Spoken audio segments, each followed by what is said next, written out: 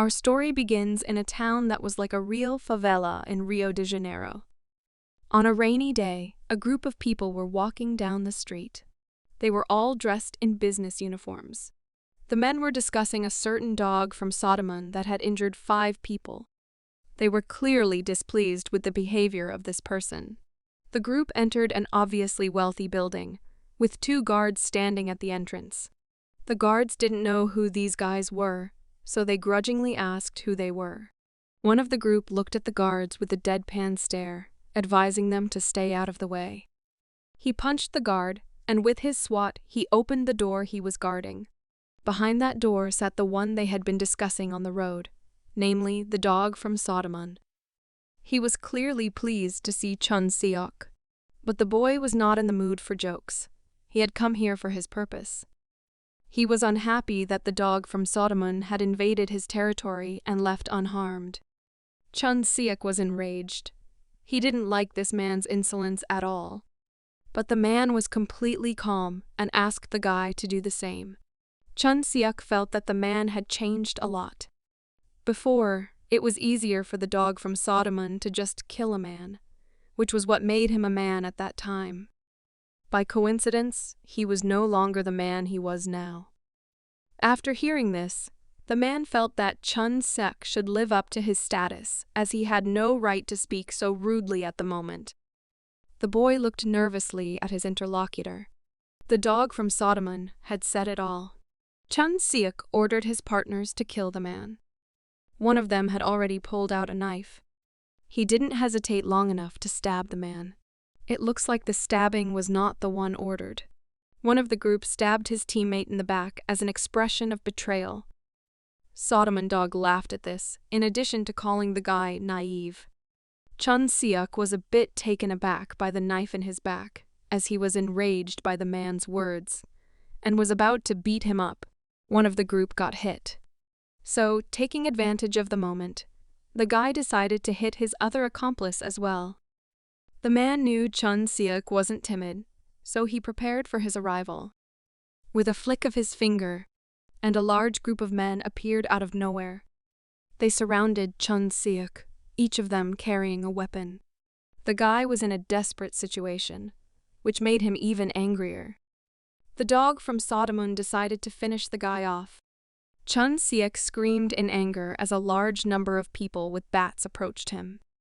There was still a huge downpour outside. Leaning his hand against the stone wall, the guy bent down to walk away. He was beaten, who wouldn't bend in such a situation. His thoughts were occupied with only one thing: what a bastard that dog from Sodomon was. Chun Seok had intended to kill him, but the guy continued to be killed by the intense pain. He stopped as he couldn't walk far in such a state. Leaning completely against the wall, Chun Seok just stood there and held his left side. It hurt like crazy, but for some reason he was smiling. The guy's legs just couldn't hold him up anymore, and he started to slowly descend. Eventually, he ended up sitting on the cold asphalt. He had dropped out of school at 18 and joined a gang, just to survive in the world. He chased away really poor people, killed the detectives who were following them. A lot of people were crippled for life at his hand. 20 years later, he became the leader of the gangsters who took over Incheon. Is that really the end of his story? Maybe he thought it was right to end his life like this. Tears welled up in his eyes. It was also killing him morally, but who could bear it? Suddenly, something surprised him. He found himself in a white void. He also did not realize where he was. Chun Seok stood in this quiet void and thought in heaven or hell. Suddenly he heard a voice from the void which asked the guy if he regretted his past. It made him angry. Veins even showed on his arm. He wished that voice would come out and show itself, so Chun Seok could realize who was talking to him. An indistinct white creature came out and responded. It was an angel that flew above the boy. It was completely white, with no face or anything else. Chun Seok couldn't believe his eyes. Apparently the angel had blinded him with its beauty. The angel called the guy a fallen soul. Chun Seok has committed every atrocity imaginable. He should be sent to hell to burn in eternal fire. The guy was clearly frightened and in some ways upset. But even villains like Chun Seok have remorse. The protagonist didn't understand how he could have remorse. Then a flashback happens in his head where he complains about his life that went wrong. Chun Seok thought it was a disgrace, but at the same time, he didn't deny that he was a rotten man who wasn't worthy of salvation. He wanted to be punished as soon as possible and asked Angel for it. But Angel gives him another chance, to which our protagonist paid attention. The guy thought it was bullshit. He didn't believe it was possible. Chun Seok ended up seriously considering the offer. He would live like a normal person without killing anyone. Angel wondered if the guy's remorse was sincere enough. He also warned, whatever the result in the new life, the soul would no longer receive salvation. The boy began to be blinded by the strong glow that came from the angel. He clenched his eyes tightly, covering his face with his hand. Chun Seok slowly began to open his eyes, noticing that the strong glow had disappeared. The guy found himself in a new house. He didn't realize where he was. The protagonist noticed that the clothes he wore in his previous life had also disappeared. Even the wounds and bruises were gone from his face and body. He still didn't understand what was going on and decided to go to the mirror to look at himself. The result of the rebirth had also affected his appearance. He was completely different. He looked at himself in the mirror with big eyes, examining every inch of him. Suddenly, the phone that was lying not far from him rang. Chun Seok immediately noticed it. The guy picked up the phone, not knowing who called him. At some point, the protagonist realized that in his new life he was still a schoolboy. He didn't realize who called him until his teacher introduced himself. He received a call from his teacher, Kim Pan-seok, who demanded that the student come to school. The boy immediately hung up the phone as he realized what an awkward situation he was in. His appearance, his teacher, his room, everything he remembered so well. Even the day it all started, the guy remembered too. He went back 23 years to when he was still a high school student. The guy's eyes started to water. He realized that this was his chance. Chun Seok started crying so much that the tears were just dripping on the floor already. He fell to his knees himself and continued to cry with happiness. The main character was grateful to Angel for this chance. This time, he promised to live like a normal person. He started to get ready for school, putting on a solid jacket, grabbing his bag with all the supplies he needed. After a while, he was already fully packed and already understood what Angel wanted to bring him. He looked great, like a schoolboy. He had an opportunity to change his past. What could be better? He walked down the street and thought about how he would do well in school and not do all the bad things he had done in the past. He was looking at the town, and he was reminded of how long it had been since he had been here.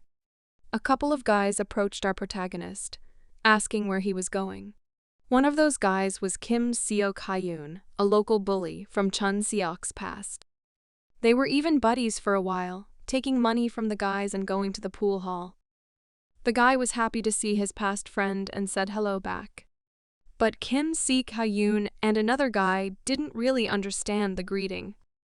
So they decided to confront Chun Seok. The guy didn't really understand why his ex-boyfriend was making that face. But then he remembered that he's 18 years old now, so he cheered up a bit. The guys approached him with bad intentions, but he just apologized for what happened. He just apologized because he was confused. Kim Seok-hyun wanted to introduce him to the seniors, but he didn't know what was going on. Then he remembered how it all started. It was Kim Seok-hyun who introduced the guy to the organization, and he had been on this path ever since. It was his former buddy who was the culprit behind everything that was happening to Chun Seok right now. The protagonist glared furiously at Kim Seok-hyun. He was the one who had ruined his life. The atmosphere was heating up. Both guys were annoyed. Kim Seok-hyun was pissed off by Chun Seok's behavior. He wanted to teach him a lesson. The guy just shut his mouth, which made him shocked. Chun Seok grabbed his ex-boyfriend's head and started pressing very hard in the cheek area. He glared fiercely at his already opponent. Kim Si-hye was clearly in pain from being squeezed so hard. The third guy, who was standing with Kim Si-hye, saw all this and immediately ran at Chun Seok with his fist. The guy noticed that he wasn't being attacked by a well-wisher, so he immediately freed his hand for something more important. Chun Seok instantly blocked that kid's punch, which didn't please the aggressor that much. The guy questioned his enemy as if he didn't expect him to do that. And not thinking long, he immediately countered the enemy. Such a strong blow to the face just knocked him off his feet. He had no choice but to fly and eventually land. Chun Seok wanted to finish off Kim Si-hye as well. As he stood there and coughed and held his face, the guy didn't have to rest for long. A strong leg swing was already flying across his face. After receiving a strong leg kick, Kim Si-hye simply flew off to the side. But Chun Seok wasn't even enough, and he raised his leg again and swung. But the kick was not to the face, but to the body for sure. The guy asked the opponent lying on the ground to repeat his statements. Chun Seok thought that if it wasn't for Kim Si-hye, he wouldn't have lived such a life. But the lying man stood his ground. He still thought that our protagonist was crazy. The guy was finally pissed off by the fact that Kim Si-hye was still talking, and he made a final follow-up swing with his fist.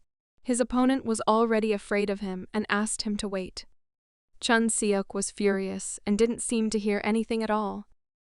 Kim Si-hye was already squealing, covering his face with his palm. He remembered the angel's words and realized what he was doing. He got up from lying down and immediately turned to him. But he looked around a lot, for which he received another blow. Chun Seok warned that if he made any more contact with him, he would kill Kim Si-hye. If those two didn't want to die, they better not show up in front of the guy again. Kim Si-hye lay beaten and crying on the ground and asked the guy what was wrong with him. Meanwhile, the road to school continued. Now the boy had nothing to do with the gang, and he could continue to live a decent life.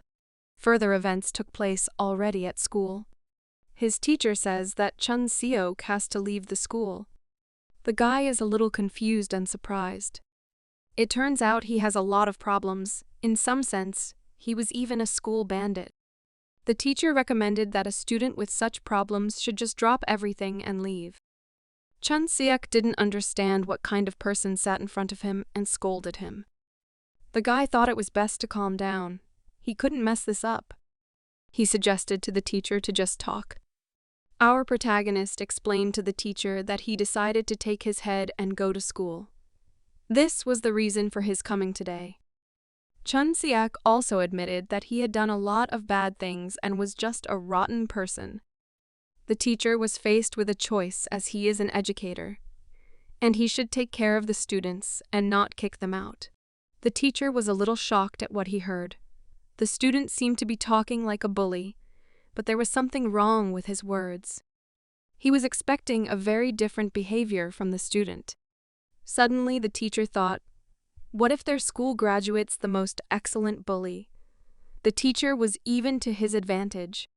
The teacher asked the student if he would definitely go to school now. Chun Seok asks him to believe him one last time. The teacher so-and-so believes the student. Next, we see a tag that says 2-4, which is apparently the name of the class our protagonist will be attending. Here, classmates were just chatting about the movie Playing Boy. The class was going on, but the students were as bored as possible, and everyone was doing what they wanted to do. Suddenly, the doors to the classroom opened, and Chun Seok walked in. The students immediately took notice. He asked if Class 2-4 was here, as he hadn't been here for a long time and didn't remember where it was. Chun Seok's friends immediately recognized him and said hello to him. Even the teacher was a little surprised to see an active truant. But he said hello even to her. He seemed to miss his class. The teacher just looked at him and was silently embarrassed. Shim Ji-hye said hello to the class. She introduced herself to the class and said that she was their class teacher and English teacher. The guys in the back immediately noticed her beauty and started asking her obscene questions. The teacher suggested that they just keep the class quiet and keep their voices down. Chun Seok didn't think the question was indecent. The answer wasn't that hard to answer. Or maybe she had never dated anyone. The teacher was very embarrassed by what she heard. She didn't like the students saying so many stupid things. Chun Seok started to slowly get up from his seat, which startled the teacher. The guy didn't see any reason to be embarrassed. It was just a joke. But the teacher was even more embarrassed. She grabbed her skirt with her hand in excitement. Chun Seok better not come back, the teacher thought. Meanwhile, the guys in the back were still laughing and making jokes at the teacher. But our main character didn't like it much, so he slapped both of them, calling them ill-mannered scumbags. The teacher is not their girlfriend to talk to her like that. He apologized to the teacher for being late and said he'd be on time. She couldn't believe that Chun Seok apologized, thinking it was a joke. The boy turned to a classmate sitting next to him, who was wearing glasses. He insisted that they look at the written notes together. The teacher couldn't believe her eyes. Since when did Chun Seok become interested in studying? She didn't think of the boy as the Chun Seok she knew so well. While he was looking at the assignments written in the book, unfortunately, he didn't understand what was written in the book, but he tried to pretend to study. Then a couple of guys asked Chun Seok what it was and what he was up to. But he thought they wanted a fight and told them to attack, but they immediately denied it. Then our protagonist calls them ridiculous, because he was going to live a normal life and he wanted them to mean it. But the guys were confused by what they heard and they questioned him. He didn't think it was necessary to talk much, as he really wanted to go to the dining room and eat. Turns out one of Chun Seok's classmates was watching. Next, we move to the dining hall where our main character has already drank the juice. He was very happy, as he felt this refreshing taste for the first time in 20 years. The guys were calmly strolling around the schoolyard while some girl was watching them. She said hello to him, which surprised the guy a bit. The student was a bit disbelieving that Chun Seok had actually come to school. The girl told him that young guy Appa wanted to see him. The guy seemed to realize that the girl was talking to him. He remembered his ex-boyfriend too, and decided to go see him after all. So he arrived at his destination. On the steps sat young Appa himself with a few other people. Chun Seok wasn't particularly happy to see him, so he just frowned at him. Young Appa was the leader of all the bullies in this school, and while Chun Seok himself was in this school, they weren't on bad terms. Our protagonist wasn't going to be here for long and got right down to business, asking him what he wanted. Young Appa thought the guy was rude and offered to do some business with him. The guy didn't like the idea, so he just swore at him. The bully boss didn't really understand what Chun Seok had just said. The guy decided not to be ceremonious with him and answered directly that he was not going to deal with a drug addict. The people were surprised at what they had just heard. Young Appa was at a loss as to how Chun Seok knew this. Next, our protagonist just called the guy a jerk, and what he knows about this drug addict's future. He got tired of dialoguing with this ringleader and just decided to leave, warning young Appa not to call him again from now on. Such insolence angered the people, and they threw themselves at Chun Seok. One of them took hold of the guy's shoulder and stopped him. Chun Seok realized that these guys don't understand nicely, so he decided to start badly. The guys were really shocked by what they just saw. Chun Seok just dislocated the arm of one of those high school students, suggesting that young Appa end it there. The gang leader himself, though furious, was very afraid of Chun Seok. Then young Appa made him realize that he wouldn't leave here in one piece. Chun Seok was smart. He knew he couldn't stand up to them alone. So he sacrificed one of their buddies. He put pressure on his wrist, which he could break depending on the behavior of this gang. The guy warned that if anyone made a single move, the victim's wrist would be broken. The people were even angrier, as they were not in a favorable position. Chun Seok thought they were morons because they themselves had called out the younger man, and they themselves were trying to screw him over. The guy held out his hand and pointed his finger at young Gi Oppa, offering him a one-on-one fight. Young Gi Oppa himself didn't calm down, but got even angrier. Our protagonist gave the guy a choice. If he wins, Chun Seok will fulfill his wishes. But if he loses, Chun Seok will become the coolest guy in the school. The guys thought the guy was crazy for proposing this to the leader young Gi Oppa. Chun Seok noticed that his opponent didn't want to have a conversation with him, so he continued to put more pressure on the wrist of one of his buddies. Young Gi Oppa silently looked at the guy. He didn't want to peck at his bait, although it was humiliating for him to refuse as well. Chun Seok still decided to give him time to think. With that kind of brains, young Gi Oppa should be able to guess what would be the best choice for both of them. The gang leader simply said to back off, much to the surprise of the guys standing nearby. But Chun Seok was only to his advantage, which caused a slight smile to appear on his face. Young Gi Oppa forgave the guy one last time, asking him to let his comrade go and disappear. The guys who were near the ringleader didn't like that he was just letting Chun Seok go like that. But young Gi Oppa decided to deal with him later. More important than that was his comrade's wrist. One of the guys didn't like the leader's answer, but when he asked him again, he immediately calmed down and didn't raise his voice. Chun Seok thought that young Gi Oppa's answer was just an excuse, and he was boring. Then the guy just turned around and walked past the angry faces of the high school students. Fortunately, Chun Seok avoided a fight that could have gotten him in big trouble. But young Gi Oppa was still pissed that the guy knew about his secret. He was determined to avenge the guy for today's embarrassment. Next came gym class, which was held on a large field. The guys were warming up, doing all sorts of exercises.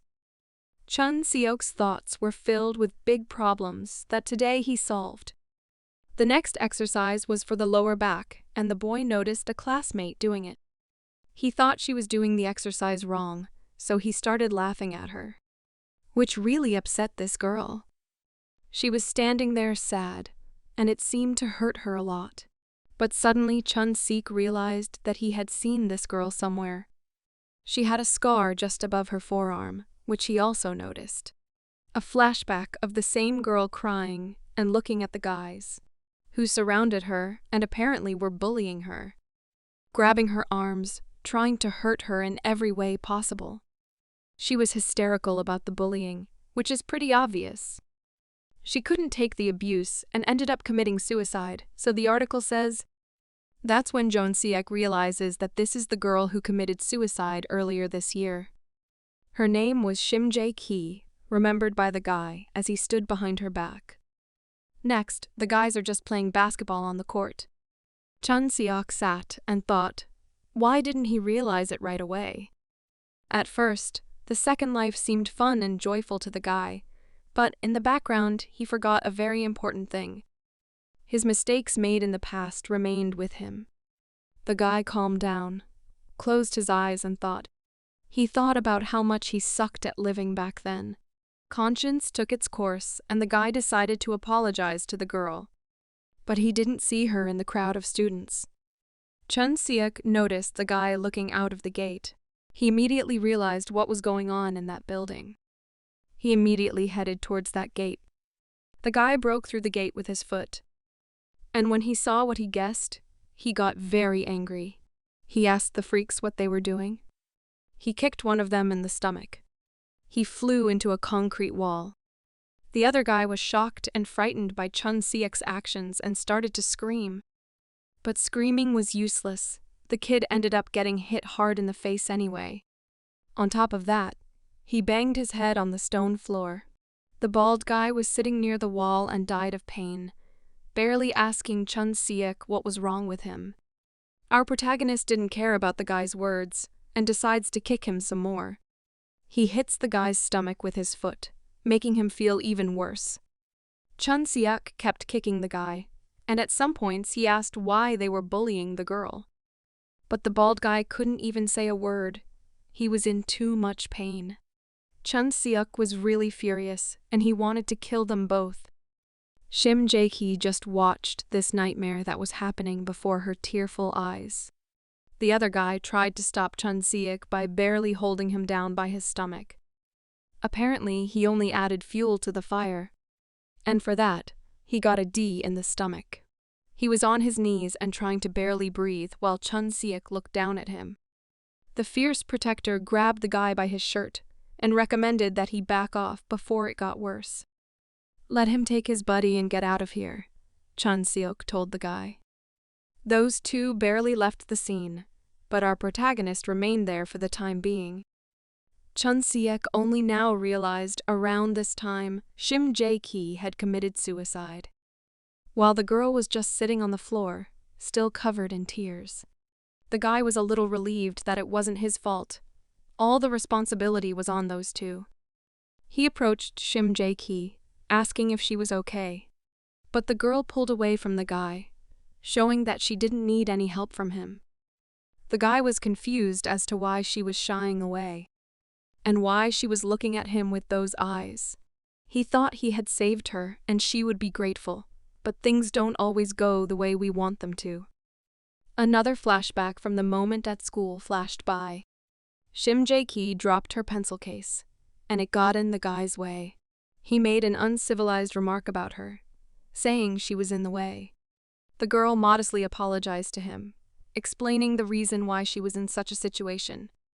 The guy started to walk out of there, calling her a handmaiden. Chun Seok brags to his classmates about how he beat up some asshole. He noticed Shim Ji-hye sitting silently at the desk.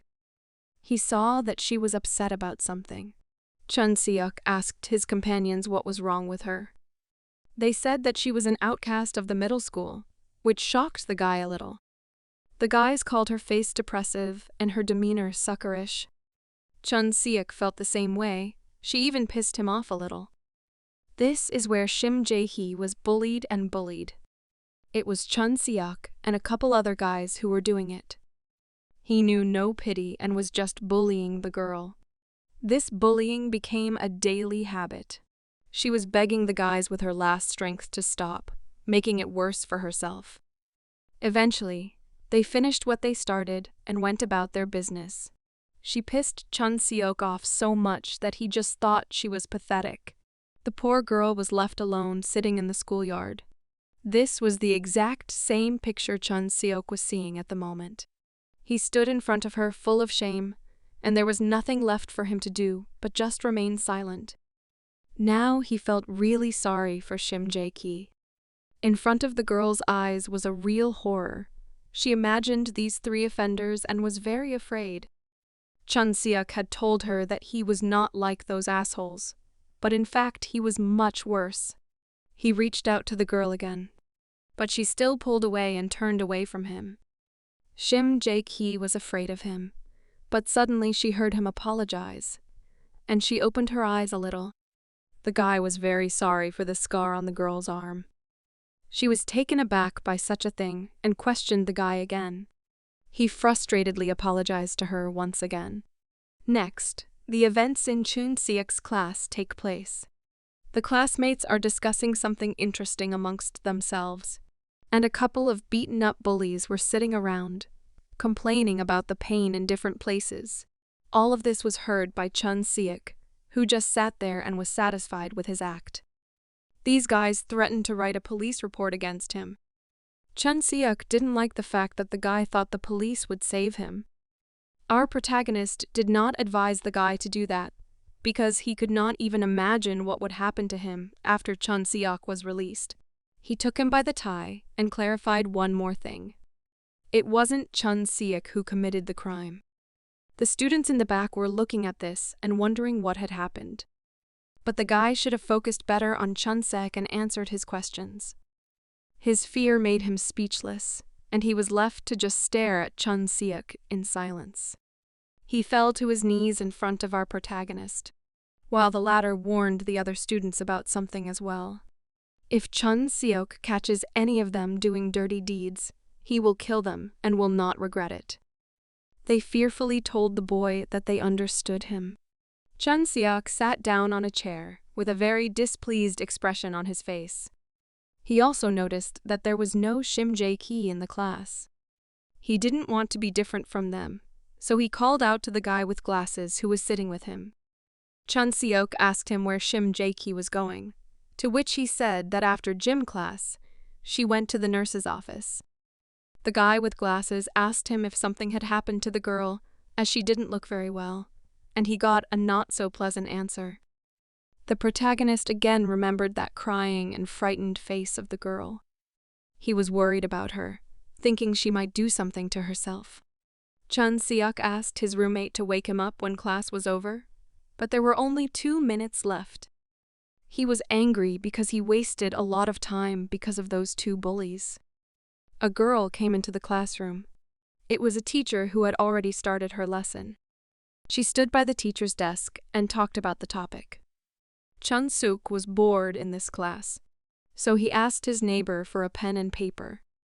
Next, the guy started writing down some kind of list. He was writing about a list of bad things he needed to fix. Chun Seok thought about all the things he had done in the past. The first thing he decided to do was to fix his relationship with Shim Ji-hye. That's why he put that as the first item in his plan. Unfortunately, he didn't know how to fix them completely, because that was the most important thing to him. He had sort of managed to stop her from committing suicide, but there were still students who made fun of her. Chun Seok's help was to end the bullying towards Shim Ji-hye. The most important problem was the outcast status, which made the boy think twice. The teacher tried her best to explain the topic of the lesson to the students, but they didn't listen to her at all, and some of the students were already asleep. Chun Seok noticed that no one was listening to the teacher. He decided to establish a relationship with the class teacher as well, because he had teased her at the first lesson for nothing. Then his points became more normalized. They were the usual bad habits that are familiar to all bullies at school. He remembered the most important one that he had almost forgotten. One of his problems was his father. What a guy! Chun Seok sat and thought about his future life, his job, but it was too much for him. And also what he couldn't do in his past life, which was to fall in love. The boy squeezed the paper, considering everything written not what he needed. This was noticed by his deskmate, and Chun Seok immediately asked him why he was watching him. It was getting close to evening, and classes were about to end. Chun Seok was already pulling himself up to stretch his bones after such a hard day, but someone called out to him. It was the teacher who had asked him to stop by the teacher's lounge before going home. She didn't feel comfortable talking here. She would explain everything to him in the teacher's lounge. The guy just agreed to the teacher's request. Further actions took place in the teacher's lounge. The teacher started talking, but Chun Seok interrupted her. She was all ears. Our protagonist apologized for being too rude in class. The teacher was surprised at first. Then she even smirked sincerely. Chun Seok has changed, and in a good way. The teacher had just noticed it. The teacher had one request for the boy. He asked her again, as if he didn't hear her. Since Chun Seok was tall and some of the guys at school were intimidated by him, the teacher wanted to ask him something. He thought she was going to ask him to be quiet in class or something like that. But her request was something else, namely to end the bullying of Shim Ji-hye, which Chun Seok should influence. The guy expected to hear otherwise, but at the same time that was one of his problems. The teacher informed the guy that she had already talked to Shim Ji-hye, who told her about Chun Seok's help. He immediately asked where the girl was, to which the teacher replied that she had let her go home. Chun Seok knew that Shim Ji-hye was being bullied all the time. The teacher had a hard time talking to the girl because she was very withdrawn and thought that maybe the guy could help her. Our protagonist understood what she meant, But he is such a bad bully. Can you trust people like him? But the teacher did not see anything wrong with it, as the guy himself recently stated his desire to change for the better. He was surprised that she saw his efforts to become a better person. Before that, everyone thought he was a jerk. But a teacher is a teacher. There's nothing you can do about it. Chun Seok agreed to help the teacher by promising to make sure that the bullies wouldn't pick on Shim Ji-hye anymore. But as a normal person, he wanted something in return. He had one condition for the teacher. She interrogated him, a little worried about what he was up to. Chun Seok slowly approached the teacher, thus making the situation even more heated. After school, she had to. Well, we all knew what the teacher was thinking. She was already squealing with shame and a little fear. She was a teacher, and he was a student. But Chun Seok just asked her to help her with English. That's all. The girl couldn't believe her eyes or even her ears. She asked the guy if he really wanted to take English. Of course, he wasn't going to go to university. But English is a thing that can be useful everywhere. So, in general, Chun Seok wanted to learn it. He didn't know the English alphabet very well, which made him a little embarrassed. But the teacher gladly agreed to teach him, which the guy was surprised to notice. In fact, the teacher could not engage in tutoring, but she would consider it a school department and would try to prepare lessons. It seemed strange for the guy to be happy about such a thing. After all, he had just asked her to tutor him. All questions seemed to be solved. The boy could go home. The teacher still couldn't believe that Chun Seok had asked her to study with him. She mumbled to herself in joy, and one of the teachers in the teacher's lounge heard it. There was a beautiful view of the school building against the backdrop of the evening sunset. Chun Seok was on his way home. It had been a hard day. It was not easy to be a schoolboy again. He was thinking about how he could last 2 more years, and suddenly he was surprised. He noticed the beautiful classmates walking in front of him, and he put such thoughts out of his head. Maybe it wouldn't be as bad as he had originally thought. He was a bit even embarrassed by such thoughts. Then he saw Shim Ji-hye, who was standing not far from him. Why is she still here? It seems like she should have gone home. Shim Ji-hye was walking very slowly, but was she doing it on purpose? Sometimes the girl would even stop just to stand.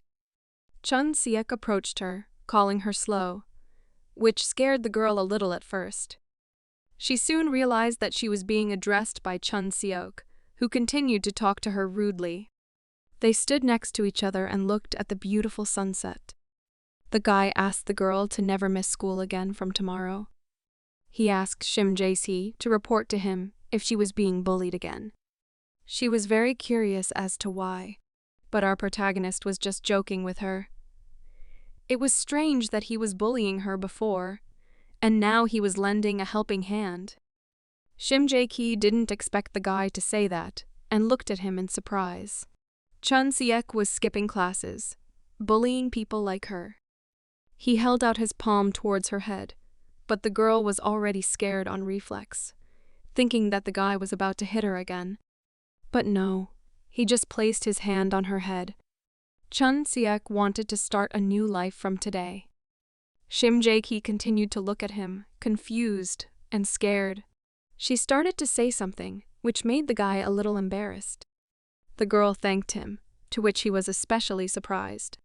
Chun Seok didn't want to be embarrassed too much, so he went back to looking serious, grabbing Shim Ji-hye's hair a bit.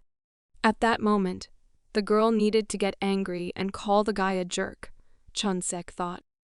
At the traffic light, it was time for people to cross. The guy was already walking away after saying a pathetic goodbye to the girl. He heard the girl say something, so he asked her again. But she didn't say anything and just stood behind him. Chun Seok crossed the zebra and once again said goodbye to the girl. He thought she was a fool since she was still grateful to him. The guy once again remembered all his problems and wondered what he was doing back then. Chun Seok was already approaching his house. Suddenly, the angel who had given him this new life appeared above him. He saw how hard the guy was trying, but it was just a fraction of all the mistakes he had made. And then the boy remembered that there was nothing to eat at home. Next, Chun Seok had already arrived at his house. He was looking at a spoiled sheet of paper that was a list of his problems. He sat on the floor and thought, what would happen after graduation? He would have good English, but where would he work? It was 1995, exactly the time when there was a crisis in the world. During the crisis, stock prices will fall. You can buy stocks, hold on for 2-3 years, and become a dollar millionaire. Chun Seok is not a stupid guy. It was a cool way, but on the other hand, it was a dirty trick. What if an angel thought that and sent the guy to hell? And of course, that takes money. Time was flying by so fast, maybe he should have started getting ready. Turns out he's been waiting for the noodles to boil all this time. It had been a long time since Chun Seok had cooked for himself, so he could finally enjoy this moment. Someone was standing outside the door and was about to enter the house. The boy immediately noticed it. It was his father, who in the guy's opinion had come a little early. He turned to his son, thinking he was skipping class again. Chun Seok hadn't seen his father in a long time, which made him embarrassed. It was back in Chun Seok's past. He was imprisoned for something very serious. The policeman called out to him, saying he had a visitor. Chun Seok didn't know who came to see him. He could only guess. What he saw immediately enraged the guy. It was his father who had come to visit his son. But Chun Seok didn't want to talk to him at all, and called him an old fart. The father was shocked by his son's reaction. The boy did not consider the man a father, as he could not even pay to get him out of jail. The dad couldn't contain his emotions and just started crying.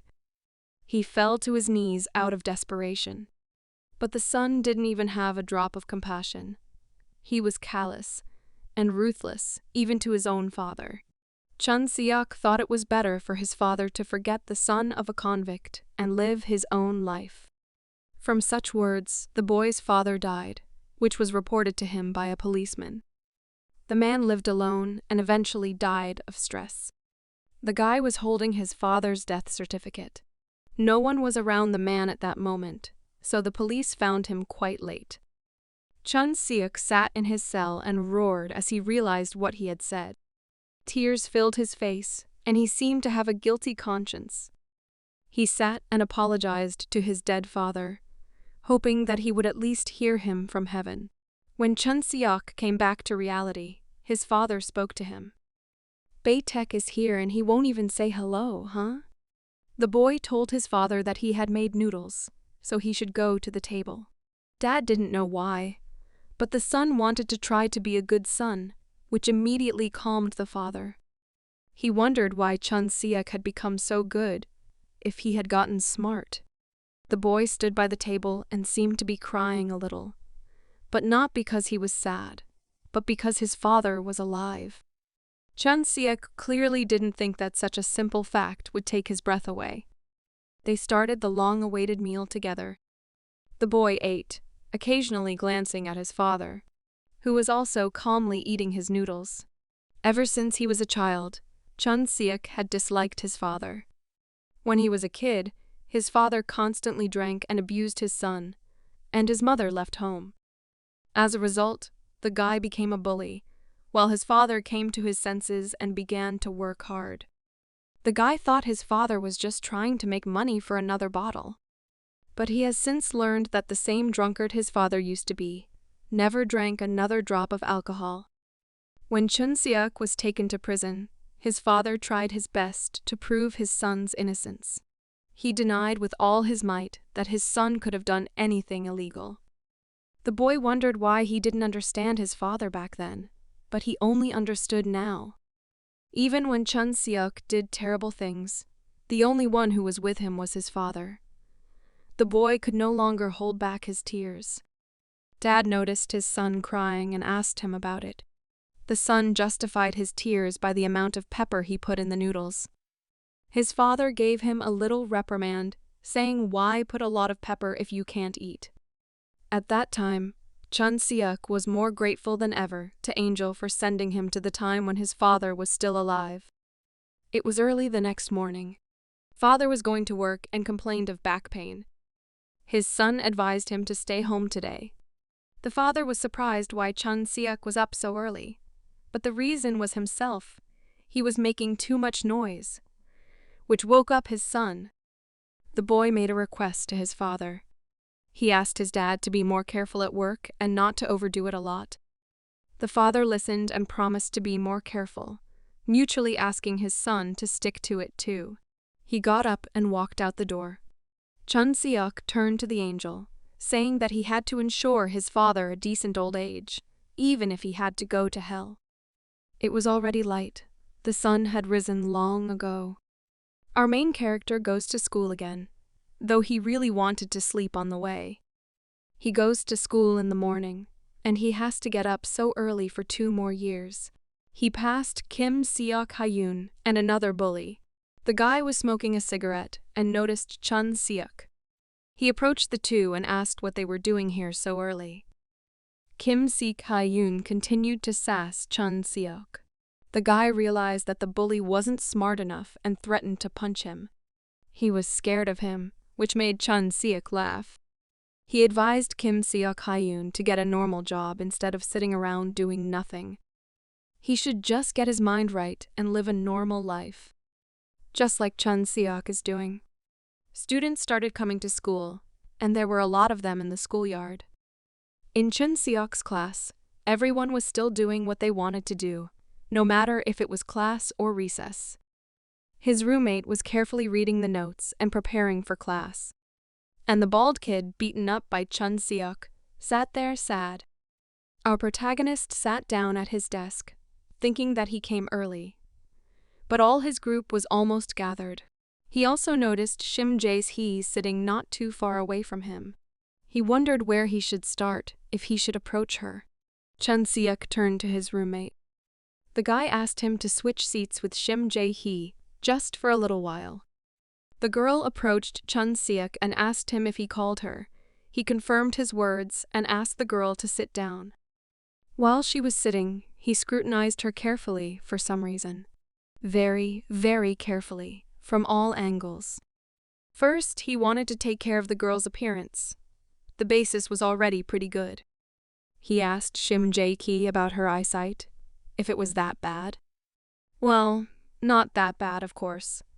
The girl didn't even have time to speak before Chun Seok reached his hand to her face. The guy took off her glasses, asking her not to be so afraid of him. It's not like he's going to eat her. Shim Ji-hye asked for her glasses back. She was very shy without them. She looked much prettier without her glasses, which Chun Seok immediately noticed. He decided to test her eyesight a little by showing her 3 fingers. It turned out to be exactly as he thought. Because of those grandmother's glasses, she looked like a hillbilly. He ordered her not to wear glasses from today, not in class at most. Chun Seok had one more thing to say. He asked Shim Ji-hye to bring the money tomorrow. The girl sadly agreed. For some reason, she even started crying. They were talking too loudly, and the whole class paid attention to them. The guy replied, if she did everything he told her for a week, her life would change dramatically. Shim Ji-hye was still afraid of Chun Seok, so she answered doubtfully. Next came the break where our protagonist was sleeping sweetly. Suddenly, someone opens the door to the classroom and yells at Chun Seok that he's a jerk. Hearing this, the classmates were horrified for some reason. It was the bald kid Chun Seok had just beaten up. Apparently, they were able to wake him up. He woke up without realizing what kind of freak dared to disturb his sleep. Some student with a long chin had shot Chun Seok with an arrow. Chun Seok himself didn't know him at all and was seeing him for the first time. This guy had heard about the beatings Chun Seok had done. Our main character asked Chun Gu and Jong Soo if it was their boyfriend. The guy also heard about Chun Seok's good technique in fights and offered to fight him. Chun Seok still can't remember such a person in his past. He decided to forgive the kid since he didn't want to make a showdown from the morning.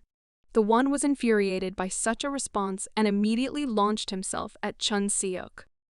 While he was yawning and thinking about needing sleep, the guy with the long chin punched him in the face with his fist. Chun Seok was even a little hurt.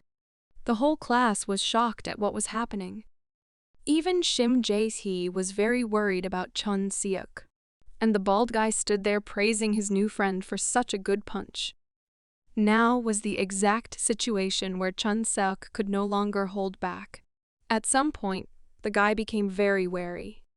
Chun Seok was trying to start a new good life, but here this guy really pissed him off. Okay, our protagonist realized that this guy can fight, so let him come and try again. Chun Seok will teach him a lesson. Almost the whole school started to come to the fight. Chun Seok was fighting with Chun Su. The students should have hurried over. All this noise was heard by a beautiful student who was standing not far from the scene. Meanwhile, Chun Su didn't stop and kept throwing punches at Chun Seok. But he blocked them quite well. The guy was very angry that his opponent knew how to fight. Chun Seok also defended himself very well, not missing a single punch. Chun Su kept hitting the guy, but it seemed like he would soon get tired. He knew Chun Seok well, so he wasn't going to keep punching. Chun Su relaxed, stopping hitting the guy. Chun Seok noticed that the hitting had stopped. And this is the moment the guy lunges at the aggressor. And this was the chance to punch Chun Su in the face. The guy thought he had anticipated Chun Seok's next move. But no way, Chun Su screwed up big time.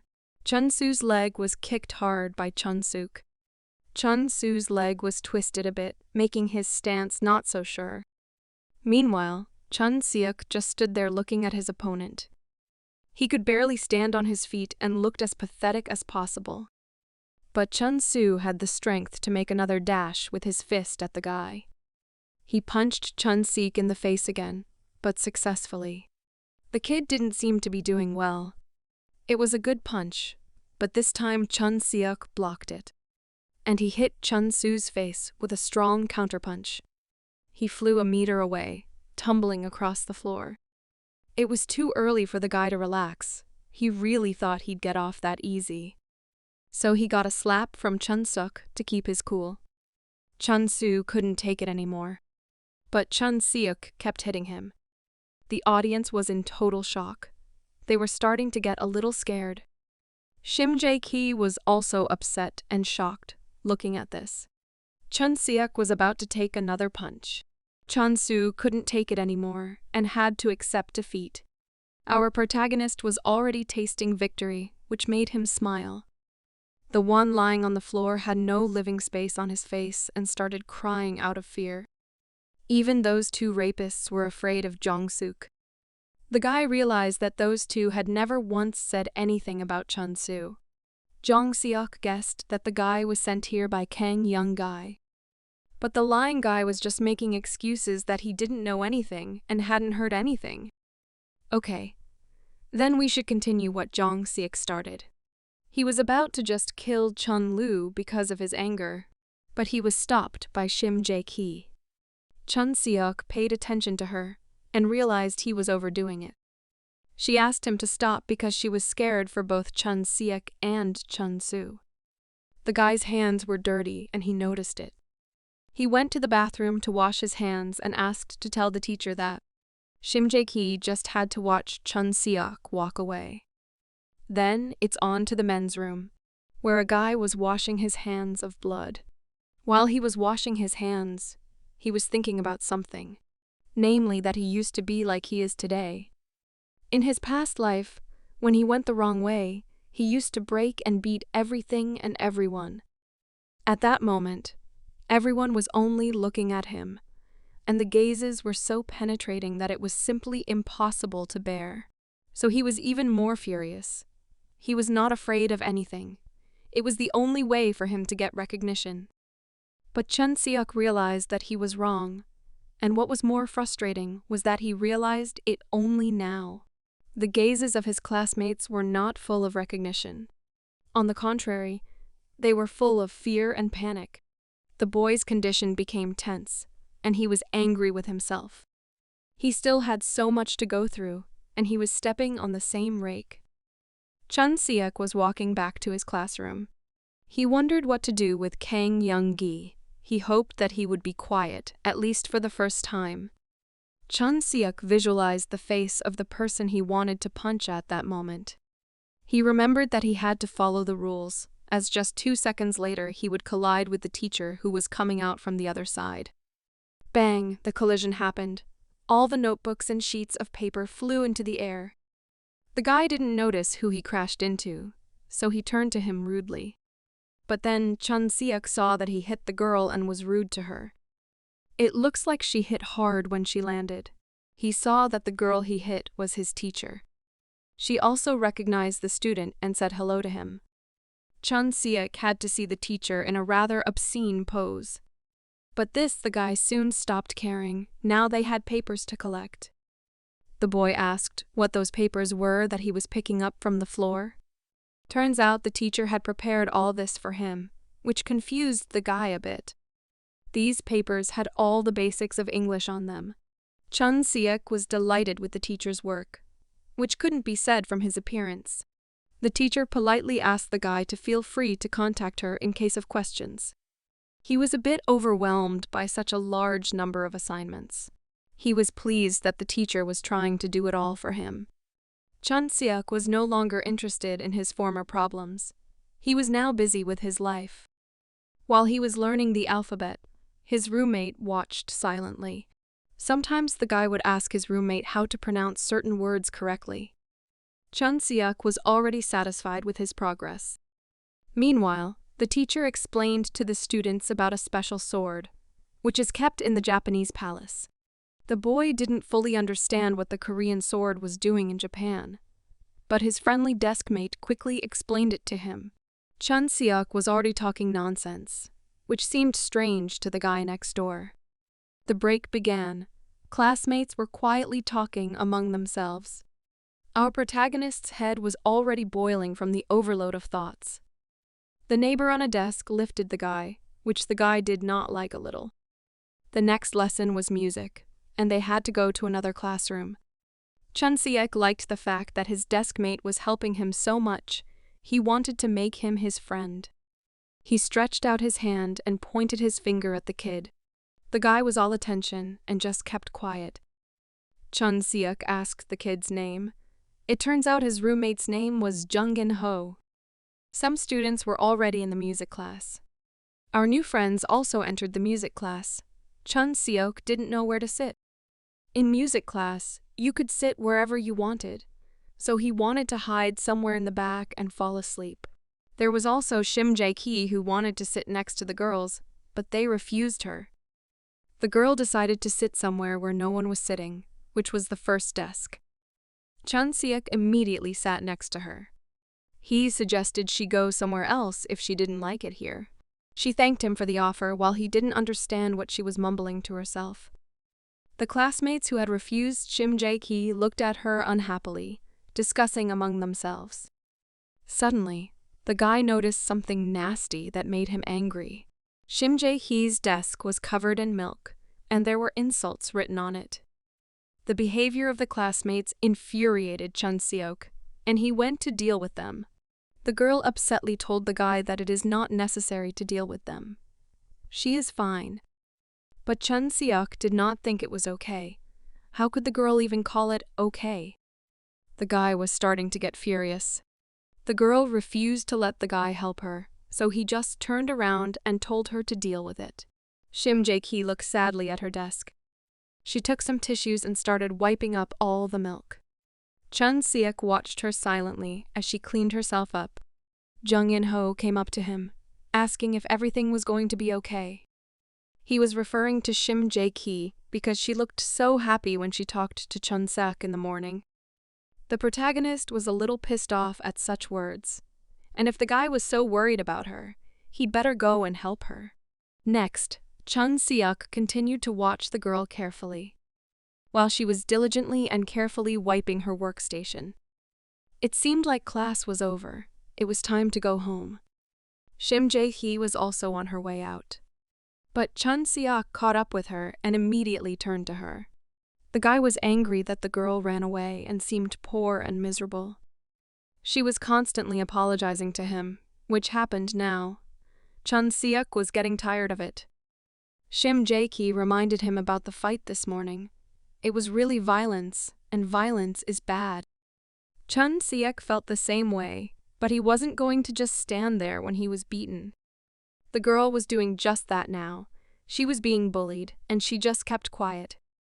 The reason for the bullying of Shim Ji-hye was her appearance, as well as her character. The girl herself knew it all too well. She knew that she looked like a fool and a sucker, however. Shim Ji-hye couldn't help it.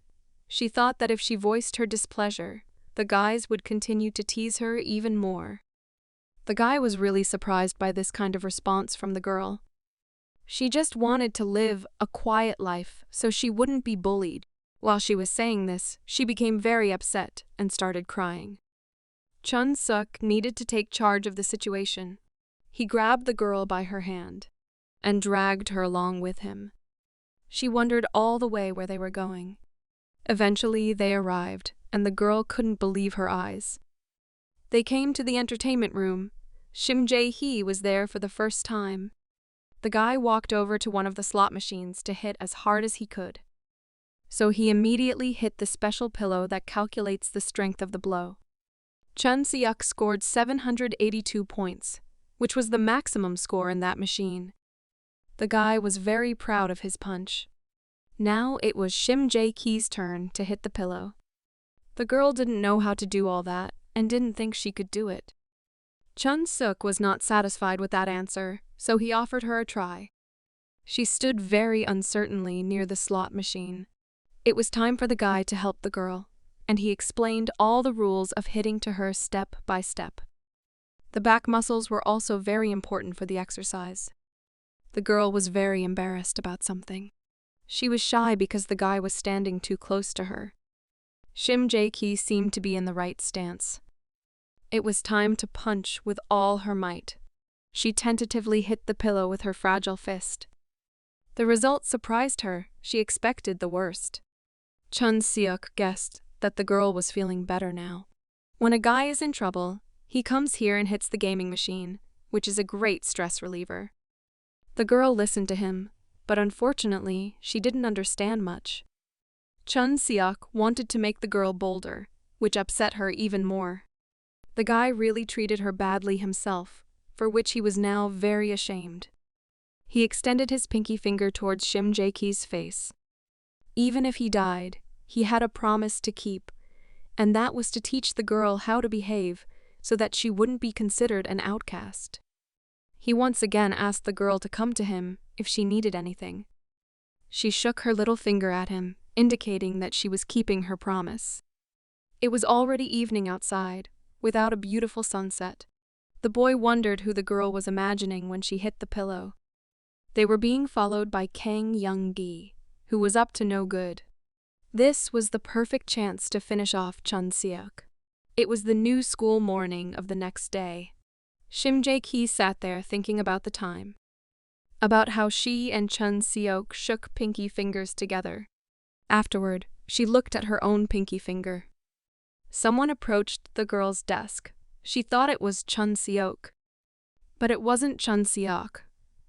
But according to the latest rumors, it was a drug addict named Kang Young-gi. She didn't know who he was, so she asked him. He called himself a kind uncle who came to save her. Shim Ji-hye didn't understand what the guy wanted from her, while he knew everything about the girl.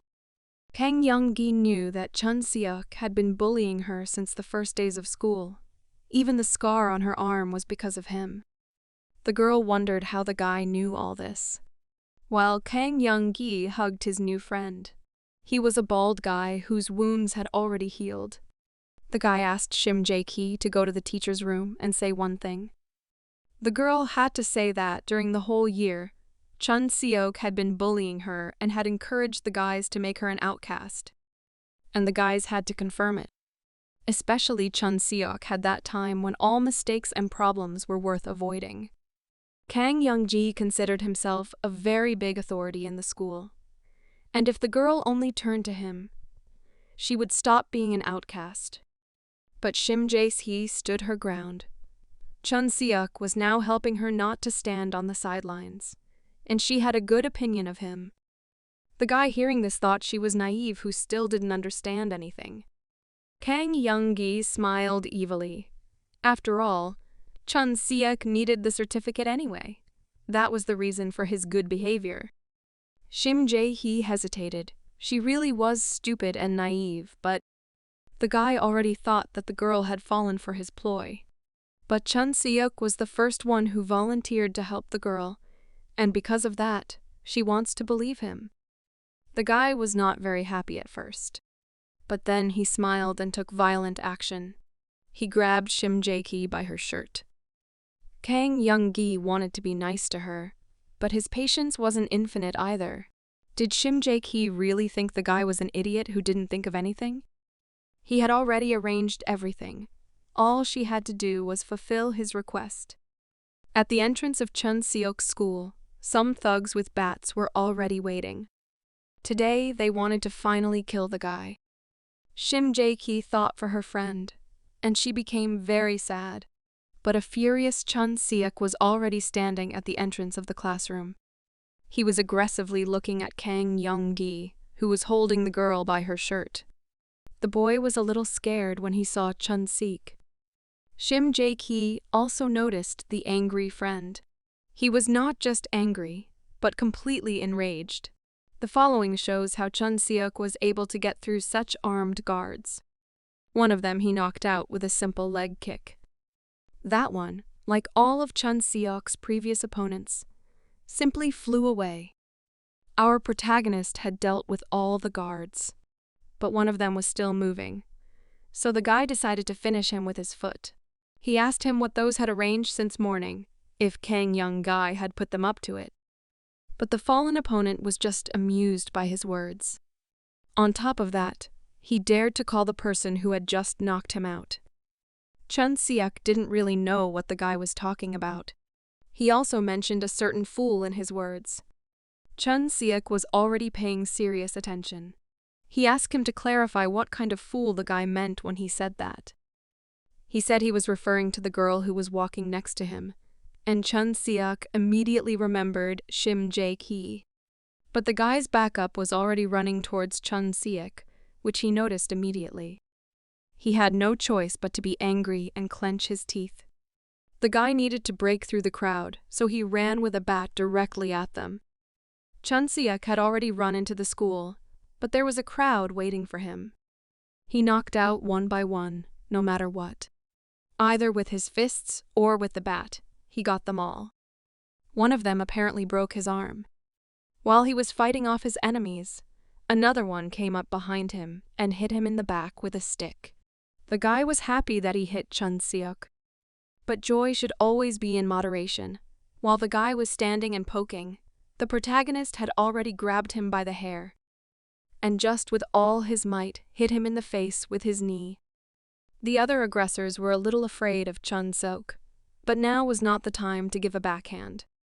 Chun Seok was already all beaten up and stopped a bit to catch his breath. But there was no time to waste, because another batch of opponents was already approaching. The guy was ready to fight off the entire horde. He tried his best to fend off the attacks. Chun Seok managed to fend them all off and staggered back to the classroom. The boy was already standing in the doorway. He started to enter the classroom when he suddenly saw something. At that moment, Kang Young-gi was just bullying Shim Ji-hye. Chun Seok was already burning like a demon in hell with anger. He immediately ran at the guy he felt like killing. But luckily for Kang Young-gi, there were a couple of his buddies standing next to him who could hold Chun Seok back at least a little bit. No such luck. They flew away in just 2 punches. Suddenly, Chun Seok turned around and looked back. He was very shocked. Kang Young-gi had just flown into the back of the protagonist. Whether it was a punch or a kick is unclear. The only thing is that Chun Seok fell down from that. Shim Ji-hye squealed because she was so worried about her friend. Chun Seok was lying beside his desks, mumbling something about Kang Young-gi. The bully was angry and decided to finish Chun Seok off with his foot. He kicked his foot on the head of the lying protagonist. He was in too much pain from such a blow. Kang Young-gi didn't like the fact that Chun Seok wanted to take his place. It was his school. The girl couldn't stand it and just put her arm around the guy to stop him. She was ready to do whatever he told her to do. But he just slapped her and told her to get away from him. At that time, Chun Seok had already gotten up from the floor and shouted Kang Young-gi's name. He was too relaxed. He must have thought he had defeated his opponent. Chun Seok swung with all his might at the bully's face. He hit the bully's face really hard. Kang Young-gi didn't just fly away from the punch. He just flipped upside down while flying. He landed very hard on the classroom floor. All of his underlings couldn't believe that their ringleader had lost. While he was lying on the floor passed out, Shim Ji-hye approached Chun Seok to see if he was okay. But he needed to catch his breath and say something to the class. If anyone else in the class continued to bully Shim Ji-hye, Chun Seok promised to finish him off. He's going to beat up even those who just hit on a girl for no reason. Even those who would bully in the sneaky way. The guy was addressing the crowd. He wanted everyone to know that Shim Ji-hye was not an outcast. When he heard the screams, the teacher came running into the classroom. He saw Chun Seok beaten up and got angry at him. Thinking that he was doing it again, Chun Seok was expelled from school. The man was very angry because he believed that the bully would not do anything else and really got on the path to a good life. But not even 5 days later, he again had a serious fight. Because of this, he threatened to expel from school. Of course, Kang Young-gi was also threatened with expulsion, and the disgruntled man warned him that he would not go unpunished. But the cunning guy just started laughing quietly as his plan succeeded. He replied that the teacher was right, and he had no doubts that the punishment would be fair. Kang Young-gi had damaged his reputation a bit in front of the younger students. But it didn't matter much because he won. He managed to kick Chun Seok out of the school. Chun Seok had made a mistake by being careless, but he still thought that his opponent had not really won the war tactically. He couldn't let it go because he had already decided that he would live the right life and could find a way out. But now his expulsion was not the main problem, because without him, Shim Ji-hye would not be able to live peacefully. He was responsible for her. And since it was going to be such a bad outcome, he thought that he should beat up Kang Young-gi before he left school so that he wouldn't dare to lay a finger on Shim Ji-hye, even when he wasn't around. This was the right time to make his enemy realize his mistake. Kang Yoon was shocked by Chun Seok's behavior, as only a madman would beat up an enemy in front of the teachers. Suddenly, the guy was stopped from violence by a gentle female hand. It was Shim Ji-hye. Chun Seok was shocked by her brave behavior and couldn't move. She approached the troubled man and introduced herself as a second-grade student. She dared to bring clarity to the situation. This was a first for her, and she was still very excited.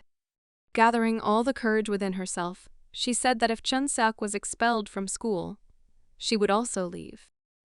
This answer was so unexpected that it shocked everyone involved in the situation.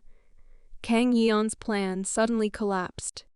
She said that Chun Seok was trying to protect her because she was being threatened, and that's the only reason why he got into a fight with the seniors and shouldn't be expelled. Despite her sincere request, the man said that expulsion from school is not a joke. He thought it was nonsense, and the girl just wanted to justify the bully that she liked. Another teacher appeared behind her. Teacher Han joined the conversation and said that she agreed with Shim Ji-hye's words. The woman hid her hands behind her back and tried to change the bully's punishment to a more lenient one. She said that fighting at school was a bad thing, but it was still worth finding the reason for it first. She thought there was a chance that it wasn't a lie, and Chun-seok really wanted to help his friend. The guy looked at the teacher as his salvation. His situation became much better than before. While the teacher and student were having a discussion to finally find out the truth, high school student Kang En started to shake with anger. He didn't understand why they were trying to protect a hopeless bully like Chun-seok, while ruining his plan and reputation in front of the rest of the school. However, the situation was cleared up and Chun-seok got away with it. The former gang leader thought it was shameful to clean the toilets and floor in this room. But still, it was better than expulsion from the school, because he was on the right path to correct his past mistakes. Suddenly, he was distracted by a noise at the entrance. It turned out to be Shim Ji-hye. A tired and angry guy asked her why she didn't go home. She said that she couldn't leave Chun-seok alone in the school after such an unbelievable act on his part. The nervous guy replied that, in that case, she should go inside and help with the cleaning. The shy Shim Ji-hye said that she couldn't go into the men's room. It wasn't that important, though, so Chun moved on to something that bothered him more and asked Shim why she'd done it. It turned out that he had heard that Kang Yeon guy wanted her to rat on him for bullying her earlier. If she had said that in the teacher's lounge, she could have easily gotten back at him for all the pain he'd caused her. But it turns out she believes his promise. Chun-seok said he would help her change. She believed in his words without a doubt, and Chun-seok was surprised by her answer. However, with a smile, he said that he really promised to help her, and that this promise should be kept. So he would help her to stop being an outcast, no matter what. The shy girl was still worried because of such an intense dialogue for her with the former bully. Chun-seok suddenly remembered something important. He wondered if Shim had taken the money with her as promised earlier. The place where they went shocked the shy Shim. She was not sure if they had gone to the right place and asked Chun-seok again if they really needed to go there. As it turned out, the place where Chun was going to spend his girlfriend's money was the red light street. All along the street, they could see an incredible number of beautiful ladies that were waiting for their customers. Their frank appearance, of course, made the modest Sim nervous. Chun-seok hurried her up and said that he was annoyed that she was frozen in one place. He suggested that they go to the nightclub they were approaching. The excited girl assumed that it was for such entertainment. The former bully asked her to bring money. Still, the guy could not stand it and reacted sharply to such behavior of the girlfriend. He gave a flick on the head of the shy girl in glasses that she did not fit her appearance at all. Chun understood that the girl misunderstood everything and gestured for her not to waste time on stupid thoughts and just follow him. Shim Ji-hye had no choice and just agreed with him. People in such a neighborhood didn't understand what high school students forgot in such a questionable neighborhood for adults. The man in the suit recognized the uniform of Sampo High School and wondered even more why these kids were here. Chun-seok walked into the establishment without any fear. They were greeted by a nice woman. After the girls inside saw that the high school students came to them, they were incredibly surprised and froze in place. The confident guy said that he didn't understand their surprise because he knew that they were allowed to visit such a place. Putting his hand on the head of a shy schoolgirl with a funny backpack on her back, he asked her to embellish a little to make her look the most attractive in the school. Sim's face spoke for her.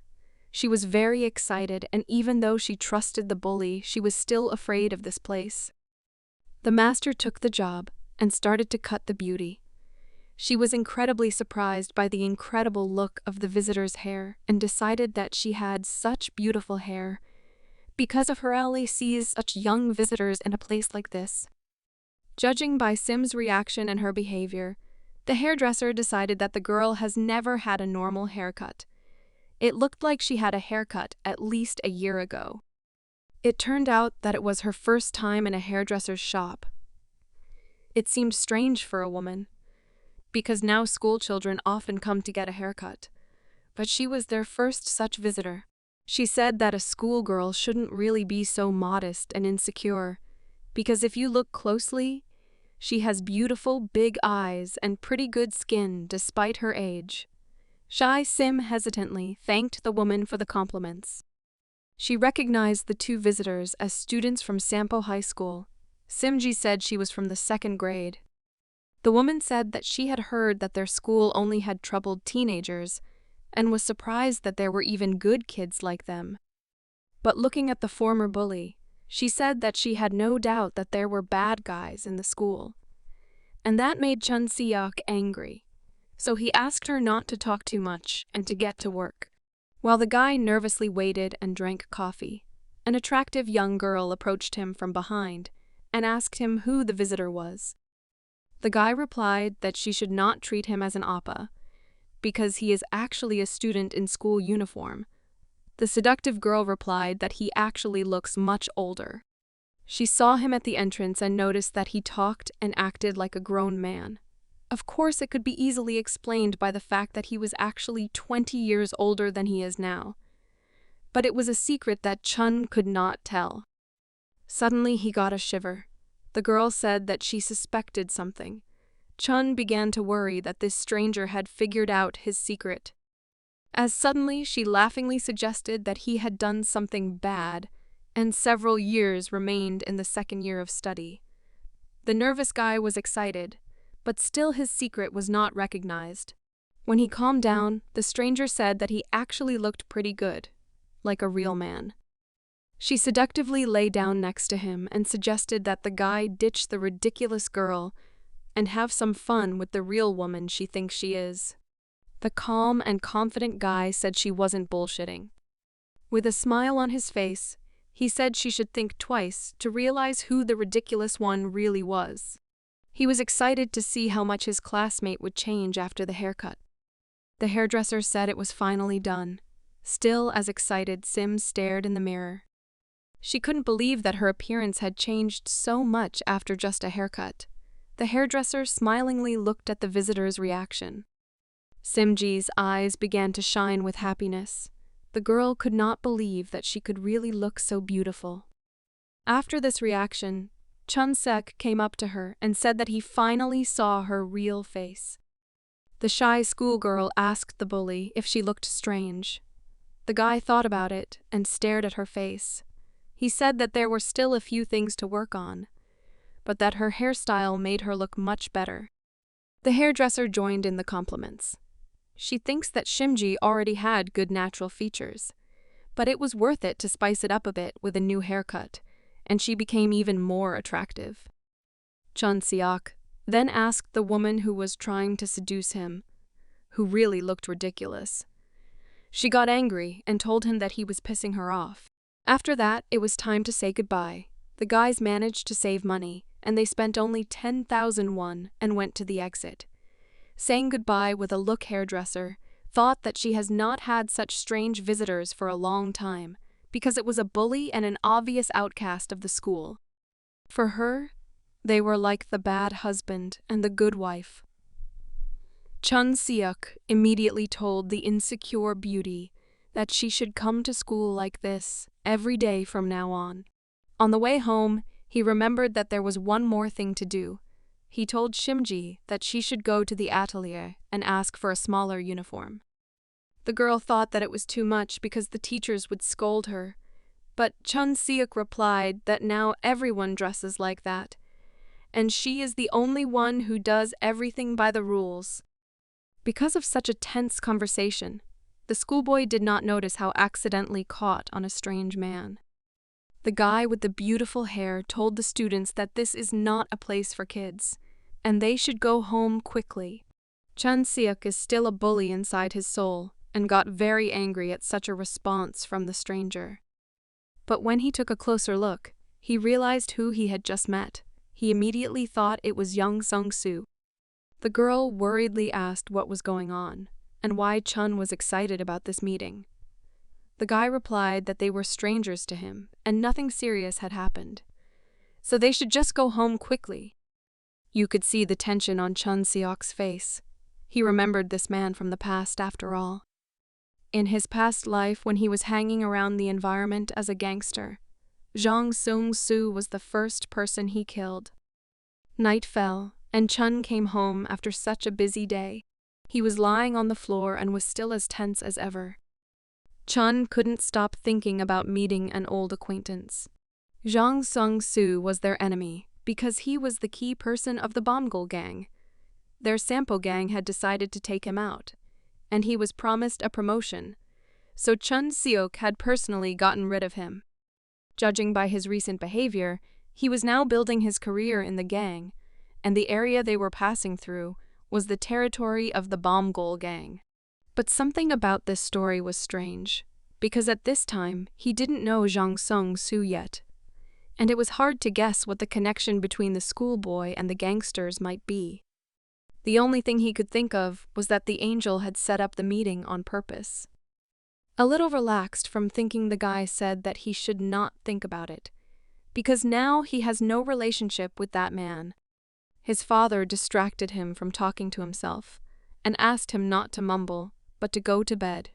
He thanked his father for his concern and said that he should go to bed too, because tomorrow he would go to work early again.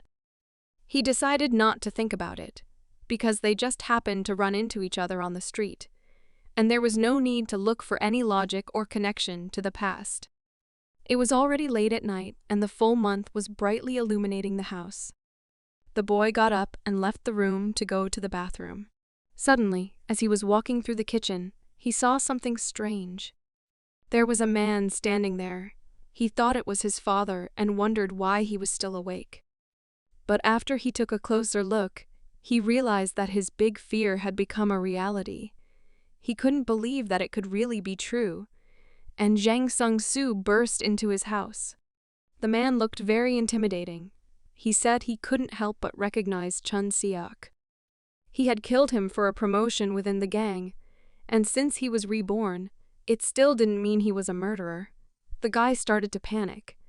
His opponent looked like a monster. Chun Seok was terrified and his face was covered with cold sweat. He started to justify himself and said he didn't do anything wrong. But still his opponent didn't care and wanted the killer to answer for his deed from the past. The incredibly scary Jang Sung-soo pounced on the frightened kid, saying that this time he was the one who would die. Luckily, it was just a dream.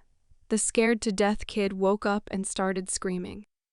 He quickly gathered his thoughts and realized that it was really a dream, and most likely it was because he was thinking too much about the past. Meanwhile, his home phone was already ringing. The guy looked in his direction unhappily. As it turned out, it was the teacher calling. She asked if Chun Seok was doing well, and he didn't understand what she was talking about. As it turns out, he was supposed to be at school at this time, but did not come, and did not even call, because of this woman was worried. Suddenly, Chun realized that he forgot to set the alarm clock and overslept. The guy was angry and started blaming Jang Sung-soo for his mistake, because he was the one who was in his bad dream and didn't go to school on time. Meanwhile, Jang Sung-soo's right ear started hurting, and he was surprised and said that someone must be scolding him now. Chun Seok ran at top speed with no effort. After the recent situation, he could no longer afford to misbehave at school. Since the early morning, things had not gone according to plan. He clenched his teeth angrily, remembering his bad dream of the past. Meanwhile, the classroom was pretty quiet. The students were discussing their business and having fun in their free time before the next lesson. Suddenly, they heard a noise and turned to the front door. As it turned out, it was Chun Seok who was upset that he had missed the first lesson, and it was already over. Suddenly, he turned his attention to his classmates, who looked at him in surprise, and asked why they were looking at him as if they had never seen a late student. Everyone immediately stopped talking so as not to anger the famous bully, but still there was someone who dared to address Chun Seok. As it turned out, it was two classmates with whom he had previously dealt with. Seeing these pathetic bullies on the face of Chun immediately appeared rage. While he was trying to hold back his anger, one of the guys started apologizing for what happened yesterday. He said that Yoonji made them do it. It wasn't really strange to Chun, and he guessed that the school's main bully was the one behind all his problems. Because of his dream with Jang Sung-soo, he was distracted from what had happened. After all, thanks to last night's fight, he had become the coolest person in this school. It was time for justice. Using his power and high recognizable status within Sampo School, Chun got to work. The first thing he did was to slap his unreliable classmates. Chun Seok called them rats and warned them that he would keep an eye on them. He also mentioned that they should apologize to Shim Ji-hye today. He thought about the fact that being the coolest in the school was not a big deal to him now, but before, he would have enjoyed it and jumped for joy. When he looked at the class, he was incredibly surprised that all the girls were paying attention to Sim Jae. Even though she was an outcast before, today, everyone was only paying attention to her. The girl was uncomfortable because of the unusually large number of compliments from those who previously did not pay attention to her or discussed behind her back. They all noticed her new hairstyle and began to wonder where is located a hair salon where they can make such beauty in addition. Everyone noticed that she sewed her shape, and now her figure looks much better. Having looked at such behavior of her friend, the guy again began to get nervous because he had so hard embellished it to give her a little confidence. But nothing has not changed. The girl tried to answer some questions from her classmates, but shy of such communication continued to mentally fly in the clouds. Still, Chun Seok had a smile on his face. He decided that the situation with Sim Jae was actually a little better, and now she was at least communicating with her classmates. Suddenly, his quiet moment of rest from worrying thoughts came to an end. His classmates said that he was asked to go to the teacher's office. The guy came to the room with the teachers. All looked pretty calm. The teachers were busy with their work. The teacher, who had recently saved him from a misunderstanding with expulsion, asked what he was doing here. The boy said that he was asked to come in by the teacher. As it turned out, he was not there now. The teacher noticed that Chun had not been late lately, but today for some reason he came late. She was afraid that something bad might have happened, or that he had some pain, but the boy dismissed all her assumptions and said that he had overslept. The woman still didn't really believe his words and continued to look at him with a sweet look. After a second of silence, she said that there was nothing wrong with it, and that he should go get ready for class. The boy was incredibly grateful, because the teacher said she would tell teacher Kim Pan-seok that he had come to the teacher's room and apologized. With a satisfied face, the boy was happy that his assumption was right. He thought that being good was really useful, and sometimes it helped him to get out of trouble. He returned to the classroom and began to feel anxious again. As it turned out, because Chun Seok had overslept, he hadn't had time to study and forgot to bring his lunchbox, and because he had to run to school, he was hungry. His sad face was noticed by Sim Jae and asked why he didn't eat lunch. She had a lunchbox in her hands and offered to eat together. The guy immediately declined and said he wasn't homeless and didn't need help from others. But after she showed him how much food she had brought, he decided he couldn't refuse to eat lunch with her. Even though he agreed, Chun Seok continued to play it cool and said that if she really brought too much food, he would do her a favor and help her eat the lunchbox. But he knew that he had done a lot of good for her himself. Their awkward conversation was interrupted by the voice of a confident high school girl. She mockingly said that Sim Jae was now trying to seduce Chun Seok even with food. The agitated antisocial girl looked in the direction of this confident girl. The lollipop girl said that Sim Jae is ready to get her way and get the bully by any means necessary. Chun Seok reacted the same way and turned around to look at his girlfriend.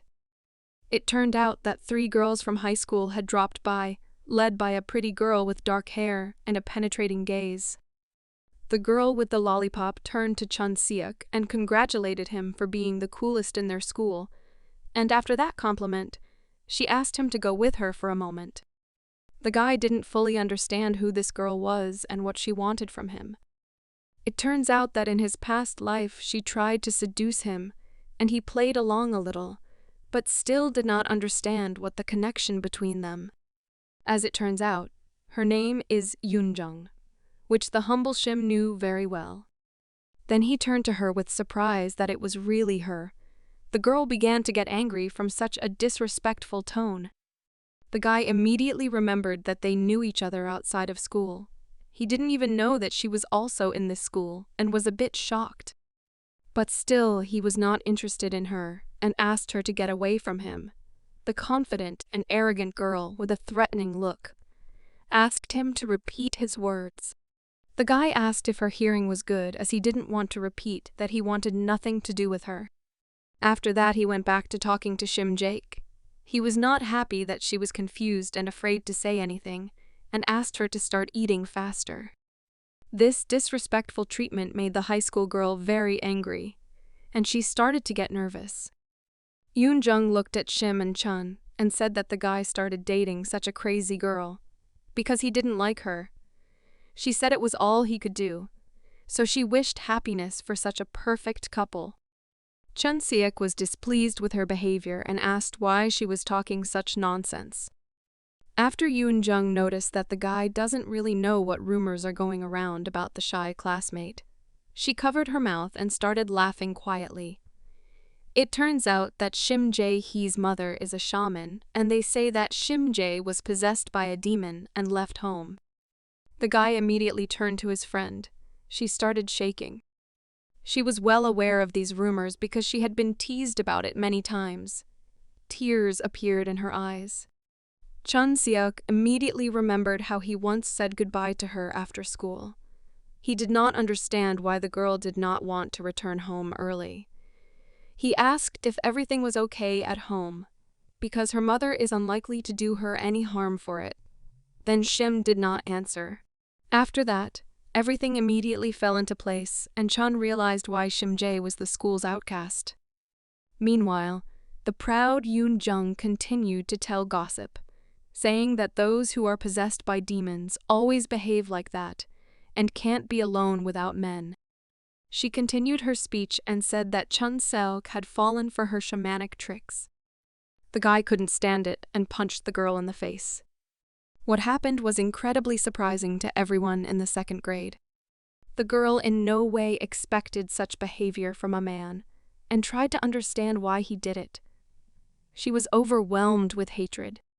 Serious, Chun said that it's better to have a mad girl than a girl like Yoonjung, because he thinks that Shim is at least kind, unlike the high school girl who can't change. The angry girl with a red cheek immediately decided to hit back the toughest guy in school, who rejected her so humiliatingly. But still, her hand did not reach the target, because she tried to hit the experienced bully that is very good at fighting. Yoonjung, filled with hatred, started cursing him and asking him to let go of her hand. But the guy replied that he wasn't crazy to just stand there and wait for some stupid girl to hit him. Yoonjung started making threats with incredible rage, asking Chun if he knew who she was. The guy replied that he knows very well that her father is a gangster. His name is Chi-dong Seok, and he is a member of the Bomb Goal Gang. The girl's mood immediately changed. She began to feel superior because the enemy really knew who he was dealing with. So she ordered Chun Seok to immediately kneel down and apologize. She was shocked when Chun Seok just started laughing in response to her threats, and also called her humiliatingly funny. The guy moved closer and looked into the eyes of this previously confident girl. He said that she was wrong to think that he would shake in fear just because her father was a gangster. He then turned to the rest of the students and reminded them that Chun Seok was now the most important person in Sampo High. So from that moment on, the three girls who broke into their class and started mocking Shim Ji were recognized as the official outcasts of the school. After which, Chun Seok warned that if any of the students would mess with Yoonjung or just talk to her, they would be severely punished. To emphasize the seriousness of his statement, The bully suggested that the daredevils try to do what he had forbidden. Of course, his words shocked everyone. The students could not move and say anything in response. The girl was shocked by the seriousness of this insolent Chun Seok's statement, because it was the first time she had seen someone show such calmness and indifference, after mentioning that her father was a gangster from the Bomgol gang. Shim Ji-hye wasn't sure if her friend had done the right thing, so when they were resting between classes, she worriedly asked him if everything was going to be okay. She thought that his harsh answer was too rude to Eun-jung. This reaction to Chun Seok's efforts made the guy a little angry. To lighten things up a bit, he started goofing around. The guy wondered why Shim Ji-hye was so stupid to worry about such a crazy girl. After that, he calmed down a bit and wondered if Yoon was the girl who bullied her earlier. He was sure that it was really Yoon-jung's doing. Shim Ji-hye immediately looked away from him. She tried to justify Yoon-jung and said that she wasn't always so rude, but the guy didn't care, because he didn't care what kind of bitch she was before. He was hurt by her behavior. He thought that his friend still didn't realize that Yoon-jung was actually worse than Kang Yoon-ji in a way, because she went around bragging about her father in front of everyone, and because of that she did whatever she wanted. After saying that, he had a wicked smile on his face, because from that day on, this crazy girl would not be able to act as confident as before. He bragged that he could fix her and take care of all her bad deeds, because now he was the coolest guy in the school, and he made Eun-jung an outcast and forbade the rest of the students to socialize with her. Shim Ji-hye looked surprised at his response. She laughed out loud for the first time in front of him. She thought that Chun Seok was talking like a 40-year-old old man, but this response made him angry, and he said that he had coddled her too much and that she had become too loose and had said too much. But still, she was worried about whether it would be okay if Yoon-jung's father really found out about the situation. The guy said that he is not afraid of this gangster and will deal with everything that may happen, so Shim Ji-hye needs to think and worry about it. After that, he suggested to the shy classmate not to waste time and to go soon, because the next class will start soon. Gathering her courage, Shim Ji-hye quietly asked the bully if he really didn't seem to care. With tears in her eyes, she remembered the hurtful words from Eun-jung, because that rude girl had told her secret that Shim's mother was actually a shaman. The guy said it doesn't make any sense. He thinks that being the daughter of a shaman is not a crime, and it's better than being the daughter of a gangster who bullies other students. The girl agreed with his answer, but she was still worried that the other students at school thought that she was possessed by a demon like her mother. The boy sat down opposite and looked into the girl's eyes with a serious face. Such an unexpected act greatly frightened the shy classmate. The bully squatted down and reminded Shim Ji-hye that he had promised her that he would protect her until she stopped being an outcast of the school, so he was ready to fight for her with everyone who would prevent it, even no matter how dangerous his opponent would be. So he didn't want to hear her say that again. He threatened that if he heard Shim Ji-hye say that again, she would buy him 100 bags of roasted chestnuts. Shim Ji-hye smiled back and quietly thanked the bully for caring so much. After these motivating words, Chun Seok started walking back to school and said that he was really worried that they might be late for class. Unexpectedly for him, the girl wasn't in much of a hurry. She apologized for possibly looking rather brash, but she still had some requests before her friend. After class, Chun Seok went to the roof of the school and met up with an old acquaintance. He was very amused by the angry face of the hate-filled Yoon-jung. She asked him to apologize to her and tell all the students of Sampo School not to make her a pariah. The guy started laughing because he didn't even think that she called him to the roof because of that. The angry girl said that it's not a joke, and if he doesn't apologize now, she will call her gangster father. She mentioned the Bomgol group that all the students of the school knew about. She said that all those gangsters were ready to fight for her, and if she asked, they would come to the school right away. With a more confident tone, the girl suggested that Chun Seok should think about it. Because even though he was a good fist fighter, he didn't have the courage to go against the gangsters, and she said that his friend Shim Ji-hye should apologize with him. The guy was not at all happy with such treatment of him. With incredible anger in his eyes, he slapped the wall behind the girl. She was incredibly frightened and immediately began to tremble. With tears in her eyes, she called him sick, because there was no way a normal person would want to go up against gangsters. Yoon-jung laughed at the fact that Eun-jung called the Bomgol gangsters gangsters, as he thought they were just some second-rate hooligans. Chun Seok said that Yoon-jung is so brazen because she thinks he doesn't know that her father, who she believes in so much, is really an idiot, that he's practically out of the gang. The girl's face became even more frightened, and now, in addition to tears, her face was covered with cold sweat. Chun Seok continued to tell what he knew. He said that the girl's father had been an ordinary fighter for many years without any influence. And then he began to gamble and drink. In the Bomgol gang he is not taken seriously, and therefore it is unlikely to be afraid of him. With a shudder and fury, the girl asked how dare he speak like that. The calm and confident guy continued to mock the defenseless opponent. He said that he could tell all the students the truth, that her father, whom everyone is so afraid of, is really just a former sixth man of the Bomgol gang.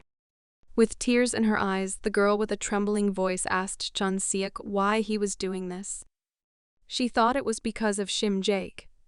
She thought they were dating, and she was the one who asked the bully to do this to her. Raising her nose high, the bully called Yoon-jin pathetic with a confident look, and said that she couldn't even imagine what that stupid Sim was saying about her. In fact, the shy Sim Ji asked Chun to forgive her abuser. He doesn't understand why he should forgive the girl who bullied the outcast of the school for so many years in a row. He said that Yoon-jin won't even thank her for that. As it turned out, the girl didn't care. She was worried about Yoon-jin and thought that she also had circumstances that she didn't tell anyone about. She was having such a hard time because of her mom, and maybe Yoon-jin's situation was also related to her family. The guy asked Shim why she felt that way. The girl said that Yoon-jin was a very bright and cheerful girl in middle school. But she was still very bright and cheerful in the past. But then she suddenly became gloomy and started hanging out with bad girls. And since then she has changed. She hoped they would understand, because she thought they should give Yoon-jin another chance to be as bright as she used to be. That's why she thought they should be friends with her. The boy clenched his teeth in anger. He didn't understand why the naive Sim was so confident to stand up for the bully Yoon-jin. After remembering the conversation with Sim Ji-hye, he became more resolute and kneaded his fists and said that even if Sim forgave Yoon-jin, he would never forgive her. After such threats, the frightened girl began to tremble with fear and covered herself with her hand from the creepy bully. The guy said that such vile people like her should feel the hatred on their own skin. The frightened girl pressed herself against the wall and tearfully asked what he was going to do. The guy said he wouldn't look at the fact that she was a woman and would beat her up for her own good. Yoon-jin shouted that if he touched her, she would be sorry. The confident guy asked why she's talking this nonsense, and always covering for her father. He thinks she can't do anything on her own. Chun Seok raised his hand high above him and said that the past slap was just a warm-up, and it was time to show her what real violence is. The girl panicked and started begging not to hit her. As it turned out, she already knew what real violence was, and the sight of an angry Chun Seok reminded her of her father. She covered her head and said that she was really to blame for everything that happened. She apologized to Chun and unknowingly called him Daddy. Her behavior immediately changed Chun Seok's perspective. The guy stopped and felt uncomfortable.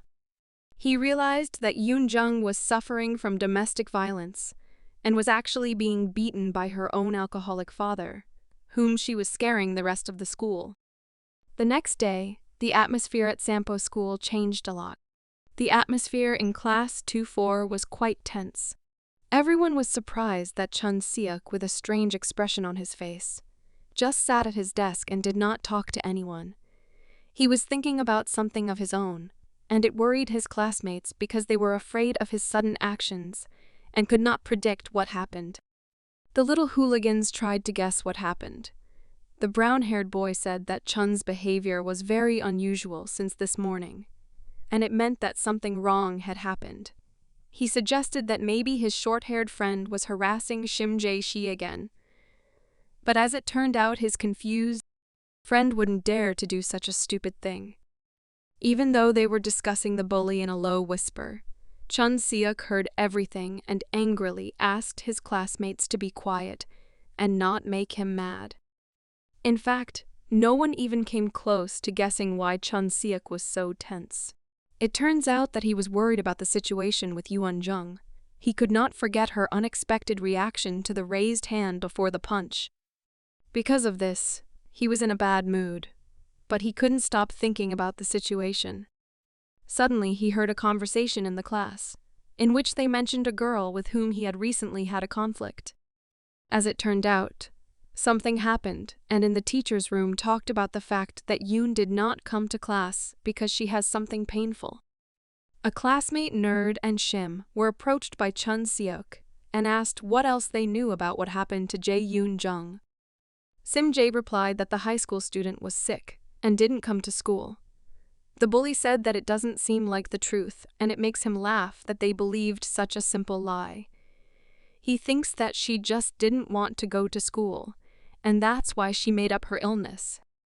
Suddenly, Shim Jae says with a serious tone that Yoon Jung really does have a health problem, and she's probably really sick. It turns out that Yoon Jung was sick a lot as a child and missed a lot of classes because she has anemia, which is caused by the low amount of hemoglobin in the blood of girls so often happens. Chun Seok couldn't believe that it was true. He thought that it was unlikely that Jae-kyun had such a disease, because her behavior is not that way, because she only does what she does, which is bullying the other students that are afraid of her father, and even if she is sick, it is just an excuse. To skip school, Sim Jae remembered that anemia is a disease from birth, and such people should not be beaten, because otherwise there may be unpredictable consequences. Sim Jae immediately got angry because he thought that his friend wanted to say that Yoon Jung didn't come to school after his conflict with her yesterday. But Sim Jae immediately started to panic and make excuses. The bully was offended by this attitude and turned away from his friend. He said that he didn't care if the bully was sick, and if Shim Jae was interested in how she was really doing, she should go to her house and check on her personally. But still Chun was indebted to Shim. He began to regret that he had arranged all this conflict and did not understand why the classmate whom he helps so persistently always stands up for such an insolent girl. After thinking about it, he remembered a moment from the past, when he was a gangster and a successful member of the Sampo gang. Jae-kyun Jung was on her knees begging him to help her, mentioning that they were in high school together, and she was hoping for his help. But her situation was probably very difficult as she was begging him to help her with tears on her face.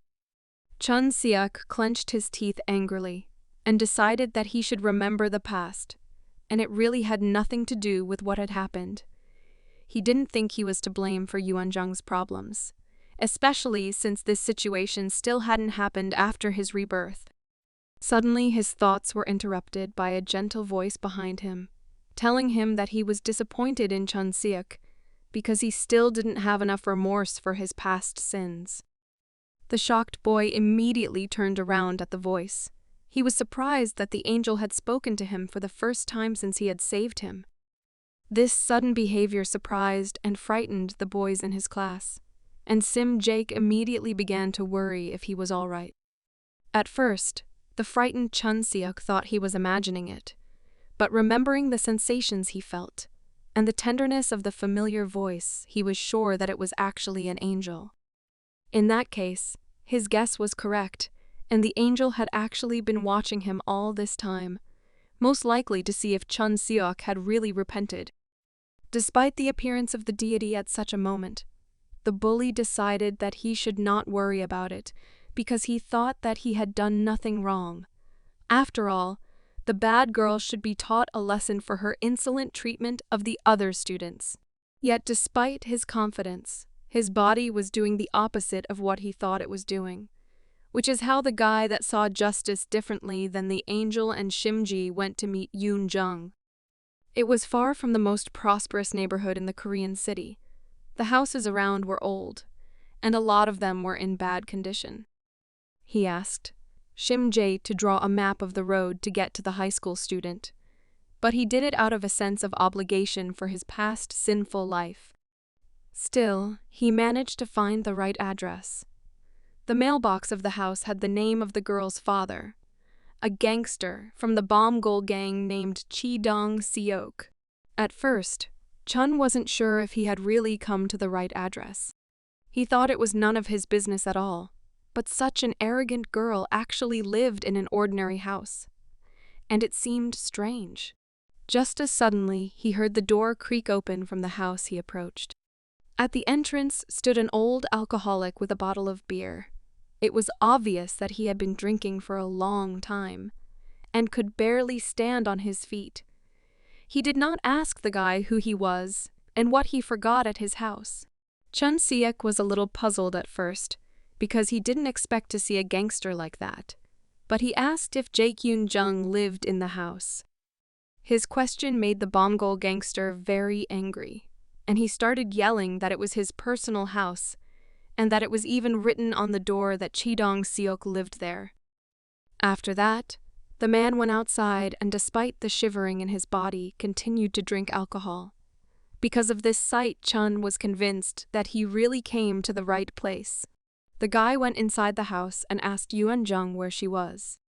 He looked inside one of the rooms, assuming that the girl was actually skipping school somewhere and wasn't even home today.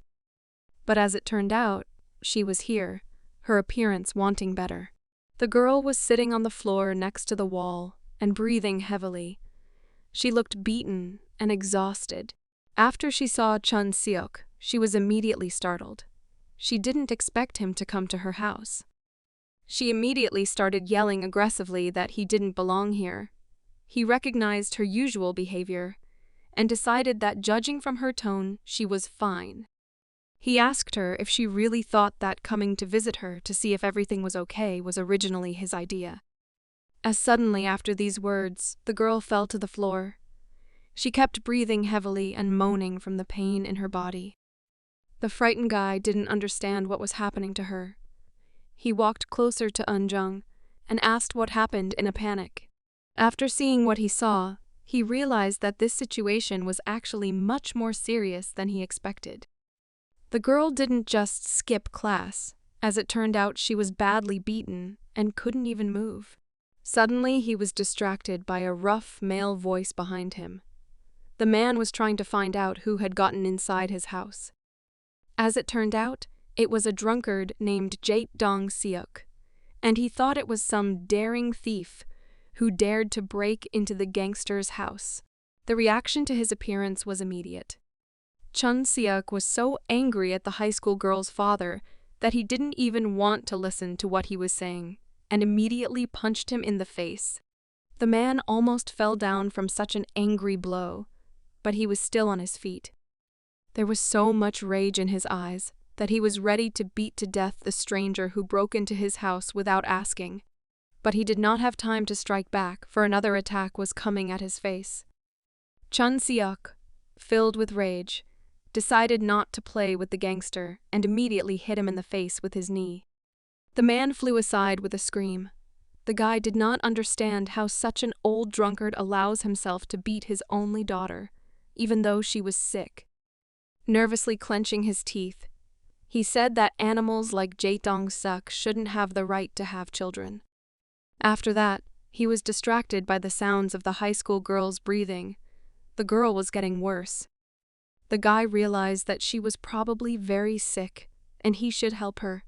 He took Yoon Jung in his arms. He decided that Shae-dong had already gotten enough for his treatment of his daughter, and now he should find a hospital nearby to help her.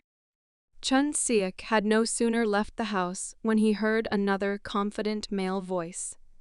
The man behind him saying that Chun had no milk on his lips yet, and he was already hitting on girls. He thought it was too early for him to do that. The bully immediately turned around to see who had disturbed him this time. As it turned out, it was someone he didn't want to see in such a place. It was a man he had killed in the past.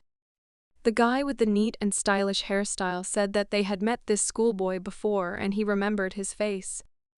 Chun Seok started to worry, because meeting Zhang Sung-soo was too unpredictable, and he wasn't really afraid to confront him. The situation was very difficult, as the evil Joan had beaten up a Bomgol gang member in his house. Zhang Sung-soo was not going to like it, because he was also a member of the gang, and he was worried about what he was doing here at this time. In spite of the difficult situation, the guy kept an adequate mind and the situation began to clear up, a smile on his face. Meanwhile, Zhang Sung-soo was assessing the situation. He looked at the lying comrade that from the last blow of the schoolboy lost consciousness. He asked the schoolboy how dare he beat up the old man, and then decided to take his daughter with him. Fury appeared on his face. The gangster asked Chun if he knew who he was dealing with. But the boy was not confused and confidently replied that Yoonjung's father is a scum of the society that has no right to call himself a father. After these words, he realized that most likely he is waiting for another fight. Naturally, Sung-soo's reaction was immediate, and he said that he would regret what he had done. But suddenly, he was distracted by the heavy and loud breathing of his comrade's daughter. He noticed that the girl in the schoolboy's arms looked very sick. Because of this, he could not waste time on a showdown and said that this would not do and simply said that he was letting the schoolboy go. Chun Seok did not understand why his enemy was in such a fickle mood. Sung-soo realized that Chun Seok was going to take the girl to the hospital, and judging by her condition, he should hurry up. He said he would deal with the beaten old man, and they would talk about the rest later. Chun Seok was still cautious. A little relieved, he agreed to the offer. The schoolboy with the beaten girl in his arms walked away from the house in search of the nearest hospital. After such a strange situation, Sung-soo thought hard.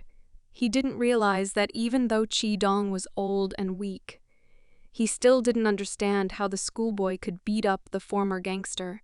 He couldn't understand what Chun Seok was hiding. He seemed like a strange guy. Chun Seok stayed at the hospital with Yeon-jung until late afternoon. He was very worried about her condition. There was a nurse standing nearby and monitoring the patient's vital signs. She said that Chun had brought her to the hospital in time, because it could have been irreparable. They put her on an IV and checked her blood for iron. Everything is normal now. But still she has a congenital weak immune system, and she is exhausted from numerous bruises. So she needs to be more careful from now on. Such a serious condition of an innocent girl made Chun Seok remember his past. After another victory in the war against other gangs, he and his team were in a club and loudly celebrated the event with full shots of alcohol. His comrade could not even imagine that Chun was so tough that he could easily destroy the Bomgol gang. Now he was the leader of the Sampo gang. Chun Seok became famous and popular among women. He took it for granted that he had worked hard to achieve this status. After another drink of strong alcohol, he started to remember his first murder, how he got rid of Zhang Sung-soo. Then this guy was the only one who could save Bomgol, but he never managed to do it. Suddenly, in the middle of the guy's speech, some girl grabbed his arm. The girl with long hair asked if he was really Chun Seok. She said they went to Sampo High School together, and her name is Yeon-jung. She was in high school. The angry man asked who she was, and how dare she distract him. A waiter immediately came to their table and apologized. He was afraid that the gang leader might respond with rudeness to Yoon-jung's insolence. He said that this girl was sold to them after Chun took over the Bomgol gang. He mentioned that her father was one of the old members of the destroyed gang, but he died of alcoholism and didn't have time to repay his debt. The insecure girl looked at the new leader of the Sampo gang with hope. She said that Chun Seok could save her and get her out of this place. She begged him and promised him that she was ready to do anything he wanted. But such words did not please Chun Seok, and he looked down at her. After a moment, he tossed the weak girl aside. Standing up from behind the table, he clenched his fist with rage and said that she was crazy if she thought he was going to help some bar girl. He also said that he didn't care about what she said and didn't remember such a girl in his school, after which the gang leader turned to the manager of the establishment. The excited man in a suit immediately came running to the call of the troubled, respectable customer. Chun Seok said that from now on, this cheeky girl Yoon-jung will go to work every day and will pour drinks for Sampo gang members. The girl could not believe the words of her friend from school. From such a hopeless situation, she just fell to the floor and began to sob. Chun Seok from the past did not pay attention to it, and returning to his table said that he came to drink and relax. But this inadequate girl spoiled his mood for the evening. It was in the past, though. After that situation, he never heard from her again. He thought she was probably unhappy and dead. She couldn't live happily because her life belonged to the gangsters. If he left school this time too and got involved with the gang, if he got on the dirty path, then most likely all that nightmare from the past would happen to her again. After such heavy thoughts, he was distracted by a nurse with a sudden question. She asked the schoolboy who he was for her, and how he would pay for the girl's treatment. The guy immediately panicked and said that he had no money. At the right time, Sung-soo came into the room and said that he had already paid the medical bill, and they didn't have to worry about it. Chun immediately asked how the gangster knew that she was here. He said that he had been living in the area for 37 years, and that he could see the center of Incheon at his fingertips. The gangster asked Chun to watch his language, but he admitted that even that could not describe what a horrible person Dong-sak was. He added that he had no choice, but that the alcoholic and bad father was still a member of the gang, and he had to keep an eye on him. Chun Seok remembered that he knew a little about the Bomgol gang. The Jae-dong Seok he knew was an alcoholic and a gambler. But compared to him, Jang Sung-soo was one of the most successful in the gang. He didn't understand why he had to take care of such an old alcoholic. Sung-soo is distracted from his thoughts about his hard life and asks him what the schoolboy's name is. Chun asks why he needs to know it. The gangster replied that it was the natural order of things. He wanted to know the name of the kid who had foolishly messed up their gang, and then he slapped the Sampo high school student. Chun Seok was very surprised at this behavior of an old gangster acquaintance. After that, he looked directly into the calm man's eyes with disdain. He asked if he could get away with just a slap.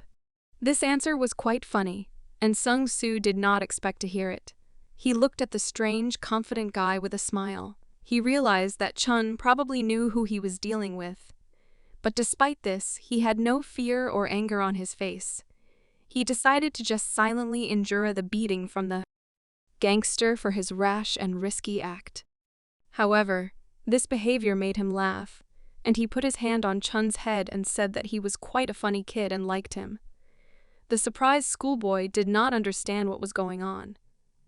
He asked the gangster to let him go because he did not like this attitude.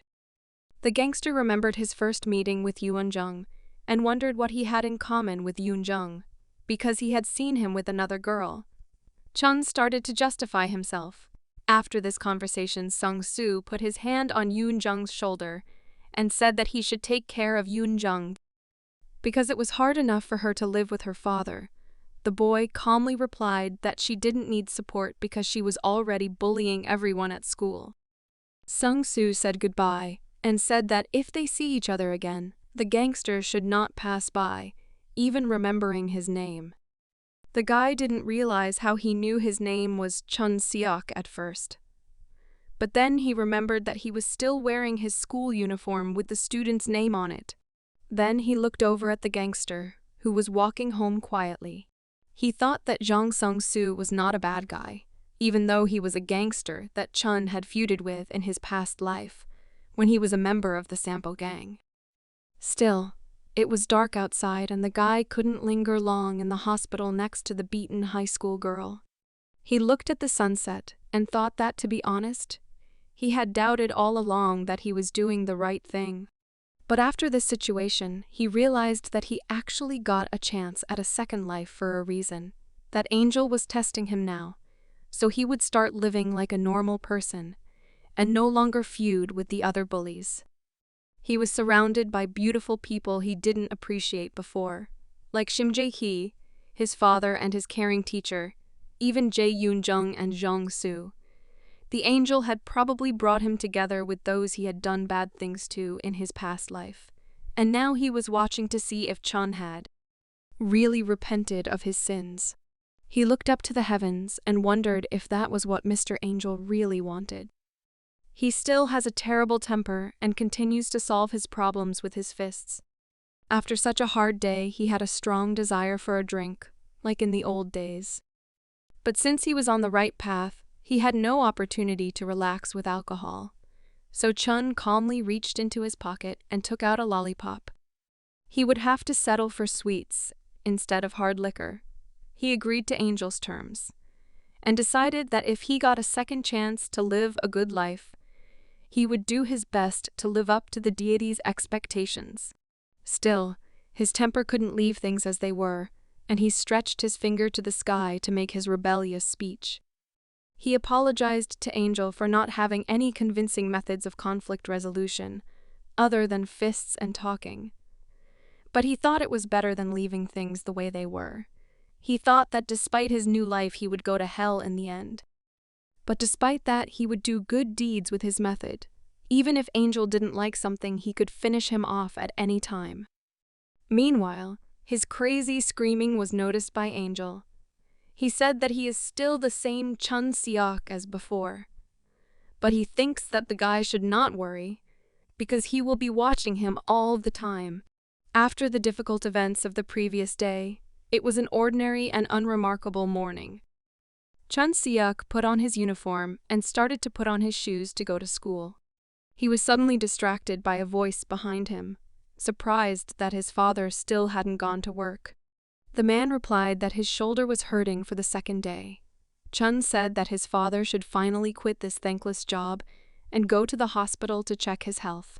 He was very worried about his only loved one. The man said that he didn't want to go to the hospital, so he believed that resting would make his pain go away, and he could continue working without any difficulties. The worried boy asked his father if he should quit school and go to earn money. He thought that he was so stupid that he would not be able to study well. Of course, such a sad speech immediately led to an answer from his father, and he hit him on the head so that his son did not even think about such nonsense. The man didn't understand what kind of nonsense Chun had been talking since morning, because he had repeated many times that he just never tried to study properly, and it wasn't because of his empty head. A little confused and hurt, Chun replied that every parent tries to foolishly hope that their child will be able to study. But his father wasn't interested in such an answer, and said that Chun should go to school and try. In fact, his father thought that his son was still going to school just to bully the guys. But the kid replied that his old man is restless and he hasn't done such a thing in a long time. Although after remembering the recent events he lost a little determination in his tone, and said that it was still in the past, his father suspected something wrong, and asked the bully what he had managed to do this time. The boy immediately decided to dodge the embarrassing question and ran out of the house with the excuse that he was late for school.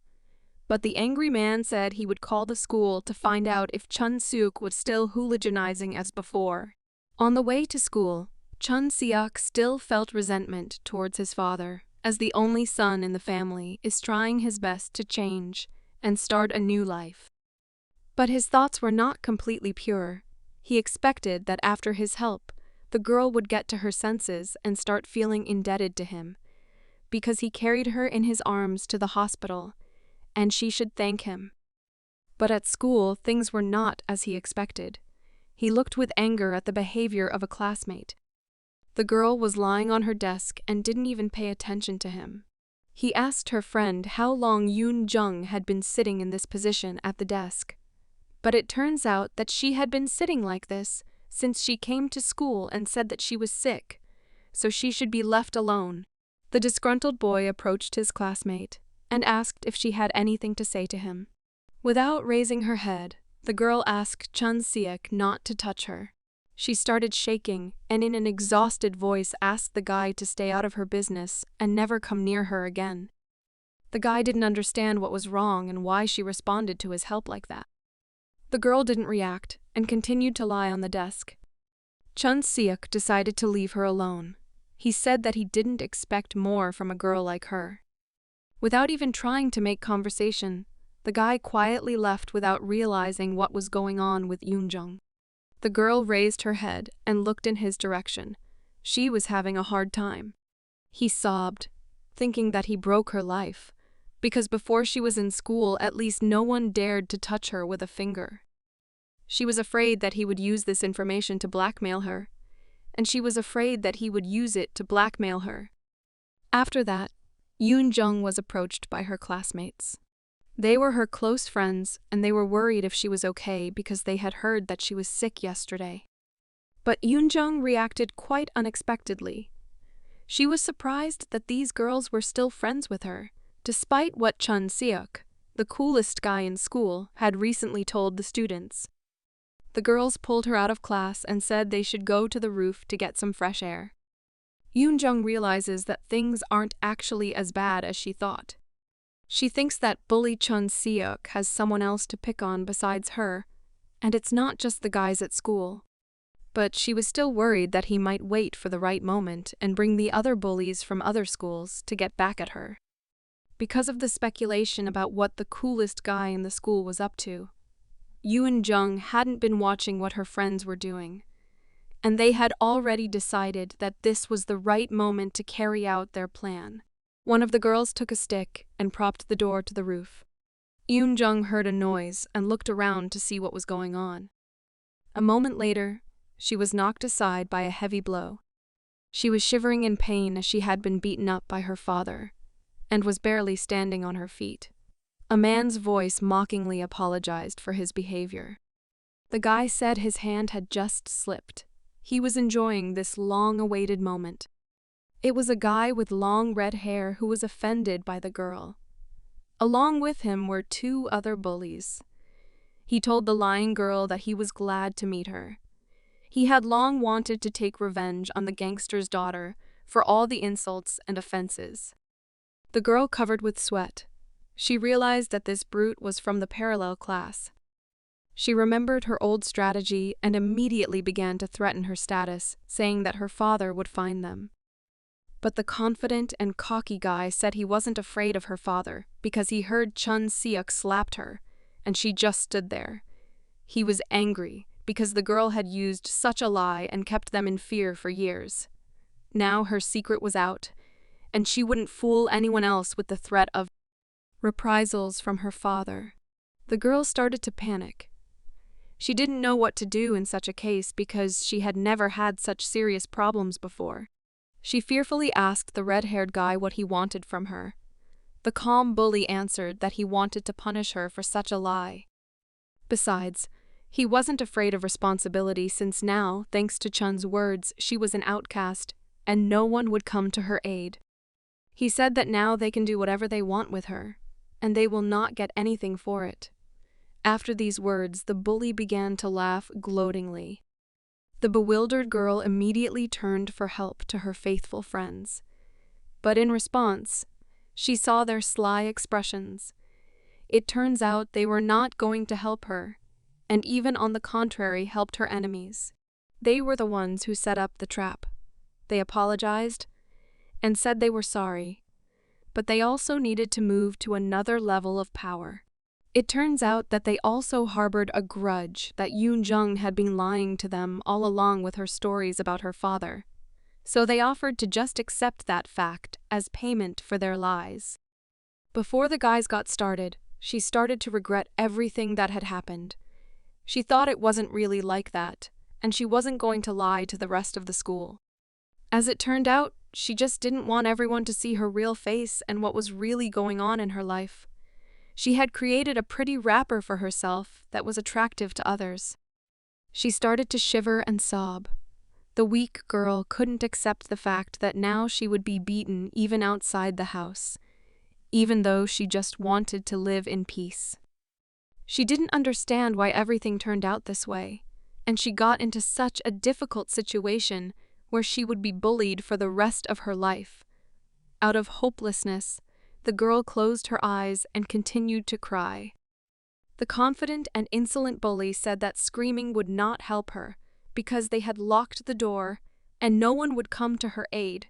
But immediately after his seemingly victorious speech, everyone heard a loud bang on the door. Then the door to the roof creaked open, and everyone started to look at what was happening with a frightened face. They couldn't believe their eyes because they thought they had locked the door securely. The guy angrily broke the stick that was propping up the door. He couldn't understand how Yoon-jung managed to live a single minute without any adventures and problems. The girl in tears immediately turned her attention to the man she wasn't expecting. Her ex-girlfriends were just as shocked at what they saw, at which point their plan failed with a bang. The hooligans immediately recognized the toughest guy in the school. They thought that he had opened an opportunity for revenge for them, and did not expect him to appear in front of them, especially with such an angry look. Chun Seok clenched his teeth tightly. He was very tired of such problems. He didn't want to solve them with his fists anymore. But it seemed that there was no choice. He said in a threatening tone to the boys that such lowly hooligans shouldn't just mention his name out loud. Despite such a colorful performance, the boy said that he didn't understand why the hooligans from the parallel class had stopped. He suggested that they continue. But in fact, everyone on the roof of the school just froze in fear. Chun Seok stretched out his hand in front of him and said that it was foolish of them to prop up the door with a stick in the hope that they could secretly carry out their hopeless plan here. So he repeated his words and asked the students to continue what they had started. The frightened boys started to make excuses. They still couldn't move from the sight of such a fierce opponent. Yoon-jung's ex-girlfriends were watching the situation. They certainly didn't think they would be interrupted. Yoon-jung couldn't understand what was going on and how the situation would change after Chun Seok appeared. But she still had hopes that he was on her side. The bully leader of the parallel class couldn't stand it and through fear called the toughest guy in the school. He said that Chun should keep quiet because his behavior was like a joke and he shouldn't bother them. He thought they were doing the right thing because Chun had said earlier that the students should boycott and ignore Yoon-jung. But the red-haired boy thought that the performance that Chun had organized had no place, and they just wanted to have fun with the outcast of the school who lied about her father all the time. Of course, the reaction was immediate, and Chun approached his opponent. He grabbed him by the neck. The frightened bully could do nothing in response. Overwhelmed with rage, Chun Seok said that he didn't hear the bully's previous words and asked him to repeat them while looking him in the eyes. He knew very well that this guy is ready to suck up to anyone who is stronger than him. And now, after he felt a little power in his hands, he decided that he can do anything. Chun said that he did not make the girl an outcast for their sake. He then threw his terrified opponent to the ground. His girlfriends were shocked at what was happening. Then he turned to the bullies and said that they were free to go, but they should tell all the students that if anyone offends Yoon-jung, he will deal with him personally. The situation didn't change the way the guys from the parallel class wanted it to, but they didn't have a choice, and so they ran towards the exit of the roof, holding a grudge deep in their hearts. Yoon Jung turned away. She didn't want to look at her abuser, who had decided to stand up for her this time. She didn't understand what was wrong with him, because his behavior was incomprehensible. Through her tears, she asked him if it was really fun for him to bully her, because first he beat her, and then he decided to defend her. She asked him not to mess with her, because he brings only problems into her life. The calm guy replied that he didn't care what would happen to her next, because he helped her out of his own free will. As it turned out, it was Shim Ji-hye's request. She also came to the rooftop to help the girl who had hurt her before. Shim asked Yoon Jung anxiously if she was okay. Yoon Jung couldn't imagine that it would be Shim Ji-hye who would come to her aid in such a desperate situation. She immediately remembered her recent conversation with Jeon Seok when she told her secret about her mom being a shaman in front of the class. Yoon Jung asked why she decided to help her. Jeon Seok answered instead, saying that Shim isn't as insignificant as she is, and she shouldn't think that all people are like her. While Yoon Jung was lying to everyone about her father and bullying other students at school, Sim was worried about her from the beginning. Sim really cared about Yoon Jung, and she was looking out for her all the time. In fact, she was still a little hurt because of the recent situation where Yoon Jung had started telling her secrets and acting rude. But still, she was most sad about the fact that they could no longer communicate like they used to when they were in elementary school and were good friends. So Shim Ji decided to be brave and start trying for the sake of being friends with the bully again.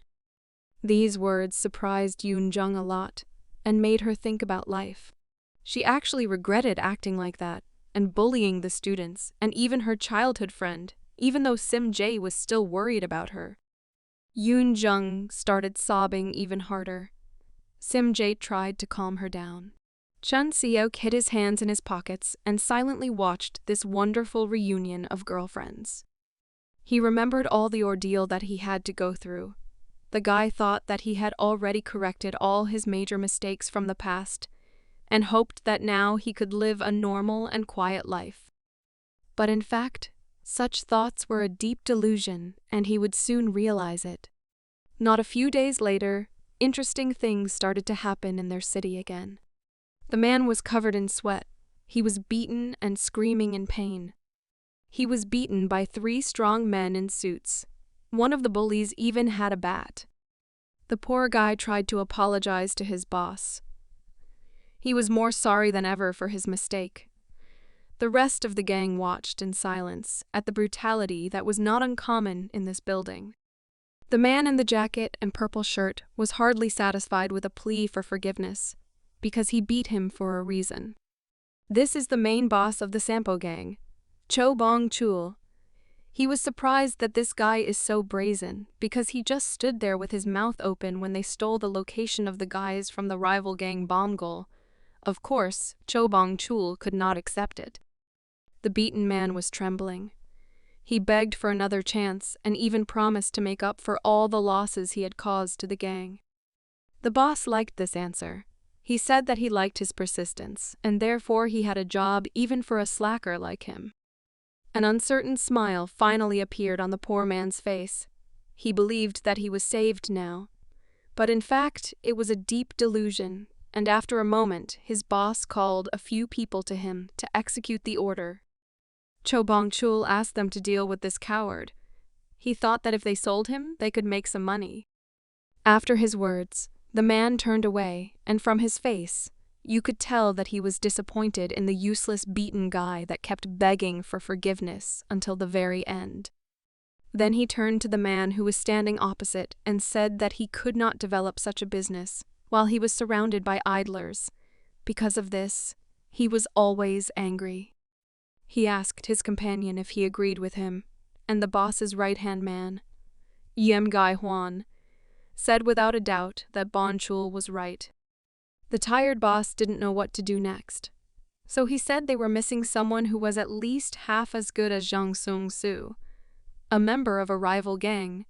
Then he asked Gai-hwan if he knew of any worthy candidate. The man was prepared and to the boss's surprise handed him a paper. It was a picture of a high school student named Chun Seok. The boss didn't realize whether Guy Huan was serious about recommending the strange schoolboy to him. His right hand introduced the candidate as a student of Sampo School. He thought he was a great guy, because even though he was only in 2N grade, he had single-handedly defeated the strongest local bully named Kang Yoon-ji, and even after that he continued to subdue the worst bullies in his school. Besides, he was once associated with their organization and was involved in selling the product. The boss wasn't very sure about the reliability of the plan, and thought it was some kind of ridiculous joke. He then nervously asked if Gi-hong really thought that he, Bong-chul, should hire some kid. He thought his deputy was capable of more than that kind of nonsense. Then Ji-hwan decided to mention an important detail that was the reason for the conversation. As it turned out, he found out that even Zhang Sung-soo was interested in this kid from Sampo High. A few days ago, their gang members saw Chun Seok talking to Zhang Sung-soo in front of the entrance of Sampo Hospital, and judging from their facial expressions, it was definitely not a conflict. So the Sampo gang members thought that the two were very close. The boss couldn't contain his surprise when he heard that some high school kids might already be doing business with Sung-soo. He assumed that the Bomgol were raising the next leader. Ji-hwan replied that he didn't know for sure if Chun Seok was related to the other gang members. But he was sure that if they tried hard enough to defeat their enemies, the concerned boss asked him to bring the intriguing schoolboy to him. Meanwhile, the schoolchildren had no idea that they were in for a fun time. It was business as usual at Sampo High. Some girls were discussing gossip about the boys in their class, but their conversation was interrupted by the appearance of an honorable man. It was Chun Seok, the coolest and most respected guy in the school. He had just received this highest title among the students 2 days ago, but he no longer hears any news about fighting or bullying. There was only one reason for that. Chun Seok forbade the school bullies to make the poor kids outcasts, to steal other people's money, and to bully the students in general. Because the Yuan-jung incident was not a joke at all. But despite the discontent, no one dared to go against Chun Seok. Of course there were attempts to riot, and even some daredevils decided to remedy the situation with a fight. But after a gentle negotiation with Chun, all those who were against such rules immediately evaporated. Shim Ji-hye had already arrived at the school the same way. Chun greeted her with a smile. Yoon-jung was also standing next to her. After the recent events, she acted shy and stood next to her friend. The guy was happy with his work because now Shim Ji-hye became bright and joyful. In addition, the change of hairstyle also did her good. Yoon-jung also changed after the recent events. Now she always goes out with Shim Ji-hye, because she was still ashamed of her past life. She was always shy, and it seemed cute. Meanwhile, the teacher came out to the corridor. She was surprised that Chun wasn't late. But boy, what he had already managed to be on time for a week. Teacher Han Ji-hye didn't even notice how a week of the school bully's exemplary behavior had passed. Now she didn't shun him either. Things were calm even for the former main bullies of the school. Even Kang Yoon had calmed down after his unsuccessful fight with Chun. And thanks to that, his friends were also behaving calmly. But there was still one problem that was bothering him. There was a guy who respected Chun Seok so much that he always bowed when he met him and called him boss. Of course, the bully that decided to change his life constantly scolded him for such treatment. The guy just started laughing awkwardly in response. He thought that with such success, Chun Seok will become the leader of one of the gangs in the city. Not long ago, this guy was one of the fighters of Kang Yong-gi's team and was swinging his fists against Chun, and in his defense, he said that he was just being stupid and didn't notice the obvious things. At the end of the conversation, Chun said that this guy shouldn't hang around him, as he wouldn't do any more dirty deeds at school. But even that answer didn't stop the stubborn schoolboy. He said that he would call Chun Seok his boss from now on, as he was impressed by his power in battle, and from then on, he decided that he would follow him. He was surprised when he learned that his idol was not going to create his own gang despite such incredible potential. In addition, he generally wanted to deal with all the bullies of the school. From such a truth, the boy was shocked, because of such a lot of power dream of everyone. But Chun refused to become the boss. It was then that he realized that the one who is really strong does not need a team. He was so impressed with the behavior of the idol that he decided to follow his example.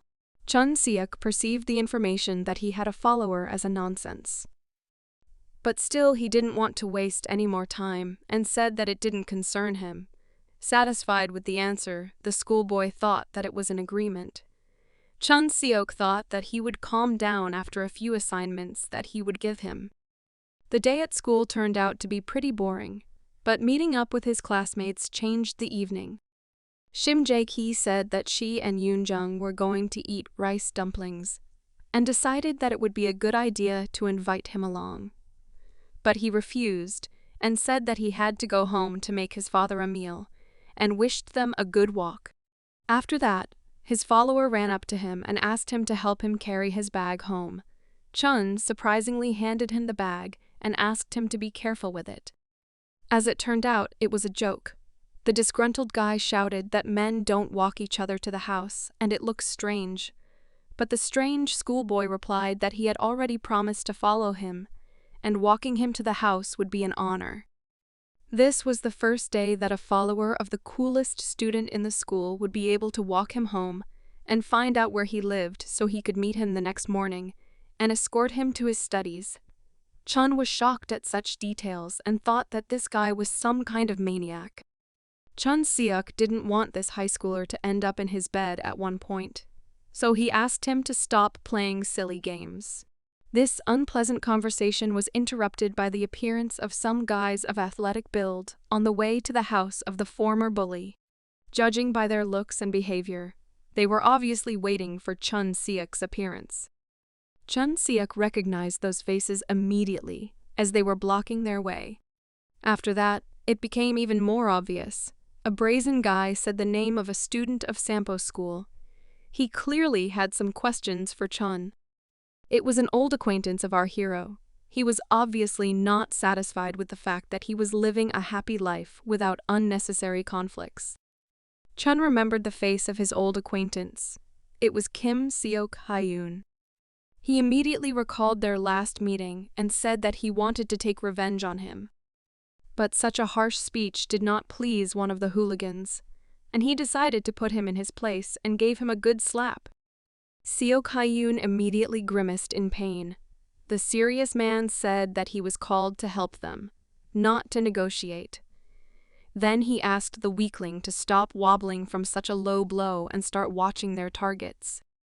After that, poor Seok-hyun said that their target was a tall high school boy with red hair. The stranger then turned to Chun Seok and said that it was nice to meet him. Chun Seok was already getting worried. He obviously didn't expect to get into trouble again after solving so many problematic situations. A member of Sampo's gang said that his boss wanted to meet him and said that he should go with them. The frightened follower tried to find out who he was talking about.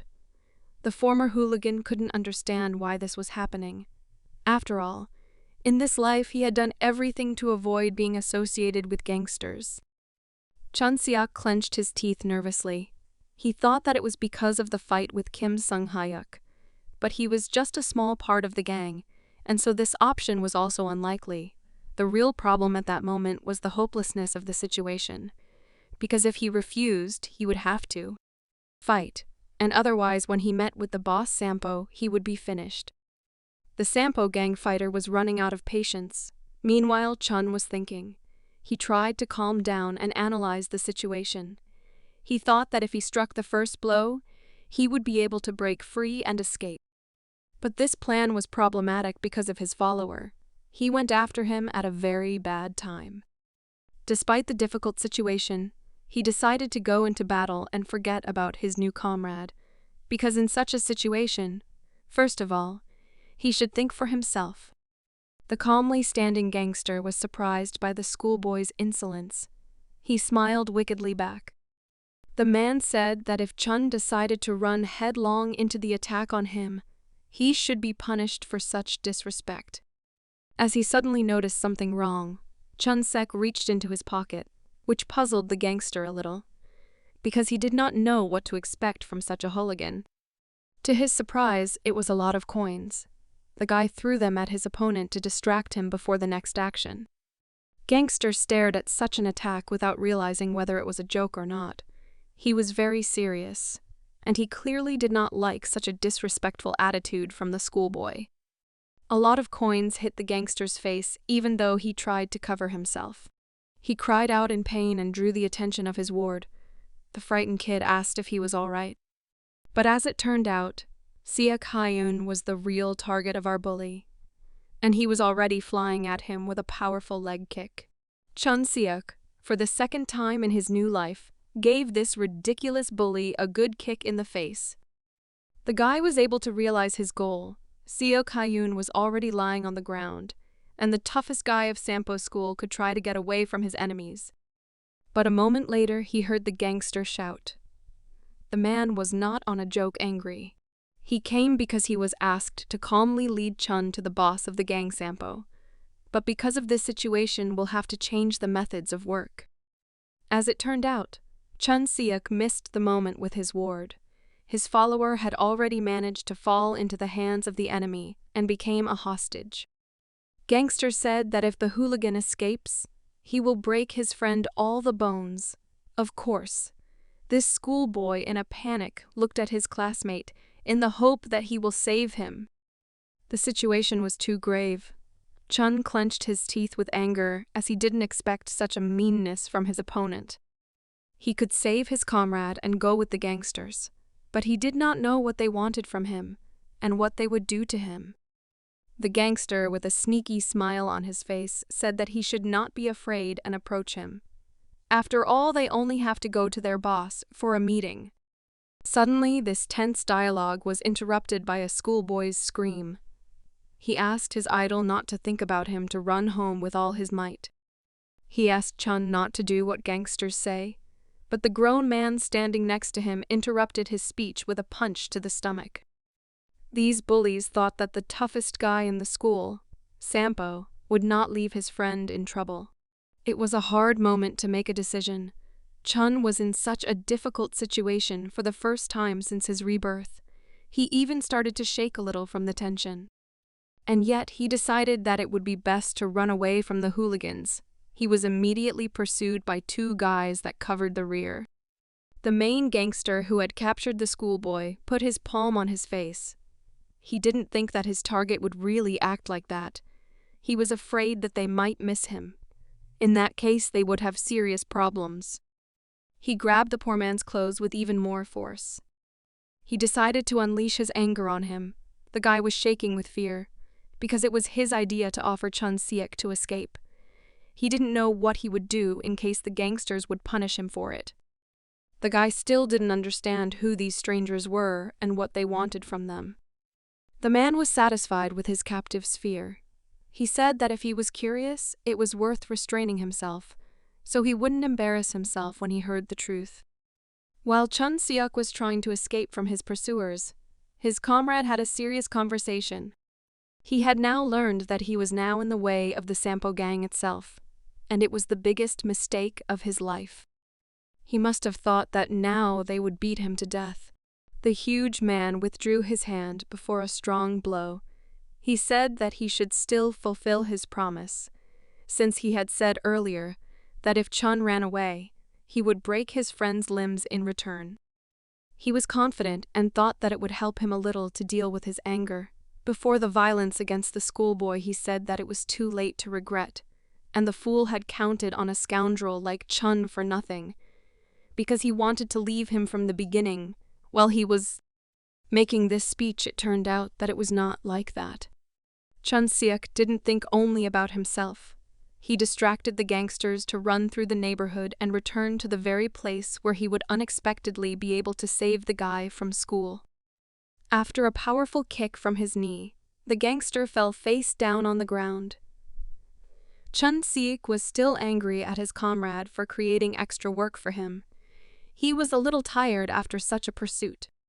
He thought that if he fought alone and didn't have to protect anyone, he could handle the enemies. He asked his friend not to slow down and run as fast as he could, and not to forget to call the police. After that, his pursuers showed up. 2 huge men were still a problem. Chun Seok must apprehend them. Of course, his ward was still in a state of shock when he found out that these guys wearing jackets were from Sampo's gang, so he thought they should run away together. But after saying such cowardly words, Chun decided to teach him a lesson and hit him on the head. He said that he shouldn't worry about him because he himself is Chun Seok, the toughest in Sampo's school. After saying that, without wasting any time, he got down to business. First of all, he dealt with the first opponent with a powerful leg kick to the face. He asked his friend to trust him, as a weakling like his follower would only get in the way in a battle of real monsters. The guy had no choice. Through tears, he made a serious decision. He left his friend to cover him and ran home. He promised that he would call the police as fast as he could. Chun looked at him with a smile.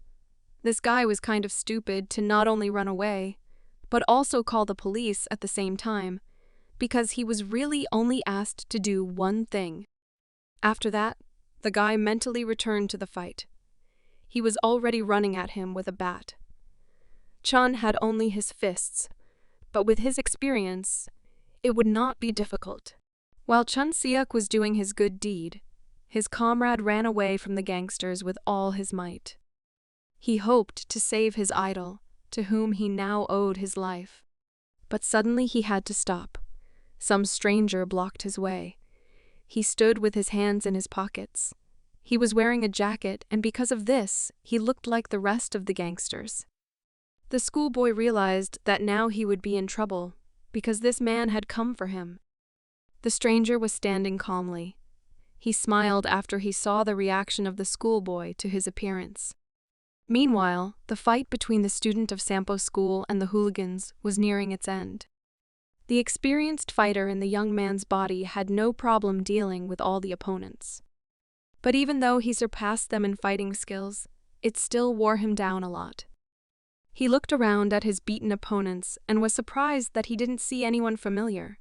And he still didn't understand why the gang was interested in a high school student. Suddenly, he heard a stranger's voice and turned around. The man said that the thing is that Chun is not really an ordinary high school student. The gangster with a scar on his face was dragging a beaten-up high school follower behind him.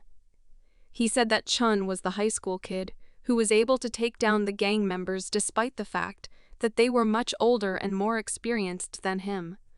So it was no surprise to him that the Mongol gang might be paying attention to him. Chun noticed his comrade Du Shansu and realized that he was caught in a trap.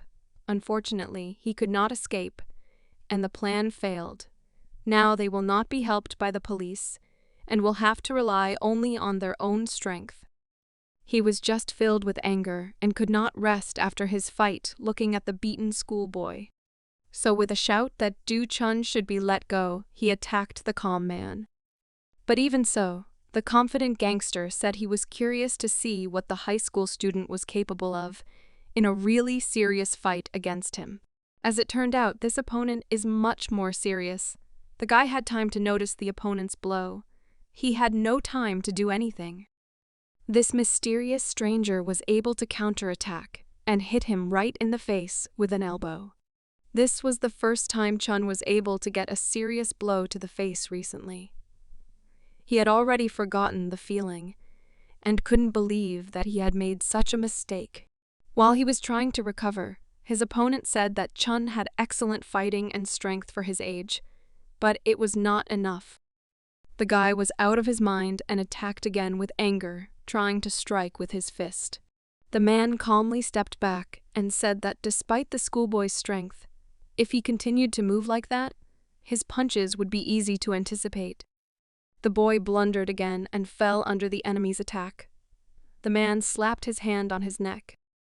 Chun couldn't believe that this stranger was treating him, Chun Seok himself, like a small child.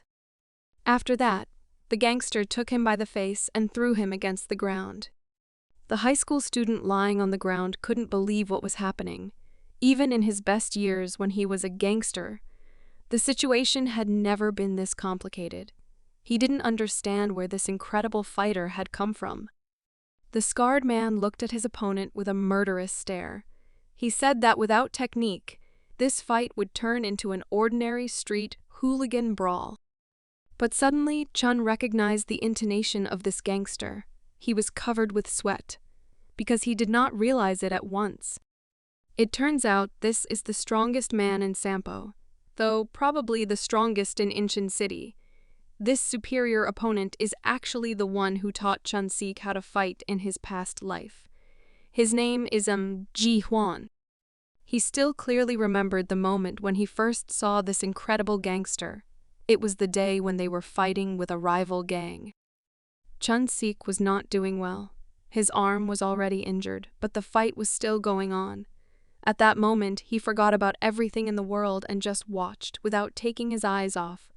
All those who were there seemed to have gone crazy in the fight. Only one person looked incredibly calm and confident. He calmly stepped closer to the battle.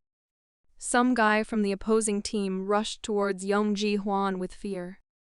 But his blow was repelled with incredible ease. The man did not even flinch, while his opponent realized that he had made a serious mistake. After a moment, Ji-hye struck the bully's face with a single hand. He then grabbed his enemy by his clothes and pulled him toward him.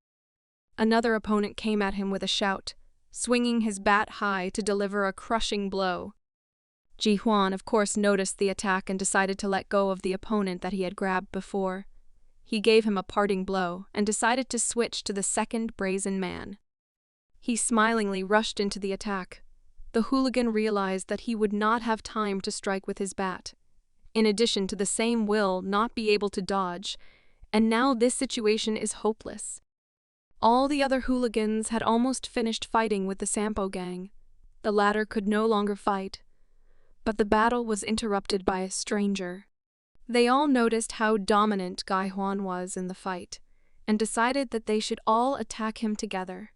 With anger in his eyes, Ji-hye said that they were just small bugs, and he would have no problem defeating them all by himself. Within moments, the screams of the previously confident bandits could be heard, the strongest fighter of Incheon City moving incredibly smoothly, and without unnecessary movements. He took down about 15 men in one breath. Up until now, Chun had been confident in his abilities and considered himself pretty good at fighting. But that day was the first time he felt fear and respect at the same time. Even though he was just a novice thug in the gang, he had been begging Ji-hye to be his mentor since that day. Of course it wasn't that easy. The boss's right-hand man beat him up and said that Chun was pretty stupid if he didn't understand the truth. He asked Chun-sik not to fight mindlessly, especially if he had a big difference in strength with his opponent. At that time, Chun-sik thought that he should hit from behind like a coward. He wanted to become the king of the world with his fists. Ji-hye sighed heavily and said that the kid had misunderstood from the beginning. Chun started to get up and looked at the man who had answered so cryptically. He didn't manage to do it, and his opponent put him on the floor again with a leg kick. He said he was naive after all. Gangsters don't need rules. Chun began to shake. He could not cope with the pressure of such an unbelievable opponent. He said that cowardice and framing are such things that are inherent in weak people who always lose. Ji-hye believed that it is worth using any methods and means to achieve the goal. Think only about victory, because it is the only way to survive for such pathetic dogs like Chun. Meanwhile, the incredible fighter turned to the high school student and said that it was time for him to realize the incredible difference between them, so the fight was no longer meaningful. Chun became angry as he didn't realize that Ji-hye was the right hand of the Sampo gang boss at such a time. This is already a real problem for him. He obviously did not expect to meet this invincible opponent at the most inopportune moment. He will not be able to defeat him, because he is a real monster, with which it is impossible to cope alone. That's why the guy decided to act more wisely, and said that he would go where he was told. The man replied that it is also worth attacking only after you have sufficiently studied the enemy. However, the schoolboy discreetly gathered dirt in his right hand and replied that this was not quite true, as these words were different from what he had been told by an acquaintance. Ji Huang did not understand what this was said and began to scrutinize his opponent. Chun said that it is worth using any methods and means and think only about victory. He threw dust at the opponent with the thought that in this life he should not get involved with a gang of gangsters. Experienced fighter Ji Huang could not believe that sand flew into his eyes, because Chun always behaved honestly and fought like a man. But now he decided to use a dirty trick. The guy was then able to rise to his feet while his opponent tried to clear the sand from his eyes and mouth. This was his only chance, as at that moment the gangster couldn't see anything in front of him. So he thought that now he could not only escape, but even deliver a crushing blow to the enemy. But as it turned out, he was wrong. The gangster recognized his agility and said that he was not bad, but still he managed to catch the schoolboy's blow without much trouble. He thinks that limiting visibility and attacking sharply is quite a tricky and not a bad trick in a foul fight. But in the end, this moment also depends on the opponent. Ji Han held the high school student's hand, and with his eyes full of anger, he decided to strike back. With a smile on his face, Chun realized that he was in trouble as it ended up not working out, and he was a moment before the final blow. Shim Ji-hye felt as if she sensed something amiss. Yoon Jung noticed her friend's concern and wondered what was going on with her and what was wrong.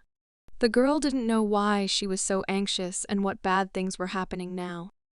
Meanwhile, a legendary event was happening in Anchon. Chun Seok lost a fistfight for the first time since his rebirth. The boy started to come to his senses and heard the two men talking. Sampo's gang boss was surprised that this schoolboy was able to take down 4 of their fighters. The gangsters noticed that he began to regain consciousness. The schoolboy found himself in the gangster's den. He was startled by the 2 men standing in front of him. He remembered that Gai Huan had won the fight. The boss started laughing because the schoolboy was so scared when he saw the experienced fighter in front of him. But Jai replied that he didn't torture the kid too much and just taught him a little life lesson. Guy couldn't remember what place he was in, and he was sitting on a chair with his hands tied. His boss came up to him and said that he was pleased to meet such a brash and cocky high school student. He said that he had heard a lot of rumors about him lately and was curious to see him. And then he remembered that he had forgotten to introduce himself, because the boy must be terribly curious about who he was. Chun clenched his teeth with anger. He could not recognize such a bad person. After all, it was the boss of the Sampo gang named Cho Bong Chul. He guessed that he had been dragged to this place, to the gang's lair. In front of him was the dark side of Incheon City, the gangsters of the Sampo neighborhood. The boss thought it was unexpected when fighters from the school became popular. He thought about it and said that apparently now the school bullies were being selected for their looks, because Chun seemed pretty good-looking to him, and he began to doubt whether he could survive in their group. The guy reacted with incredible anger. He asked what they wanted from him. The boss immediately backed away after such insolence of a high school student. The guy punched his opponent in the face with all his might. But to his regret, it was just a dream. But if his hands were not tied, he would have punched his former boss. He realized that if he summarized everything that had happened, there was a reason these guys had dragged him to a place like this. There's still an obvious reason why he became so famous. Chun Seok had beaten up several up-and-coming bullies like Kim Seok-hyun, Kang Yoon-gi, Chi Dong-seok, and Jong Sung-soo. He fought with them because he didn't want to live like he used to. He tried to correct his past mistakes and start a normal life. But he was in an incredibly difficult situation again. Ji-hwan suspected there was something wrong. After all, the schoolboy was dragged into a gangster's den, and he didn't have an ounce of fear on his face. In addition, what this guy said in the battle was quite so strange. It was about using any means to win. It could not be called a simple delusion, because there was something strange in these words. Chun did not look like an ordinary schoolboy. The guy actually looked unwavering, as if such a situation was a normal thing for him. After a moment, his facial expression changed. He had an incredibly confident look and a calm smile. He started laughing right in the face of the two main men in Sampo's gang that everyone in the town feared. The man with a sharp look looked at the schoolboy and asked him to tell him why he was laughing so that they could both have fun. The boy answered that it was really funny. There was no fear in his voice. He replied that he realized that they wanted to see him because he had become popular. But it wasn't the fact that the Inchin gang leader Sampo had met him that made him laugh. He was actually tied up, and it looked like they were scared of a schoolboy and dragged him to their lair. The gang leader looked at him in surprise. His right hand got angry at such insolence, and saying that he had beaten the schoolboy too weakly, Jo Bong-chul started laughing. He approached the high school student and looked into his calm eyes and said that he was still an inexperienced guy. After saying that, he grabbed him by his hair and pulled him to him. Looking into his eyes, he asked if he really thought provoking the gang boss was a good idea. But the guy confidently replied that he didn't even know. But it would be nice if the gangsters would untie his hands and then they would continue the conversation. He again teased his enemies and said that they probably wouldn't do it as they were scared. The calm boss looked at the brash man. To the surprise of everyone in the room, he agreed to the schoolboy's terms and said he would do what he suggested. Ji-hwan tried to stop his boss as he thought the schoolboy must be up to something. The man was filled with anger. He turned to his comrade and said that he didn't ask for his opinion. The tension in the room was at an all-time high. A situation like this had not happened in the Sampo gang's lair for a long time, and it was also the work of a high school student. Chun realized that this guy was too smart, but even he couldn't go up against the cocky Jo Bong-chul. He should have focused on how to get out of this place as soon as possible, once his arm and leg were free, and get into action. First, he would have to capture Bong-chul and take him hostage to get out of here. If he could catch him, then it would work out. But on the other hand, if he did that, those scumbags would find him any way they could, and it was scary to imagine what would happen next. He decided that he should think of something else. The most important thing is to get out of here. Meanwhile, the boss said he would untie him. Suddenly, a gang member burst into the room. Ji-hwan asked what kind of noise he heard. The guy turned to his boss in a panic. He was already beaten up. The frightened guy said they had uninvited guests, and it was the Bomgol gang. A moment later, he flew back inside the room from a powerful blow to the back. A quiet man came in, his hands in his pockets, and he said that the situation was unfortunate. He said he didn't like the way the Sampo gang greeted guests. The man smilingly asked Guy Hwan why their guys lacked so much manners. It was Yang Sung-soo, and his appearance made the boss's right-hand man angry. The schoolboy was shocked by this turn of events. He didn't expect to see this man in such a place and at such a moment. The Sampo gang boss calmly asked Yang Sung-soo what he was doing, because such actions could start a war between them. The man pointed his hand at the schoolboy and said that it was strange for him that Bong-chul had decided to start stealing children. It was quite a shameful act. Of course, such treatment made Chun-seok angry, but he couldn't do anything about it. The Sampo gang members were ready to rush into battle. Ji-hwan couldn't stand still either, and asked his boss to give them an order to start the battle. But the man didn't hesitate to ask his opponent to take the high school student with him. Jang Sung-soo didn't understand what this was about. Bong-chul said with a confident smile on his face that if Sung-soo had come to them for this boy, He wasn't going to stop him and let him do what he wanted. The calm guy agreed with his words, though he still couldn't believe that the Sampo gang boss would agree so easily. Chun Seok was released from the rope on his arms. He began to stretch his arms. The man from the Bomgol gang asked him to hurry up.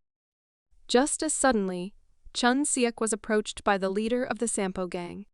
He said with an intimidating smile that it was a pleasure to meet him, and next time they would see each other in a more appropriate place. The boy replied with a confident expression that he doubted his words. He didn't want to see them a second time. The Bomgol gang members walked out of the opposing gang's room. Chul looked at their backs and started laughing. He didn't realize that the situation was so serious. If Zhang Sung-soo had personally come for this kid, then he was definitely worth getting him by any means necessary, thought Sampo, the gang leader. He turned to his comrade and said that it would be very interesting. Ji-hwan simply agreed with his boss' words. But still, the guy with the scar in his left eye realized that Chun Seok was a strange guy. Something was wrong with him. After such unexpected events, Chun was finally free. He was safe, but he was still trying to find out how the Bomgol gang members found the opponent's hideout. But Sung-soo asked the curious high school student to keep quiet until they left the area. Chun Seok, out of old habit, put his hand on the respected gangster's shoulder without any hesitation and asked him to explain the situation. He was in no mood to guess the reason for such help, but the gangster's reaction was immediate. One of the Bomgol gangsters didn't appreciate such insolence towards Seong-soo and threw the schoolboy against the wall. He said that he shouldn't grab his savior's shoulder so disrespectfully. He pointed his fist at Chun with an angry look and said that he should be grateful for the rescue. But such rudeness did not surprise the legendary bully that was reborn. He said with a confident look that he would kill the insolent man if he did not remove his hand. This conflict made Chun Seok angry, and he yelled that they should be quiet. He attacked the two comrades at once and asked the gangster not to get involved in their dialogue, and told the schoolboy that he should not be impertinent and would soon learn the truth. The Bomgol gangster bowed to Sung-soo with great respect and apologized for his inappropriate behavior. After that, Sung-soo fixed his elegant hair and began to explain the situation, reminding him that Sampo gang and Bomgol gang are rivals. They've been fighting each other for years for the top spot in Incheon City, and their balance is pretty equal. But Bomgol began to notice that for the last few days, the Sampo guys have been acting suspiciously quiet, and since Sung-soo is pretty smart, he decided to follow them and went through the whole neighborhood. There he met a guy whose name he can't remember. He called him a stupid schoolboy with a weird square chin. Chun thought about it and remembered him. He realized that he was talking about a crazy schoolboy who decided to become his follower. It was Do Chun-soo. Sung-soo said he found him beaten up and instructed his guys to send him to the nearest hospital, so there was no need to worry about him. Although he wasn't in the best shape, but he didn't have any broken bones. But even in such a bad state, this schoolboy was looking for his idol Chun Seok. The former leader of the Sampo gang could not accept that he had such a naive and loyal comrade. Sung-soo suggested not to stop, because they do not know what the enemy will do, and therefore they will be safe only in the territory that is controlled by the gang Bomgol. But suddenly, a high school student asked them not to touch him. He said that he was not sick to go to the gangster's den again, even if it was by his will. In any case, all gangsters are the same to him. In addition, he asked not to contact him again and not to pretend that they knew each other. He did not want to attract the attention of the Sampo gang. One of the Bomgol gang members was immediately furious at the disrespectful and rude high school student. But his colleague Sung-soo asked him to leave Chun alone. The boy walked home and held onto his injured right arm. He recalled the words of the gang leader Sampo. Their boss was very interested in the high school student. Chun Seok realized that they would probably have to meet again. Cho Bom-chul was also very interested in meeting him in a more suitable place for such a conversation. Because of the desperate situation, the guy angrily punched the wall with his fist. He was in trouble again, and so he could no longer live peacefully. Looking up to the sky, he asked the angel why he had to go through all these trials and what he should do now. After these events, his father came home as usual in the late evening. The house was locked, and he was surprised that his son was not home yet. He continued to go to work even though his shoulder was very sore. But he was distracted from this pain by a noise. The man began to behave carefully. He suspected that a thief had broken into the house. The man picked up a frying pan and shouted into the room where the noise was coming from. He was very surprised, as it was actually his son who had caused the commotion. His father asked Chun what was the matter and why he had closed the front door and started going through things without light. On top of the mess, he didn't even greet his father. The boy replied in a calm tone that he was on time. Chun Seok asked his father to hurry up and pack his things because they should leave the city immediately. The man still didn't understand what was going on and asked his son. He was very surprised when he saw the beaten face of the high school student. The father asked his son what had happened, but the boy was in a hurry and asked him to pack his things quickly before leaving town. The agitated man said that it was nonsense, and they had no place to live outside of Incheon. Chun Seok couldn't take it anymore and shouted that they were in danger since Sampo's gang was now after them. The father didn't know much about the Sampo gangsters, but his son said that the only thing that mattered was that they were in danger, and they shouldn't waste time talking. Jong-suk began to tremble. He didn't think that his plans for a new life would fail so quickly. He repeated that they should run away. Despite his behavior, his father still remained patient. He suddenly had a great idea and clutched the frying pan harder in his hands. An awkward pause and silence began between them. The nervous guy again asked him not to stand still and help him pack. But after these words, he received a healing blow with the frying pan on the back of his head from his father. He didn't realize what his old man was doing. When he turned around, he saw his father sighing heavily. Then he said that it was just an educational measure, and Chun should have a good sleep after the hard events. Chun Seok lost consciousness because of this blow. He woke up in the morning and was still tense because of the threats from Sampo's gang. He had a splitting headache from the blow from his old man. He couldn't believe he'd passed out and slept through the morning. There was already a note on the table from his father. He wrote that he realized that his son had done something wrong again, so he asked him to stay home and calm down a bit. He took care of all his other things and warned the school teachers that he wouldn't be in class today. And also the old man cooked rice for breakfast. The nervous boy put his hand to his forehead. He was excited because his father didn't fully understand the seriousness of the situation and still thought that the biggest problem was school. The time was passing pretty fast. The guy kept thinking about how to get out of this problematic situation.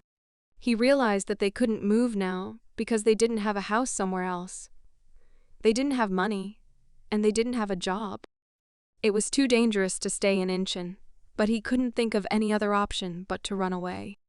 He was distracted from his thoughts when he heard a knock on the door, a man's voice asking if there was someone in the house. The stranger said he knew Oh Chun-seok lived here and asked the guy to open the door. The noise at the door continued. The guy carefully approached the entrance of the house. He couldn't believe that the guys from Sampo gang found him so quickly.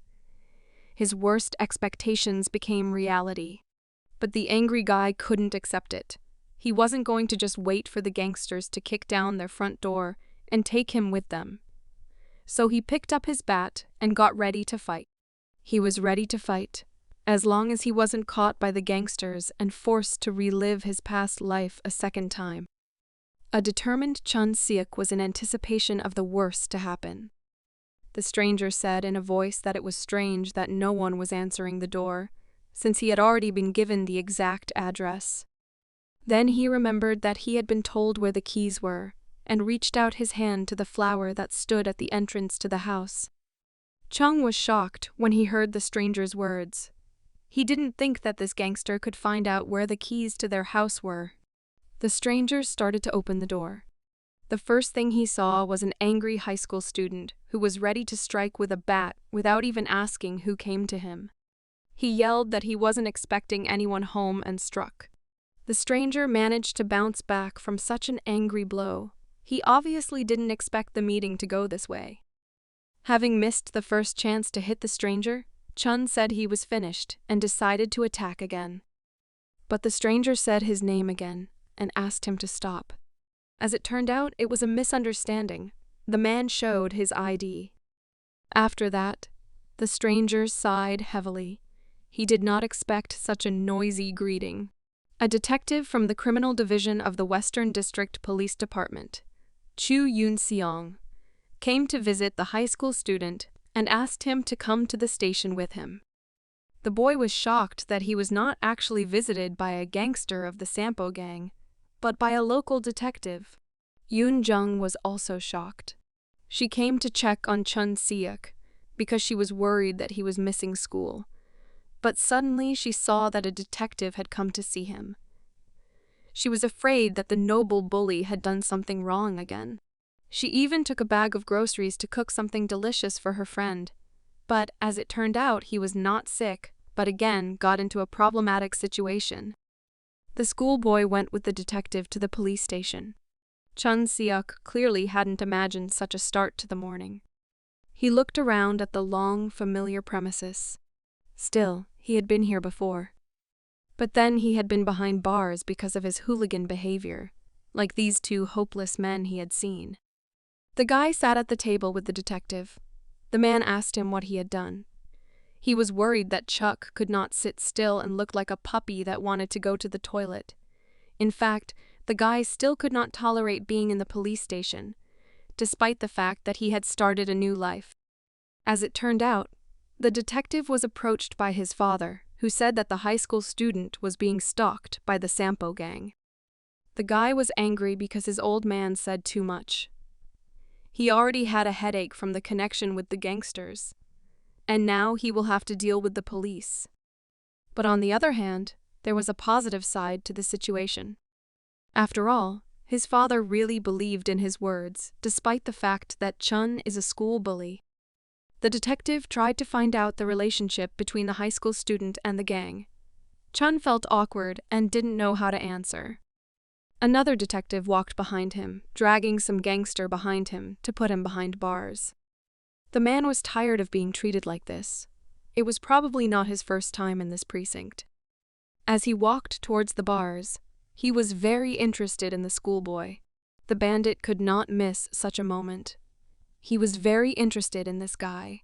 After that, he decided to say hello to him, and as a greeting, he hit the back of the schoolboy's head.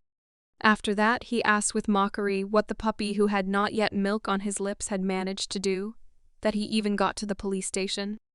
He wanted to hurt the schoolboy badly and kept saying insulting things in his direction. One of the policemen asked him to hurry up and go to the bars. The man agreed to hurry up. He figured he wouldn't get any fun from a petty bully like Chun. But as soon as he stepped away from his desk, he heard Chun Seok address him.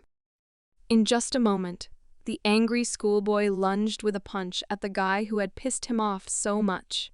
The bully did not expect such a turn of events and received a powerful blow to the face. No one could stop Chun Seok at the moment when his pride was hurt. He, in front of the detective, with one blow, laid on the floor of a huge bandit. The man began to tremble, his nose bleeding. Chun Seok still stood over him and asked the thug to repeat the words he had said earlier. But the beaten man, of course, could not afford such a thing. He said that the schoolboy is some kind of inadequate because he allowed himself to fight with a stranger inside the police station. Of course, the former gangster gang leader was not satisfied with such a response. He wanted to teach the insolent stranger a lesson, but still he was stopped. The detective who brought Chun Seok to the police station stood up from the table and said that the guy did not come to this place for the sake of it, and he should pull himself together. These words brought the high school student's thoughts to order, and he took his head, because he didn't realize how angry he was. The detective who was in charge of this pathetic bandit was pretty angry, since this beaten man always gets into such trouble. Further conversation with the detective was quite heavy, so the policeman offered to go outside for a coffee. The guy refused as he never liked such a drink. The calm detective told Chun Seok that he was too young and didn't know what life was all about.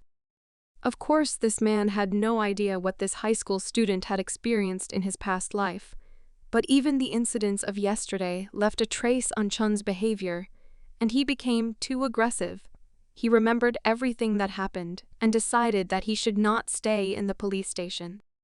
The guy went home and told the policeman that he had no more free time for such conversations.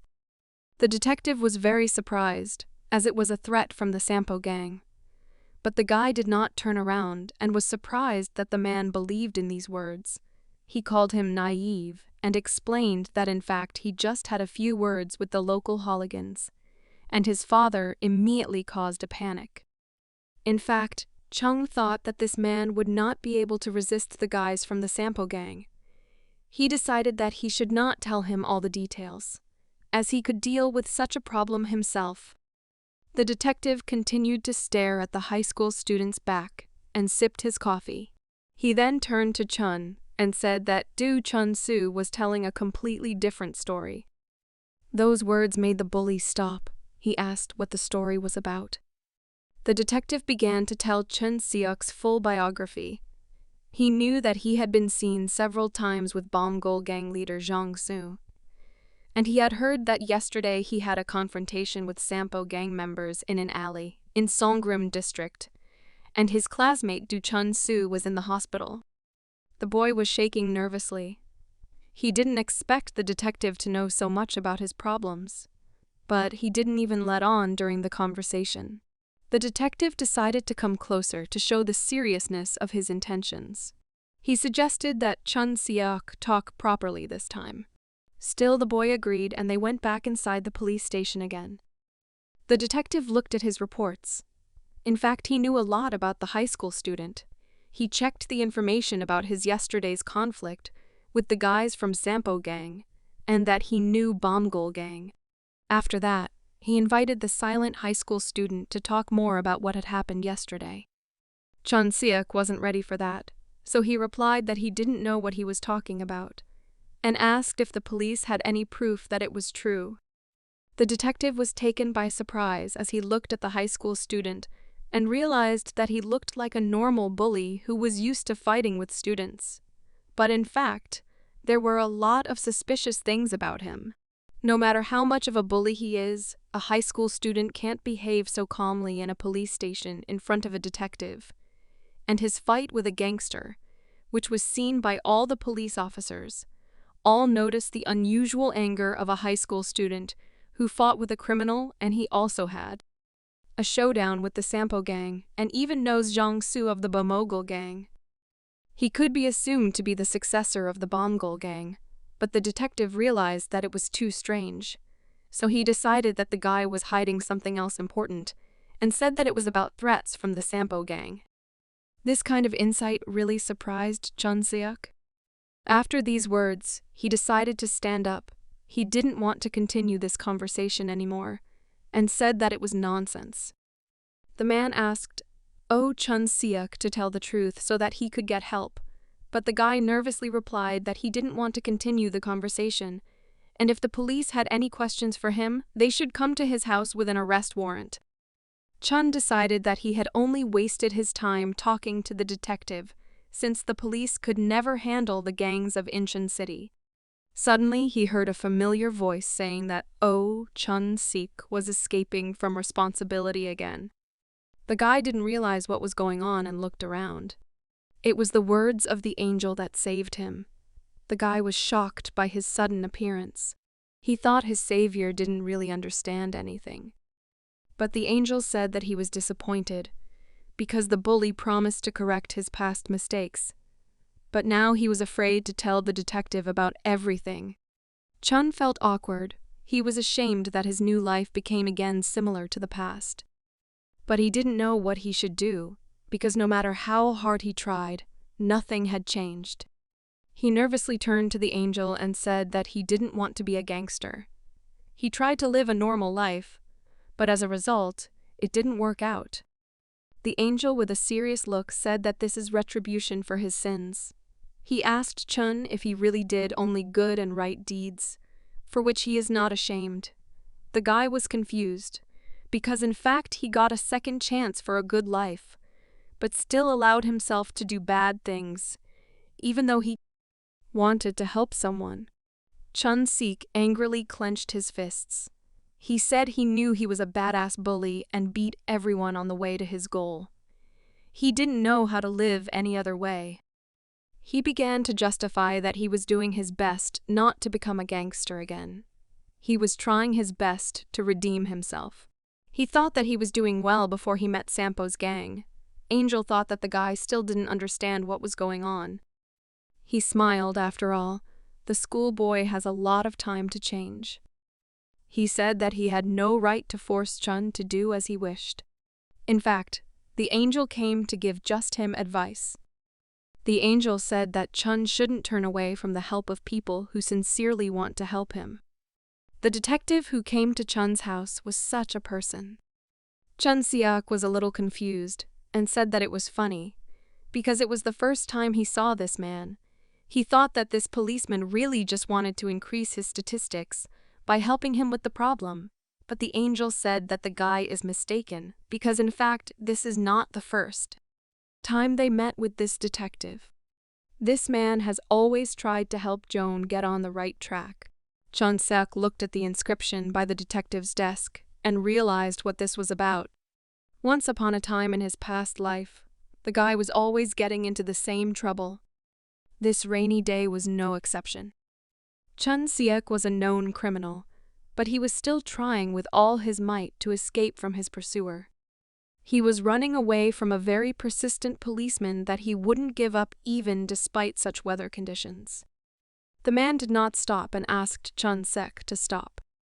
He was older for the criminal, but still did not give up and asked the bully to do the right thing. The future leader of the Sampo gang stubbornly continued to run away. But still at one point he ran out of strength. Tired guy fell on the wet road. A policeman was approaching him. Chun Siek tried to get to his feet, but he could no longer run away from the pursuer. After all, at that moment he had badly injured his leg due to falling on the pavement. A detective got to him. He sighed heavily and said that the criminal was finally caught. Chun Siek didn't want to deal with him and waved his hand without making eye contact with the policeman. The man caught his arm to somehow stop the fool. He tried to hold the guy down. Chun cried out in pain. He begged the detective to let him go and threatened that when this was over, he would find him and destroy him. Suddenly, the man replied that Chun was acting pathetic, and he was shocked that the guy wasn't ashamed of his late father. These words shocked Chun, as he hadn't thought of his father in a long time. The man continued his speech and said that the criminal has no idea how much his late father cared about him while he was alive, and the ungrateful Chun went back to his old ways after he was released from prison once again. He wanted Chun Siek to change, but the guy was more concerned about how this detective knew his father. Suddenly, their conversation was interrupted by the bright headlights of a car. They were standing in the middle of the road and were in the path of a truck. The detective realized that they were in a dangerous position and asked the young hooligan to move aside immediately, but the guy had a badly injured leg and could not do anything. The man realized that in such a situation he had no other choice. There was a truck speeding towards them. It would not have had time to slow down on the slippery road. The detective decided that in such a case, the best option would be to throw the wounded guy aside. He sacrificed himself for Chun Siek because he believed that this guy could change. Chun couldn't believe his eyes. He didn't expect the policeman to sacrifice himself for him. The guy fell on the wet asphalt and started shivering. After such memories, the guy came back to reality. The detective did not understand why Chun froze in place. After all, he was going to leave the station. He assumed that the guy was just in his mid-teens and was overcome with emotion. Chun Seok remembered the man who saved him in his past life. After this incident, the entire city of Incheon was shocked by the death of Detective Chu Yoon-seong while on duty. Even in his new life, he was worried about Chun Seok and tried to help him. The man yawned and asked Chun not to get into any more trouble, and if anything changed, the police were always happy to help him. As the guy suddenly turned around and said that he changed his mind, the man looked surprised at such unexpected words. Chun Seok turned to the detective and asked him to help him. He said he would tell him everything he knew about the gangs in Incheon. While the high school student was telling the truth about his gang affiliation, one of the policemen guarding the entrance to the police station was uncomfortable. It wasn't strange because there was an excited girl in a short skirt standing next to him. The man asked her what she was doing at the police station, and if he could help her in any way. But the shy girl replied that she didn't need anything, and he was just standing there. She was angry with Chun, because she couldn't even imagine what this crazy man had done if he was picked up by the police right outside his house. She was really worried about him, because Chun Seok had just recently taught her about life, but he had done something bad. Meanwhile, the situation at the station was much calmer. The detective was finishing writing down the information that the high school student had told him. After that, he thanked the sad teenager for his assistance. As a result, the boy told everything as it was, about his relationship with Jung Sung-soo and the Bomgol gang, about why the Sampo gang was after him, even about them stalking him. Of course, he didn't mention the angel and his second life, because after such stories, the police would stop believing in his words, and maybe even send him to a psychiatric hospital for treatment. Still, despite his story, the detective thought it would be better if there was some more evidence, but the collected information was enough to capture the gangsters and start the investigation. After that, the detective caught him off guard and asked him if he was really on good terms with Jung Sung-soo, because it was unusual for a high school student to be friends with a gang leader. The guy replied that he was only pretending to have something in common with the gangster. Then he asked if he was guaranteed protection, as he was a victim and witness in this case. The man replied that it's not that simple, and first he needs to report to his superiors about the situation. He will try to at least patrol more often. Before saying goodbye, the detective had one more question. He was wondering why the high school student suddenly changed his mind and decided to tell the whole truth about his relationship with the gangs. The boy didn't know what to say. He remembered the situations from the past that made John confide in the detective. Chun Seok replied that he just thought it was for the best, but he realized that he did it out of gratitude and guilt for the past. After that, the guy finally left the police station and quietly went home. But suddenly he was stopped by a familiar female voice. It was a pissed-off Yoon-jung. The guy was surprised to be at the police station, and he thought she had done something wrong again. But the girl had the same question for him. A little shy, the girl said that she happened to be passing by and saw June going to the police station accompanied by a detective, so she wondered what was going on and decided to follow them. The guy took his head because he again got into an awkward situation that is hard to explain. Suddenly, he was saved by the appearance of the detective. The man said that nothing special happened, and Chun was just understood. So he asked the girl not to think anything bad. The man said that Chun Seok is probably hungry and they should go out for lunch. The guy with a hooligan behavior said that he was not going to go anywhere with her. The girl was shocked by this answer. But after a moment, he noticed that Eun-jung was holding an interesting package. The girl couldn't say it directly, so she said that Chun didn't need to know. The day was coming to an end and the sun was setting. Chun Seok and Yoon-jung walked most of the way in silence. The boy dared to ask what his classmate was doing near his house. The shy girl replied that she thought he was sick since Chun had skipped school. Besides, he had also come to her house when she missed classes at school. The boy looked at Yoon-jung in surprise as he didn't expect to hear such a thing from her. After a moment, Chun thought he had just had some kind of hallucination, because at one point, Chae Yoon-jung seemed nice to him. Chun Seok asked her how she knew where he lived. The girl replied that she asked Jake Hee. The bully replied that they've been going everywhere together lately, but he doubts she apologized. The shy girl replied that of course she apologized. Joan was happy that she changed so much and praised her for it. Yoon-jung thinks that Jae-hee is very kind, but even though she has asked her not to worry about anything, she still feels that her sins have not gone away. Because of that, she still feels guilty despite their friendship. Those words made Chun Seok remember his bad deeds from his past life. He still remembers bullying a defenseless girl in front of the other students. He also has the sin of killing the leader of the Bomgol gang. In his past life, he did a lot of bad things. He hurt dozens of people. Recent events have made him forget all about it. All those misdemeanors that he had committed in his past life. Even though he was reborn, all those bad deeds were done by his own hands, and he should not forget about it. Besides, the angel had told him that he should keep in mind that whatever the result of his new life, his soul still could not receive salvation. These thoughts kept him uncomfortable and he just looked down. Yoon-jung asked what was going on with him. The guy replied that he was thinking about how bad he used to be. The girl's mood improved and she even laughed, because it looked like Chun had just found out that he was the famous bully Chun Seok. The guy sadly replied that he didn't want that kind of fame anymore.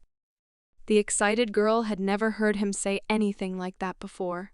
Joan stopped and said that they had come to his house.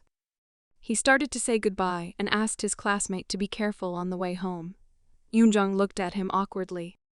She gathered all her courage and asked him to wait for her. Chun Seok stopped and looked at her. She shyly asked if he really hadn't eaten anything yet. She offered to have lunch together. The guy was greatly surprised, but he couldn't refuse. After that, he found out that the bag was full of food because earlier the girl went to visit him to cook something tasty. The girl was preparing dinner. She tried hard to make it healthy and tasty. In Chun Seok's kitchen, it had been a long time since a woman had cooked. The guy felt awkward in his own home. To him, this situation seemed strange since Eun-jung was cooking lunch in his own house. But still, sitting on the floor, he had a great view of his classmate. He decided that there was nothing wrong with it and just started to enjoy the atmosphere. He thought about the fact that Shim Ji-hye looked like a cute puppy and Jake Yoon-jung reminded him of a cat. But the girl distracted him and said that everything was ready. The hostess brought a pot and said to eat while the dish was hot. The boy was a little embarrassed by this unusual care on the girl's part. He was still a rude guy at heart and asked a rather awkward question. He didn't understand why she decided to make this vegetable porridge among such a variety of possible dishes. The girl got a little angry and said that she thought he was sick, and that's why she bought such products. Still, she was worried whether he would like it and asked if the rice was tasty or not. The guy tasted it and was surprised. He said it was delicious and praised the girl. He didn't expect Jake Yoon-jung to be able to cook like that. Yoon-jung was so happy to hear that. But after a moment, she became embarrassed and said that the porridge tasted like rubber. Chun Seok was a little confused at first, but after seeing this, it all became clear to him. In his previous life, he had lived for 38 years and had a lot of experience with different women. He couldn't help but notice his classmates' reaction. And besides, this whole situation looked unusual, not at all like what normal caring looks like. He didn't know what suddenly happened to her, but to him, it looked like gratitude for saving her from her inadequate father. He thinks that was the moment she fell in love with him. After they had dinner, there were a lot of dirty dishes on the table. The girl said she would clean it up herself, but Joan said he would take care of it. Despite that, Yoon-jung replied that there was not much work to do, and she would make quick work of it. But she didn't get to do what she had planned, because the guy caught her by the arm and called her naughty. Chun Seok held her hand up and said that Jake Yoon-jung was very cute today. At that moment, there was a silence and their gazes were fixed on each other. The girl's heart began to beat faster because of this atmosphere. She closed her eyes in anticipation of a kiss. The confident guy started to approach her. The shy girl was ready for a kiss. Suddenly, the guy opened one eye and noticed something unusual. The shy girl suddenly pulled back and started trembling with excitement. The guy was confused, as he clearly did not expect such a thing at such an important moment. The solution to this situation was, as usual, a therapeutic flick. The excited girl did not expect this to happen and angrily asked what he was doing. The guy said he was wondering what she was doing. He said that she was acting like Shim Ji-hye now, and it didn't really suit her. The girl started to get nervous and clenched her teeth in her old habit. She shouted that she knew she didn't look good without him.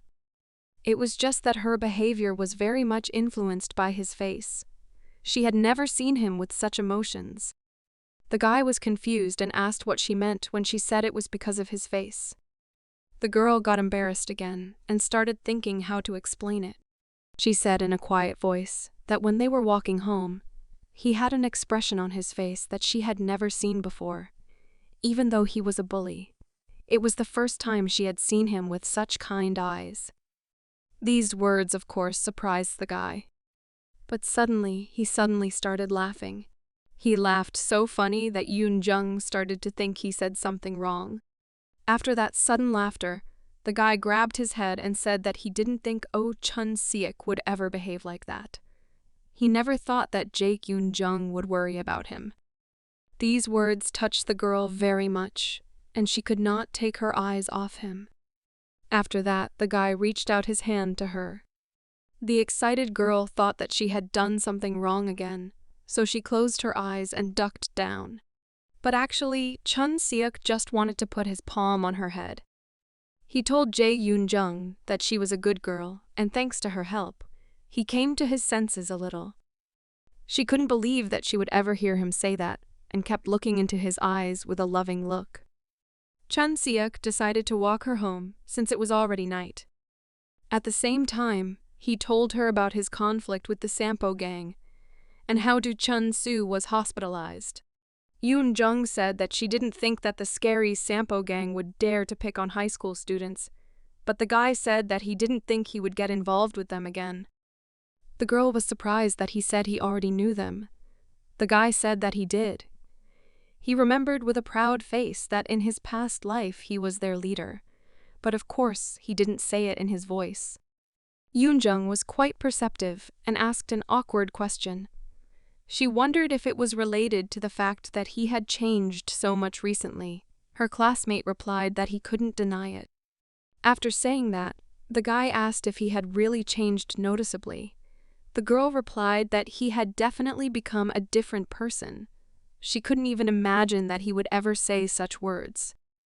Their communication became unrecognizable because earlier the guy had conflicted with this bold girl and reproached her for the fact that she threatens everyone with her father and only get along with those who are strong and can give her power over the school children. Remembering these recent events, he agreed with the girl and said that he was indeed a bully just a month ago, who was even rejected by a school with troubled students. An excited Yoon-jung asked if he was okay now, and if he could continue to be like that. The guy said with a smile on his face that he was, Chun Seok himself, a real man, that he could be himself despite all the difficulties. After his self-assured words, there was a temporary silence. After that, the girl started laughing heartily, as the guy had embarrassed himself a bit by describing himself in English. But still, he was determined that he should be kind and try hard, so there was no point in blaming himself for past misdeeds. Such pleasant conversation warmed the girl's soul very much. She repeated again that Chun had really changed. Yoon-jung was overwhelmed with trust in the former bully. The guy did not realize what was going on. The girl finally stopped acting like her friend Jae-ki and decided to kiss. The guy had a lot of experience with women in his past life, but this was the first time he had been kissed as a teenager. He was a little confused and started looking at the girl with a surprised look. With a trembling voice, he said her name in a voice. The girl started to blush, but defiantly replied that it was her revenge for all the jokes in her direction. After that, she started to get shy again and ran home. The guy couldn't stop her at a time when she had a lot of adrenaline in her blood. He sighed heavily, for this day had been incredibly eventful. Chun Seok stared at the back of the former bully that threatened the whole school. He never thought that fate would turn like this. When Yoon Jung ran away to a safe distance for her emotions, she started to rest. In her mind, she was thinking that she did it for nothing. The head over heels in love girl didn't know how she would look into Chun Seok's eyes tomorrow. She still didn't understand why she liked this bully so much. He talks like he's 40 years old. The next day, there was uneasiness among the bullies of the school as they began to see opportunities for themselves in the fact that Chun Seok was skipping class. The guy with red hair confirmed the information, as he had already gone to their class, and today Chun Seok didn't show up again. They had already heard about the strange rumors about him being caught by gangsters. The guys thought that the run-in with the gangsters was a fatal mistake on the part of the school's toughest guy.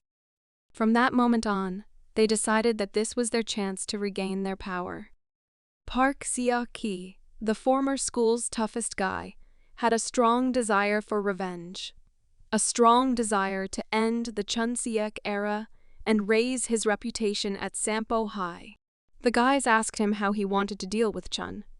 They thought he wanted to go to his house, but Seok Kai had simpler plans. He said that Joan helped a girl in his class, Jae-ki, and he knew that Yoon Jung was also a bully's weak spot, so he suggested that he catch the two girls and call Oh Chun Seok, so they could deal with him easily.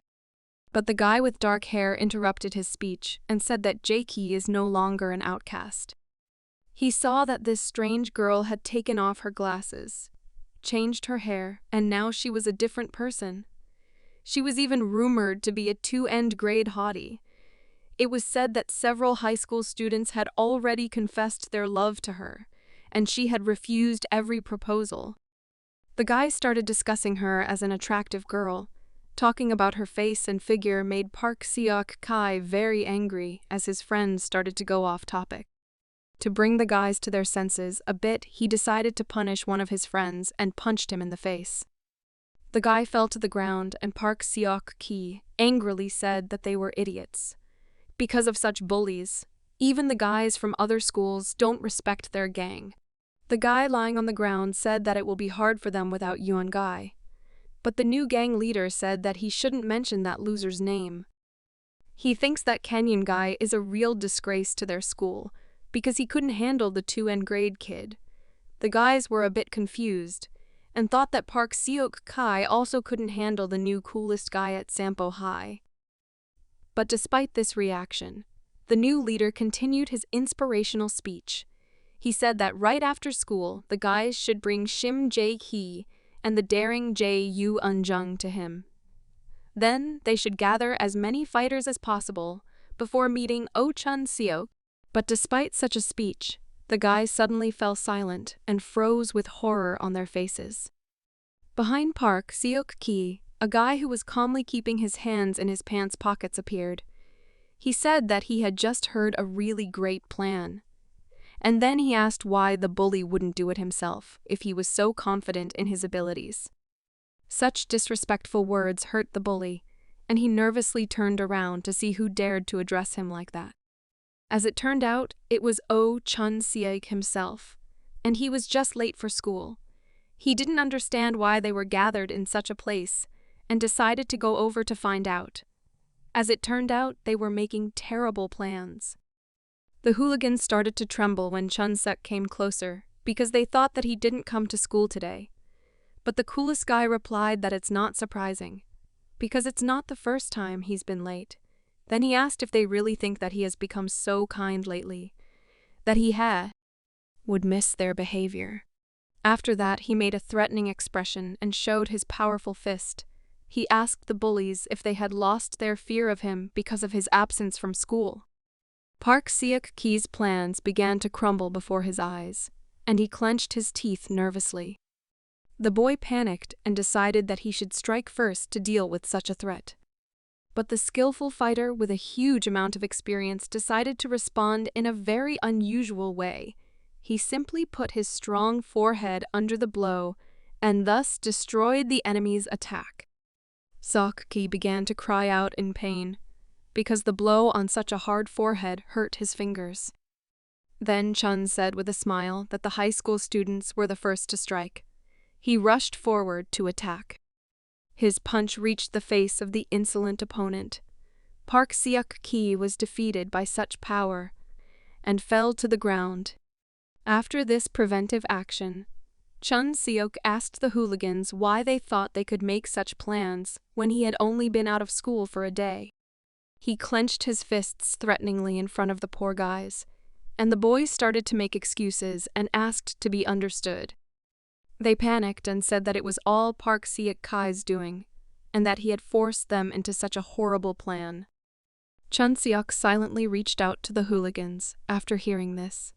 The frightened schoolboy began to tremble. He deflected as he did not know what to expect from such a dangerous opponent.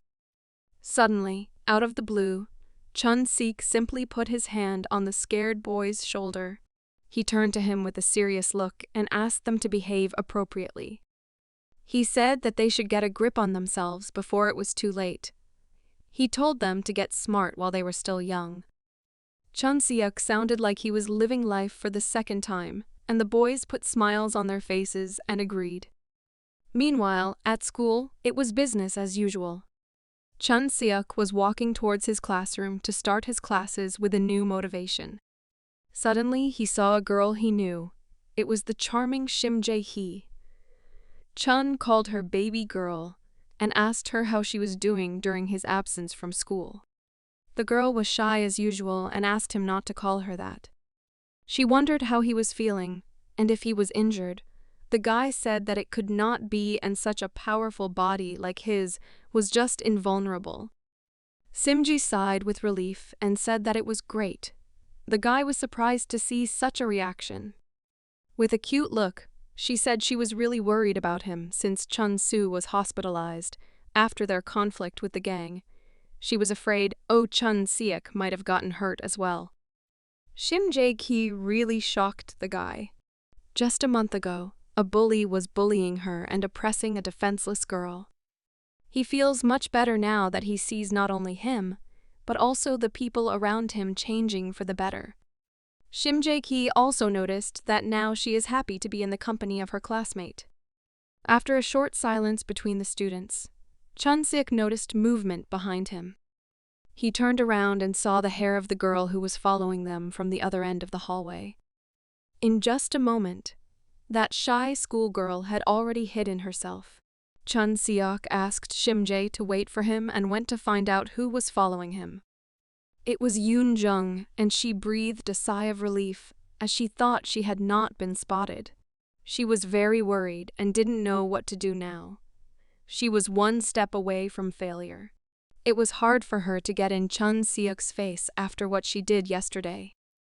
That sudden kiss now embarrassed her. She grabbed her head and started to panic, because not long ago they had a serious conflict that made her an outcast of the school. How suddenly their relationship had changed so much towards sympathy. She really wanted to kiss the bully, and the situation was very suitable.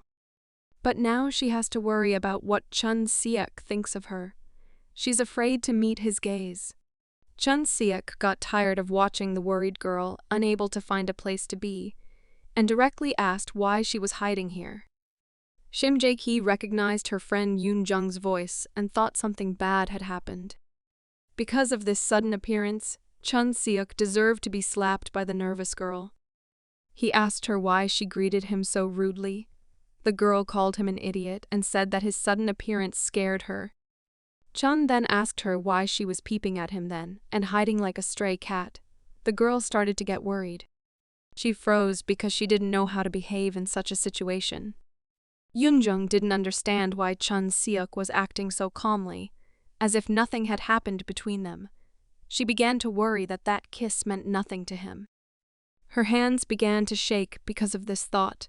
She decided that she was pathetic for worrying when the guy didn't care. The girl's thoughts ruined her mood a lot, so she asked the guy to get out of the way, and with a downcast look, she walked towards the exit. The guy wanted to find out why she was acting like that and caught her hand to hear the answer. But when he saw the girl's face, he was very confused. Yoonjung could barely hold back her tears. Na nervously raised her lips and started crying. After that, the whole floor heard her screaming that Chun should let go of her hand and leave her alone. The guy gently hugged the girl and thus was able to calm her down. He calmly asked the girl to calm down. He realized where she was going and said that they would talk about it later.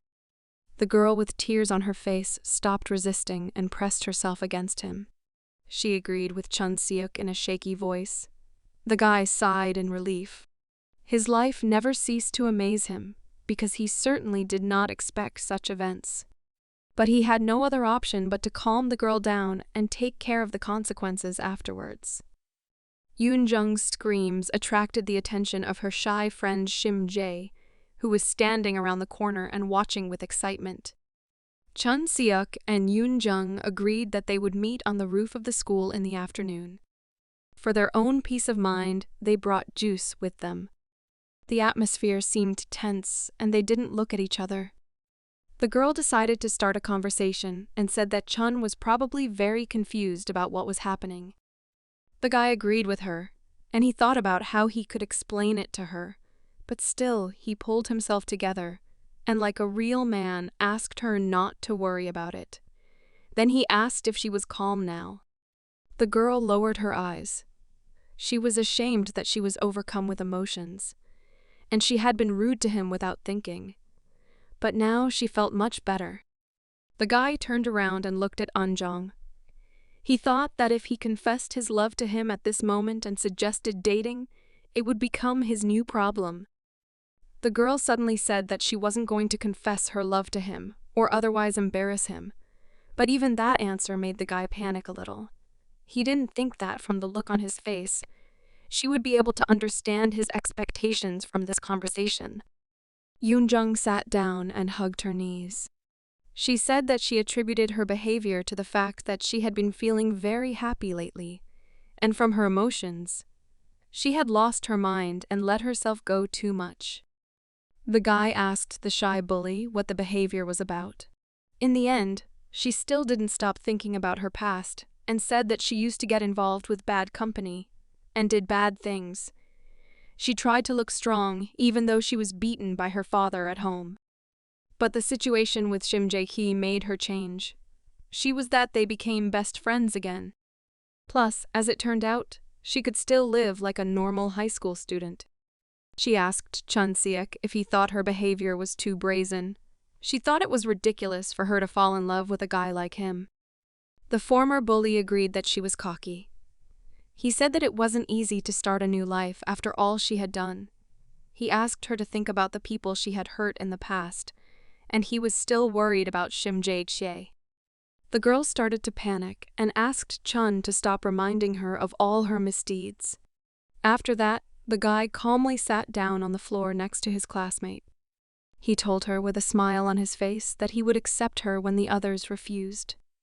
Chun Seok thought that she was worrying for nothing, because in reality, they were both trash. The girl started to get nervous and called him bad.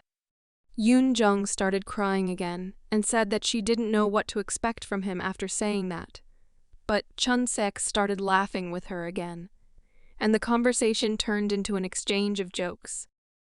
While they were trying to decide on their relationship, Shim Ji-hye couldn't find her place because of her excitement. She couldn't even imagine that her friend Yoonjung was in love with Song Seok. She remembered their last conversation.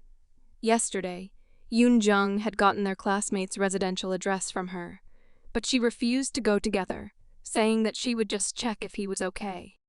Shim Ji-hye decided that her feelings for the guy were the reason why her friend refused to go together. She clenched her fist and started to blame herself for not being happy for her friend. After that, she remembered how Eunjong and Chun Seok looked like together. This memory gave her a strange feeling as if something was pressing in her chest. She was distracted from the unfamiliar feeling by the noise of the crowd of schoolchildren. She didn't even notice how so many people had gathered in one place. The girl came closer and was shocked by what she saw. Her teacher asked the woman in black clothes to behave more calmly. But she was unable to control her emotions and said that she was determined to take her daughter out of school. The girl began to tremble at the sight of this woman. She turned to her and called her mother. The teacher was shocked that they had met. The arrogant woman looked into the crowd and found her target. With a threatening look, she said that it had been a long time since they had seen each other. Shim Ji-hye was shocked at what was happening and asked her mom in a trembling voice what she had forgotten at her school. But the woman didn't have time to talk and grabbed her daughter's hand. She tried to take her away with her. The woman was in such a hurry that she didn't even listen to what her daughter was saying to her. Shim Ji-hye didn't realize what was happening to her. The whole crowd was watching the situation. Rumors started to spread among the crowd. Some of the students knew it was Shim Ji-hye's mother. Others noticed her special clothes and remembered the rumors that she was a shaman.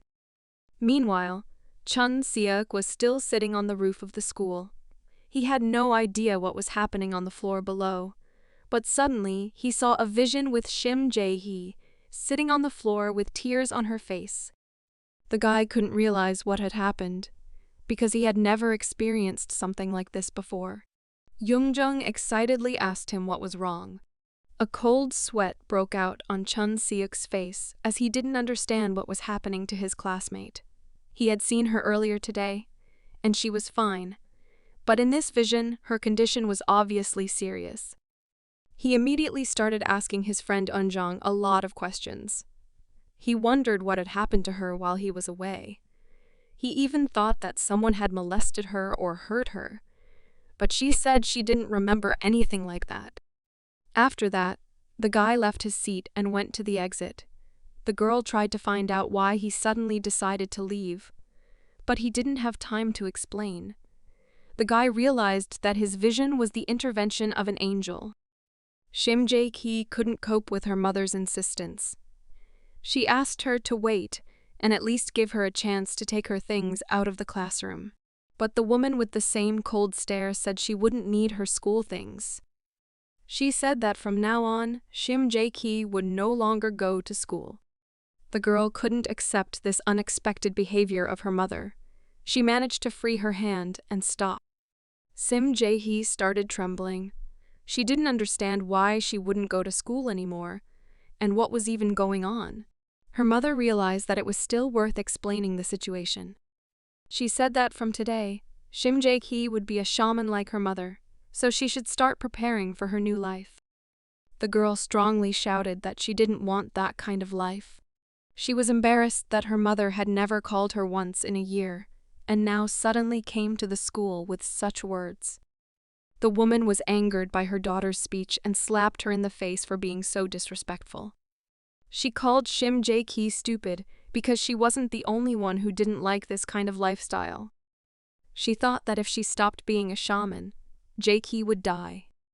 She was shivering and her face was covered with cold sweat when she realized that there was an evil spirit near her daughter who was very fierce. So if Shim Ji-hye didn't leave here right away and get rid of the evil spirit, her life would be in danger. The trembling girl fell to the floor and said that even so, she didn't want to give up her current life. Her mom didn't understand her daughter's train of thought. Shim Ji-hye said that she had only recently stopped being an outcast and met friends she valued. So she said that she would rather live her life as she wants and die as she wishes. The naughty daughter made her mom very angry, and she decided to teach her a lesson with another slap. But her blow never reached its target. It was caught by a strong male hand. The woman looked at the impudent man with surprise and asked who he was, and how dare he interfere with her to bring up the girl. The guy called the stranger a problem woman and asked why she just wanted to hit the schoolgirl. He, with a calm face, invited on the fact that violence is forbidden on school grounds. This is the obvious basic rule of this educational institution. He guessed that it was the mother of his classmate, so he said that she probably didn't know that, because she only works with spirit. The girl with tears on her face was surprised at such a sudden appearance of her valued friend. The woman called him insolent and ordered him to let her go. The guy still decided not to aggravate their relationship and did as she asked. The tension between them was still rising. Shim Ji-hye could only watch what was happening. Chun Si-hyuk didn't want a conflict and offered to explain the situation to him and try to work out the problem together. Suddenly to him, the woman shouted out that he was the one in question earlier. She pointed her finger at Chun Si-hyuk and said that he was the evil spirit that wanted to take her daughter's life. The guy was shocked at what he heard and just froze in place. The confused boy didn't know how to take this information and asked what it meant. He asked if she really thought he was the one who wanted to take Ji-hye's life. The woman with a serious and stern look said that he was, and he had recently started threatening her daughter's life. She saw some dark aura around him. The mother said that she has never seen a man with such a dark soul before. She thinks that he is willing to do any dirty deed, even murder. Chun Si-hyuk remembered the incidents from the past, because Ji-hye's death in his past life was indeed related to his actions. But he believed that after his rebirth he was able to avoid such an outcome. He thought that her words were suspiciously accurate to just call them idle chatter, for his soul remained the same. It was still the soul of a gangster and murderer from the past. This dialogue was interrupted by Shim Ji-hye's sudden scream. It was the first time the girl looked so determined. She asked her mother not to talk about what she doesn't know. After all, Chun Si-hyuk is her friend, and he has helped her many times. The boy was pleasantly surprised when he heard her words. Suddenly, he heard the crowd that had gathered around him. They were discussing about Shim Ji-hye's mother and the fact that she was really a shaman. The girl looked around with excitement. The students thought that her mother was crazy, because ghosts don't exist, because of this attitude towards Shim Ji-hye's mother. The girl could become an outcast again. The schoolgirls started laughing behind her back, remembering her mother's words about evil spirits. They were surprised by the news, because they didn't believe that such people existed before. The black-clothed woman decided to interrupt this noisy discussion and ask them to be quiet. She asked them if they were really afraid of heavenly punishment. But the schoolchildren only began to mock her words. Their conflict continued. Shim Ji-hye was running out of patience. Her body began to shake and tears appeared in her eyes. Chun Si-hyuk could hardly hold himself up, watching such pathetic behavior of the schoolchildren. He distracted Shim Ji-hye to tell her something important. Chun Si-hyuk asked his classmate to ignore it and suggested she just go home. Her trembling approached the guy. She asked what it all meant. But the guy didn't want to continue this tense dialogue anymore and just turned away. He apologized to her and told her that there was nothing he could do in such a situation. It was the first time he decided not to interfere in her problems. The confused girl fell to the floor and began to stare at the back of her departing friend. The crowd began to discuss how cold Chun Si-hyuk's act was, because earlier he had always helped the girl and protected her from bullies. The girls thought that he had always been like that, and his recent good deeds were just an act. But Shim Ji-hye thought that this situation was just a complete lie. She remembered his words that he would protect her until she was no longer an outcast, and he didn't care that her mother was a shaman. But despite those words, he didn't protect her from her mother. Her heavy musings were interrupted by her mother. She put her hand on her shoulder. The black-clothed woman told her daughter that she should have realized long ago that this bully was not a friend to her, but a mortal threat. She thought that Chun Si-hyuk was a mean person who was going to ruin her life. So she should listen to her words and go home. The girl agreed with her mom and went home. After that, the events moved to the temple of the shamaness Ji-hye. Here there were many accessories for rituals, among which even sharp knives of various shapes were used. The schoolgirl's mother sat with the same serious face in front of her shamanic ritual table. She wore her work clothes and a red hat. The woman stared at her daughter, unable to fully comprehend the situation and just staring at one point. Shim Ji-hye probably could not fully realize that now her life would not be the same as before, because now she was giving up school and giving up her life to shamanism. Her mother closed her eyes in disappointment as she thought her daughter was a pathetic creature. Shim Ji-hye didn't understand her mother that she thought it was the only way to keep Shim Ji-hye alive, so she would have to take such a terrible path. She warned her daughter that she had to be ready for anything.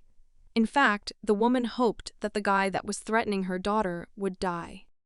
She then interrupted the silence and threw the book on the floor next to Shim Ji-hye. It was the basic principles worth learning to become a shamaness. It was an ancient book that outlined the principles of the spirit world structure. Still, communicating with spirits is not a simple matter. Shim Ji-hye has an innate talent as she is the daughter of a shaman, but she will still need to study the book carefully and prepare for the difficulties. The woman turned to her daughter and said that she must be mad at her. She was sure of it, but they had no other choice. She said she didn't want to resort to such measures, but Shim Ji-hye interrupted her and said in a calm tone that she wasn't mad at her mother. Shim Ji-hye said she knew that her mother purposely didn't call her and didn't want to see her when she came to visit, because the woman was actually trying to protect her from all of this.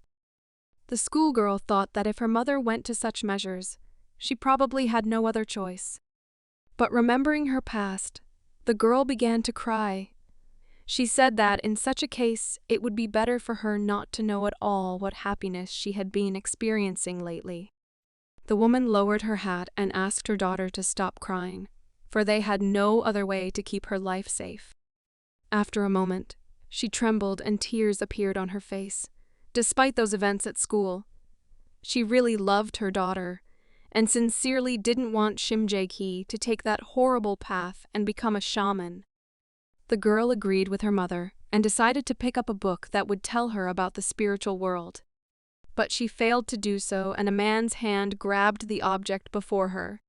This was the sudden appearance of Chun Seok in the temple of shamanism. He took the book in his hands and asked what this thing was. He said that he saw a lot of incomprehensible letters.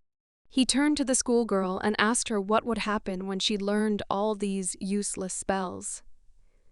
He thought it would be better if she improved her English language skills, which would give her some opportunities in life.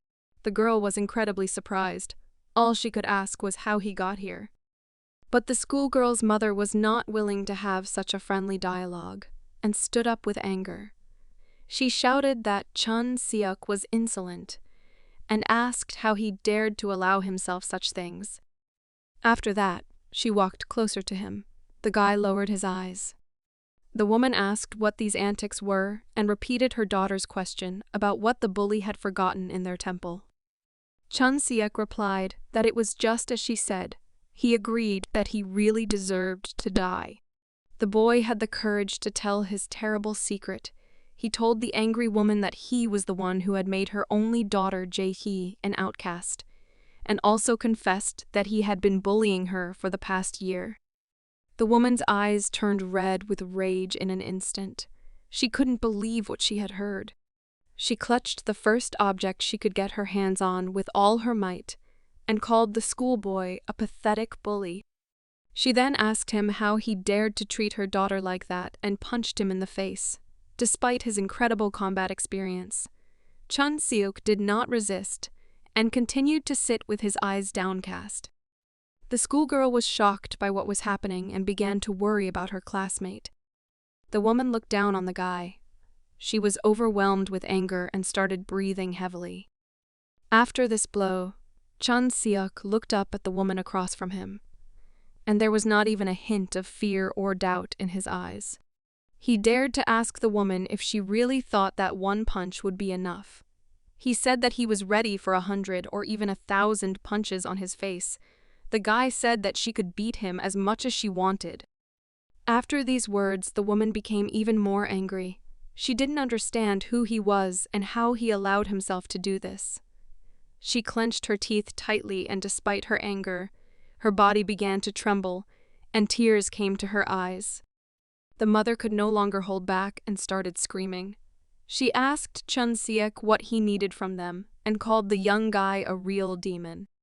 Shim Ji-hye, who was watching the situation, also had tears on her face and turned to her mother with excitement.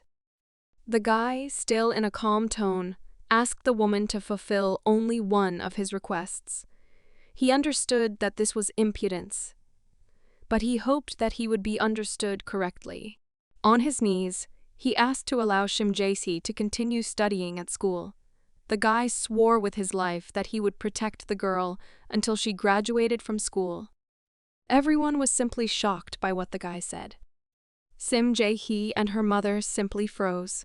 They did not know how to react to such a proposal. When the woman collected her thoughts, she called Chun Seok an incredibly pathetic person if he decided to come to their temple with such a proposal. She turned away and said that she was disgusted even to look at him. The guy turned to the woman with an equally strange and unexpected question. He was wondering how Ji-hye would die. After these words, the woman stopped for a moment. She remembered her vision, which she was able to see thanks to a shamanic ritual. She was covered in a cold sweat, and she replied that he did not need to know this. After which he asked the guy to leave her temple so that she would never see him again in her life. Suddenly, the shaman began to feel strange and heard an unfamiliar voice that asked if she was sure of her decision. The woman had never heard such a pleasant voice and could not even tell whether it was female or male. After that, she turned around and even opened her mouth at what she saw. A real angel appeared behind her. He stood calmly and waited for the shaman's answer. The woman began to tremble and broke out in a cold sweat. She was shocked that a real angel appeared in front of her. Shim Ji-hye's mother then fell to her knees. She turned to the angel and asked why he deigned to come to such a dirty place. The angel first of all apologized for such an act and said that the fact is that the shaman is an intermediary between life and death. He did not want to scare her. The woman still could not understand what was happening. She did not understand how it was possible that this holy aura appeared in front of her, which she had heard about many times. She had had no doubt that this was an angel of the highest rank, but she was still worried about the question about what the sacred being needed in such a place. Without raising her head, she respectfully asked the angel why he had descended to such a despicable place. She believed that now she would answer for her sins. But the sacred being replied that the reason why he appeared in this place was not at all connected with heaven. The woman began to guess that this was connected with that guy from the Sampo school, because she had never seen a real angel before. But the shaman could not come to terms with this, and asked whether the appearance of the highest angel was connected with Chun Seok's visit. Without waiting for an answer, she asked the angel if he really believed that she should let her daughter Shim Ji-hye go with such a vile boy. She believed that it would be as if she was sending her only daughter to certain death. She began to panic, and her speech turned into a scream. The girl's mother asked the angel if he had really descended to earth to force her to kill her own daughter. The angel was still silent. The woman began to cry, and in a quiet tone asked the sacred being if he knew what exactly she saw after performing the shamanic ritual. The woman saw how this poor and weak girl was completely alone. She trembled with fear and cried, and then died. But what was even more terrible was that even before her death she called Chun Seok for help. She could not accept that her daughter was calling for help exactly that arrogant guy whom the shaman hated so much. The angel listened fully to the words of the schoolgirl's mother. The woman stood up from her knees. The sacred being was surprised that this shaman already knew everything about the true essence of this guy. Chun-suk now understood why the woman recognized him at the same moment when they first met. The shaman continued to panic and shouted that she knows that Chun-suk is not to blame. But for her it does not matter, because no matter how much she wonders, Jae's future does not change. Because of this guy, she will be in danger. She was not happy that she had to deprive her daughter of a bright future by locking her in the temple. But in her opinion, there was simply no other way to save the girl. Through tears, she said that she was ready to give her life if the angel and Chun-suk saved her daughter from death, which she saw in fortune-telling. The sacred being replied that he was sorry, since he could not make such a promise. Previously, he said that he did not come to this place at the behest of heaven. He cannot simply interfere in the destinies of people and control death or life. The woman replied that she knew this, and regretted that she spoke to him in such a tone. She asked the angel to forget everything that she had just said. A moment later, the angel turned his gaze to Shim Ji-hye and told her mother that he had been watching the schoolgirl, but not for long. The woman was shocked by what she heard. The angel continued and said that Shim Ji-hye is very friendly, and even when she was bullied, she did not blame anyone, but on the contrary, she was worried about her offenders. She is the complete opposite of such a spoiled youth as Chun-suk. The woman remembered the words of the bully and asked the angel if it was true that he bullied the schoolgirl. The angel replied that this was indeed true. In response to these words, the shaman again began to get nervous and could hardly restrain herself. But a moment later, the words of the sacred creature shocked the woman. He said that, despite years of abuse, Chun-suk was the one who saved the girl. The woman looked at her daughter again. She couldn't believe that the bully had once saved her. In fact, Shim Ji-hye never told her mother about what was happening in her life. The woman could not even imagine how much her daughter had to endure over all these years. This dialogue was incredibly difficult, and the shaman fell to her knees again. She turned to the angel and said that she was not worthy to be the mother of such a beautiful teenager as Shim Ji-hye. Through tears and trembling in her body, the woman said that Shim Ji-hye had endured humiliation and suffering alone for many years, but she knew nothing and could no longer call herself a mother. The shaman was in despair and told the sacred creature that she allowed them to do whatever they wanted, and she would not even say anything against it. The angel extended his hand towards the woman and said that she had misunderstood something. He put his hand on her shoulder and said that he was not here for her decision. He could not scold her for wanting to save her child. In fact, he just wanted to tell the truth. Nothing is predetermined. The world could change for the worse at any moment, but this has not happened yet, and Shim Ji-hye's death has not yet occurred. After these words, the shaman began to see clearly. She looked at the angel with hope when she realized that her daughter could still live a happy and peaceful life. However, after a moment, her vision disappeared and she again returned to reality, where Shim Ji-hye and Chun-suk looked at her strange behavior with incomprehension. The excited guy asked what suddenly happened. The girl quietly asked her mother if everything was okay with her. The woman walked forward decisively. She hugged her daughter and began to ask for forgiveness. The woman with tears on her face asked to forgive her for everything that happened to her, and said that she loved her daughter, very much. Of course, Shim Ji-hye didn't expect her mother's sudden behavior like this.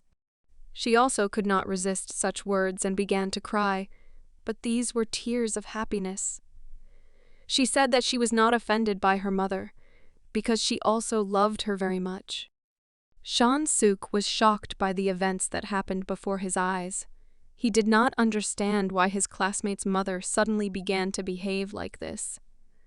The woman looked like a completely different person, but then he remembered that he felt a familiar and strange sensation. He was sure of it.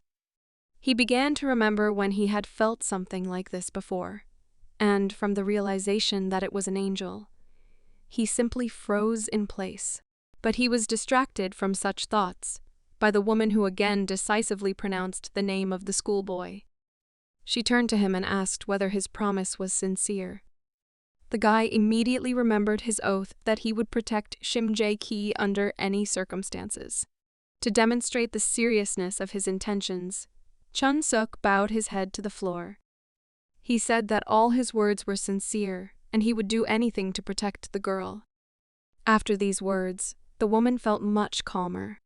But still she replied that these words would not be enough. He asked the guy to make Shim Ji-hye happy, because she suffered so much because of her unlucky mother. So it was her sincere request. The schoolgirl had tears in her eyes again. She did not expect to hear something like this from her mother. The guy agreed to these conditions without a doubt. After that, the woman asked him to take the object that was lying on the table. The guy suggested that it was an amulet that wards off evil spirits. But the woman replied that everything was exactly the opposite, and that this object would attract all evil spirits to him, and he should always carry it with him.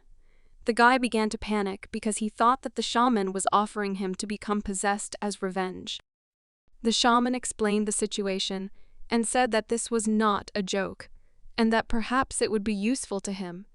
She asked him not to throw away the amulet and to carry it with him everywhere. The confused guy carefully picked up the amulet from the table and told the woman that she was so calmly making such ridiculous demands that he was seriously scared. He asked whether this item would have any side effects. The woman frightened him even more with her cold gaze. After that, she turned her gaze to the side and whispered with mockery that Chun-suk seemed like a healthy guy. But he was still afraid of everything.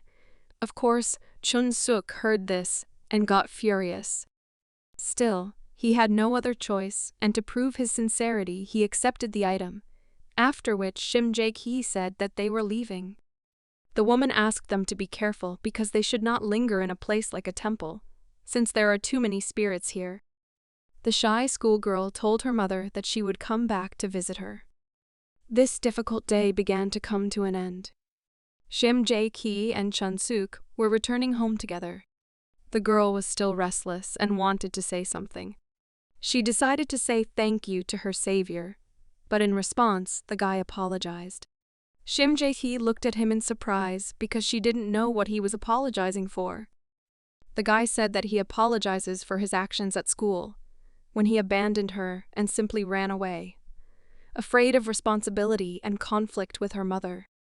The girl lowered her eyes and said that there was nothing wrong with that, because he was probably also confused at that moment. Chun-suk agreed and said that at that moment, nothing else came to his mind but to leave. But he had another reason, because he didn't want Shim Ji-hye and her mother to see other school children whispering behind their backs. She remembered how she heard Chun-suk being discussed behind her back. The two girls believed that he had again become the same as before, an ordinary hooligan. The girl was shocked when she realized what was going on. She asked Chun-suk if he did this on purpose, so that the guys would turn their attention to him. The guy replied that he had long been famous for his bad reputation, and even if they scold him, nothing much would change. The girl began to worry and why he did this. The guy replied that this was obvious, because he promised that he would protect her by any means until she graduated from school. After that, the girl resolutely ran up to him. She tenderly hugged her savior after realizing the nobility and sincerity of his actions. The guy was a little confused and looked at the schoolgirl. The girl began to feel even more shy. But she was able to muster all her determination and admitted to the bully that she liked him. Shim Ji-hye hugged him even tighter and said that she already knew about his relationship with Yoon-jung. But still she no longer wanted and could not hide her feelings for him. The guy was shocked. He didn't know how Shim Ji-hye found out about this. But there was a more important matter. This time, Chun-suk began to gather all his determination to turn to the girl. He said that Shim Ji-hye is making a mistake. Tears appeared in the girl's eyes. Chun-suk said that she should not forget what he did to her before. In addition, she could not even imagine how terrible everything was in his past life. But the girl replied that she still remembers it. The guy turned to her in surprise. Shim Ji-hye said that whenever she was in danger and was scared, Chun was always by her side. She repeated that she knew that he liked Yeon-jung. But even despite this, her feelings for him did not disappear. She said that he did not have to reciprocate her feelings. The guy decided that such a serious dialogue was worth continuing, seeing her eyes. He said that she actually misunderstood something, and there was nothing between Yeon-jung and him. The girl said with surprise that she thought about it when she saw them hugging in the morning. The guy was a little confused because he didn't know how to explain it.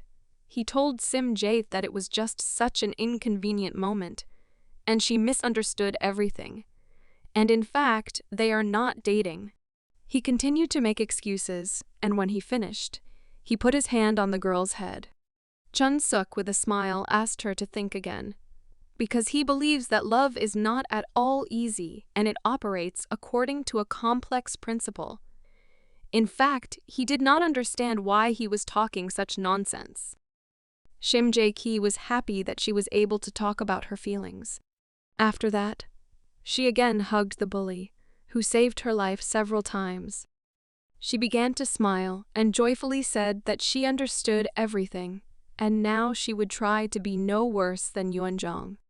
After such an answer, the guy was confused. He understood that if Yeon-jung had been in her place, she would have immediately become angry with him, or laughed with similar words. After that, the guy said goodbye to Shim Ji-hye and returned home. He was just sitting in his room while his father walked by. The man went into his son's room and said that he thought he was sleeping, since it was quiet. After that, he asked if Chun was going to go to school tomorrow. The guy replied that he simply couldn't sleep. His father clearly saw that something was wrong with him and said that if he had nothing to do, then he should take up his homework. When he started to leave, his son stopped him. He had a question. He was interested in what his mother was like. But the man turned his head towards the exit of the room. He told his son that he had already stopped thinking about all sorts of stupid things, and it was time to go to bed. Chun-suk continued to sit under the wall. He recalled what the relationship was like between Shim Ji-hye and her mother. Despite his father's words, he could not sleep, because today, for the first time, he felt envy. He wondered where his mother was now and what she was doing. He didn't even remember her face.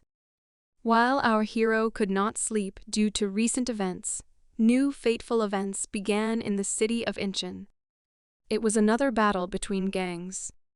Of course, in this matter there is no place for fair fights, and even those who fought only with their fists were attacked by madmen with clubs and other objects.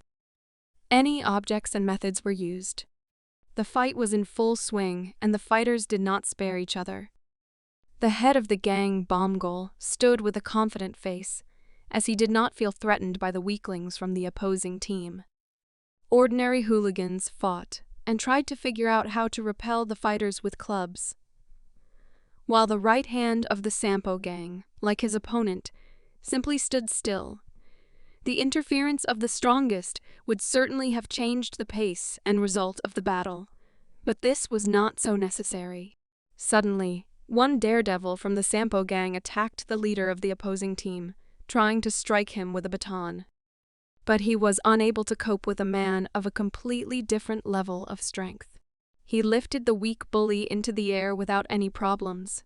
The man explained to the loser that he had acted wrongly when he started yelling, because in order to defeat such a worthy opponent, it is necessary to attack suddenly and quietly. After that, he threw the poor fellow aside. The fight continued, and the gang leader Sampo decided to assess the situation. The man realized that this time there were too many of their opponents from the Sampo gang. At this rate, they won't have any fighters left, and many of them are already seriously wounded. The hospitals don't even expect the amount of work for this evening. In this case, to avoid losing, You should do something that will change the course of the battle. Zhang Song-su understood that fighting the strongest fighter in the city of Incheon was not the best solution, but he had no other option. Yonggi Hwan stood still calmly, watching the success of his team. He had no reason to interfere. When suddenly Shan Song-su turned to him, because of the noise of the battle he had to shout for his opponent to hear, the man decided that everything that was happening was more like some kind of joke. He believed that it was worth taking the matter seriously and offered Ji-hwan a duel 1-on-1. If the right hand of the Sampo gang boss wins, he will be able to take control of this place. When suddenly the fight stopped, surprise appeared on all the faces of the gang fighters. But Ji-hwan was still calm. He replied that he was not sure whether he should fight, since it seemed to him that they would win without any problems, so there was no need to expose himself to danger. But Zhang Song-su decided not to stop and argued his proposal by saying that if they need a point of the Byomgol gang, then it is better to do it cleanly without unnecessary losses for both gangs. As an argument, he decided to hurt the enemy's pride and called him a coward. The calm guy Hwan appreciated this insolence and stopped the fighters. One hooligan from his team told the boss that such cheap tricks should not be taken seriously. Ji-hwan stepped forward. His gaze changed sharply. As if a real tiger, he replied that it would be impolite to refuse such a persistent offer. Shan Song-su achieved his goal and began to roll up the sleeves of his jacket before the fight. He was not very happy with the way his opponent spoke. But still, the main thing is the result. The two strongest froze for a moment before the battle. Zhang Song-su was the first to decide to attack, and by doing so, he forced the calm opponent to take his hands out of his trouser pockets. To the surprise of all the fighters, this attack seemed to be one-sided, and Ji-hwan hit the opponent's face without much difficulty. For a moment they froze. The striking hand of the Byomgol gang fighter was caught by the enemy. But Chun Sung-soo was dissatisfied with such a blow from the enemy and pulled out his other hand. As he tried to strike, he said it felt like a small mosquito bite. Such insolence was instantly punished, and Ji-hwan got down to business seriously. A series of blows from the city's strongest fighter staggered Sung-soo. But he continued to follow his tactics and said that these were child's games, and he wanted to see real blows. What happened next shocked all the hooligans. An experienced gang fighter, Byomgol, was finally able to catch a kick from his opponent. He thought that now he could deliver the decisive heavy blow. But everything turned out to be not as simple as he wanted. To his surprise, Ji-hwan was able to jump and spin in the air to strike with his second leg.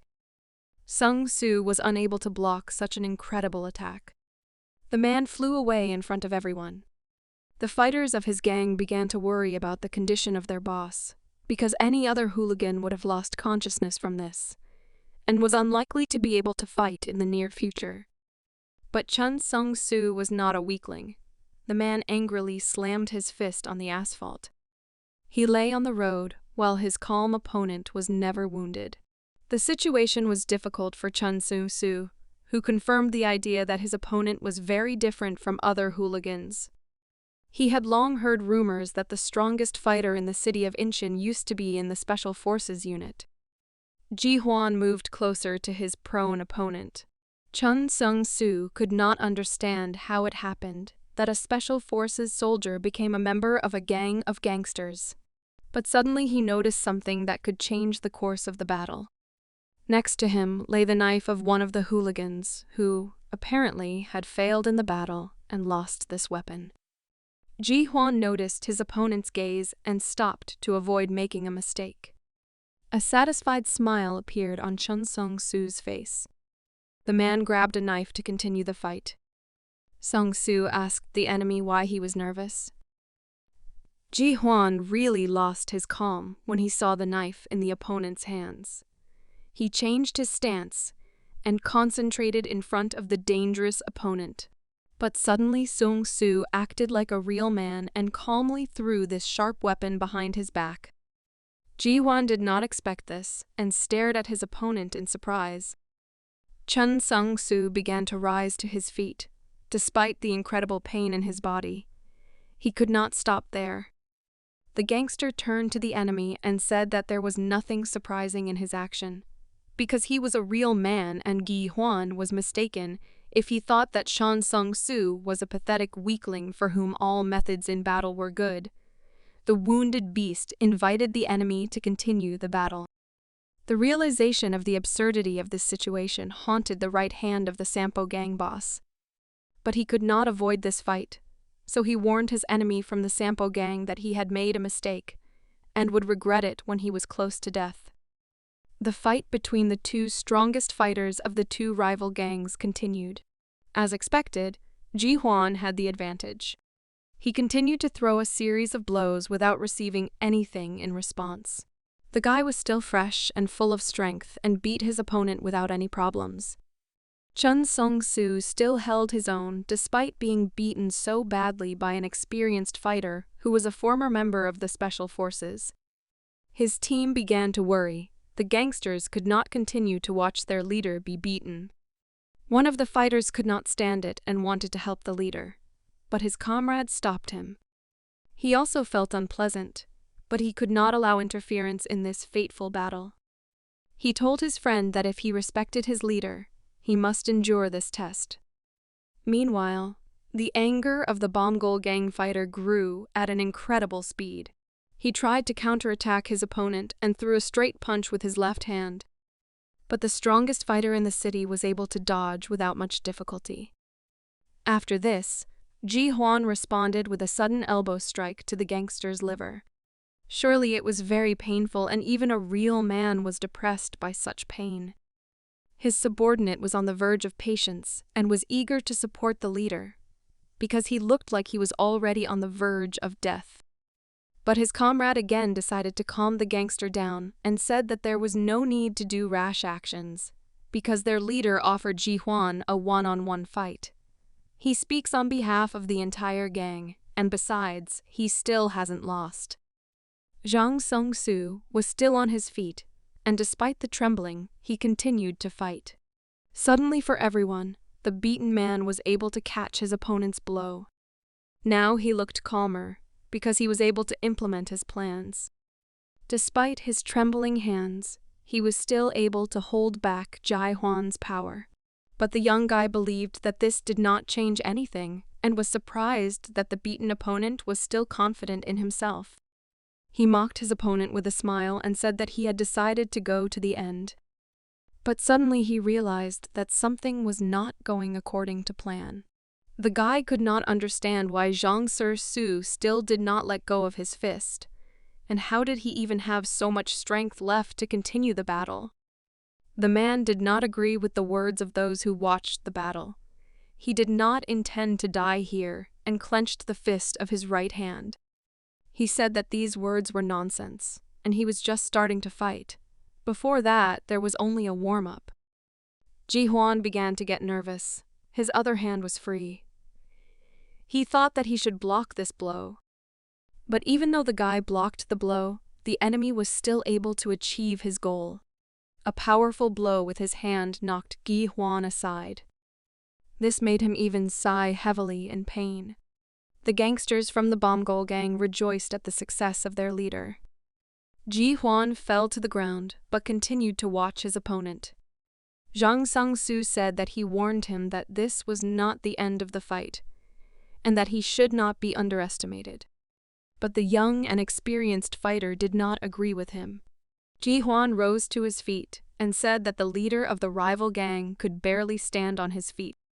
He believed that Sung-soo should not be proud of his only blow, since he was so beaten that he would soon fall exhausted. But everything was not so simple. He looked at his hand and noticed a trembling Ji-hwan could not believe that one blow could hurt him so much. Chun Sung-soo, in anticipation of the continuation of the fight, began to stretch his hands. He turned to his opponent and asked him why he began to be nervous. after which he noticed that Ji-hwan's stability on his feet had greatly deteriorated.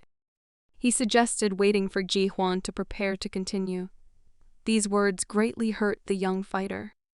He clenched his fist and raised it above himself. Ji-hwan did not agree with the enemy and did not want to waste time, so he took a fighting stance and offered to end this fight. His opponent from the Mongol gang was also ready for battle. He again decided to hurt his enemy and said that he was acting as if he considered himself the hero of a movie. This fateful battle was drawing to a close. The two strongest fighters in the city were moments before the end of the battle. But this battle was ended by a pistol shot into the air. Two fighters stopped and looked around to see who had brought a firearm to the showdown.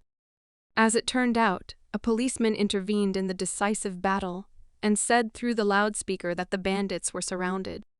He asked to take his words seriously. The fighters should have stopped and surrendered.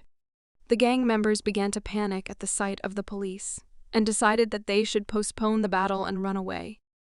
The gangsters tried to escape. Some were already caught by the police. Representatives of the two gangs froze and began to look at each other. They were not happy with this ending to the battle, but there was no choice. Shan Seung-soo suggested postponing this fight for a better time. He said that Ji-hwan should consider himself incredibly lucky this time. The guy answered the enemy that he was the first who could hold out in a fair one-on-one duel with him for so long. He recognized the strength and resilience of the fighter from the Mongol gang. He believed that he was not bad, and his subordinates fought for his honor for a reason. Such words seriously hurt Jang Sung's pride. But that was not all that Ji-hwan wanted to say. He believed that because of his stubbornness, Sung-soo would one day die. He believed that his opponent was spreading himself too thin, so in the most decisive battle he would destroy himself.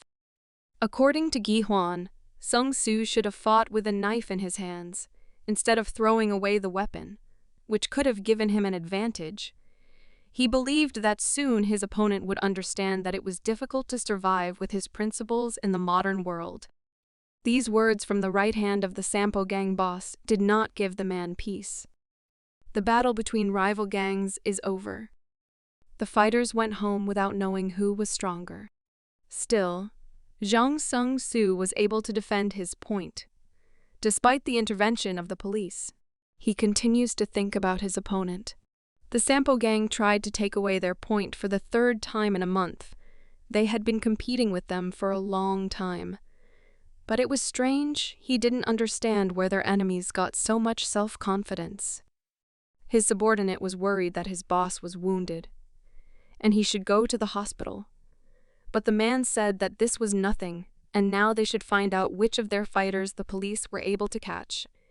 He was worried about the activity of the cops lately, besides their actions attracted even more problems. In addition, he had a feeling that the Sampo gang had some kind of trump card. But he still could not understand what exactly gave them so much confidence in the battle. He believed that reconnaissance was a very important matter, and he must find out more about the enemy's latest successes. The man went to one of the nightclubs and asked where the Mongol gang boss was. He was told that he was drinking alcohol in the room for special guests. Jang Sung-soo asked his subordinates to stay. He was going to meet the boss without them. The man approached the entrance and asked permission to enter. When he entered the room, he bowed deeply and addressed the leader of the gang with respect. An older man sat on a red sofa with a cigarette in his mouth, a lot of drinks and expensive snacks on his table, and two attractive women in his arms. A man with incredible power, the boss of the Mongol gang, Shim Ji-hye, was glad to meet his faithful ward.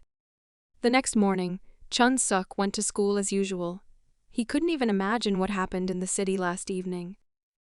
But today he has problems of a completely different nature. The guy is confused because he is being forced to make difficult choices. It was about his girlfriends, who are great friends with each other, but both dream of an affair with a bully. They asked him to choose whose food he would eat for lunch. Yoon-jong believed that most likely Chun-suk didn't bring anything with him today because he got up late. So she specially made this food for him. The guy should say thank you and start lunch. On the other side was shy Shim Ji-hye. She said that Chun constantly snacks on all sorts of nonsense, and so she prepared healthy homemade food for him. Because of her words, a local conflict arose. Yoon-jong was offended by such a comparison of their food, and believed that her dishes were as healthy as Shim Ji-hye's. The guy watched this without any opportunity to intervene. In fact, they didn't even know that he also had a tray of food for lunch, because his father personally prepared the delicious food for him. Chun-suk doesn't know what happened to his father, because he got up at night to make him lunch.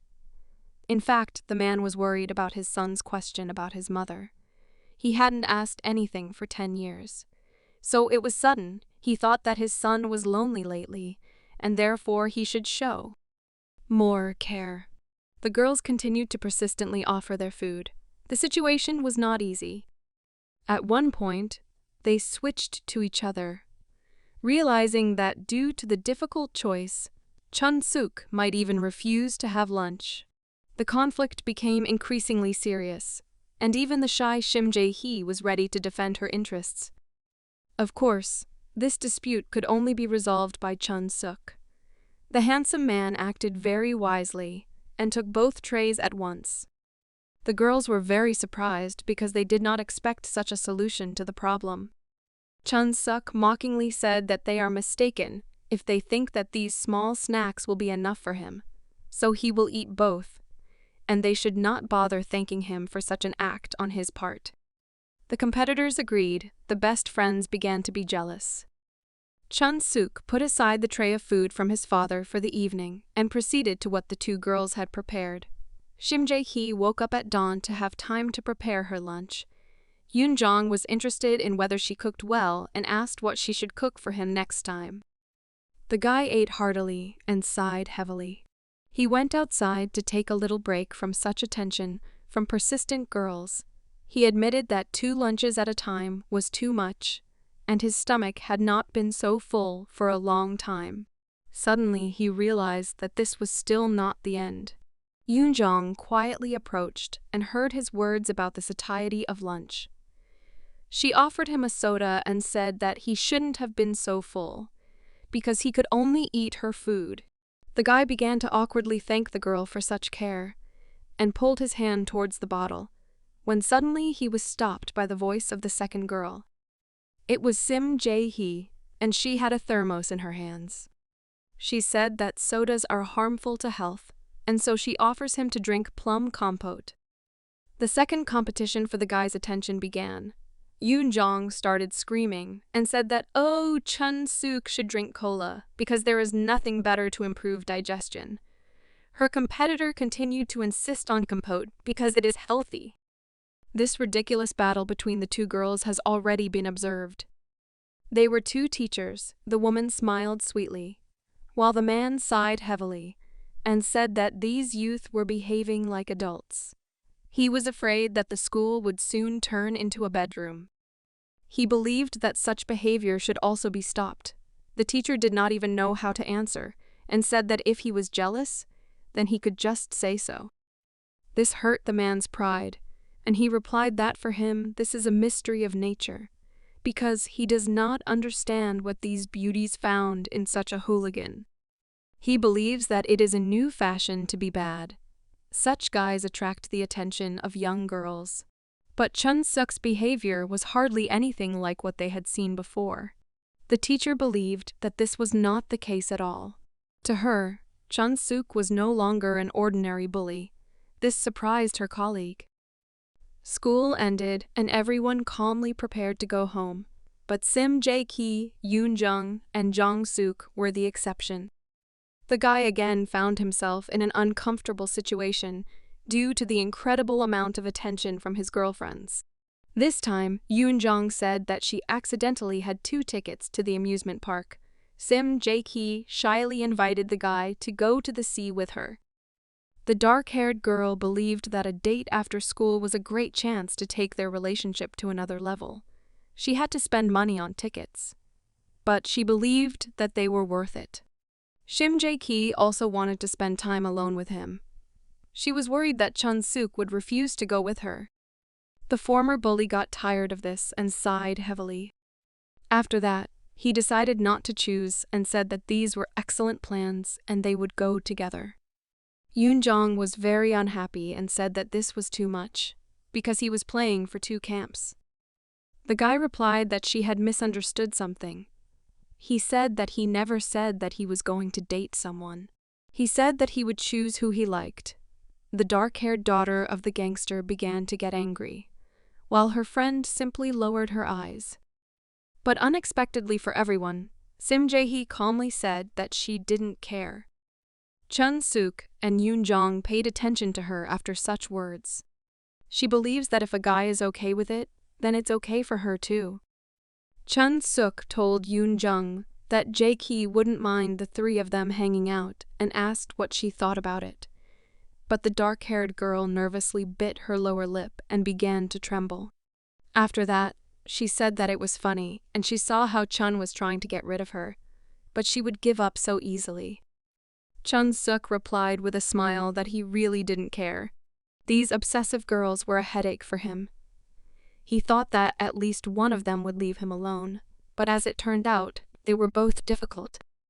As a result, they went to the amusement park first. They could not contain their surprise. Yoon-jong believed that this was her winning card. Chun-suk was surprised that this amusement park was so huge. He has lived in Incheon for many years, but he has never been to an amusement park. This is not strange, because this is not a suitable place for a gangster like him. Yoon-jong again took the initiative and pulled the joyful Chun-suk by the hand.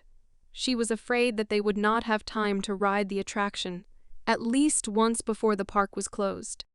First, they went to the swing, where the girls had quite a lot of fun. Of course, it was quite an attractive sight for the guy, because their skirts were too short for such entertainment. Next was the roller coaster, and it caused fear among the school children. The girls hugged the guy for fear of falling out. Then there was a snack. Everyone chose sweets to their liking. After snacking, they tried on Halloween decorations.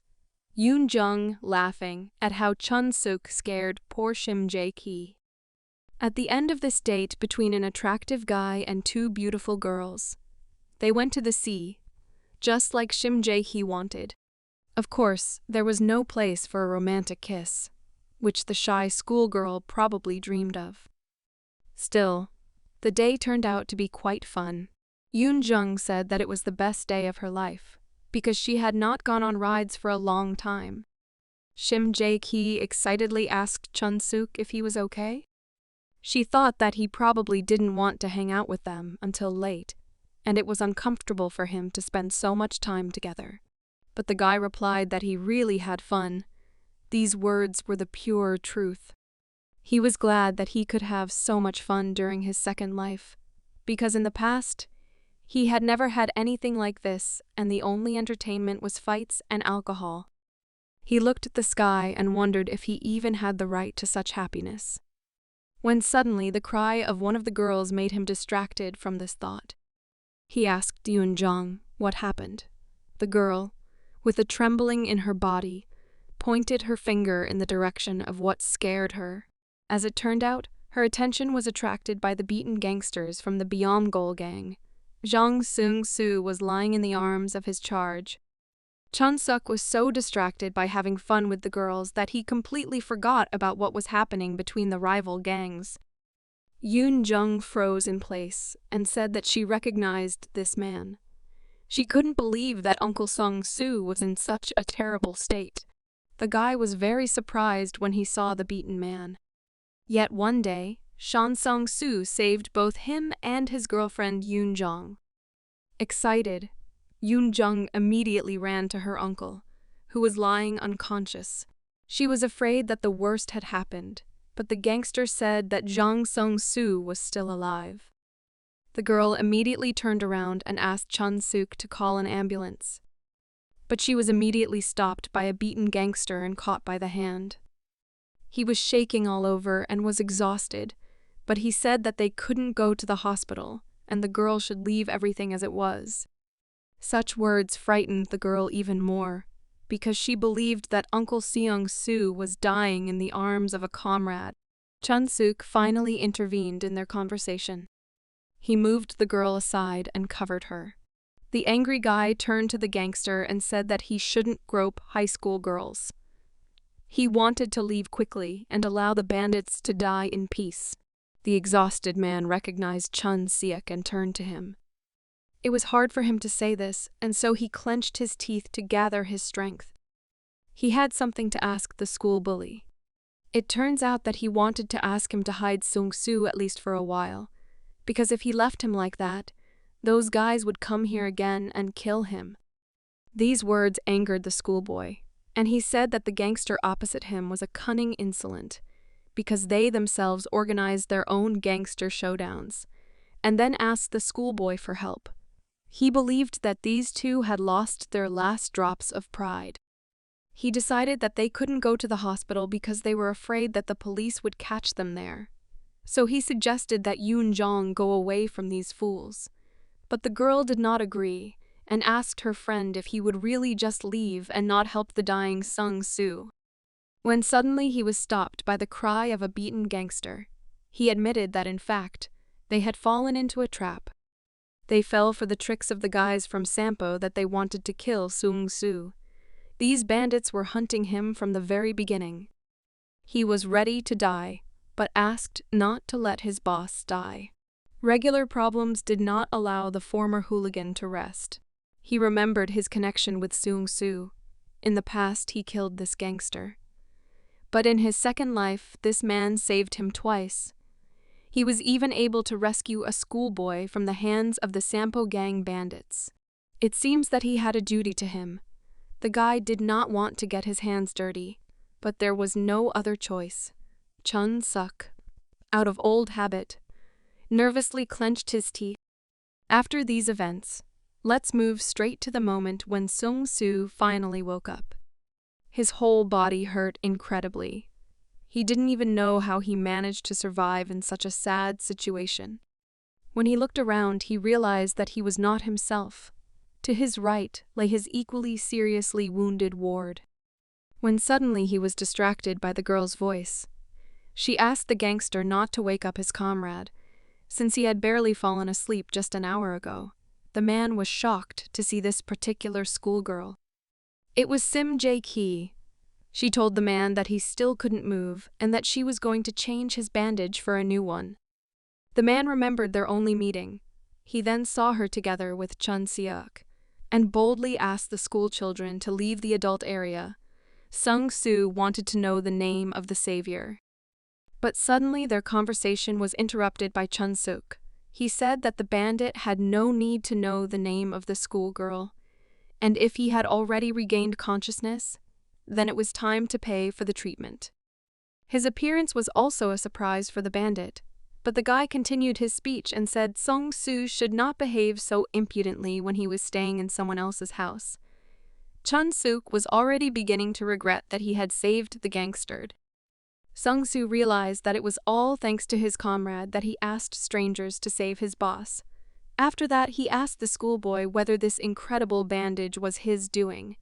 Chun-suk replied that the stitches were applied recently, and therefore the gangster should not move. The schoolboy treated the wounds and sewed them up. He bandaged them, which was quite a difficult task for him. Seong-soo examined his hands again.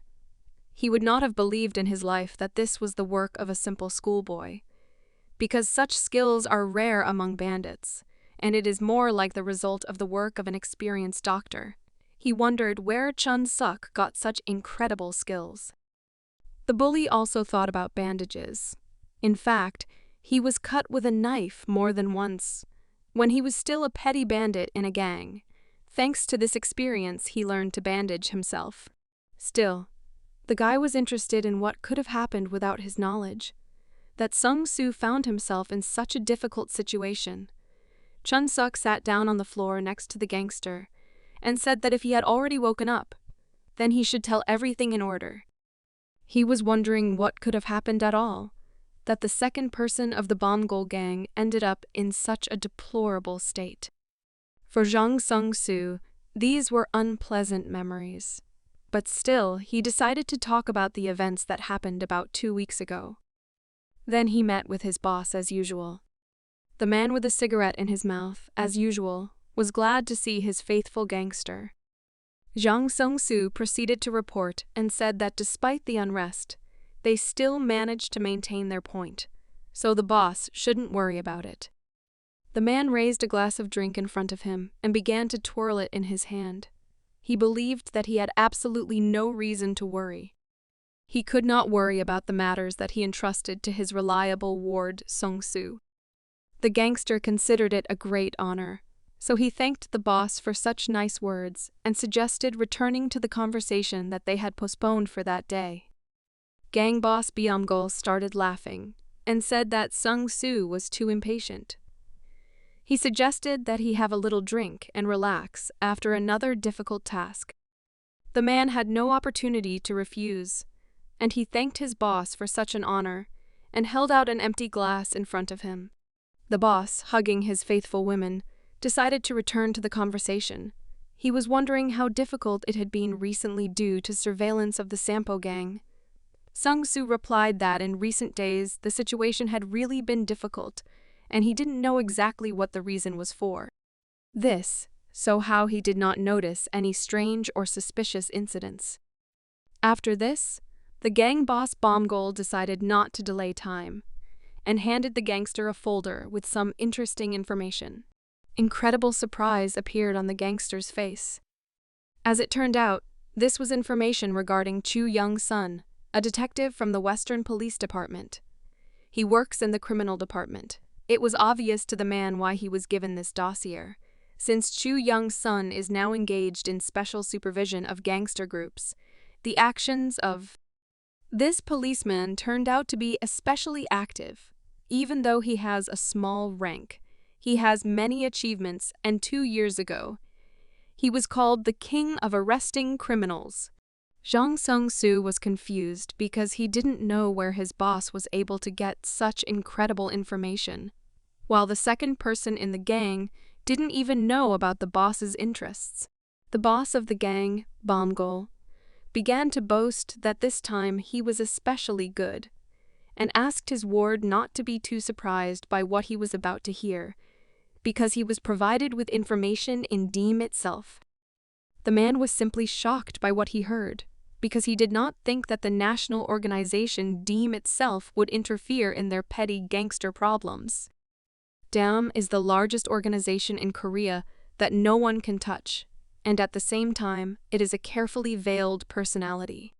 They say that they deal not only with ordinary gangsters, but also with large businessmen and political circles.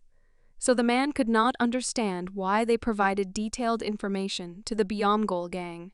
The fact is that they handed the letter to the gang boss. He was asked to remove the annoying policeman and provided all the necessary information about him. When Sung-soo found out that it was a murder case, he was shocked. The man trembled, because he had already said before that the police should not be touched under any circumstances. His boss calmly replied that he knew this very well. But there was still a satisfying smile on his face, and he told Sung-soo that if this is a chance to get connections in Deem, then this is a completely different conversation. For them, this is a good moment to expand the Byung-gul gang to the size of an entire country. Sung-soo didn't know what to answer. His boss continued to press and said that he believes that his faithful comrade will not let him down this time. Still, he could not refuse and had to start such a dangerous and unpleasant task. According to surveillance data, Chu Young-sun has a 3-shift schedule, and on the second day he goes to work at about 6 a.m. There was nothing difficult about it because at that time there were few people on the street.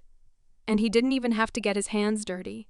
His boss said that he could choose someone smart among the petty bandits. Sung-soo watched the policeman. He turned to his wife and said that she should sleep a little more, instead of going out with him. But she said that she could not sleep. She wished her husband a good day and asked him to be careful.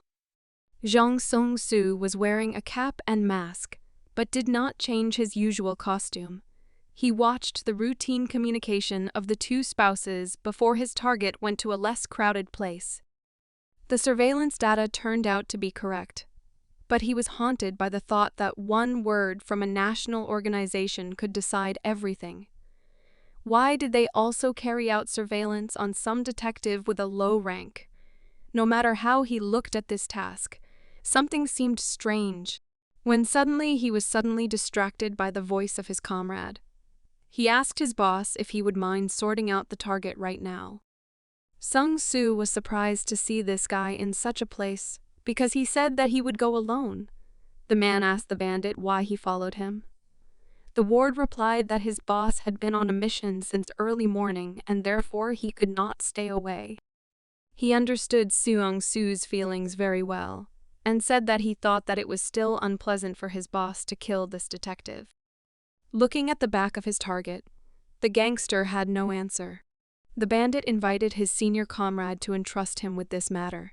He swore that he would do everything cleanly. Sung-soo asked the bandit if he had ever killed a living person.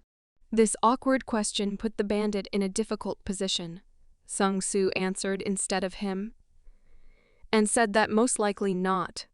He also never killed, only cut the enemy with a knife several times. But fortunately, no one has died from this yet. The young guy began to worry. He told the boss that someone should do this, because everyone knows what will happen to those who go against the Deem organization. Sung-soo agreed with him. But still, he could not provide this task to his ward. He believed that even if he became a killer, he would still die a man, no matter how dirty a bandit he was during his lifetime. He firmly decided that he would do it himself and asked his comrade not to do anything until he himself said so personally. But still he was worried about one more question. He wanted to check who Deem was really hunting for. At first, Chun-suk couldn't believe his ears. He asked again if he was really sure that Diam themselves were involved in this. The man behaved seriously. He was not going to lie about this and confirmed his words. He said that Chun-suk was probably hearing about them for the first time. But in the gangster world, this is a legendary organization. He decided to remember one of the old stories about Deem. One day the boss of one group suddenly died for no reason. Moreover, an entire gang disappeared within 24 hours.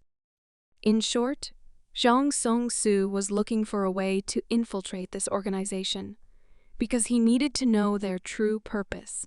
Chun-suk asked what the result of his work was, but the wounded man simply shook his head.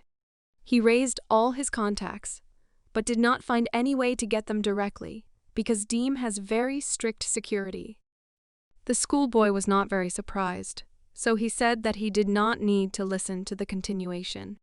He decided that in the end, Zhang Song-soo had lost his time, and in this case, Shin Jae-hyun left him to his fate. The organization would probably make him out to be a traitor. In the end, they suffered from their own sixes, after which they ran away. Now the second person of the Bomgol gang is in the worst situation of all possible. Sung-soo began to get angry at such impudent judgments. But in fact, the guy only guessed half right. It turns out that it wasn't petty bandits who came after him. The guy was incredibly surprised when he found out who was after him. It was the right hand of the Sampo gang, Ji-hwan. He went on a mission along with his hooligans. Besides, he had a knife in his hands, and all the fighters were armed with clubs. The matter was so serious that they were ready to engage in an unfair fight for the sake of achieving the goal. The man could not come to terms with such an act of his enemy, because before their battles had been fair. The man with dark hair had already told Sung-soo about how real gangsters live. During their last battle, he said that with such an outlook on life in the world of killers, Sung-soo would not survive. These words actually belonged to the Deem organization. Gi-hwan believed that such a weakling like Sung-soo, who could not complete the job, was not needed at all by such a powerful organization. so he came to punish him on behalf of Daeam. In addition, he had a message from his boss, Shin Jae-hyun. He asked his comrade to die quietly, for the good and future of the entire Byomgol group. Then the beaten man decided that this was the end of his life. He was not even going to resist the hooligans that came through his life, because he knew that in any case he would not be able to escape from Daeam. When suddenly one of the gangsters protected him from an enemy's blow. Sung-soo didn't understand what was happening. He had already come to terms with the fact that there was no way back. As it turned out, people loyal to him from the Bomgol gang came to his aid. They asked their boss to quickly escape from the killers from the Sampo gang. The man broke out in a cold sweat. He did not want to involve his comrades in this showdown, because his death was now a matter of time. He asked his men to leave immediately, because such actions would also make them traitors to the gang. But the men continued to defend their boss despite this outcome. One of his charges said that they would stand until the end. They were willing to give their lives for the fool who started all this madness only because he was afraid to kill some policeman. The man was filled with anger. He was shaking with anger and began to hate himself for letting his boys down. But suddenly for him, a faithful fighter threw his hand on his shoulder and said that they had no choice, and they were ready to go with Sung-soo to the end. One of the fighters asked Kang-soo to take the boss to a safe place. The fighters of the Byomgol gang decided to detain their opponents. Sung-soo did not agree with such a sacrifice, but Kang-soo could not allow him to return to the battlefield. This situation was the end of his story with the assignment from the Daeam organization. Chun-suk listened to everything to the end and asked the gangster what he would do next. He definitely didn't want Sung-soo to sit in Shim Ji-hye's house for the rest of his life. The man replied that he would go to the boss and talk to him personally. He wanted to tell him that he himself had created all this chaos and therefore was ready to bear responsibility.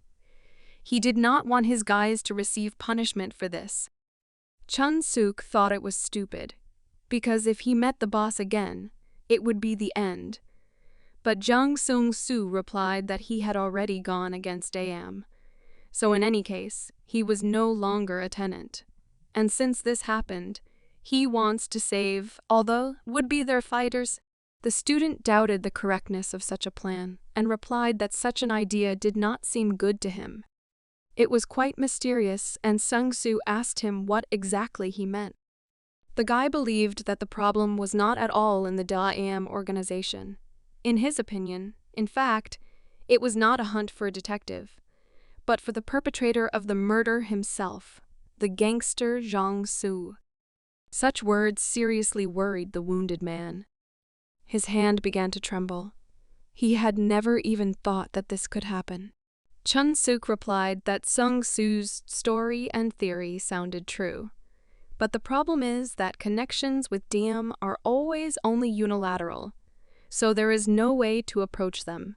But on the other hand, the fact that such a large organization sends its orders by mail seems rather strange. Sung-soo was running out of patience and shouted what he was talking about. The wounded man, filled with anger, rushed towards the schoolboy and grabbed him by the t-shirt. He thought that this was some kind of nonsense. Sung-soo began to think about who it could be, so he asked the schoolboy who then dared to do such a thing. Chun-suk thought for a second about what was happening now. Of course, he did not like this attitude towards him from the person he saved. To put the wounded man in his place, Chun hit Sung-soo in the neck. Jang Sung-soo did not expect such an act from a schoolboy and almost choked. After this, the guy repeated his words that Sung-soo shouldn't move too much, because his stitches on his wounds would come apart. Chun-suk believed that this whole story was not the work of a well-known and powerful organization, but of a specific person, for who will benefit if the second person of the Bomgol gang disappears. The exhausted man quietly replied that it still sounded like nonsense, because everything that was said in the report about Detective Chu Young-sun turned out to be true. The man personally saw that this was true because he watched his target. The calm schoolboy asked him if he was really sure that this case was ordered from Day-am only because the information turned out to be correct. Because, in this case, Sung-soo had fallen into a vile trap. After all, in fact, if a bandit lives for several years in the same area as a detective, then it will not be at all difficult for him to obtain information about the behavior of his target. All the students' arguments sounded convincing, and Sung-soo, disappointed in himself, fell to the floor. He finally realized that Shim Ji-hye had deceived them all, and in fact this was all his plan to eliminate his powerful enemy. Chun-suk exhaled with relief, and said that the right hand of the Sampo gang boss was aiming at the enemy's weak point, because a task from a well-known organization was just a suitable trap to deceive the stupid gangsters. But still, the guy believed that, on the other hand, such an outcome was even better. Of all the people Chun Seok knows, there has never been a single one who has been able to stay alive by posing as Day-am. They were all punished for such actions.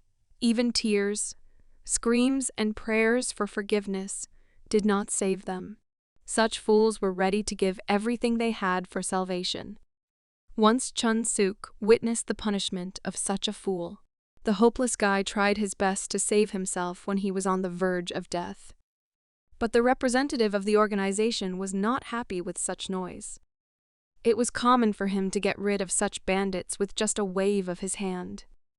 This sight was terrible even for the cruel Chun Seok. His former ward, before his end, begged the chairman of a powerful organization to spare him just once. But he was distracted by the chairman himself.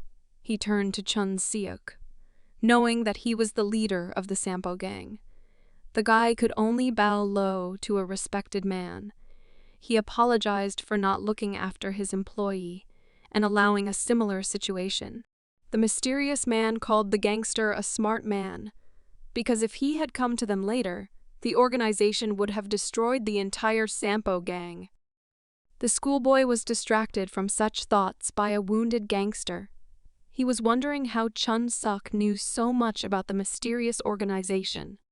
The guy replied that there was no point in telling him about it, because young Sung-soo wouldn't believe it anyway. Meanwhile, one of the organization's offices in the city of Incheon had already found out about Shim Ji-hye's act.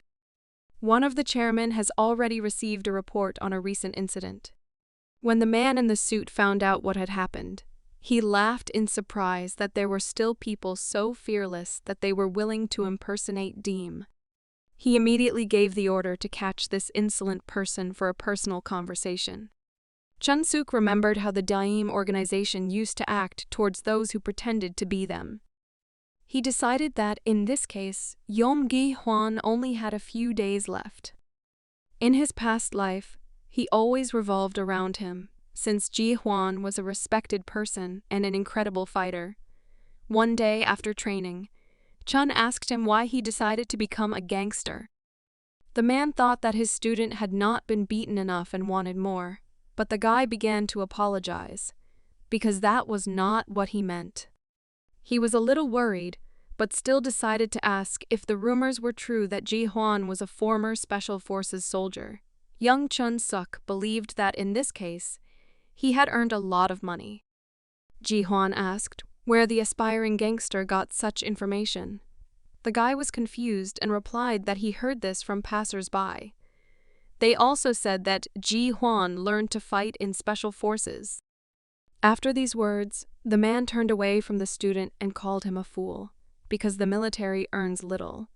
But the guy said with interest that most likely Ji-hye was simply defending the honor of his country. The speech about honor clearly hurt Ji-hye a lot. The man immediately grabbed the guy by the clothes. He had something to say regarding this and asked the young man to listen to him carefully. Ji-hye believed that honor, pride, justice, faith, all this is impossible to see with the eyes, and these things look so cool, only in words. He said that such words are only spoken by weaklings who try to hide behind these big names. There was anger in the eyes of the experienced fighter. He threatened his student that if he said something like that again in his presence, he would regret it, and the man did not care who he would become, his ward or an enemy. Still, the guy knew Guy Huan well. In his old days, when he was just starting his career in a gang, Guy Huan was incomparable. It was so long ago that Chun could no longer remember everything that happened. But one thing he knew for sure was that his former comrade would not act in such a ridiculous way. After all, those who underestimated Deem and spread rumors about them and enjoyed this fleeting glory, they all soon went to the other world in the most terrible way. There were no exceptions, not a single one. He couldn't believe that Gai Huan really didn't know that such things could lead to death. He suspected that there was some hidden intention that he didn't know about. Still, Chun Suk was right, and one of the strongest fighters in the city has already received his first punishment for his action. His boss was out of his mind when he found out how his ward decided to get rid of his competitor. He decided that Jai Huan was crazy if he decided to do such a dangerous business. He wasn't just angry, he was desperate that Ji Hong pretended to be a representative of the Dame organization. He only recently learned that his ward not only sent documents on behalf of a powerful organization, he also arranged a showdown with Zhang Song-su. In his defense, Ji Huan said that the boss ordered him to destroy the Byomgol gang in any way. But the boss could not accept this and shouted that madness must have a limit. He did not understand why this fighter decided to cross the road to Deem to kill his competitor. After that, he turned to one of his fighters and said that they had nothing to do with the Deems. He asked all their guys to keep their mouths shut, because if someone finds out about this, their gang will come to an end. A sly smile appeared on Ji Huan's face. He said that it was too late to deal with this problem.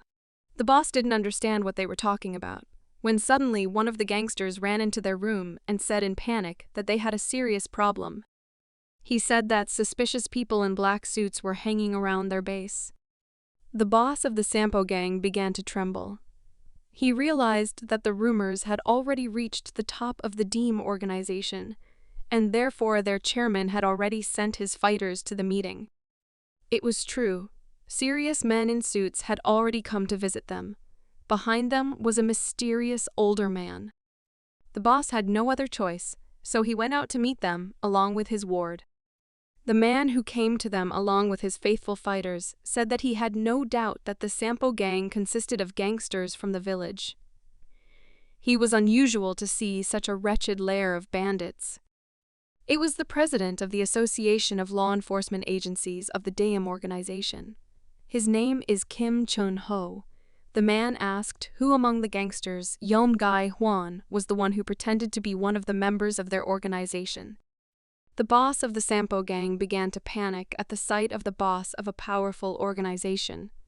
But there was no fear on Ji Huan's face, only determination. The frightened man immediately pointed his hand at his charge, and, in a panic, tried to explain that he had acted without his knowledge. Ji Huan was calm. He knew how to act in such a situation. The guy came forward and respectfully said that he was glad to meet such a person as Kim Chun-ho. First, he decided to apologize for forcing the leader of the association to come personally to such a wretched place. Such self-confidence surprised the president. He said, with a smile, that it looked as if Ji Huan had been expecting his visit.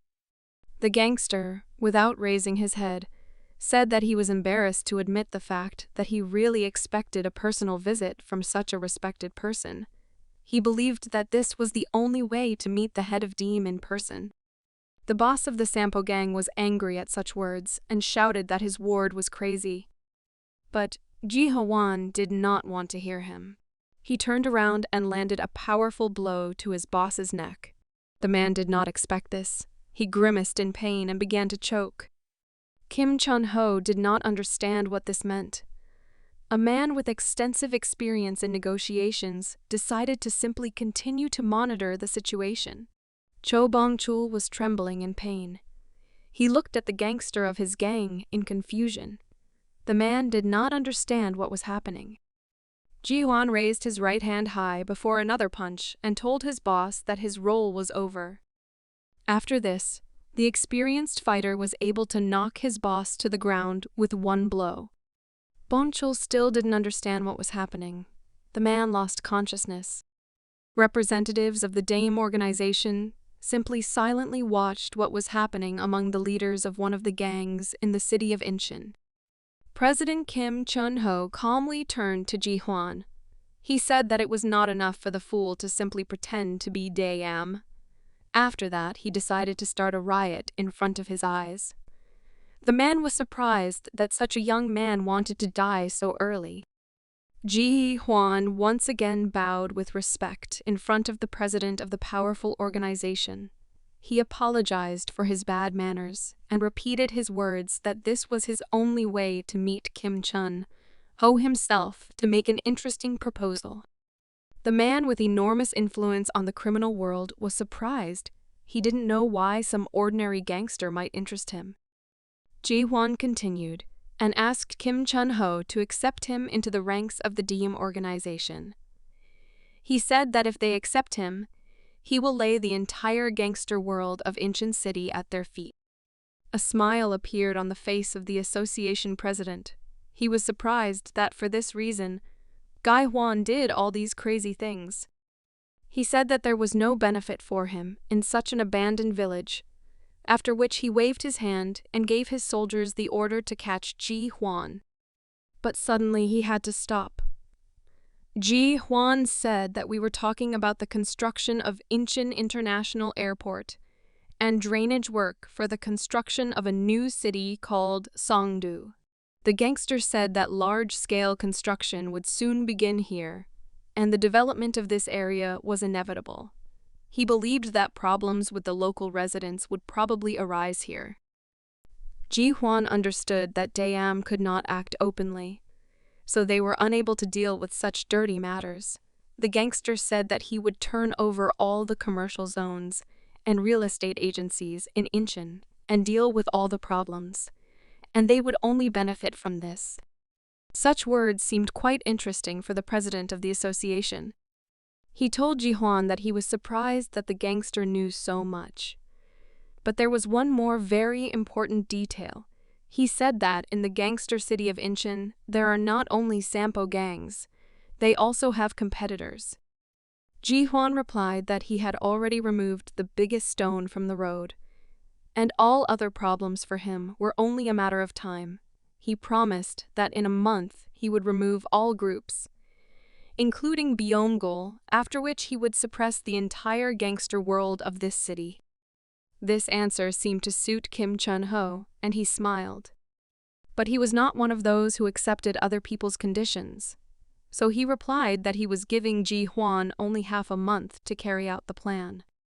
Kim Chun-ho said that if Ji-hwan completely deals with the gangs of the city in 2 weeks, then he will accept his offer and take Dame as a member of the organization.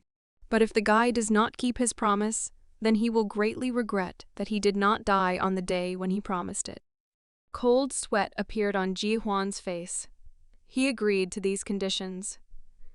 Kim Chun-ho said that from now on, Ji-hye-wan will be the new boss of the Sampo gang.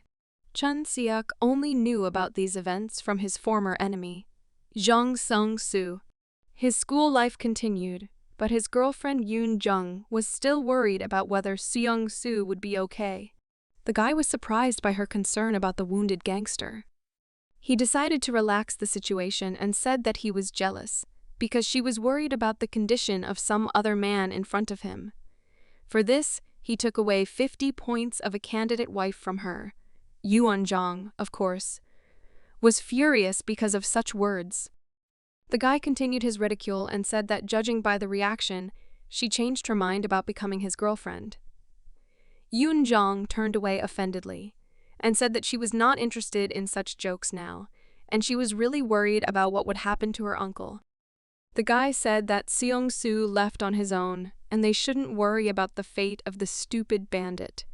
She witnessed how he tried to stop him.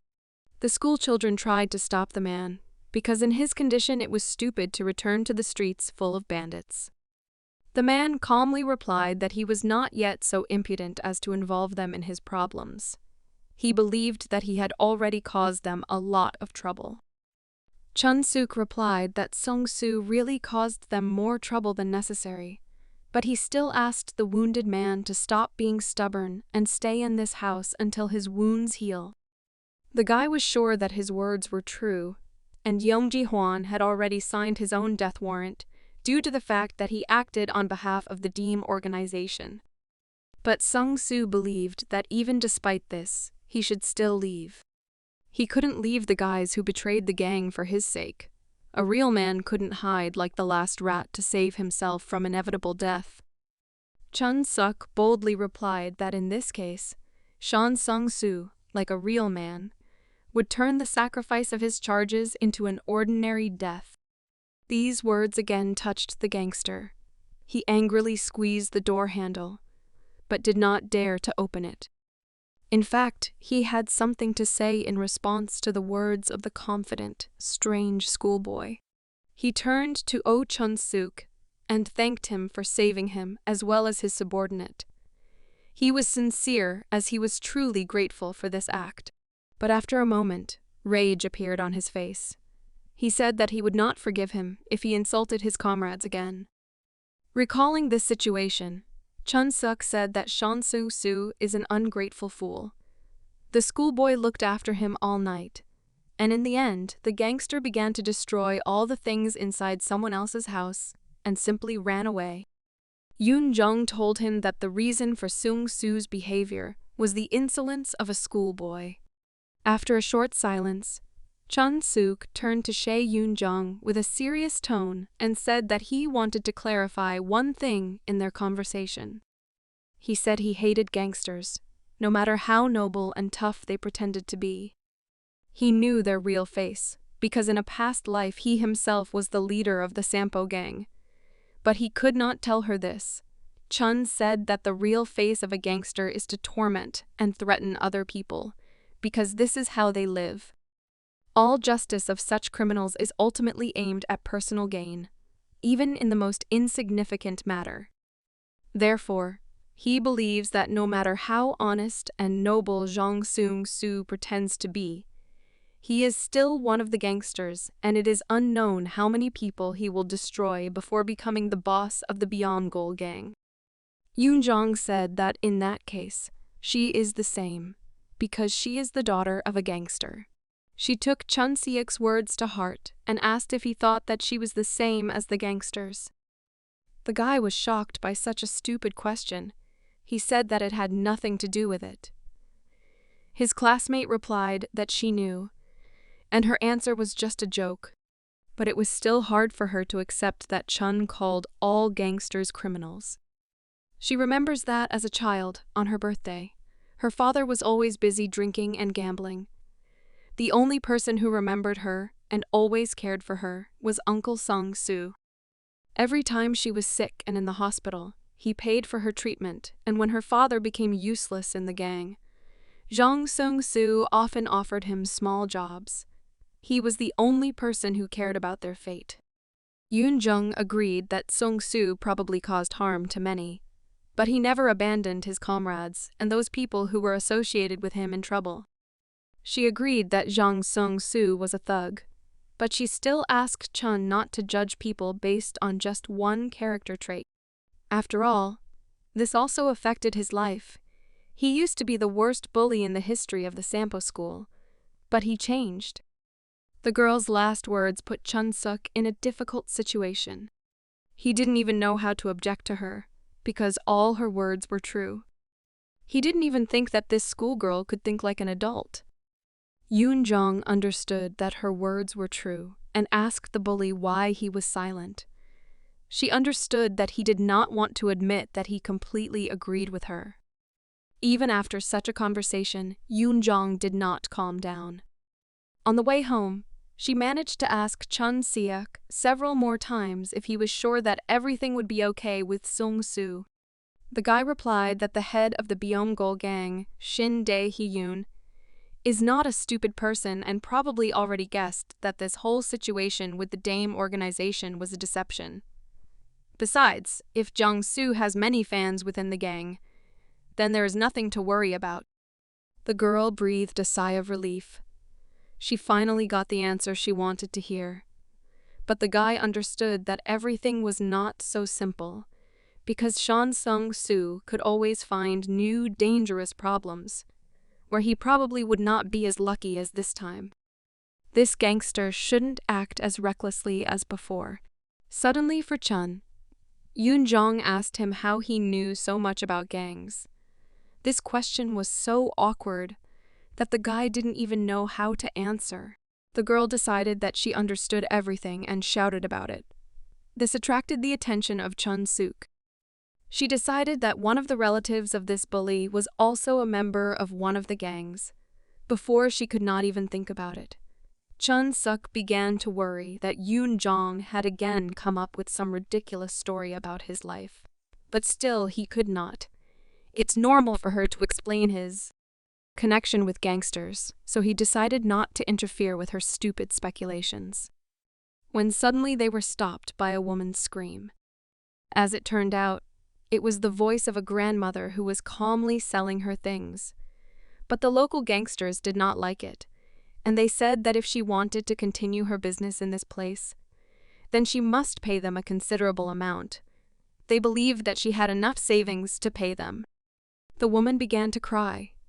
She said that they all need to be punished for demanding some kind of taxes from ordinary people. The hooligans said that she had misunderstood something, because from that day on her area began to belong to the Sampo gang, and everyone who trades here must pay taxes. These words shocked Chun Suk. He recognized the guys from the Sampo gang, but he believed that this was the territory of the Byumgol gang, and they had no right to work in such a place. The older gangster ordered his bandits to teach the poor granny a lesson. They decided to destroy her shop and everything she sells here. Chun Suk realized that something was wrong here, because of the conflict with Diem, the Sampo gang was about to have serious problems. But while he was trying to understand what was happening, Yoon Jong decided to act and not wait for the gangsters to destroy the old woman's shop. She stood right in front of the criminal and shielded the granny from the hooligans. Yoon Jong believed that such behavior with an elderly person was unacceptable. Such a spectacle seriously upset Chun Suk. He understood that this was not the right time to fight for justice, especially for Yuan Jung, since she is just a weak girl. Her behavior made the gangsters laugh a lot. They said that the appearance of a cute girl interested them, and therefore they were willing to have fun with her. But the daring girl replied that they would regret it if Hot touched her with a finger. Despite her excitement, Yoon Jong warned these criminals that she had already called the police, and they would be here in 5 minutes. Uncle Sung Exi taught her this trick. Usually, small gangsters immediately run away due to such a threat. The bandits immediately looked at each other. Yoon Jong calmed down, as she thought that her plan had worked. But suddenly for her, the two men started laughing. For them, threats from the police seemed like a joke, so their plans for the girl remained in force. Their reaction was so unexpected that the schoolgirl began to tremble with fear. One of the self-confident hooligans extended his hand to Yoon Jung and invited her to go on a date together.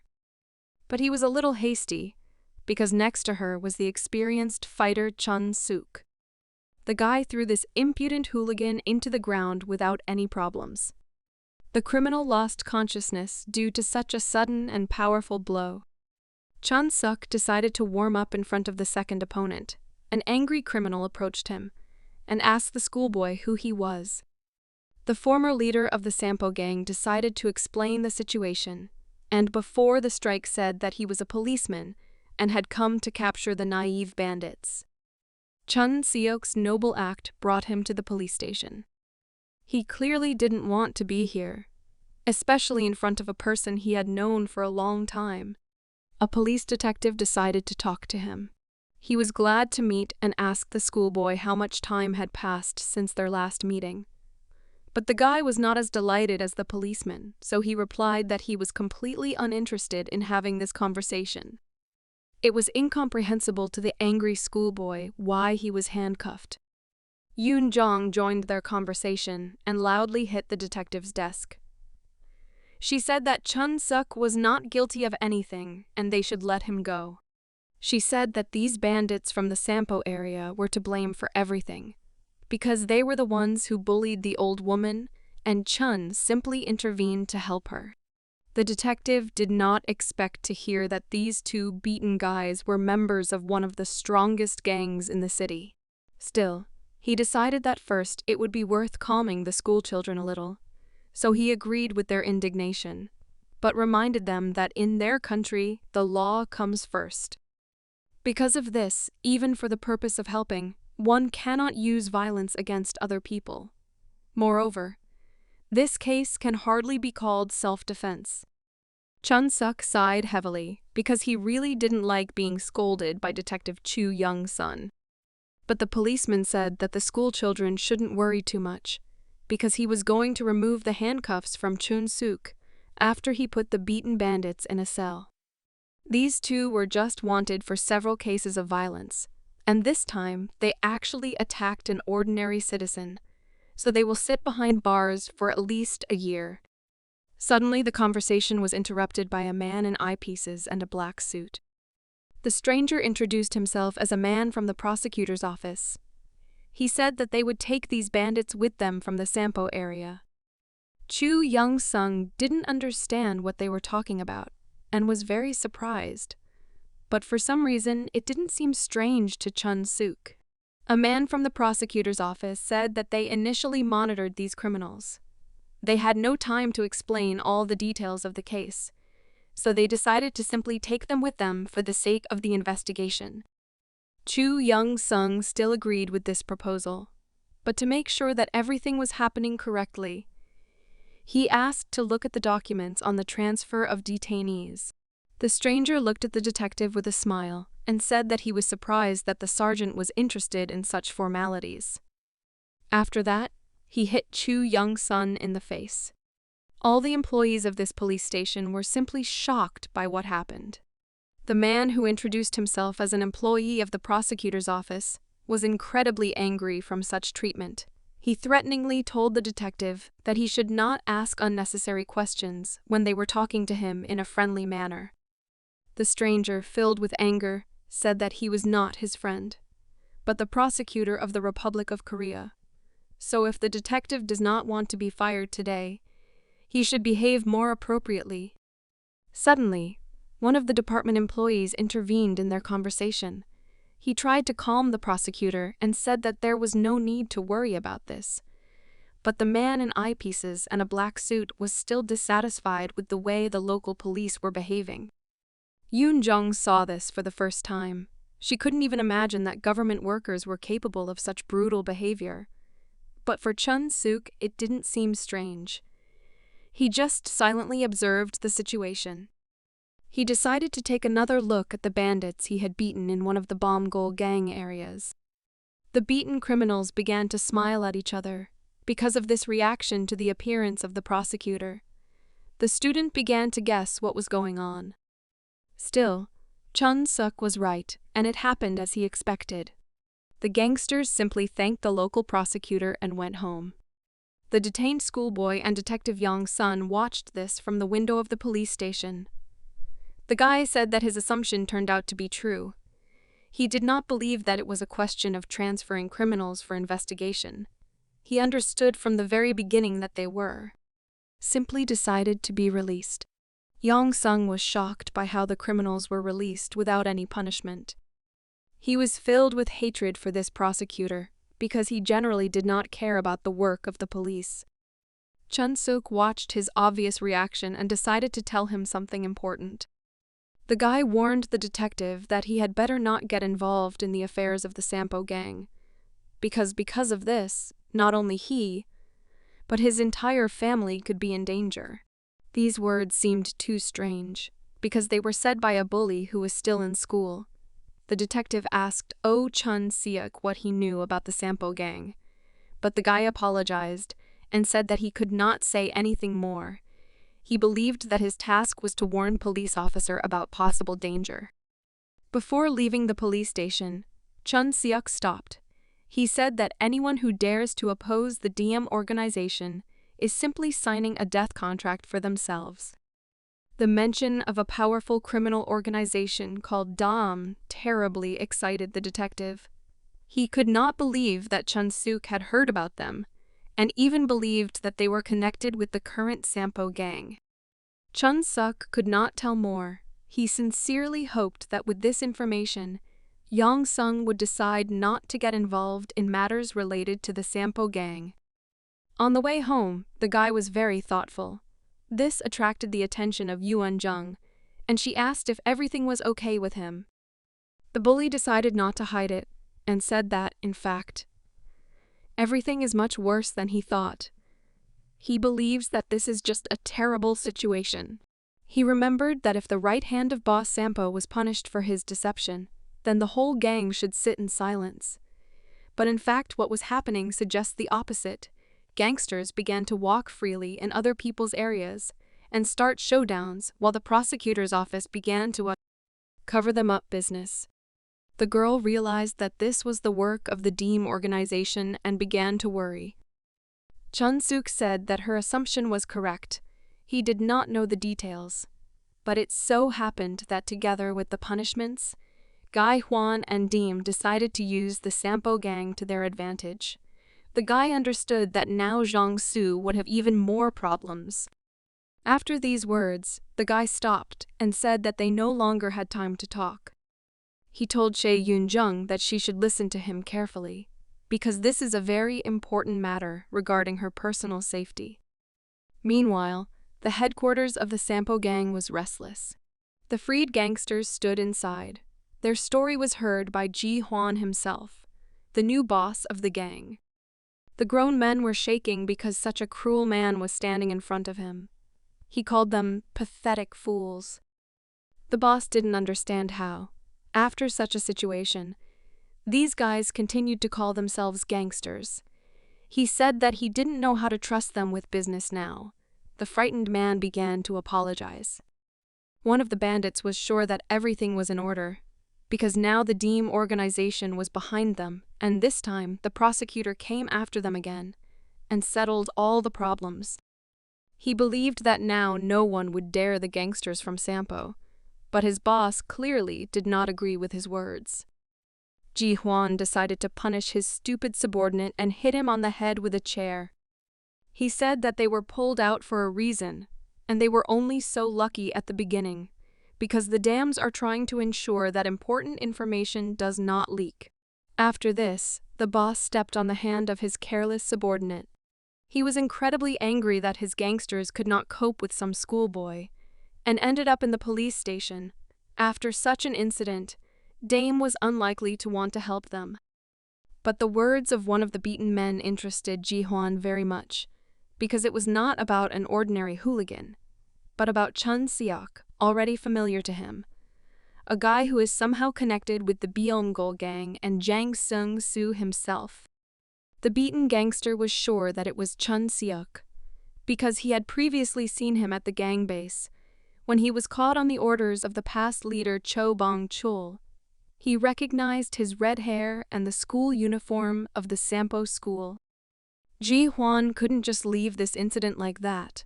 At first, he thought that Chun Seok was an ordinary kid who could swing his fists well, but still he was haunted by some strange feeling. After all, this schoolboy behaved like a worthy opponent. He thinks like an adult, and it is very suspicious that at his young age, he is so well versed in the affairs of the gangster world. Moreover, Ji Hwan still remembered the strange words of the schoolboy during their first meeting. Chun Seok said that for the sake of victory, it is worth resorting to any methods. These words sounded as if the schoolboy knew the new leader of the Sampo gang very well. This time, Ji Hwan decided to take him seriously. He decided to find out everything about him, and also to see his true face, which he hides so carefully. The next day, another participant in the situation around the Sampo gang appeared. A man decided to intervene, armed with an ordinary bag and stones. He decided that this was enough to deal with the small fry. The stranger set off to carry out his plan. He went to the streets of the evening city, where just at such a time, violence from gangsters flourished. Finding members of criminal gangs in such a place was not difficult. He immediately identified two petty gangsters. One of them decided to go around the corner to relieve himself. His comrade asked him to do it faster. Despite the superiority of their gang, he was still on the alert. The guy was doing his business and didn't even expect that they had already come for him. When suddenly the second gangster was distracted from his thoughts and looked towards the alley where his comrade had gone. The excited man decided to ask if everything was okay and asked what kind of noise was coming from the alley. Unexpectedly, it turned out that someone had attacked his comrade. The gangster was lying on the ground unconscious. He didn't understand what had happened and couldn't even admit that someone had dared to attack them. At first, it seemed to him that his comrade had simply fallen and lost consciousness. But in fact, the stranger's surveillance continued. The second gangster was also hit on the head with a heavy bag of stones from a stranger in a dark suit and a mask on his face. The man who tried so hard to hide his identity achieved his goal. He examined the two gangsters and decided that they were unconscious, and now he was safe. As it turned out, under this mask was Chun-suk, and he could not just stand by while such dangerous things were happening in his city. The next day, it was a normal morning at school. Shim Ji-hye had already met with her friend and started discussing recent events. Yoon-jung told the excited schoolgirl about everything that happened last evening. The red-haired girl asked if everything was okay with their friend. Yoon-jung replied that while they were together, everything was fine. But she still didn't know what the guy decided to do next and hoped that he just slept through class. Despite such words, Yoon-jung was seriously worried about Chun-suk. She did not know what happened to him because he said a lot of terrible things to her, and after that did not come to school. This made her worry. Shim Ji-hye was also not calm, because lately her friend had begun to encounter gangsters too often. She hoped that he had not yet been dragged into some adult problems. A moment later, they were distracted by the whistle of one of the schoolchildren. A red-haired, confident schoolboy turned to the girls and said that their meeting looked like a beauty competition. The girls didn't know how to react to such a compliment. The guy said that they shouldn't be so serious, and said that if they were sad, he could help. Yoon-jung remembered who he was. It was the same guy who wanted to mock her on the roof of the school. She didn't have time to think long about what to do, so she made the safest decision and decided to run away. She grabbed JC's hand and motioned for her to go back to their class. But this school bully couldn't just leave it like that and blocked their way. He said that they shouldn't rush, and in fact, he didn't pose any threat to them. He just wanted to talk to them. This guy with a sly smile said that he had heard rumors that the toughest guy in the school, Oh Chun-suk, was specifically beaten by the guys from the Sampo gang. The girls immediately began to worry, because this was the first time they had heard about this. And besides, Chun-suk missed classes, and it seemed strange.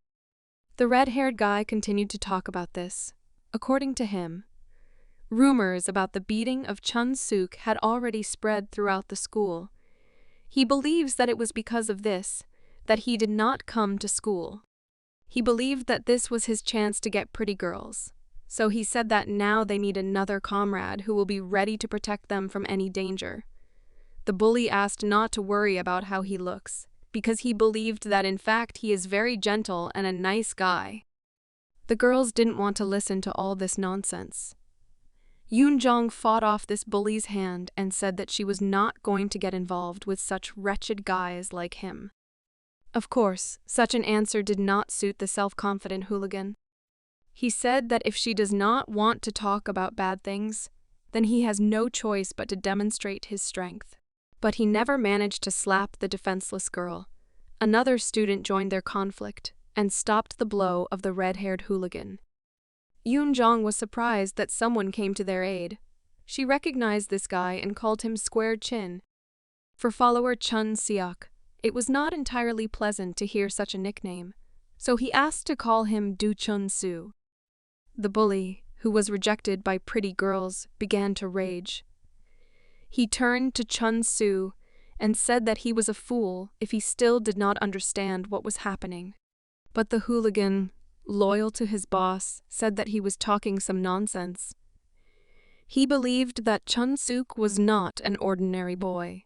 He personally saw how this schoolboy was able to defeat 3 gangsters from the Sampo gang. The brave guy told the girls who bullied him that, until the coolest guy in the school returns to school, Do Chun Soo will personally protect his girls.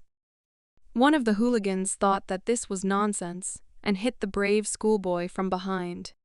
A fight began without any chance for Do Chun Soo. He was beaten by hooligans with a numerical advantage.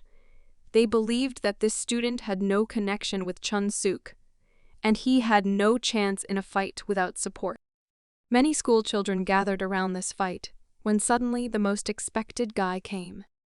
Shim Ji-hye was very excited about the fight and tried to calm the guys down. Chun Suk heard a familiar voice and decided to see what was happening. He saw the girls opposite them stood a confident, daring bully with red hair, who had already tried to mock Yoon-jong once, this time threatening Shim Ji-hye. Chun Suk intervened in this conflict and calmly asked what was going on here. The bully definitely did not expect that this guy would ruin his plans for the second time. Yoon-jong was still scared, but she was relieved and told her friend that he should have come earlier. Shim Ji-hye's reaction was completely different. She began to worry about Chun Suk. The whole problem was in the student's appearance. His face was beaten. Yoon-jong also began to worry and excitedly asked him what happened yesterday. The confident bully was glad that Chun Suk was beaten. He realized that, in this case, the rumors turned out to be true, and the coolest guy in the school really fell into the trap of the bandits. He reached into the inside pocket of his jacket to take out his brass knuckles. The confident bully decided that this was his chance, and if he struck such a wounded opponent, then even Chun Suk would not be able to stand on his feet. For the first time in his life, he was so confident in his victory over opponents who were stronger than him. The bully with red hair rushed to the attack with a scream. But Chun Suk's strike was much faster. The bully turned out to be too naive, because he decided that he had a chance against such an experienced fighter. This blow shocked the entire local hooligan gang and reminded them of who is in charge at this school. The beaten bully held his face and began to tremble in pain. He understood that this was not the end, as Chun Suk continued to look at him. After silence, the toughest guy in the school, with incredible anger, asked the beaten guy what he was doing here. He believed that this bully was personally sent by Shim Ji-hye. The trembling guy didn't know what he was talking about. But his excuses didn't save him from getting kicked in the face. Chun Suk was incredibly angry. He did not stop with one kick and continued to beat the enemy. This inappropriate behavior shocked everyone who saw it. They thought that he would beat him to death. There was so much hatred in his eyes that no one could dare to approach him. But his salvation in a situation where he was completely consumed by anger was a woman's hands. Shim Ji-hye came up to him from behind and hugged him tenderly. She was very worried and in a trembling voice asked him to stop. She did not want him to continue fighting. The guy came to his senses from the sight of this defenseless girl. The red-haired bully was saved. He had never been so beaten. The guy tried to get up and began to apologize to the girls. The schoolchildren had not seen Chun Suk in such a serious condition for a long time. He could not contain his anger. His classmate with glasses also watched this. It seemed to him that this time the coolest guy in the school was really having a hard time. After such an unusual appearance of the coolest guy in the school, the students decided to go out onto the roof to talk calmly. Chun Suk asked his friend if she did exactly what he asked her to do yesterday. The girl noticed that they were not alone. Shim Ji-hye was very worried and didn't know what was happening at all, so she went with him. Sighing heavily, Yoon Jung said that she completed his task and did everything as he asked her. She collected the most necessary things and secretly left the house with her father. They rented a room in a cheap hotel and will live there for some time. The guy replied that this was not bad for a start. He hoped that the enemies would not hunt for Chaedong Man, because he occupies a very low position in the Beomgul gang. But still, he was sure that in such a difficult time, it would not hurt them to be careful. He wanted to talk about the fact that the guys from Deem do not play games and use any methods to eliminate targets. But the girl suddenly stopped him. The guy threw her hand away and said that he didn't understand what she was doing, since he was not at all in the mood when he was ready to joke. The girl shouted that this was not a joke at all. She was worried that Chun-suk forced her to leave her home for the sake of some kind of safety. She still didn't know what happened last night, since now she sees him in a terrible state. But before they said goodbye, not a single scratch. The guy turned away and asked her not to think about it. He decided to lie ridiculously and said that he just fell from the stairs. But the girl was serious and said that such wounds appear after a beating. But Chun-suk still couldn't tell everything and answered that he fell from a very high ladder. After which he said that he didn't have time, and it was time for him to go to class. When he approached the exit, he saw that Shim Ji-hye had been listening to them all this time. She was also worried about what was happening. It was hard for her to see Chun-suk in such a state. The shy girl said her friend's name out loud. The guy didn't know what to say to her in response. He decided to ask her to hurry up, otherwise she would be late for class. But the girl understood that he simply did not want to talk and asked to listen to her. Chun-suk couldn't stop himself, but he didn't want to be so rude to her. The guy thought that he shouldn't contact them now, because of his problems, they could also suffer. The lesson began, and all the students gathered in the classroom. An English teacher was trying to explain to her students the use of certain words. She turned to her students and asked who could answer her question. But this time, Chun-suk did not look as diligent as before. He couldn't stop thinking about what happened last night. Yesterday he beat up 2 gangsters, but that wasn't enough. To find out more about the enemy's plans and what was happening inside the Sampo gang, Chun-suk kidnapped one of the criminals and decided to interrogate him. The beaten guy could not believe that someone decided to go against them. He believed that now all criminal power was in the hands of the Sampo gang, and this masked stranger would not get away with such an act. In fact, he even recognized the schoolboy and said that Chun-suk is so famous that even in a mask he was able to recognize him, and now he will not escape responsibility for his insolence. But the guy was not frightened by such threats and asked the prisoner to stop chatting and start answering questions. He immediately warned the beaten gangster that if he enrages him, then the end will come for him. Despite the fact that Chun-suk spoke calmly, he still began to get nervous. He understood that with such a mask, he could not completely hide his face. But he clearly did not expect that he was so famous that he would be so easy to recognize, despite the disguise. To begin with, he asked the beaten gangster who was covering for them, but the daring guy felt bold and said that the schoolboy's father was covering for them. The answer turned out to be incorrect, and the impudent man received an instructive kick to the stomach. He started screaming in pain, because he didn't expect that Chun-suk would dare to continue beating him. But justice for the criminal continued. Chun-suk decided to beat him thoroughly in order to get important information. He continued to beat him and said that he actually knew who was covering for them.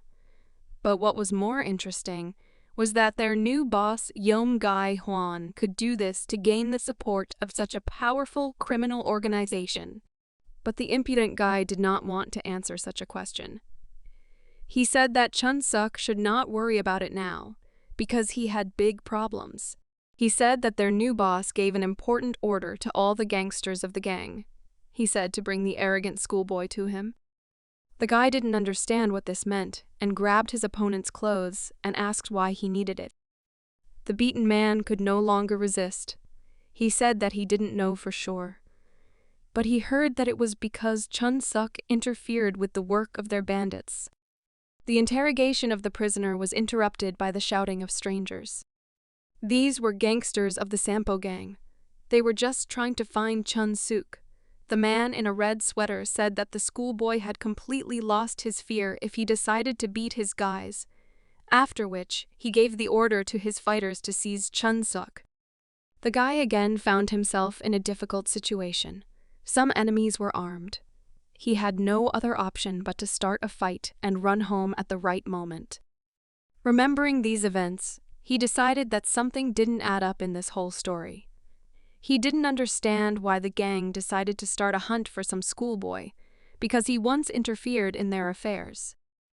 Moreover, if we consider that this is Shim Ji-hye's personal desire, then this is even more strange, because he only encountered it once in this life, but he failed and lost the fight. He continued to think about what his enemy was planning, when suddenly he was distracted by a pretty English teacher. Chun-suk was surprised and asked why she stopped teaching the lesson. But as it turned out, the lesson ended 5 minutes ago, and the guy was so immersed in his thoughts that he didn't even notice the bell. The woman asked if her student had some free time. She wanted to talk to him a little. After that, they went to the consultation room. The woman made them coffee and sat down opposite. The student was impatient and immediately asked what she wanted to talk about. He thought that he would be scolded for being late, but the woman replied that she was not going to do it and was just worried about him. After these words, the guy immediately relaxed. He decided to explain the situation and said that he had a little quarrel with one of his acquaintances. And because of this, he was late for school, so there is no need to worry about it, because in fact, nothing special happened. But the insightful woman said that this had already happened in the past. She said that his situation now resembles what it was before, even though he has changed for the better. This bothered her greatly, because despite the fact that the guy had changed, she believed that he continued to fight for some good reason. Chun-suk couldn't tell her the truth, so he simply apologized to the woman for caring so much about him. He decided to end this conversation and said that he could not tell the details, because these were too personal problems. The woman replied that she understood him and would not ask any more questions regarding his fights. But in fact, she did not call him for interrogation. The guy, tired after a hard night, said that in this case he would go to class. But suddenly he felt the teacher hug him. The woman was very worried about him and said that he had to promise her something. She wanted him to promise in return that he would not bear this burden alone, since he was just a schoolboy. The teacher said that when it gets really hard for him, so much so that he can no longer endure it, he can turn to her for help at any time. The guy did not expect such support. He agreed with this proposal. After these interesting events, there was nothing more interesting. Chun-suk, as usual, decided to go home to decide what to do next. But suddenly he stopped. The guy saw his girlfriend. Shim Ji-hye was waiting for him. She looked at him shyly as usual. She was very worried about what was happening in the guy's life. Besides, he didn't tell her anything, so she invited him to go home together. He didn't know what to say to her in response. Still, he had to refuse because he didn't want her to be in danger. The guy went home on his own, but heard someone following him. He understood that Shim Ji-hye decided to go with him. He turned to his worried classmate and reminded her that he had asked her to go home separately from him. The girl assumed that the whole problem was with her and asked if he thought she was disgusting. The guy was already fed up with such nonsense. Before that, he was on the verge of patience, and this time he lost his temper. He shouted that he had already told her once that the problem was not her. He was being watched by the Sampo gang, and this was dangerous for the defenseless girl. Because of his aggression, the girl got scared and started crying. Chun-suk is not used to how fragile and delicate a girl she is. He put his hand on her shoulder to calm her down a little. Because of her behavior, he decided to make an exception and allowed her to go home together today. Chun-suk immediately warned her that it wouldn't work tomorrow, and even if she cried and begged him, it would be useless. In response to his words, a smile appeared on the girl's face. So they went home together, and this became his big mistake. In fact, at that moment, he should have sent Jae-ki home, even if she would have been offended by his rudeness. On the way home, they heard a compliment from strangers that the schoolchildren looked good together. It was the head of the Sampo gang himself, Ji-hwan. With him there were 2 other hooligans. The guy began to panic. This was the worst moment for their meeting, because there was a defenseless girl with him. The gang leader noticed that they look very carefree together. Because of this, one might even think that Chun-suk is really an ordinary schoolboy. The guy began to get angry. He understood that Ji-hwan had come specifically for him. But besides, now, Jae-ki was also in danger. The gangster told the schoolboy that he shouldn't be so angry. He believed that yesterday the guy should have foreseen a similar outcome because he arranged a showdown with his guys. Chun-suk's patience ran out, and he asked the enemy why he was hunting him. The man decided not to delay and began his story. It was about an event a month before this meeting. The old man Jo Bong-chul began to whine that there were not enough interesting people in their gang, so he asked Ki-shwan to find him a normal fighter. Then Chun-suk noticed. At that time, he thought that Chun-suk was just a schoolboy who could wave his fists a little. But he was wrong, because when he met him in person, he seemed very strange and mysterious to him. In addition, when yesterday he was informed about his showdown with the guys from the gang, he was convinced that they should meet. He extended his hand towards the guy and shouted that, in fact, Chun-suk was not a schoolboy. This statement shocked everyone, and shy Shim Ji-hye quietly asked her friend what it meant. The guy began to worry that his enemy was somehow able to guess that Chun-suk had received a second life. Gi-hwan received the expected reaction from the schoolboy. He said that now he understands that this is true, and now this fact explained to him all the strange things. But his next theory turned out to be a little stupid. He said that, in fact, the one they are hunting for is just pretending to be a guy named Chun-suk. Before these words, Chun-suk began to get very worried, because he believed that his secret had been revealed. But when he heard his opponent's real assumption, he was shocked. He didn't understand what they were talking about and where he got it from. Ji-hwan said that the one he was hunting for was probably some kind of fraudster who had done something wrong and was now hiding, and therefore he took the name Chun-suk for himself. He believed that in this case everything becomes clear, because his skills in fighting, as well as awareness of the gangster world and even childish reasoning, haunted him for a long time.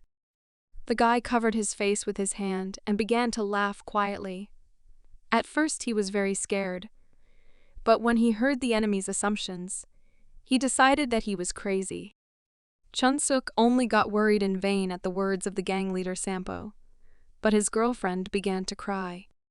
She took these words seriously, but hoped that it was a lie and asked Chun-suk if he really was impersonating another person. This really attracted the attention of the schoolboy, because such an absurd lie worked for her. But still, it sounded very plausible if you compare it with Reincarnation. Ji-hwan turned out to be very insightful, and his comparison was very similar to the real situation. Chun-suk began to stretch his hands. He understood that a fight was inevitable, so he turned to his friend and asked if she believed him. There were still tears in the girl's eyes. The enemy's words had confused her thoughts. But when she remembered everything Chun-suk had done for her, she was able to make a decision. Whoever he was, she believed that he was an honest and kind person. The girl opened her eyes and said that she believed him, But in response, she saw rage on Chun-suk's face, and his fist flew in her direction. The girl was very scared, but this blow was aimed at her. It turns out that the schoolboy noticed how one of the gangsters approached him and managed to hit him in the face. Shim Ji-hye realized that Chun-suk protected her from being kidnapped. The guy turned to her and said that she should immediately go back to school. Despite Chun-seok's incredible fighting abilities, his enemy Gi-hwan believed that even he could not cope with such an incredible number of bandits. The girl stood still. She understood the danger of the situation, but still could not move. The guy started yelling at her. He said that she should trust him and go back to school. He wouldn't be able to look her mother in the eyes if something happened to her. He explained that the two of them would not be able to escape, because the gangsters would immediately catch them. So if she wanted to help him, then she should get out of here as soon as possible so as not to interfere. The girl wanted to say something, but the guy shouted that she needed to hurry. Tears appeared on Shim Ji-hye's face again. She had no choice.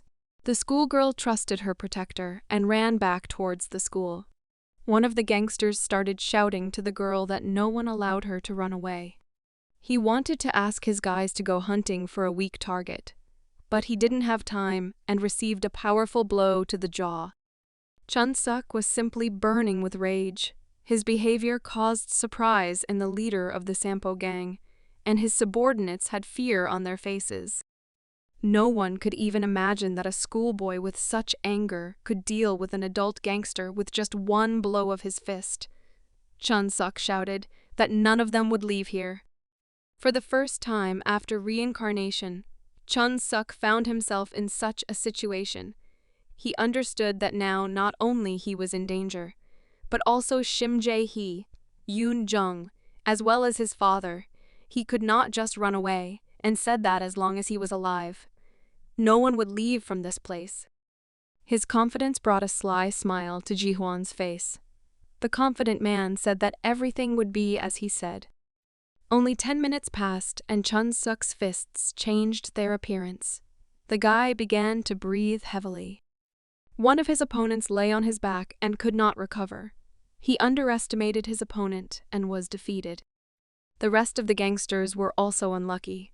They were less wounded than their comrade. The adult men looked at the mysterious evil guy with fear on their faces. This fight was not easy at all.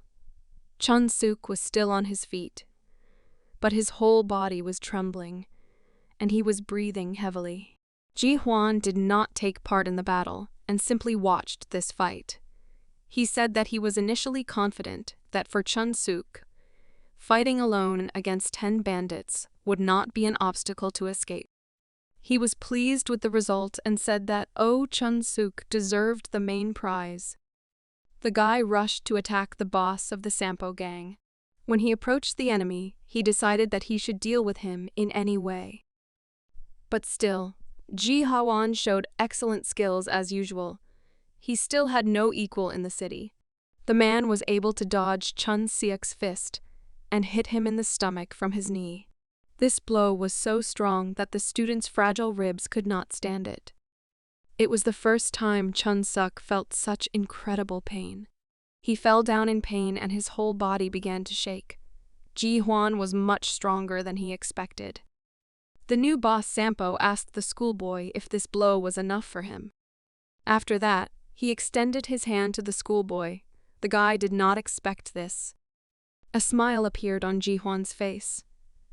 He invited the schoolboy to join his team and promised that together they could rise to the very top of the gangster world. But anger appeared on the student's face again. He did not believe what this man told him. He still believed that it was a trick. But Ji-hwan said that he was saying this seriously, because he didn't care who Chun-suk was. He was attracted by the fact that the student's abilities were real. He wanted to go with him to the very top of the gangster world, and even the place of the boss of the powerful organization Deem. The guy was breathing heavily. He asked if Ji-hwan was really targeting Deem's boss's place. The man replied that he was completely serious, and if his intentions were not true, then he would not even start this business. He was still waiting for the student's answer, which surprised him incredibly. The guy began to extend his hand to the meeting and said that Ji-hye turned out to be much better than he expected. Chun-suk could not even imagine that he would receive such an offer. Ji-hye had already decided that he had achieved his goal and began to smile. He said that the guy made the right decision. But suddenly he replied that he was still right, and his expectations turned out to be reality. The guy nevertheless refused this offer, and instead of shaking hands with the boss of the Sampo gang, he showed him a disrespectful gesture. It was difficult for him to breathe due to broken ribs, but Chun-suk still said that he could not even guess that his enemy had come with such a proposal. He believed that the top of the gangster world was nonsense. His self-confidence did not disappear anywhere. He said that he did not want to join the gangsters' team and believed that it would be better if Ji-hye alone followed such a naive dream. He believed that this man would never be able to achieve this. This answer incredibly angered the gang boss. He kicked the wounded hooligan. The poor guy flew back several meters. The guy's whole body was trembling. He had not been beaten so badly for a long time. Guy Hwan called him a fool, because no one dares to speak to him in such a disrespectful tone. Chun-suk understood that there could no longer be a good outcome in this situation. He said that it was better for Gi-hwan to kill him right here and now. For him, it was better than doing these dirty deeds a second time. Ji-hwan definitely didn't want it to end this way, because he expected more from Chun-suk. Still, he had to come to terms with the refusal. He said that Chun-suk was one of the best guys to stick with it until the end. But as it turned out, he foresaw such a situation and prepared. He snapped his fingers and called his guys. Chun-suk was shocked. As it turned out, the Sampo gang members were able to catch Shim Ji-hye. She wasn't injured, but she still had tears on her face and began to apologize to her classmate for not being able to escape. The bully trembled and asked how this happened because he saw Shim Ji-hye running away. A satisfied smile appeared on Ji-hwan's face. He was surprised at Chun-seok's naivety. The boss of the Sampo gang could not let her go, because today he came to fight to the end. It turns out that he foresaw this outcome, and from the very beginning placed his people next to the school. Chun-suk has not felt such hatred for a long time. He got his second wind and again rose to his feet and rushed at his enemy. But for Gi-hwan, the wounded schoolboy was not a dangerous enemy. To achieve his goal, he threw the guy to the ground with incredible power. Chun-suk once again found himself on the ground. This blow was incredibly strong. Worried, Shim Ji-hye started crying again. She couldn't bear to watch her friend whom she loved get beaten. The bully who caught her asked her to stand still and not create problems. But the beaten guy did not give up. He could not allow a worse outcome and was ready to sacrifice himself. Despite the weakness in his body, he began to rise again because he had to protect Shim Ji-hye. But Ji-hye had already approached him and extended his leg. He did not want to make a mistake and decided not to underestimate his opponent. He was calm because his plan worked. The guy with a sly smile told Chun-suk that if he changes his mind, then he should come to visit the Sampo gang, and until the time he decides to meet, they will take care of his girlfriend. After this, the gang boss dealt the final blow to the schoolboy's face, and the boy lost consciousness. He was lucky that people passing by found him and called an ambulance. The guy was thinking until the very end about what would happen to Shim Ji-hye. As a result, the guy woke up in the hospital. He was lucky to have kind people nearby. When he regained consciousness, Yoon-jong was already nearby. The caring girl was next to him all this time.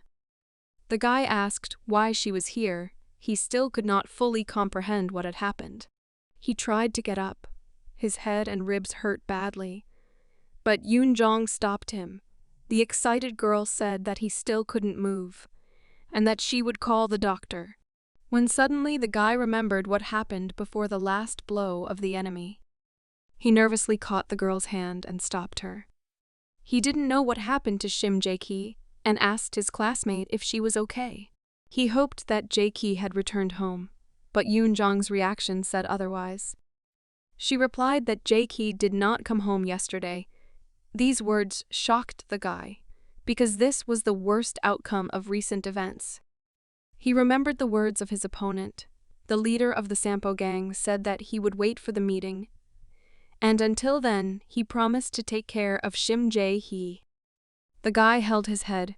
He was full of hatred for his enemies and himself, since he had failed to protect his girlfriend. He shouted to the entire department and attracted the attention of people in the corridor. Chun-suk couldn't just leave it like that and decided to go to Sampo's gang. He took the needle out of his hand and began to get out of bed. Yoon-jong tried to stop him. She said that he couldn't do anything in this condition. Moreover, alone, in addition, he had knitting needles in his ribs, but the guy replied that he had to save Shim Ji-hye. The girl was very worried about this behavior of her wounded friend. She said that she understood his feelings, but first she should calm down. Her words had no effect on the angry guy, so the strong man decided to join their conversation. It was a detective. He caught Chun-suk and said that he should sit down and calm down, because it's not customary to behave like that in the hospital. It turns out that Chun-seok has been unconscious for the last 2 days, so he should be more careful. The guy didn't expect that Chu Yong-sun was also here along with Yoon-jong. Chun-suk calmed down and began to listen to the detective. The man said that he guessed that the Sampo gang decided to kidnap an ordinary civilian, and it was about a minor schoolgirl. He hated how fearless the gangsters had become. Yoon-jong respectfully turned to the policeman and asked with hope if he could save their friend Shim Ji-hye. The man began to shake his head that, unfortunately, he couldn't do it. He had already tried to do it before Chun-suk woke up, but it didn't work out for him. Moreover, he was temporarily suspended from service for making a false report. From such words, Yoon-jong was confused and uncertainly asked what they should do now. Chun-suk joined the conversation. He said in a calm voice that there is still one way. The detective was surprised and said that he was ready to listen to the hooligan's proposal. Chun-suk said that he should personally go after her. He should kneel before the head of the gang. Yam Ji-hwan is waiting for their meeting. The guy clearly understood that there was no point in resisting those who had the Deem organization behind them. He had no choice but to do as Ji-hwan said. It was the only way to free Ji-hye, even if he had to become a gangster again. His decision was final, so he found the right moment and escaped from the hospital. Chun-suk got out of bed for the first time in 2 days. His wounds were still not healed. He also had broken ribs and was having trouble breathing. But despite this, he continued walking, with only Shim Ji-hye on his mind. He remembered how she apologized before she was kidnapped. Chun-suk could not forgive Ji-hwan for this, but at the same time he could not cope with him, so he will have to follow his lead. With such thoughts, the guy went to help Shim Ji-hye. When he talked about the fact that he was going to become a criminal again, Yoon-jong said that this was madness. And besides, Shim Ji-hye clearly would not be happy with such news. The detective also listened carefully to the story of the beaten guy. He said that he understood his feelings, but still believed that his idea was nonsense, and Chun-suk first had to finish the treatment. But the guy could not wait until he was cured, because all this time Shim Ji-hye was in the hands of gangsters. He deceived the detective and Yoon-jong in order to save the schoolgirl. He felt a duty to this girl, because he had already ruined her life once, so he could not allow this horror to happen again. Chun-suk was so determined that he was willing to kneel before his enemy, or even join his team and become a loyal servant. When suddenly the guy stopped, an angel appeared in front of him again. He was looking after the guy all the time and asked if the guy was sure that such actions would satisfy Ji-hwan. He was surprised that the guy was ready to take the path of a gangster again, because this way he would again become a fiend of hell. He wondered if Chun-suk was really ready to undo all his efforts. The guy did not expect to see a sacred creature at such a moment. But still he was not very surprised because he remembered that he had been watching him all this time. Chun-suk decided not to linger and just moved on. He replied that despite the angel's words, he had already decided everything and was unlikely to change his mind. The angel said that he believed him because he knew that the bully told the truth. Chun-suk had no other choice. He looked into the sky and said that this was probably his destiny, to be a gangster. But he tried in any way not to become a bandit again. He believed that most likely this was not fate, but his punishment for a sinful past life. He remembered his life after reincarnation. Only a few months of his new life had passed, but a lot had happened. He saw this as an opportunity to change for the better. The guy apologized to Shim Ji-hye for all the pain he caused her when he was a bully. After that, he changed her for the better. The girl stopped being an outcast and found new friends. Besides, no one wanted to offend her, because she was under his protection. In addition, he was able to help Yuan Zhang. In a past life, he treated her very cruelly and ruined her whole life. In his new life, there was also a place for fights. But all cases of violence were only for the good. He never learned to resolve conflicts by talking and continued to use force. But he didn't regret anything and said he still tried to live like a normal person. Even though, in the end, nothing changed, he apologized to the angel for disappointing him. The guy said goodbye to the sacred creature and moved on. The angel continued to look at the sinner's back. A smile appeared on his face. He initially thought that Chun-suk was an ordinary fool. But in fact, everything turned out to be completely different. So he told him that he was still not disappointed in him, and there was no need to worry about it. These sincere words made the guy stop. Before his disappearance, the angel said one more important thing. He believes that Chun-suk has really changed, and now he is not the same as in his previous life. The bully was shocked that he received a compliment from a sacred being. But the angel disappeared and he no longer had the opportunity to learn more from him, although fate destined him for another meeting that evening. It was Jong Sung-soo, and he was surprised that the schoolboy was still alive and even standing, because the rumors said about the opposite. Chun-suk quickly switched from his conversation with the angel to reality, and looked towards the man. The gangster was with his guys. He asked the young hooligan where he was going in this form. Chun-suk was also shocked that the man was still alive. It turns out that Jong Sung-soo was also very busy and hasn't been seen in public lately, as he had to try not to let the guys from Sampo find him, so he was a little late while he was getting his guys in order. Unexpectedly, another man joined their dialogue. He was dissatisfied with the fact that the student still acted in his own way. It was a detective, and earlier he asked Chun-suk to rest, but the guy could not stand it. Chu Young-sun warned the schoolboy that if he joined the Sampo gang, he would personally put him in prison. There was no end to the surprises, and a fragile female hand was already heading towards the guy's face. Yoon-jong slapped her naughty classmate. There were tears in her eyes. She was very scared because Chun had suddenly disappeared from the hospital. The guy was shocked by how many people cared about him. As it turned out, his follower from school could not leave him either. The guy did not expect this most of all, and with a surprised face asked him what he forgot here.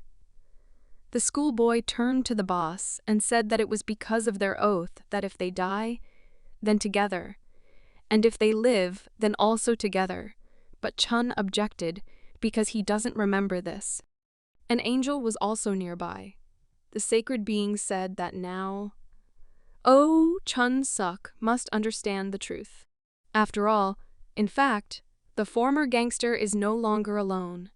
He has been joined by all those whose lives he destroyed in the past. The guy did not expect this and turned to his friends.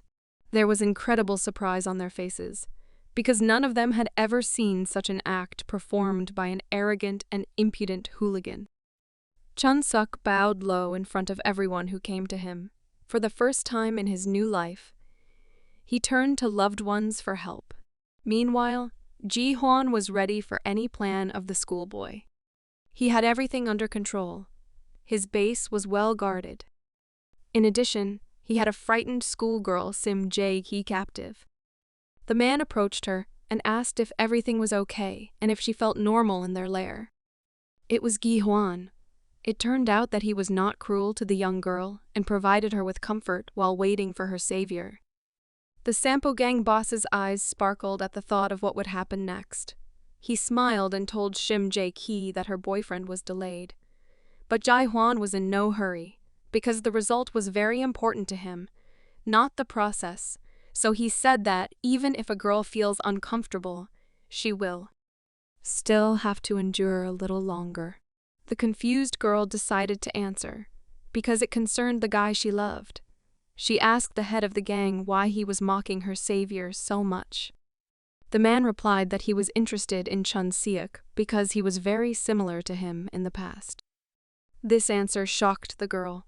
She believed that the head of the Sampo gang had a negative attitude towards Chun-seok. Ji-hwan began his story. Several years ago, he was a military man who fought for the interests of the country. He was a member of an elite special forces detachment. Then he risked his life and was on the verge of death for the sake of patriotism, justice, and honor. But after 10 years of such a life, he understood only one thing that caused him anger and hatred. He realized that everything he believed in actually did not make any sense. Now he believes that there is only one truth in this world, and this is the force that money, power, and violence create. Now, for him, this is the only value for which he is ready to risk his life. But the girl did not agree with his words and decided to answer that they were not at all similar to Oh Chun-seok. She thought that he was indeed a little rude. But for his own benefit, he did not make other people suffer. At least for now. The schoolgirl did not want Chun-seok to change because now he seemed like an ideal person for her. But Ji-hwan disagreed and covered her mouth with his hand. The girl began to worry because an evil smile appeared on the face of the Sampo gang boss. The man asked Shim Ji-hye not to worry about Chun-seok's character because he was going to correct him at his own discretion. JC started crying. She started begging Chun-seok to save her. Suddenly, the guy thought he heard his girlfriend's voice. Yoon-jong asked if everything was okay with him because he was still injured from the last fight. Chun-seok replied that he just heard Shim Ji-hye calling him. He thought it was a hallucination. But the point was about the artifact that he received from the mother of the girl who was captured. The whole team got together to discuss the plan. The schoolchildren, the gangster, and the detective began to listen carefully to what the wounded guy offered them. Chun-seok took a map with him. He pointed to the place where the entrance to the lair of the Sampo gang was located. He knew this building well and said that on the other side, there was a back door that opened onto an alley with residential buildings. The guy invited his team to get inside through the emergency door. Gangster Chon Sung-soo was surprised when he heard such a detail. The team leader explained in more detail. This was an emergency exit in case the Sampo gangsters were visited by police or other groups. Naturally, these exits are also guarded, but there will be a maximum of 2 people there. The detective couldn't understand how the student knew so much about the bandits' base. He wanted to ask about it, but this was not the right time for such a conversation. So he decided to draw the team's attention to the fact that they did not know where the bandits were holding Jae-chi. Even if they managed to get inside, they would not be able to find her without anyone noticing them. And besides, young Sung was worried that the girl might be in a completely different place, and in that case, they would simply fall into a trap. Jang Sung-soo admitted that this could be a reality, but he believed that in any case, it would not be easy for them to carry out such a plan. Suddenly, Chun-seok felt something strange. He suddenly had a very bad headache. Yoon Jong began to worry about his condition and suggested returning to the hospital. But in fact, he heard other people's thoughts. The girl's voice told him that she was scared. It was Shim Ji-hye's voice, and he could even imagine her turning to him for help. The guy shouted out loud the name of his girlfriend, who was captured by bandits. Yoon Jung asked what was the matter. She didn't know what he was talking about all the time, but she clearly heard the name of the kidnapped girl. After that, the guy felt something strange and pulled his hand into his jacket. He realized that his connection with Shim Ji-hye was so strong because of the item he received from the shaman. The girl's mother insisted that this damned object was not a joke at all. She believed that this amulet would be useful to him, so he shouldn't throw it away, and it's best to always carry it with him. At that moment, his thoughts became clear, and he realized an important truth. His girlfriend and Detective Yeon Sun asked if he was okay. Chun Suk looked at this artifact, and with a trembling voice said that he now believes that Shim Ji-hye's mother is a real shaman, because he saw the place where the girl was hidden. The team discussed all the details well and began executing their plan. At the emergency entrance of the Sampo Gang building, 2 gangsters stood as usual. They were ordered to guard this place. When suddenly they heard some teenagers screaming. Some guy called them dirty weaklings. This daredevil was a schoolboy who considered Chun Seok his boss. He attracted the attention of the guards with his cry that he still remembers how the gangsters broke his arm. He is here for revenge.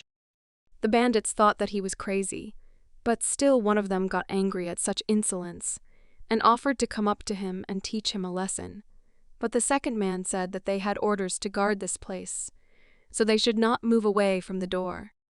Since the gangsters decided not to be provoked, the schoolboy said that they were just chickened out and that they were scared rats, not real bandits. This time, he managed to hurt them seriously because he reminded them that they had kidnapped a defenseless schoolgirl and were holding her hostage. He said that if they did not fight with him, he would run to the police station and write on them, "I will declare." One of the gangsters decided not to stop his comrade. He invited him to go inside and report to the boss about the situation. But the man wanted to do differently and said that they should first get rid of the annoying schoolboy and only then report to the boss. He was serious, because there was a sharp object in his hands. But a moment later, he saw someone with whom he definitely did not want to deal. He began to make excuses and said that he knew nothing. The man who suddenly appeared in front of them was Detective Yeon Sung. He said that recently these 2 bandits had received a lot of complaints from shop owners, but the gangster again replied that he knew nothing about it, and if the policeman wanted to detain them, then he should come with a warrant. But Yeon Sun said that there was no point in this, since thanks to their support from the prosecutor's office, no one would issue a warrant for him. The confident man answered the detective that he was well informed, and therefore it was better for him to shut up and leave quietly. Something unexpected happened for the gangsters. The detective decided not to play with them, and immediately struck the enemy in the face. He said that he never liked the bandits from the Sampo area, so he was very pleased to knock one of them to the ground. A man with a menacing look invited the bandits to come closer. Today he was going to show them the People's Court. Ji-hwan has already received a report that a detective has appeared at the back entrance of the Sampo Gang building. The excited bandit began to talk about how an uninvited guest unexpectedly appeared. The calm boss ordered him to send the entire team number 3 to the emergency entrance. He wanted them to bring the detective to him for a personal conversation. He also asked him to break a couple of bones for the policeman if he resisted. When suddenly another bandit burst into the boss's office, he began shouting about the problem at the main entrance. Ji-hwan was dissatisfied with this treatment and asked his subordinate to calm down and tell him everything normally. The frightened man said that Sean Sung-soo came to them. Ji-hwan definitely did not expect his appearance. It turned out that the second man in the Byomgol gang, Jang Sung-soo, came along with his fighters to the main entrance of the Sampo gang's base. The gangster was very determined. He had been waiting for a long time for the day when he could take revenge on his enemy. While there were uninvited guests at the Sampo building, an interesting part of the plan was also taking place in an alley in the area. An attractive woman in heels approached one of the bandits. The man was fascinated by her beauty, but he had an order, and so he stopped her and warned her that she should not go that way. Yoon Jung was wearing a beautiful open blouse and short denim shorts.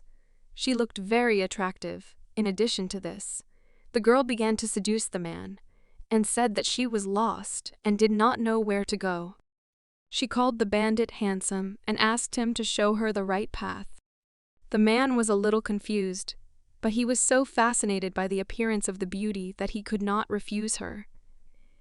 He lost his vigilance and missed how Chun-suk quietly approached him from behind.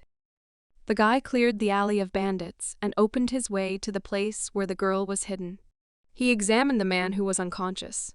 He was looking for something important for his plan.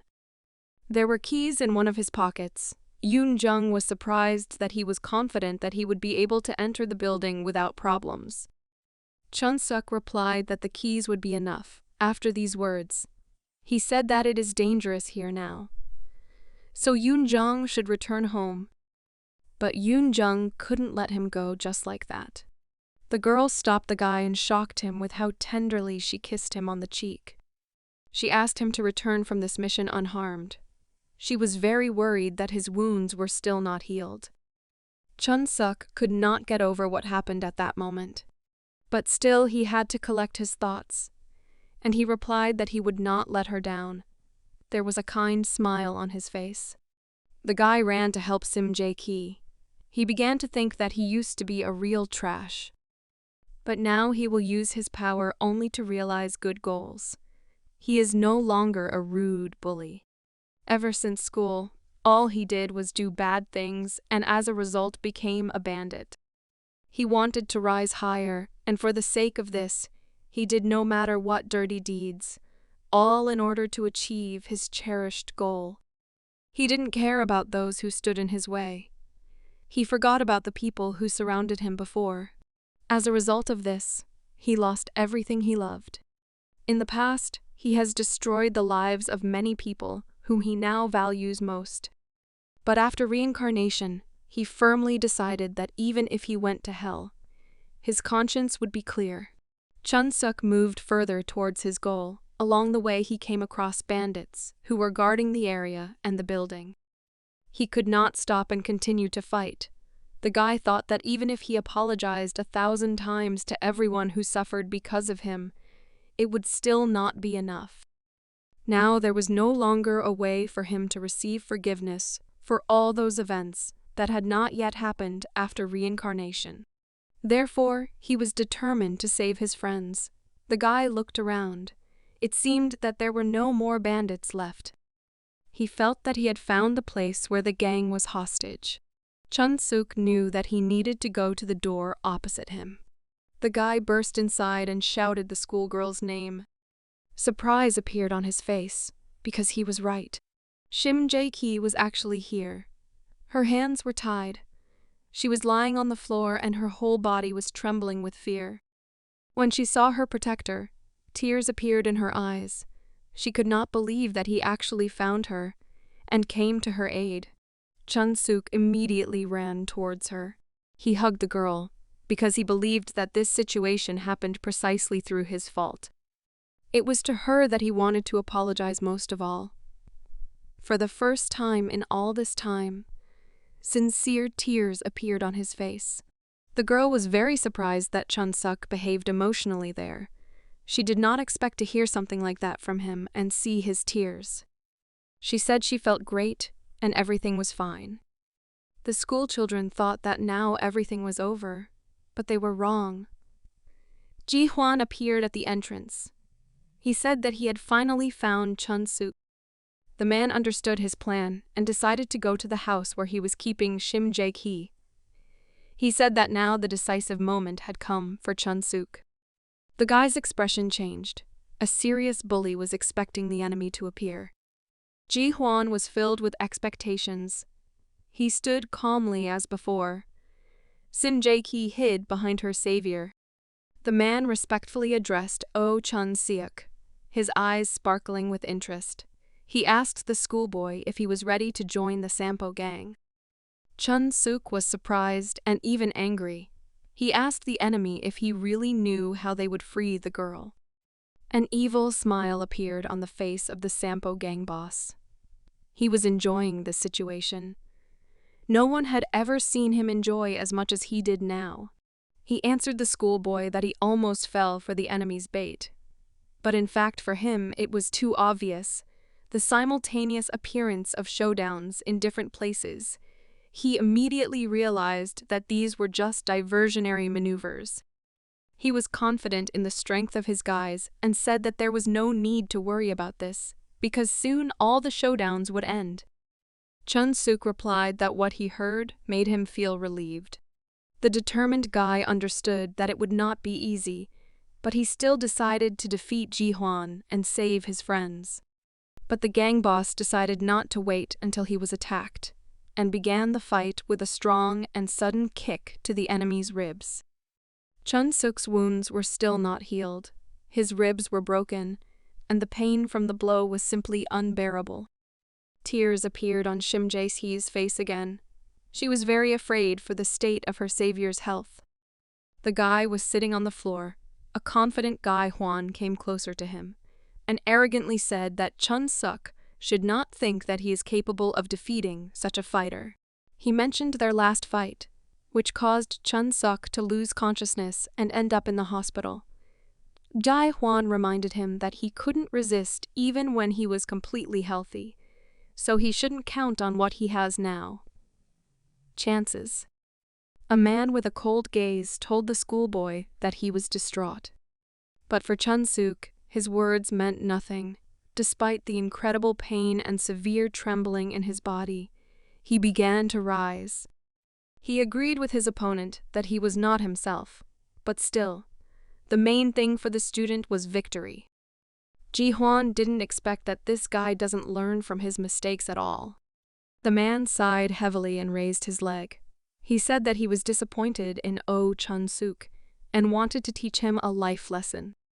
But suddenly, a sly and evil smile appeared on the guy's face. He said that it was too early for the gang boss to be disappointed. Chun-seok changed his fighting style and decided to switch to wrestling. He dodged his opponent's leg and grabbed him. Ji-hwan couldn't believe that he made such a mistake and let his guard down during the fight. The guy threw his opponent onto the floor with all his might. The boss of the Sampo gang had not felt such pain for a long time. The furious man was filled with anger. He arrogantly asked the schoolboy how he dared to do this. But Chun-seok was no less angry. He told the enemy that he should not be surprised, because now they will fight for real. The guy began to furiously deliver a series of blows with his fists. He fixed the enemy's body well and was not afraid to get a response. Ji-hwan had not been in a similar position for a long time. A series of powerful blows took him by surprise. But the experienced fighter managed to find the right moment and deliver just one strong blow in response.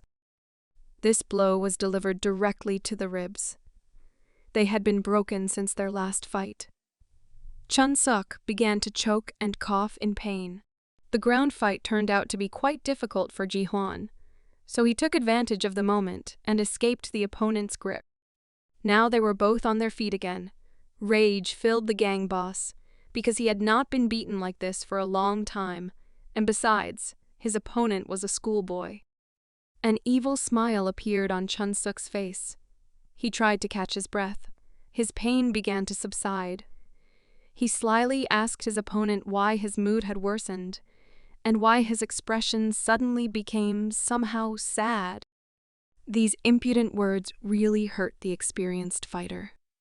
The strongest fighter in the city of Incheon again decided to strike first, at which time he shouted to the schoolboy not to meddle in adult matters. An incredibly powerful blow reached Chun-seok's face and threw him aside. The man said that the guy was too ambitious, and he couldn't fight on the same level. For the first time since his reincarnation, Chun Suk was beaten several times in a row. Even though Ji-hwan had previously received a series of blows to the face, he was now satisfied that he had exerted enough strength and now his opponent was unlikely to be able to rise to his feet. But he began to rejoice too early. Chun Suk remained on his feet and was even able to deliver an incredible uppercut to his enemy. This powerful blow threw the experienced fighter aside. The man grabbed his jaw. He could not believe what was happening now, because for a long time he had not seen such a worthy opponent as this bully from the Sampo school. He was surprised that Chun Suk was in the hospital just yesterday. He didn't understand where he had so much strength for such retaliatory strikes. For the first time in many years of battles, he began to shout towards the enemy. He said that this could not be. He did not understand why his opponent did not fall to the ground, because all his opponents lost consciousness from such a blow. The calm guy, through severe pain, answered in a weakened voice that the answer to this question is obvious. Chun Suk turned his gaze away and looked at the girl for a moment. This was the first time he fought so fiercely for a girl. He couldn't let Shim Ji-hye down and lose. With a smile on his face, he replied that he was sorry, but a person like Yeom Gi-hwan would never be able to understand his feelings. Gang boss Sampo desperately rushed into battle. They struck each other in the face. Ji-hwan put his left hand in front of him, but was unable to defend himself from the oncoming blow. It was a battle of endurance and stamina. Ji-hwan's incredible fighting experience and skills against Chun Seok's willpower. But the gang boss could not cope with such incredibly persistent Chun Seok. For the first time in the last 15 years, he fell to his knees in front of his enemy. The man fell loudly to the ground with his eyes closed. Chun Suk could not believe that he managed to win. He was breathing heavily and could barely hold on due to fatigue and incredible pain in his ribs. Ji-hwan continued to lie on the floor and did not move. Excited, Shim Ji-hye ran up to her savior and asked if everything was okay with him. The guy calmly replied that everything was fine and said that they should hurry up and leave this place quickly. He understood that he had won the battle, but the battle was still not over, because Jang Sung-soo and his other comrades were still in danger. It was hard for him to walk, but he held on with the thought that he should help everyone. Shim Ji-hye helped him walk. The guy said that in this battle they are a minority, so it is very important for them to help the others. Suddenly the schoolchildren stopped and looked forward in surprise. A police car stood in front of them. Law enforcement officers fought with the bandits and tied up those who could no longer fight. The guy was shocked and asked what was happening. He was told that someone had called the police. A detective appeared next to Chun Suk. The guy asked what was happening. The man replied that he also did not know all the details, but apparently someone called and the police arrived. The schoolboy said that this is a difficult situation, because people from the powerful criminal organization Deem will not just leave this and will not forgive them.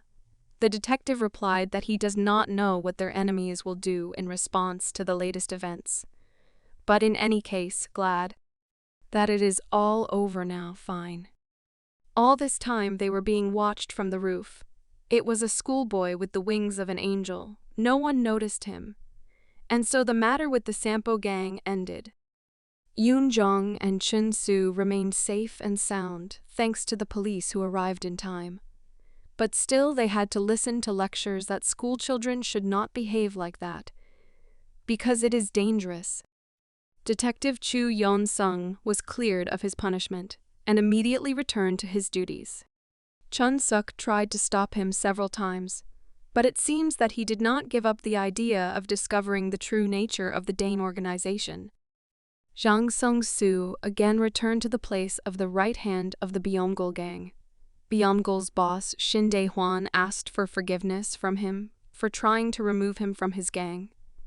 Believing in the tricks of Yeom Ji-hwan, he still behaved quietly for some time and tried make amends to Jang Siu. Yong Gi-hwan's failure brought consequences. He had to kneel in front of the members of the DM organization. The man said that Ji-hwan was impudent, but still he expected more from him. As a result, he did not live up to the organization's expectations. The director asked if he had any last words or wishes. The former boss of the Sampo gang thought a little and began to laugh quietly. He replied that he now understands that the words of one person that he had been thinking about lately were most likely true. An evil smile appeared on his face. He said that his plan was still just a stupid dream that was not destined to come true. A smile appeared on the director's face, and he agreed with the man, after which he said that scum like Ji-hwan only dared to look at his place in vain. After this, the gray-haired man gave instructions to deal with the man who did not live up to his expectations. The man closed his eyes and probably accepted the fact that this was the end of him. Chun-suk only knew that Ji-han was arrested by the police, but he somehow disappeared without a trace, after which no one ever heard anything about Gi-han again. Chun-suk and all his friends returned to their normal, carefree school life. As usual, he walked home with his friends, whom he had previously saved. There was an argument between them. Chun-suk could not believe that Yoon-jung had risen to 5th place in the class ranking in terms of academic performance. The guy said that this was a lie. He could believe it if Shim Ji-hye said it, but definitely not Yoon-jung. The girl began to get nervous and suggested that they argue. A moment later, the guy stopped because he saw a person with whom he had long wanted to start communicating. It was a cautious guy with glasses. He called him. The student recognized the voice and turned his head to the coolest guy in the school. Chun-suk obsessively began to invite him to go for a walk. He said that they were going to eat pizza and Chi Yoon-jung was treating everyone. But the schoolboy with glasses awkwardly began to laugh and confusedly replied that he needed to hurry up. Still, this answer did not upset the hooligan, and he said goodbye. The guy with glasses continued to mysteriously stand silently and watch, when suddenly the school children were stopped by the scream of some guy. The stranger asked Chun-suk if he was really the coolest guy in the Sampo school. He warned him that if he didn't want to fight with them, then he should silently go with them. The girls were already tired of constant fights. Yoon-jung held her head and asked Chun-suk not to hit the insolent people too much. Shim Ji-hye was no longer worried about him as before. She was confident in his strength, but still asked him to be careful. The confident guy threw his briefcase and ran to fight. He told his enemies that he was going to teach them politeness. After school, Chun-suk was forced to teach the stranger bullies a lesson. He still couldn't escape the violence, but by using it wisely, he managed to save his friends and change the lives of those who had suffered from it in the past. So Chun-suk was able to influence the future, and now Incheon will not be the same as before. Not only the gangs and the balance of power changed, but also the behavior and lifestyle of Sampo schoolchildren, because Chun-suk, as the coolest guy in the school, had great authority, and therefore the hooligans were afraid to catch his eye. True, not everyone knew that Chun-suk had such a strong influence on his home school. The two hooligans were surprised that before there were a lot of normal boys at Sampo school, but now they could only observe exemplary guys. These were the words of a guy with red hair, and his friend said that simply no one would want to get involved with such a weakling like him. The bully was furious. He wanted to explain to his comrade that he was wrong with the help of force, yet they were bored by the fact that there were no worthy fighters nearby. Suddenly, a guy with short hair saw something that interested him. He asked his comrade to pay attention to potential victims. As it turned out, we were talking about two beauties that these guys didn't know anything about yet. They were Yoon-jung and Shim Ji-hye. Their life became calm and pleasant. Yoon Jong invited her friend to take a walk after school, because a new shopping center had opened not far from them. Shim Ji-hye agreed with her friend with a smile, because she had nothing planned after school. When suddenly their pleasant conversation was interrupted by the voice of a cheeky guy, he stopped them and said that he was glad that there were still interesting students at the Sampo school. Arrogant smiles appeared on their faces. The guy with short hair invited the girls to stop and chat with them a little. But Yoon Jong was not interested in this. She asked not to touch them, since they were rushing to school. Ji-hye did not answer anything at all, but from her expression it was clear that she was uncomfortable being in such a company. A red-haired guy in a gray formal suit is not used to accepting refusals. He suggested that the girls forget about this school, because the weather is beautiful outside, and it would be nice to ride his bike. He clarified that this is a good offer, because he is quite rich. But the girls didn't care, and they calmly walked past this guy. They had their own concerns and began to discuss their studies. Of course, the arrogant bully did not like such a disrespectful attitude. He could not tolerate being ignored by the opposite party, so he caught Yoon Jung by the hand and said that it was not good to immediately leave the conversation. The girl started screaming and resisting. She didn't want to get involved with a bully like this guy, but the bully continued to be insolent. He was used to getting his way by force, and so he continued to hold the girl and said that he was going to show her the beautiful places of their city. An exemplary schoolboy watched everything that happened. He could not tolerate such an attitude towards girls and asked the hooligans to stop.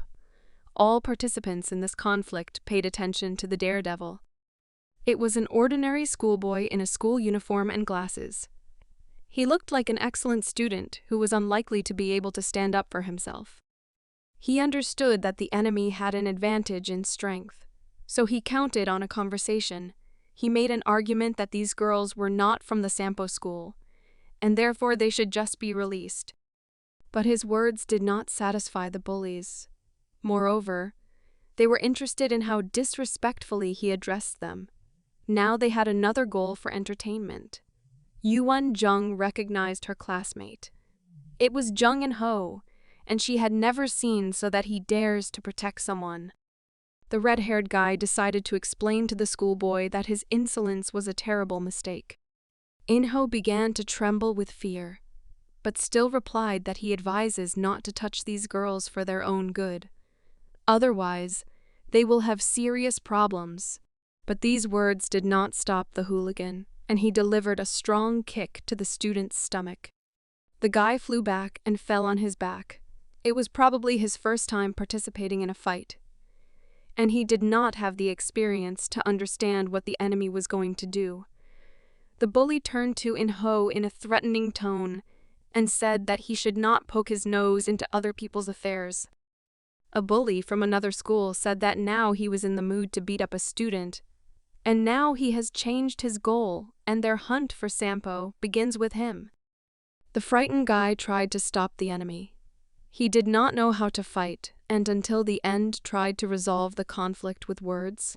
He asked to stop and calm down. The guy in the suit thought that he could finally have some fun beating up a defenseless opponent. But his hand was caught with unusual ease. As it turned out, it was not the bully who asked the excellent student with glasses to stop and calm down. The red-haired guy turned around sharply and asked the stranger what was the matter and why he was interfering. This stranger was Chun Seok, and he was filled with anger at the red-haired boy for his impudence and such a rude attitude towards his classmate. The honor student intervened in their tense dialogue. He was still shaking with fear, but wanted to avoid a fight between these serious-minded guys, so he told his classmate that he was fine, and it was better to resolve this conflict without a fight. But the bully clearly did not consider this option and began to be insolent. He furiously asked the stranger not to interfere. Otherwise, he would regret it. But Chun-suk reacted to such disrespect as usual. He decided to explain the situation using his brute strength and hit the red-haired guy in the face. The toughest guy in the school, Sampo, introduced himself. because anyone who dares to harm the students from his school should know Oh Chun-suk by sight. A second bully from another school also fell under his hot hand. The daring boys were beaten within a minute, and were already lying exhausted on the ground. School children from Sampo calmly went to school. Chun-suk asked the fragile Shim Ji-hye if everything was okay. The girl replied that everything was fine. But Yoon-jung was furious, because in fact she was the one who suffered. She was grabbed painfully by the arm. Besides, In-ho also suffered from the hooligans, because he was kicked in the stomach. Chun-suk decided to ask In-ho if he was okay. He said that he was doing well because one becomes a real man during a fight. Meanwhile, some impudent man approached the beaten hooligans. He stepped on the red-haired guy's face with his foot. In fact, there were even 4 guys in brown suits. They were also interested in Chun-suk. One of them said that he expected more from the leader of the Sampo school. He thought that he was not a weakling and was much stronger in battle. The second guy said that they shouldn't have complicated their lives by looking for someone like him. But his comrade felt fun. He was sad that there was only one fighter in the Sampo school. But still, he wanted to spend this day specifically on a showdown with this school. He decided to gather enough guys to start hunting for the Sampo school. Meanwhile, school began. The students rested before class as usual. There were no signs of trouble. Chun-suk calmly walked to his class. He was stopped by a guy who bowed to him with great respect and wished him good morning as his boss. It was Chun-suk. Chun-suk, as usual, was furious at such treatment. He said that he was not going to raise a brother like him. But the schoolboy awkwardly replied that now the coolest guy in the school would be his boss forever. He believed that their bond became even stronger after they fought together against the Sampo gang. A lot of time has passed since those events. The fight with the Sampo gang happened 3 months ago. Meanwhile, the second semester of school began.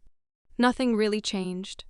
Chun-suk was still the coolest in school, but he did not create groups, but on the contrary, dealt with hooligans. He was seriously involved in raising school children. When he saw the frightened look of the beaten guy, he approached him and said that Kim Jin-gu should stop plotting all sorts of mean things, because it would be more useful for him to go and study.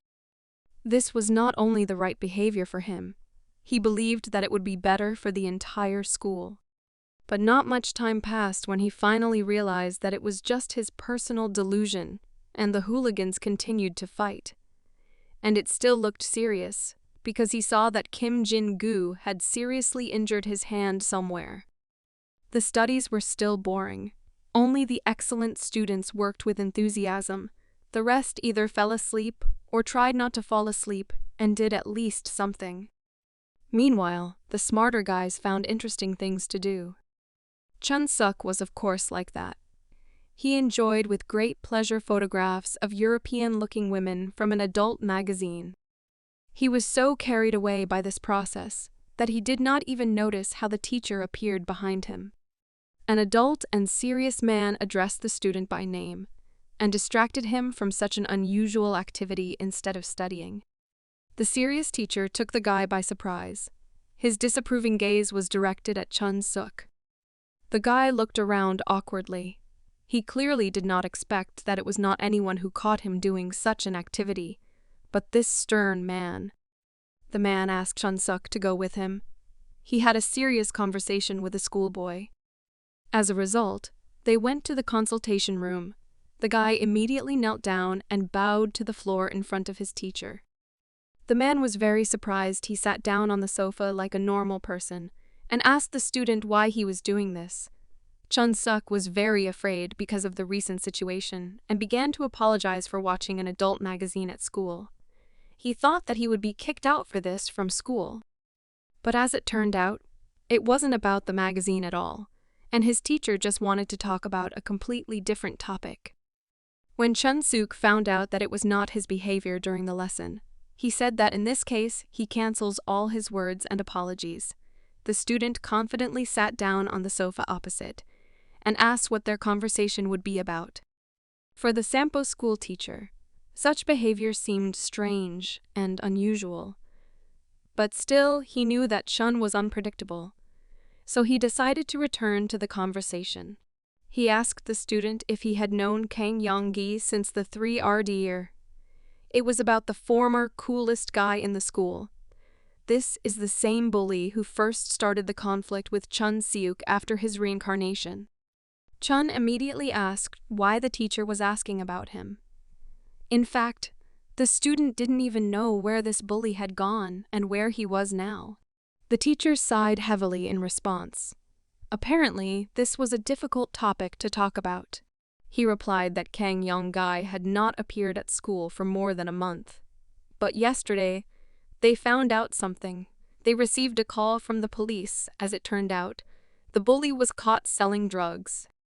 Chun Seok was surprised because the plot of his past life was repeated, and his old enemy was still involved in drugs.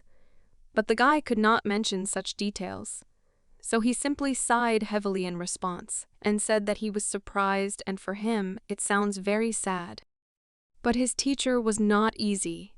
He perfectly saw Chun Seok's reaction and said that he did not notice a single drop of surprise in the student's eyes. It was difficult for him because his student was only 19 years old, and he was already involved in drugs. He had heard about it several times, but still could not believe and accept this information. The man seriously asked his student if he knew about the drug addiction of the school bully. The guy realized that he had fallen into a trap, and it would be better if he pretended to be sincerely surprised by this information. Chun Seok sighed heavily. He had no other choice but to understand the situation. He replied that he had guessed something like this, but was not completely sure. He just heard that Kang Yong-gi was involved with a gang and was receiving drugs from them, but he had not seen it personally, and he did not have any concrete evidence to be sure of such rumors.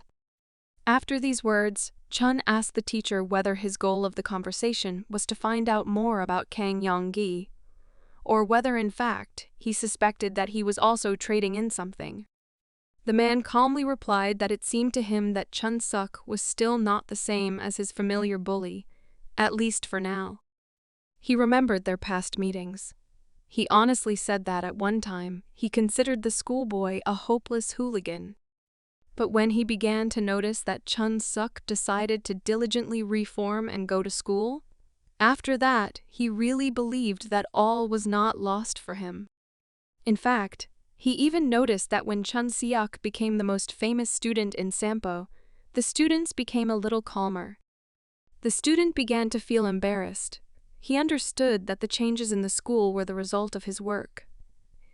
He kept order perfectly, but the teacher's next words surprised him. The man said that he wished he had understood everything earlier, in which case he would have saved Kang Yong-gi. His student had no choice but to support him and tell him that he should not lose heart.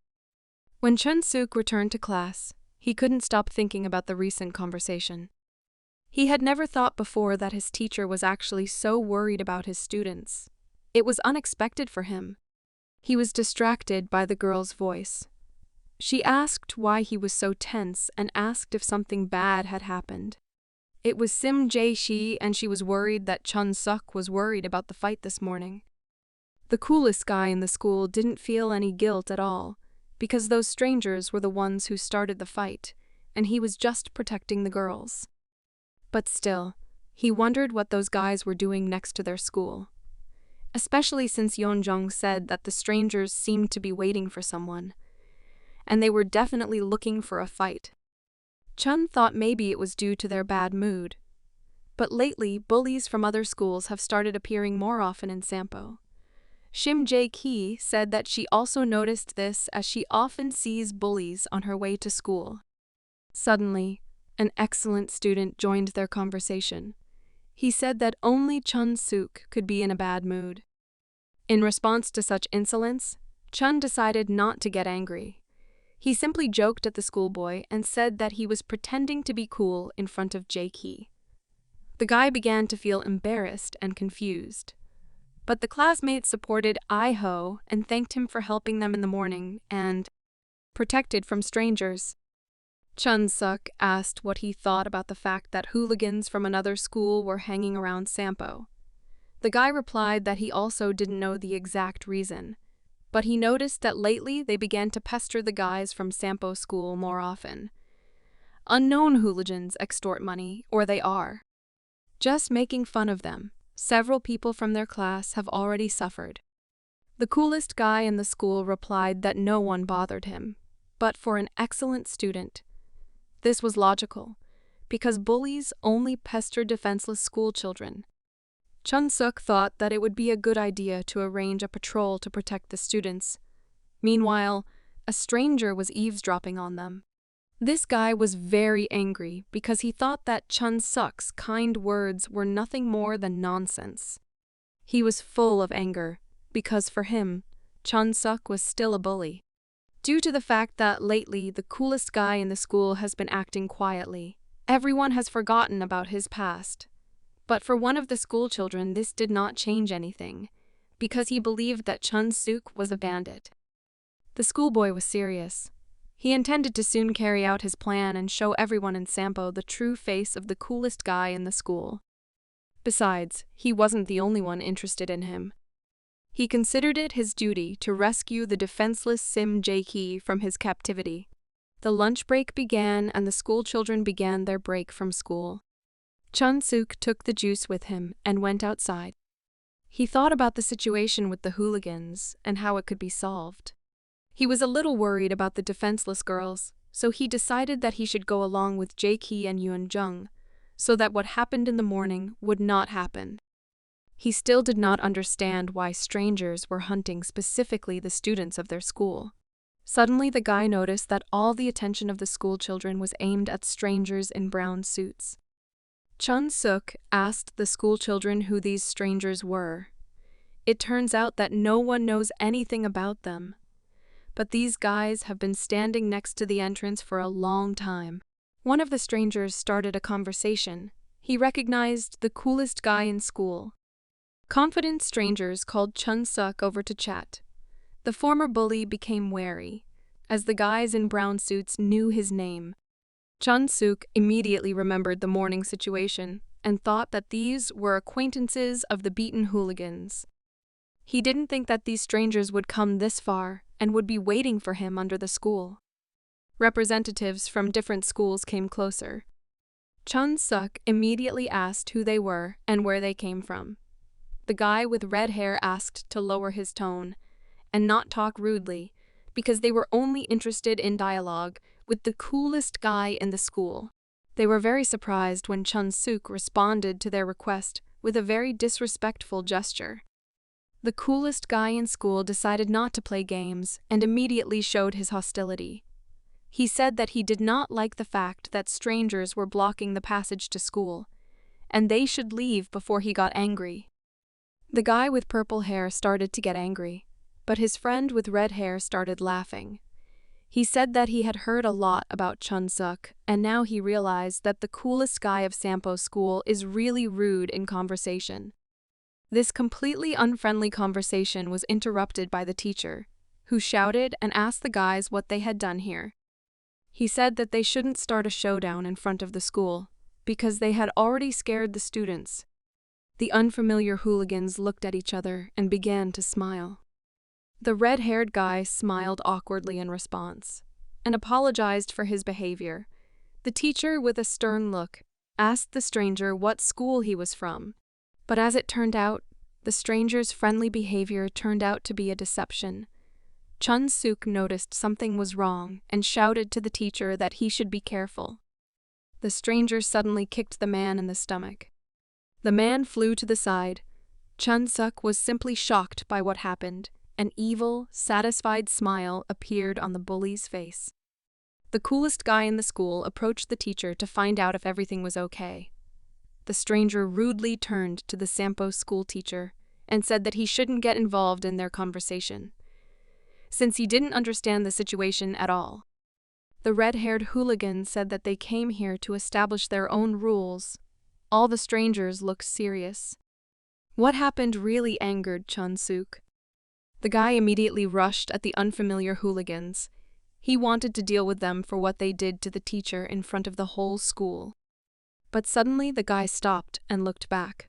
The beaten teacher caught his leg to stop the angry guy. Despite the trembling in his body, he crawled to Chun-sek and said that he should not get into a fight. In response, the guy looked at the man with confusion, since he did not understand what could be discussed in such a situation.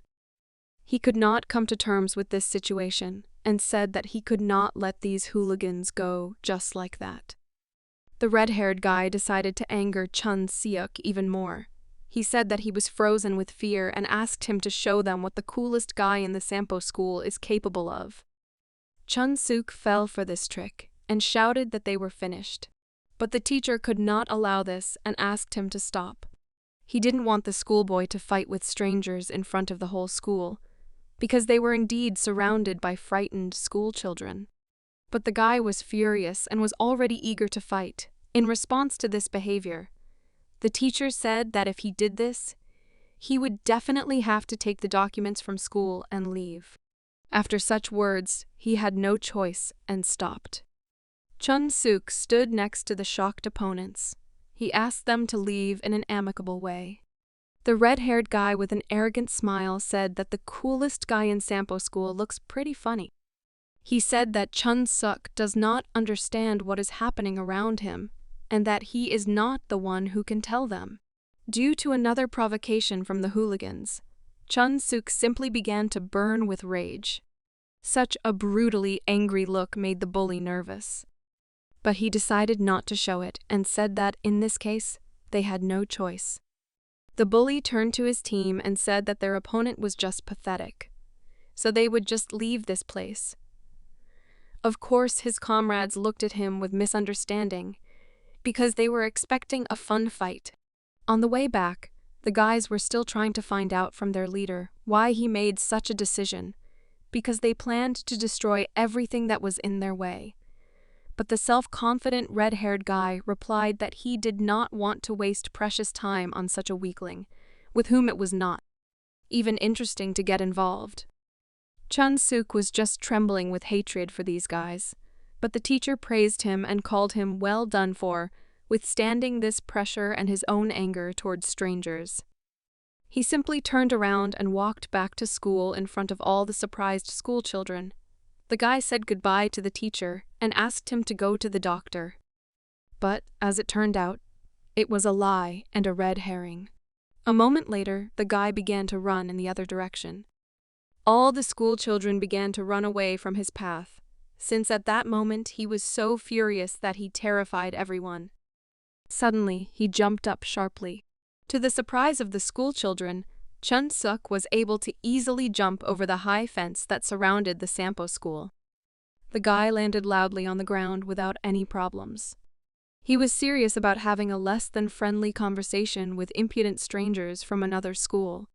Meanwhile, the hooligans did not even suspect that Chun-suk was already following them. They were talking about his behavior, and believed that he was just a funny weakling.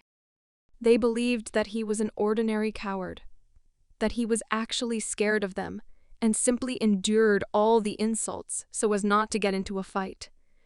That's what all the guys said while their leader silently walked to the side, because most likely he was the only one who felt the danger. The guys were confident in their superiority, and for them the toughest guy in Sampo school seemed like a weakling. But one of their comrades did not think so. The red-haired guy was thinking about what Chun-suk's reaction was to their attitude towards the teacher. The bully saw perfectly well that the guy couldn't start a fight, but his face was filled with hatred and determination. The comrades turned to their leader and asked why he was so thoughtful. The Sikh replied that he was haunted by thoughts about the coolest guy in the Sampo school. One of the guys replied that he was just a brat and would not create any threat for them, because the capture of the Sampo region was only a matter of time. Such words cheered up to Sikh's confidence a little, and he decided that it only seemed to him that the enemy's intentions were serious. The hooligans continued their conversation and said that they expected more, because they heard that Chun-suk had fought with real bandits and gangsters before. Due to high expectations, such rumors made their mood a little worse. They began to doubt the veracity of these rumors, and decided that in fact, Chun-suk was not a skilled fighter at all, and one day the bandits simply beat him up, and he was just lying. But within a moment, the behavior of the leader of these hooligans changed sharply. Concern appeared on his face, as he felt the stranger's strong hand on his shoulder. Of course, it was Chun-suk. He managed to catch up with his enemies and began a conversation with their leader. He asked the guy not to turn around and listen to him carefully. The coolest guy of the Sampo school threatened the enemy that if he moved, he would remain disabled for life. He began tremble with fear and surprise. But the red-haired guy began to panic and shout to the enemy. His guys in a panic asked the enemy to let their comrade go. Chun-suk did not come to play with the hooligans. With a brutal look, he said that if they want to break up the Sampo school, then he is ready to fulfill their desire. But in this case, he will set the rules, because the hooligans from the other school themselves started this conflict. They sick began to worry and grimaced in pain. He did not expect that his opponent would be so strong that he would not even be able to resist the pressure of just one hand. Chun-suk decided not to hesitate and immediately announced the conditions of their meeting. He said that in that same day he will be waiting for them at 8 o'clock in the evening in the Mansu area in the alley near house number 10. The hooligans were very confused by such confident and daring behavior of a schoolboy, whom they considered a coward and a weakling. Chun-suk, with complete seriousness and anger in his eyes, said that this was no longer just a local conflict, but a real war, and therefore he would make them so that they won't even come close to their school. After that, the toughest guy in the school, Sampo, let go and kicked the leader of the bullies in their direction. Chun-suk, in front of the furious school children, simply turned around and walked back. A6's fear turned into hatred and anger. His body trembled, and a comrade with a strange hairstyle asked the leader if everything was okay with him. The red-haired guy really surprised his comrade with his answer, since he decided to take the matter seriously and asked his fighter to urgently call the alliance. He started screaming nervously and said that this was not a joke. He demanded that all fighters appear at 8 p.m. at the previously mentioned place. He was so filled with anger that he furiously shouted that he would destroy Chun-suk for such a disrespectful act. Meanwhile, the school was still recovering from the recent events. No one even suspected that after the beating of their teacher, there was a very interesting and intriguing continuation of the conflict. Chun-suk calmly walked back along the corridor to his office. One of the students decided to greet him, but when she saw his evil look, she immediately got scared and could not continue her sentence. The coolest guy in school had other things on his mind, so he just walked by. He was not sure that he had done the right thing, because a war between schools is clearly not the best solution to such problems. He did not even understand how he managed to get angry and come to such a decision. But still, there was an excuse for his action. He believed that it was inevitable. In any case, someday a war between the bullies of different schools was bound to happen. So perhaps this is even the best option to deal with the opponents right now. But that was not all he was thinking about. He was still bothered by one speech, although after a moment he was distracted by Yuan Jung, and he stopped. The girl asked if everything was okay with him. She heard that Chun almost got into a fight with guys from another school. She was very excited when she saw the stern look of the guy that she liked. Chun was glad to meet her and said that she was on time. The girl was puzzled by this answer and quietly asked what was the matter and what happened this time. After lessons, all school children calmly returned home. But not Yoon Jong. She was waiting for her friends. Her classmate Shim Ji-hye was the first to approach her. Yoon Jong was surprised that she was walking alone, so she asked her friend where Chun-suk was lost. Ji-hye replied that at the last lesson he said that he had a headache. After that he went to the medical room and never came back, so she thought that most likely he is with Eun-jung. The girl suspected something was wrong. At first she thought that they would all go together, but the guy asked the girls to return home as quickly as possible. She didn't understand what was happening, so she told her friend that they should find Chun-suk, but she was suddenly stopped by one of the schoolchildren.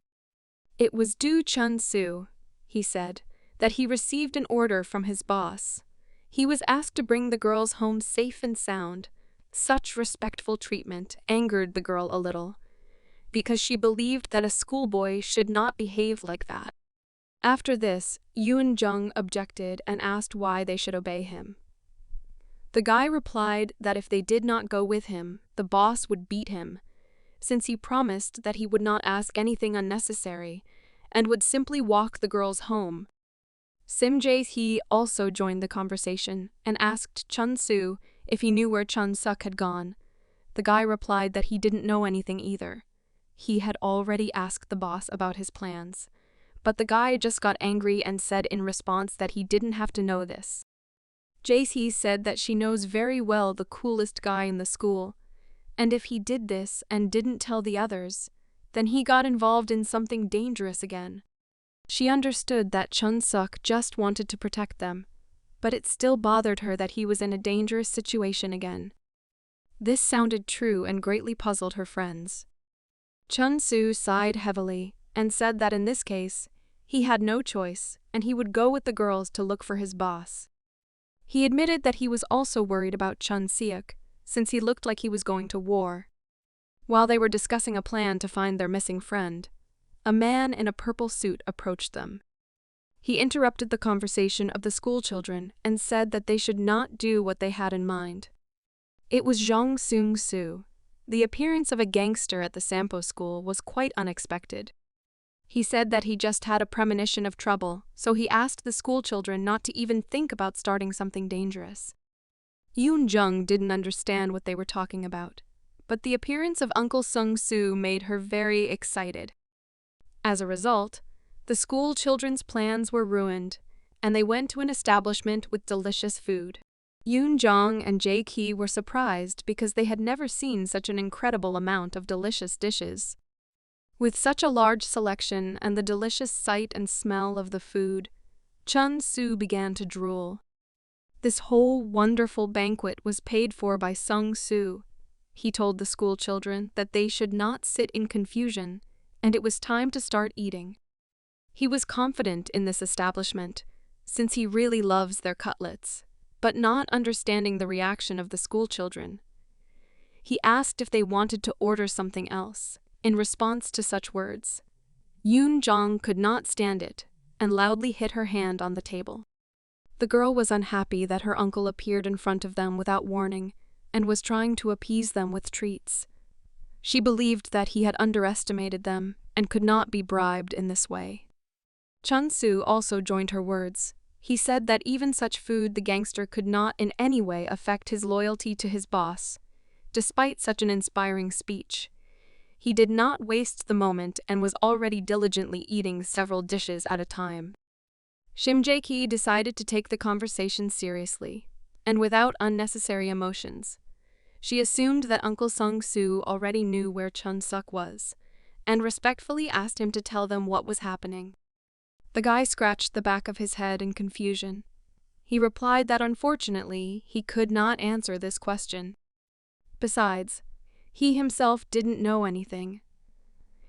His answer again angered Eun-jung, and the nervous girl asked him to avoid jokes. The man decided to be honest, and said that even if he knew everything about this situation, he still wouldn't say it, because Chun-suk personally asked him to remain silent. As it turned out, it was just a loan for the day. Chun-suk asked the gangster to guard the schoolchildren until the end of the day so that they would not get involved in his affairs and would not get into a problematic situation. Shim Ji-hye got excited and asked if it really happened like that. The bully actually called the gangster a few hours ago and personally asked him to keep an eye on his friends so they don't do anything stupid while he's gone. Yoon-jong, as usual, couldn't resist and nervously hit the table with her fist. She was angry at the way Chun-suk treated them. She believed that he had no right to stop them from doing what they wanted. The guy always did everything, so that they did not know anything and could not interfere. While the girl continued to rage at her friend, Jae-ki finally realized that Chun-suk had gone to fight again. She remembered a recent incident where he almost got into a fight with the guys from another school. But Sung-soo was calm. He was not at all worried about his comrade. The man said that he doesn't care about the schoolboys' showdowns, but he is sure that they have nothing to worry about. After all, Oh Chun-suk is a guy who is unlikely to give in to someone in a fair fight. And yet, it was not a fair fight. The guys from the alliance from another school were serious. They brought bats and sticks with them to fight against just one opponent. A smile appeared on Chun-suk's face. He confidently said that this one looks stupid, because the alliance gathered like a pack of stray dogs in a whole crowd. Bae-sik responded with rage to such insolence. He said that the toughest guy of the Sampo school should kneel in front of the students of the Namsan school. They wanted to hear pitiful words of forgiveness from him. But Chun-suk was not going to humiliate himself in front of them and suggested that they check something before they start the fight. He reminded them that they had been bullying the guys from the Sampo school lately, and they even took money and beat up innocent school children. The bully wanted to hear the reason for this behavior of strangers. But in response to these words, the arrogant and self-confident Tae-sik began to laugh loudly. He believed that there was no need to look for any reason for his entertainment, because his company was simply boring, and the Sampo school children reminded him of toys. The answer turned out to be pathetic, but it was enough for Chun-seok. He replied that he shouldn't have asked such things from hooligans who decided to do such pathetic things. After that, he again showed his disrespectful hand gesture towards the Namsan School Alliance. After that, he added another finger and asked them to come closer. Chun-suk was going to teach the bullies a lesson in politeness. Filled with rage, Tae-sik could not believe his eyes. He could not tolerate such insolence and ordered his fighters to start a fight. The entire alliance ran together towards their only enemy. They had bats and iron sticks in their hands. They were not embarrassed by the fact that the toughest guy in the Sampo school had no weapons and was going to fight with his fists. Chun-suk was ready for this. The guy began to smile evilly in anticipation of the fight. But when his enemies ran closer to him, he made an unexpected decision. Chun-suk simply turned around and started running in the opposite direction. Tae-sik began to get nervous. He decided that their victim was running away and gave the order to the alliance to begin pursuit. The bully ran further with a smile on his face, looking back at the crowd of enemies. He noticed that the alliance consists of stupid school children because they relied too much on their numbers. The guy wanted his enemies to run after him with all their might. After all, he thought out the plan in advance and selected the ideal place to hunt the enemy crowd. The Namsan school students continued to pursue and encountered a long staircase. They were already quite tired and therefore stopped for a break. The nervous guys felt superior and were furious that their enemy had disappeared from their sight without a trace.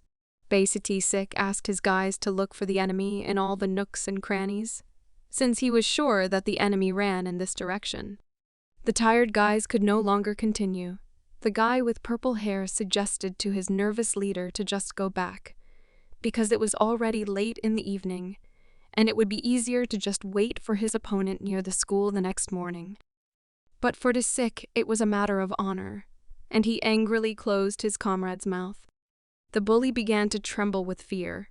The leader of the alliance angrily asked him not to talk nonsense.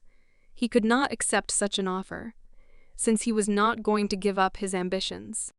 The daring guy decided to change his plan a little and asked the crowd to break up into several small teams to quickly search for the enemy. If they managed to find Chun-suk, then they should call the others. He threatened his guys that until they captured the enemy, no one would be able to escape home. He was simply filled with rage, because his original plan had fallen apart. The guy clenched his fist and firmly decided that today he would finally deal with his enemy from the Sampo school. Tae-sik had no other choice. He began to get nervous because he had gathered so many people and could not return empty-handed. The Alliance would not forgive him for this. Meanwhile, the search for the coolest guy in the Sampo school continued. Two hooligans decided to stop and discuss the situation. One of them said that he did not fully understand the situation because they were pulled out of the house in the middle of the night and forced to look for just one schoolchild. His friend agreed with him. He was unhappy that he was not allowed to finish eating dinner. The evening was boring for them. A guy with blonde hair asked to wait for him in this place and said that he would go around the corner for a few minutes. His friend with short hair was puzzled by this situation. He did not understand what was happening and decided that they should pretend that they were looking for the enemy, and then it would be better to suddenly run home. This plan was doomed to failure in advance. The student felt safe, and this was his huge mistake. He began to complain to himself that he would have to spend the whole night looking for the guy who had long since run away home. As soon as he mentioned his opponent, Chun-suk appeared behind him and covered his mouth. Strange sounds excited his partner, and the guy with blonde hair looked around nervously. He definitely heard some strange noise and decided to go around the corner and see what was happening. This is how he discovered his partner lying unconscious. The bully excitedly began to shout to his friend and asked him to wake up. At the same moment, Chun-suk again quietly attacked the second student. This confused guy clearly didn't expect to catch a kick to the face. From a strong blow, he flew back and fell unconscious next to his partner. Chun-suk was satisfied with the results of his work, but this was not the end. He was going to change the situation. Now he would be a predator, and it was time for him to start a real hunt. The toughest guy in the school, Sampo, intended to make his enemies pay for attacking him and his teacher. The guys from the School Children's Alliance continued their search in small teams. As it turned out, their plan was unsuccessful. Because of this, they only made the job easier for their enemy, and Chun-suk could deal with two opponents at the same time without any problems. He decided to talk to one of the beaten hooligans and was able to find out from him that in total about 16 people came to the fight. Chun remembered that he had already managed to deal with 6 fighters, so he decided that there were only 10 hooligans left. Meanwhile, the beaten guy began to beg to let him go. He was already so exhausted that his whole body was trembling, and he began to breathe heavily. The bully was ready to tell everything he knew. Chun-suk agreed to these favorable terms and asked the last question. He was interested in the name of the opposing gang. The guy answered in a trembling voice that he was just a 2-end-year student at Shonil High School. But the coolest guy in the school, Sampo, was not satisfied with the answer, and he directly asked what group they were from, or what else their crowd of bandits was called. At first, he just thought that these guys were just some small fry, but something was wrong with them. He believed that they were not the type who could manage so many people. Moreover, we were talking about a crowd that consisted of students from different schools, so he asked a direct question what they were doing together. His patience was running out, and he decided to speed up the process by continuing to beat the poor fellow. The bully replied that he had no idea what was happening here. For such words, he immediately received a blow to the face. He began to scream in pain and probably regretted that he had lied. Chun-suk warned the beaten guy that he would continue to strike until he knew the whole truth. A guy we didn't know started crying and complaining that he was treated too rudely because he was simply called and had to come to the specified place, so he considered himself also a victim. A fighter with excellent fighting experience began to laugh at this answer, because these guys were hunting him with a numerical advantage, and now the beaten hooligan answers that he is the victim. Nevertheless, as many as 16 fighters gathered at the meeting place, and all stood against just one enemy. The bully continued to remain silent, and Chun-suk immediately grabbed him by the neck. He believed that this guy was only pretending to be a victim, and in fact, all he did was take money from other school children and mock them. He said that due to the fact that the enemy was stronger than the rest, this beaten guy began to tremble as if scared puppy. Chun-suk looked like a real beast. He began to threaten the poor fellow. The guy, with tears in his eyes, could not stand it and promised that he would tell everything he knew. While the toughest guy in the school, Sampo, was trying to find out useful information, the organizers of the fight were sitting by the stairs. The leader of this attack tensely waited for a response from his fighters. He asked his comrades if they had any new information. One of the hooligans replied that no one had called him yet. This answer made Sik nervous, because more than 30 minutes had already passed since the start of the chase. Since then, his charges had not returned. Moreover, they did not even share the information they had obtained. It seemed strange. One of the fighters sighed heavily. He was unhappy that this boring situation had lasted for so long. The leader was furious at his impudent words. After this, the tired fighter replied that they had nothing to do here, because they still had not received any news about where the enemy was. He believed that most likely the other fighters were also tired and had long wanted to return home. But Tae-sik replied that this is a bad idea, because if they leave empty-handed, they will be severely punished by the senior bullies. But such words did not cheer up the team at all, and the fighter said that only Sik was to blame for their failure, since it was he who misused his team of 16 people and fell for the enemy's trick. The atmosphere between the schoolchildren began to heat up, and things were heading towards a fight. Their calmer friend asked them not to do anything stupid, when they suddenly heard a scream coming from around the corner. Some guys were running away in panic from something terrible. Sik was seriously worried about what was happening. Within a moment, their guys appeared. 2 beaten hooligans fell down the stairs and began screaming in pain. The leader of this group ran up to his wounded soldiers. He thought that these guys had simply rolled down the stairs. But one of the wounded guys replied that everything was completely different, and they were simply beaten by the enemy. As it turns out, the enemy's plan worked, because the school children, due to the darkness, had trouble navigating the area, while the coolest guy in the school carried out unexpected attacks without any problems. Shocked by the events, Tae-sik nervously asked the fighter where their opponent was now. The guy, beaten and trembling in pain, replied that he did not know for sure, because they were attacked very quickly and unexpectedly. A moment later, they heard the voice of their enemy. The guy, without a single scratch, found himself behind the leader of the enemy group. He said that he was not hiding at all, and he was offended to hear such things, because in fact he was just looking for Sik for a long time. At the sight of the enemy, fighters from different schools began to tremble. Chun-suk began to laugh. He asked his enemy what he should do in such a situation, because he had already had a lot of fun beating those school children who were looking for him in small groups. It turns out that he managed to find out important information, and therefore asked the red-haired guy whether the rector of the Ancient Alliance would really be very disappointed if he learned about their failure against just one enemy. Sik began to panic and asked the enemy how he learned such information.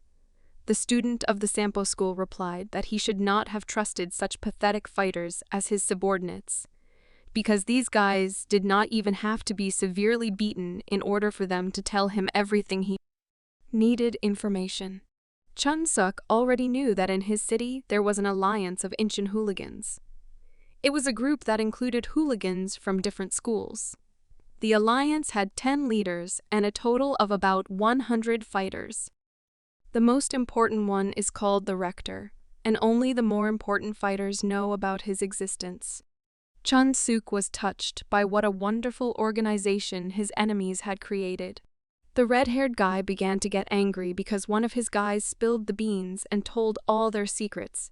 He was afraid of responsibility, because the director asked them not to tell any strangers about the organization. He had no desire to try his luck in battle, and so he began to threaten the enemy that he had now earned himself a terrible enemy, and would have to face hundreds of fighters. But such impudent words only caused laughter from the coolest guy in the Sampo school.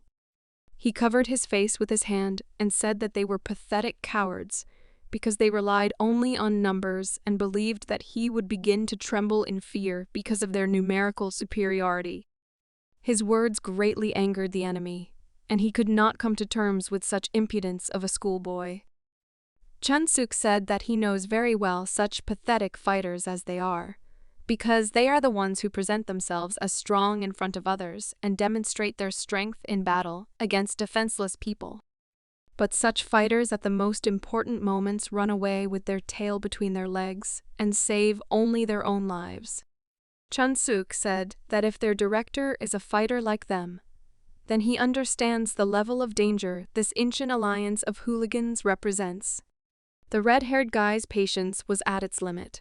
It was the first time he had heard such insolence from a person who was quite well aware of the complexity of the situation. Tae-sik could not stand it and rushed into battle. He was filled with anger and told his opponent that he shouldn't show off, because now he would have to fight Tae-sik from Namsan school. The confident guy said that he was not going to listen to any nonsense from some weakling with red hair, after which he struck the first blow with his fist. But after a moment he froze in fear. Chun-suk asked a student from another school if he really believed that he could fight. After all, the coolest guy in the school thought that Tae-sik was a very weak fighter, since his blow was easily caught by his hand. Chun-suk suggested testing his reflexes and immediately warned his enemy that he was about to throw a right hook.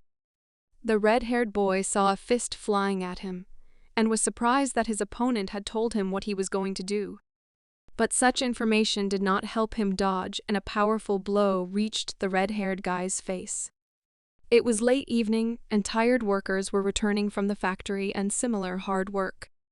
The father of the guy from the Sampo school was the same man. As usual, his shoulder hurt a lot, and he even thought about actually going to the hospital for an examination. A moment later, he stopped and saw a strange situation. Two beaten guys were dragging their wounded comrade. The poor fellow could not stand the pain and asked the guys to go slower. The man was surprised that the school children were fighting again, because recently his area had been quite calm. He decided that these guys were hopeless because they got into unnecessary conflicts and did not think about their parents at all. Of course, his son was also one of those who fought that evening, but he never found an opponent equal to his strength. Tae-sik continued to try to stop Chun-suk's punches, but managed to miss a right hook and a punch to the left side of the stomach.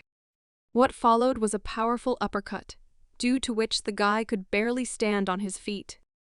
The leader of the enemy team began to tremble from pain and exhaustion. Chun-suk was dissatisfied with such pathetic behavior of his opponent and grabbed him by the hair. He asked the enemy to behave more respectfully and not lie on the ground without permission. The red-haired guy underestimated his enemy from the very beginning and soon regretted it. With tears on his face, he began to beg his enemy to stop the fight. But Chun replied that this could not be discussed since he still had not finished the conversation. Still, the previously arrogant Tae-sik started the conflict first, so Chun himself will decide when he finishes beating the poor fellow. The red-haired guy had no chance against such a formidable opponent. When suddenly his comrade with short hair joined their fight, he tried to kick his opponent in the face, but Chun-suk was able to calmly dodge such an unpredictable attack. The excited guy angrily asked his enemy to stop. But for Chun-suk it sounded funny. He asked the stranger who he was and why he was interfering in his fight. He began to laugh and pointed his finger at Tae-sik. The the red-haired guy with tears in his eyes began to run from the battlefield. He no longer wanted to continue the battle, and all he had on his mind was saving his own life. His comrades were shocked by this act, because the Sikh was considered their leader and organizer of this dishonest battle. It turned out that the red-haired guy was not only arrogant, but also an excellent runner. He began to quickly run away from this place, but Chun-suk didn't care. He was in no hurry and said that he would first deal with the rest of the enemies, and then he would begin the hunt for their beaten leader. The guy with short hair began to get nervous.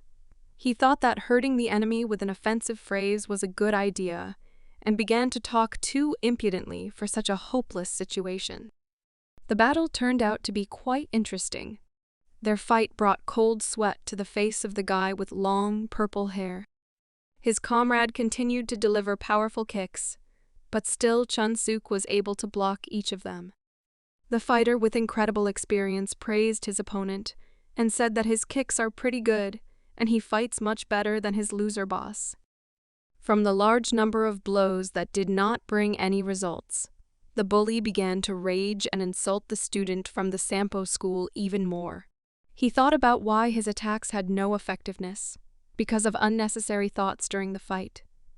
He missed the first blow to the stomach from the enemy. Due to the pain from the unexpected attack, this guy clenched his teeth nervously. He used to consider himself a good fighter. But Chun-suk was on a completely different level, and at that moment seemed like an invincible opponent. The guy tried to throw another kick, but he failed to hit the enemy. The toughest guy in the Sampo school deftly caught the enemy's leg and pinned it with his elbow. Such an unexpected reception greatly surprised the alliance fighter. Within a moment, Chun-suk abruptly released his opponent's leg. He then struck back with a powerful kick to the schoolboy's face. The guy with the short hair had no chance of successfully blocking such an attack. It was clear that Chun was a fighter of a completely different level. The beaten student flew back and fell on his back. From just one blow, his whole body began to tremble. The guy felt incredible pain and could not open his left eye. Chun-suk put his hands in his pockets and calmly walked towards the wounded enemy. He raised his left leg above him and asked him not to worry, as he was going to quickly catch his leader and end this conflict. The last fighter of the alliance could not stand it and pitifully asked Chun-suk to stop. The calm guy looked at the last trembling enemy. The confused guy said that their fight should be over since they had already lost. Such words brought a smile to the toughest guy in the Sampo school. He was surprised at how daring his opponents were.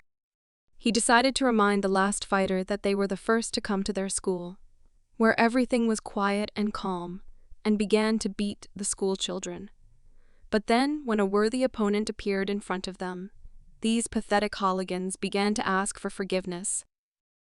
Still, he planned to finish the way he wanted from the very beginning. So Chun asked the enemy to stand still and wait for his turn, because he was the next candidate to fight him. But after a moment, the beaten guy with short hair, who was lying on the ground, asked not to speak nonsense. He said that it was the Sampo school that started the conflict first. This answer made Chun-suk stop. He asked his pathetic opponent what he was talking about. The guy who was lying on the ground replied that it was true, and the guys from the Sampo school were the first to start stealing money from the kids from other schools.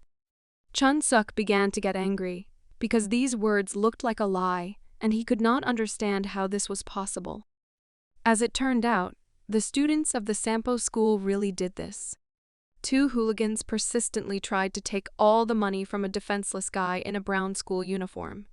They threatened him that if they found the money hidden on him, then the defenseless guy would receive 10 blows for each bill. For them, this was ordinary entertainment. The guy with short blonde hair was glad that this process was fun. He was surprised that they hadn't thought of this before. His friend agreed and said that if they don't have the opportunity to take away the money of the students of their own school, then no one will stop them do this with students from other schools.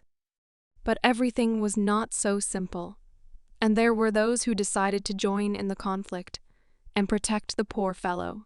The boys immediately recognized the hooligans and realized that they were from the Sampo school. They decided not to waste time and immediately joined the fight. The alley was filled with screams from school children. The hooligans had no chance in this fight and were beaten. It was the work of a guy wearing big dark glasses. He asked his opponents why the students of the Sampo school behaved so impudently and began to take money from students of other schools without permission. The self-confident guy asked who the leader of their group was. The guy with short blonde hair was shaking all over. He asked for forgiveness and made the excuse that they had no choice, since in their school, they cannot do such things. This answer surprised the guy with glasses, and he asked why they are prohibited from collecting money from weak school children, and who is their coolest student. When he learned that the school leader Sampo had changed, he was a little surprised, because the actions of the new main bully seemed funny. This guy's ward asked the boss what their actions would be. Dae-soo replied that it was obvious, and they needed to start repaying their debts. From that day on, he gave the order to his fighters to beat all the students of the Sampo school. In addition, he mentioned the name of the leader of the enemy school's bullies. Dae-soo asked to find Chun-suk and find out from him personally the reason why he is so bad at monitoring his guys.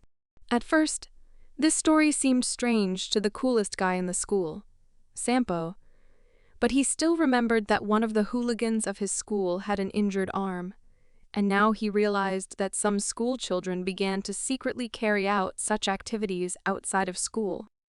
After that, he decided that this was also his fault, because due to the change in the leader of the school, new problems began. He was angry and wanted to continue beating his enemies, but a tired male voice stopped him. It was his father who was returning from work.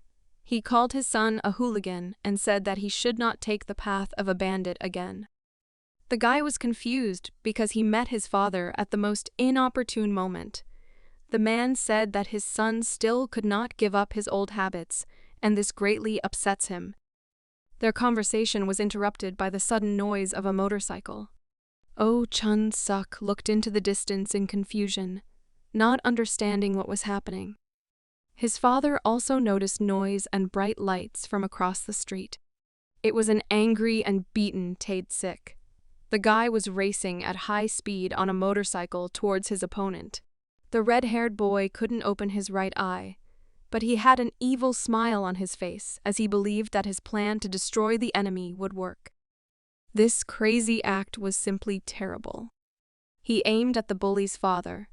The guy started screaming for him to run out of the way. The man looked towards the distraught hooligan. Tae-sik laughed loudly and said that he would finish them both off. After that, the tired man looked at his son. Chun-suk begged him not to stand still and step aside. But his father had a completely different plan. He stood in the middle of the road and spread his arms to the side to stop the madman on the motorcycle. Chun-suk, in a panic, continued to scream to his father because it was very dangerous. But the man continued to stand in the middle of the road. He looked at his son and said that he should not hesitate, and it was time to escape. Within moments, terrible events took place. Tae-sik crashed at high speed into a man who stood confidently in the middle of the road until the very end. Chun-suk had not been in such a situation for a long time. He shouted his father's name in confusion. He didn't know what to do now. He ended up calling an ambulance to save his father. The guy was sitting, waiting for a prognosis regarding his father's health. The girls and Sung-soo's uncle also found out about this, and they immediately went to the hospital to support their friend. Everyone was very excited. Yoon-jong asked his uncle how long Chun-seok had been sitting in this place. Sung-soo replied that in fact he came for a short time in the evening to visit him, so he didn't know exactly how long he had been here. Most likely he was sitting like this, I haven't slept or eaten all day and all night. Shim Ji-hye was also worried about the situation and wanted to help her friend. She approached the guy and asked him to get up and at least go eat and rest. Yoon-jong also wanted to join and start a conversation with the confused guy, but her uncle stopped her. He understood that in this case, it was better to leave the guy alone. Yoon-jong thought that she could at least somehow help him in such a situation, but his uncle said that it was better not to do anything. Chun-suk didn't even raise his head or look at his friends. He continued to sit on the chair and hold his head. Yoon-jong still decided to approach him. She said that she would leave him a bag of clothes so that he could change, and he also promised to talk to the teacher, so he should not worry about school. But school was hardly on his mind right now. Chun-suk looked broken. The closest person in his life, whom he tried so hard to save from his difficult fate, ended up suffering because of his own carelessness. Yoon-jong asked her uncle what he knew about this and whether her friend's father was seriously injured. The man replied that the man's external injuries were not as serious as they seemed. But still, he had a broken left arm, and there were minor bruises on his body. The main problem was that when he collided with a motorcycle, he hit his head hard, and due to a concussion, he is now unconscious. He is also connected to an oxygen mask. In the worst case, you need to prepare for complete brain damage. Because of such a terrible prognosis, Chun-suk could not collect his thoughts. He believed that he made a mistake when he let his opponent go and gave him the opportunity for revenge.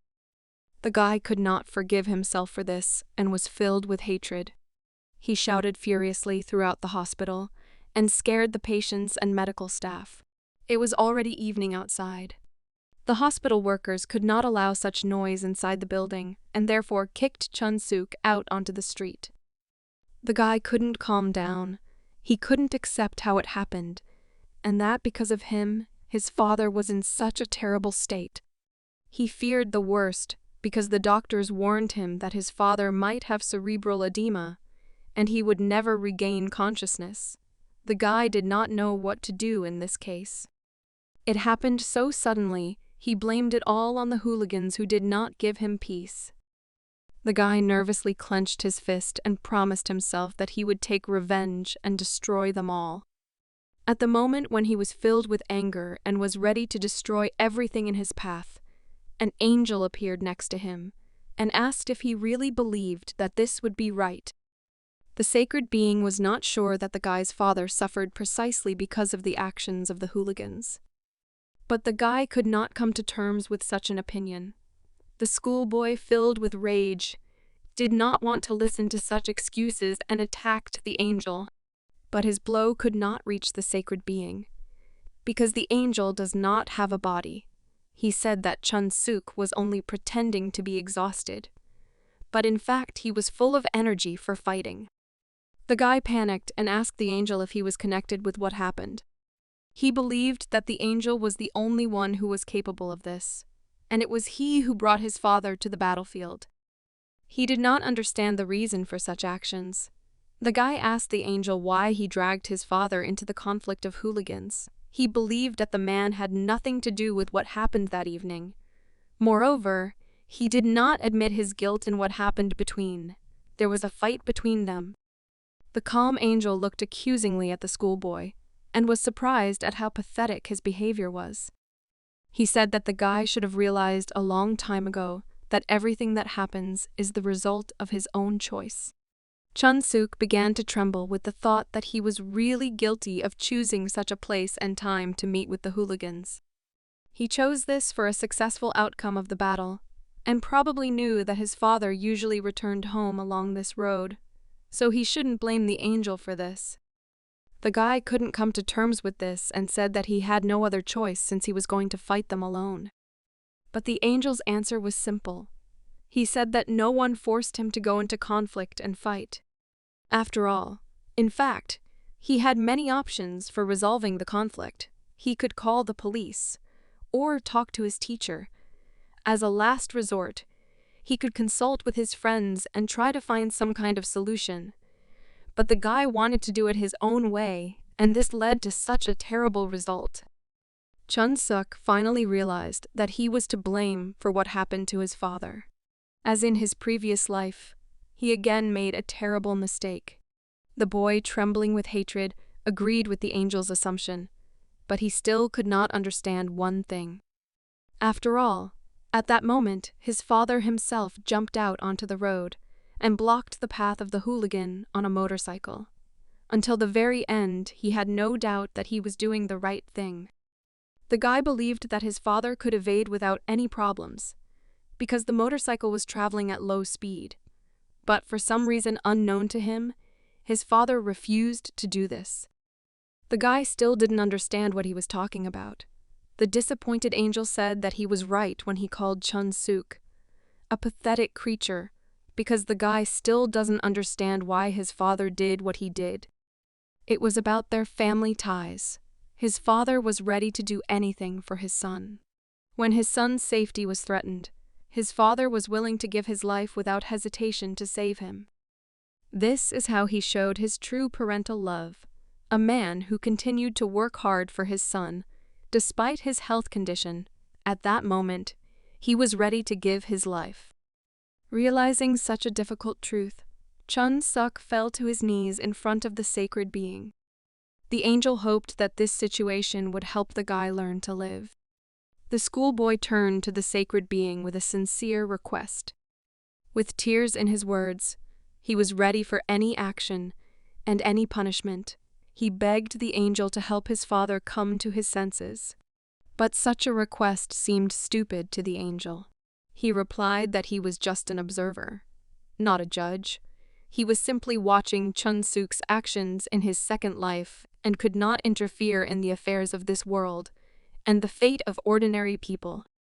The guy with tears on his face begged to save his father and take his own life in return. Such desperate words stopped the angel, and he decided to listen to the end. Chun-suk remembered how an angel saved him at the most difficult moment of his past life, when he was on the verge of death. Now he was ready to give his own life for his father. The angel asked the guy if his father really was so dear to him. Chun-suk replied that he was incredibly indebted, and in his previous life he could not even say goodbye to him. He was a bad son and never listened to his advice. Then his father died while he was behind bars for another crime. He was filled with anger towards himself. And so in this life, when he met his father again, he made a vow to himself. The bully promised himself that he would not allow his father to die a second time and would do everything so that he could meet a happy old age. Therefore, he decided that it was better to die himself, but not to let his father leave this world so early.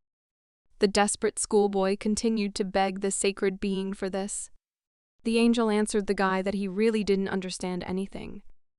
It was wrong to continue to take his life in exchange for his father's life, because a father who recovers at the expense of his son's life will not be able to meet a happy old age. Chun-suk realized this simple truth and bowed down in front of the angel in despair. He still could not allow his father to die like that, and was ready for anything. But the angel could not accept such a request. He turned away from the poor fellow and said that he could not do this because it was beyond his power. After all, in fact, it is impossible to save someone who has not yet died. Chun-suk immediately rose to his feet to ask the angel if his father really had a chance to regain consciousness after such a horrific injury. But the angel managed to disappear, and the guy again saw a beautiful sunset. After that, he heard the cry of a tired girl.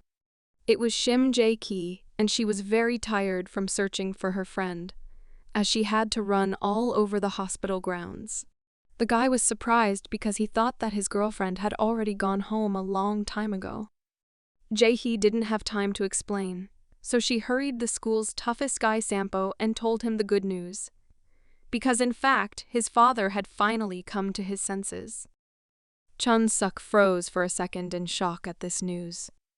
He immediately ran back to the hospital to see his father. An excited guy noisily burst into the room with a sick man.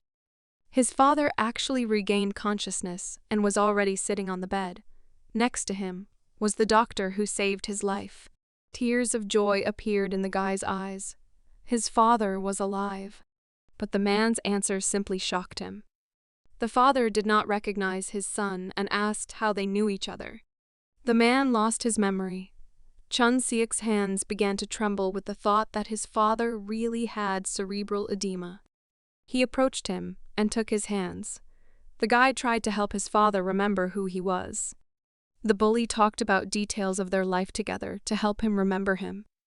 He mentioned how he constantly contradicted his father and did not listen to him, and also did all sorts of stupid things and ended up in the police station due to crimes. With tears on his face, he tried to remind his father who his son was. The doctor tried to stop the guy, because such behavior with a sick patient was unacceptable. The man simply remained silent in response. After a minute, he looked at the trembling Chun Seok and sighed heavily. He turned to the guy and said that he is a strange son, if he knows everything well, but continues to behave this way. The guy with tears in his eyes asked his father if he remembered him. The wounded man started laughing and told him it was a harmless joke. Chun Seok immediately became furious, because he really believed that the worst possible forecast had happened, and such a prank upset him greatly. The man suddenly extended his right hand towards his son. He put his hand to his cheek. The first thing he asked after he finally began to communicate normally was whether his son had eaten during the entire time he was in the hospital. The schoolboy could not resist and began to cry. He asked his harmful father to take care of himself. This touching family conversation was observed by the schoolboy's friends. He was happy that his father came to his senses. However, recent events did not change the hooligan, and he again returned to solving his problems by force. At school, he found that guy who decided to take money from students of other schools and tried to find out important information from him. The guy started to panic and said that he would tell everything he knew. Chun Seok checked it personally, and it turned out that the guys from Sampo really took money from students from other schools. The guy didn't know this before and was very angry. He decided that the guys from his school were actually to blame, and so he wanted to take revenge on them. The loser bully was trembling with fear of the coolest guy in the school and covered his face before the blow. Suddenly, the guy remembered the words of the angel. He said that no one forced him to fight with his opponents. This is true, and all the fights in which the guy participated were the result of his own choice. Realizing this truth, he decided to stop. The bully did not understand what had happened and looked at Chun Seok in surprise. After that evening, no one touched the children from Sampo school anymore, and they continued to live a normal school life. But this was not enough for Chun Seok. After school, he went to the hospital to have a serious conversation with his father. His father suggested forgetting about what happened and leaving the bully alone, but his son believed that a sick should be caught by the police. The man decided to remind him that that evening his son beat up a dozen schoolchildren, and in this case, he too should answer for his crime, even despite the fact that his enemies were the first to start a fight. In fact, the wounded man did not want to continue this ridiculous quarrel, and said that it was good for him, and the fact that they did not have a worse outcome. He believes that Tae-sik feels guilty since there is no news from him. He asked his son to do the same and not cause any more trouble for the rest of the school, and continue going to class and studying. As a result, the conflict with the guys from the Incheon Alliance ended, and no matter how angry Chun Seok was, he couldn't accept anything else but forget about it and stop thinking about them. But after that day, he still found himself in trouble and went to one of the nightclubs. He begged the man to entrust him with some serious work. He promised that no one would catch him, but the bandit was not sure that this would be right. He was afraid that after this his business would come to an end, since he should not work with a minor in school, so he simply advised him to go home and start doing his homework. Chun Seok again failed to get a job. He really wanted to help his father financially and was angry at his employers for not even realizing his potential and how much he earned at night in his previous life. He remembers very well that this used to be the most profitable job, but he clearly understood that it was too early for a schoolchild to do this. Still, he didn't have much money in his wallet. The guy was only thinking about how to earn money for his plans for life. He began to look for an honest job. The next day, a newspaper with advertisements fell into his hands. He looked thoughtfully at all the options and decided that among them there was no job suitable for him. Yoon-jong approached him and asked what he was doing. She noticed that lately the guy had been persistently trying to find a job. She immediately realized that this was due to the situation with his father, but asked the guy not to worry about it, because Sung-soo's uncle promised to fully pay for the treatment in the public hospital. Chun-suk was unhappy with this option and replied that he was not going to borrow money from Bandit. In fact, paying for the treatment wasn't much of a problem. It didn't require much money other than the broken left arm. His father had few injuries. But there was a more important problem. The guy remembered a conversation with his father. The man was strict and asked his son not to do anything illegal anymore, and to go back to school. Chun-suk, as usual, was dissatisfied with this attitude towards him. The man justified himself by saying that he knew his son very well and understood perfectly well that he was going to continue fighting with the rest of the hooligans. The guy asked his father what he was going to do next, because he would no longer be able to work with a broken arm. The man replied that there was no need to worry about this, because he had small savings and could afford to rest a little. He continued to convince his son not to worry and just go to school. But Chun was angry because he knew very well what kind of money they were talking about. Every day his father went to construction and earned money with sweat and blood. And now he began to invite his son not to think about it and to study with a calm soul. The schoolboy was not so arrogant and could not come to terms with such scenarios. He was so persistently looking for a job that he even turned to a classmate with glasses and asked if he knew any normal work. The guy was immediately taken aback by such an unexpected question, but still thought about possible options. He suggested that the bullies start delivering newspapers or milk. But Chun-suk got angry and thought that his classmate was mocking him. He replied that such jobs pay little, and in order to get normal money, he would have to work hard all day long. After that, he seriously asked the excellent student if he knew any place where they paid well for work. Of course, he did not receive an answer to such a complex question. It was evening, and the schoolboy was returning home from school. He was annoyed by the conversation with the excellent student. But still, he agreed with him. And for an ordinary schoolboy, there are no options for honest and profitable earnings. In his previous life, he was the boss of the Sampo gang and could earn several million won every day. Then he was too frivolous about everything.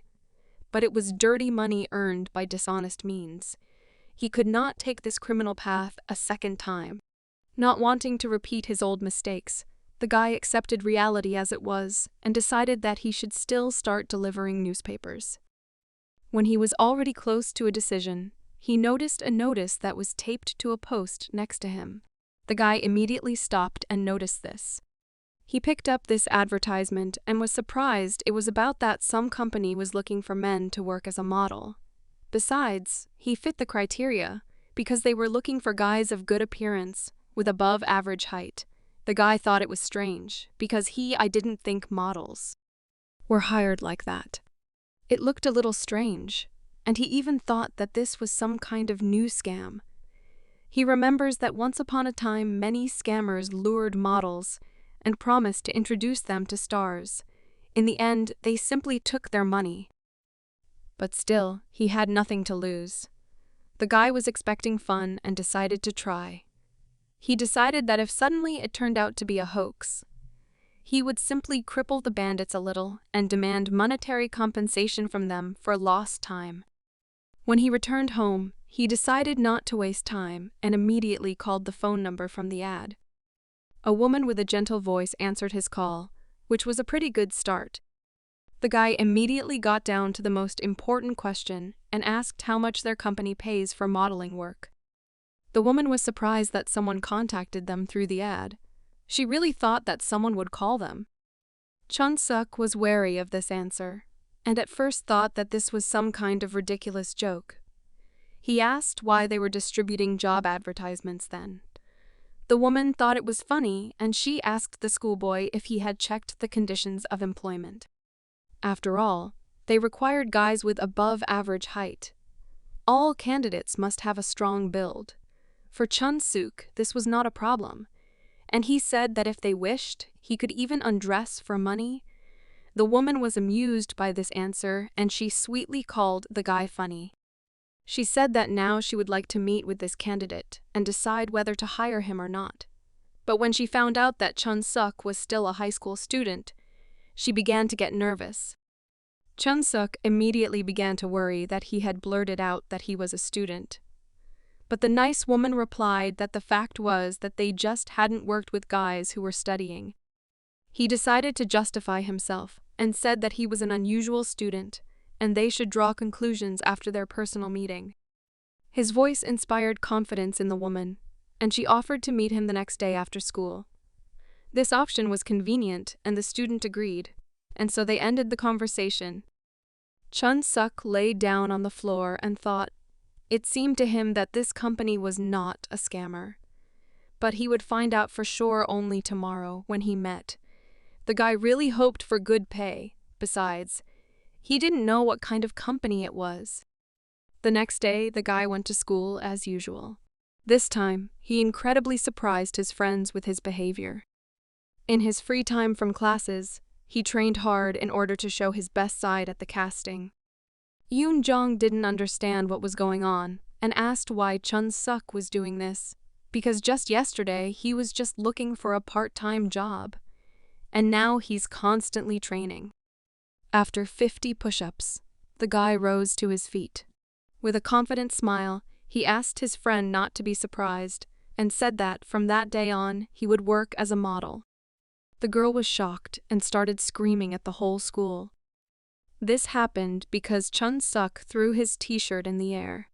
The guy decided to back up his words with actions and demonstrated his excellent physical shape. The sight of his naked body shocked the girls, and they began to blush in embarrassment.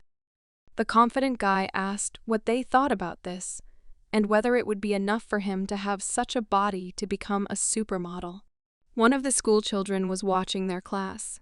He clenched his teeth nervously, because he believed that Chun-suk's antics were unacceptable inside the school, and he was completely crazy. The coolest guy in school, Sampo, really acted like crazy. His behavior embarrassed the girls, and Yoon-jung asked him to put on a t-shirt. Jae-hye's reaction especially hurt the offended student. Shim Ji-hye stood on the sidelines and watched the conflict between friends. She thought it was cute, and she just smiled. The schoolboy did not understand what made her laugh. He thought that Chun-suk was simply mocking her, and therefore the defenseless girl had no choice but to obey his orders.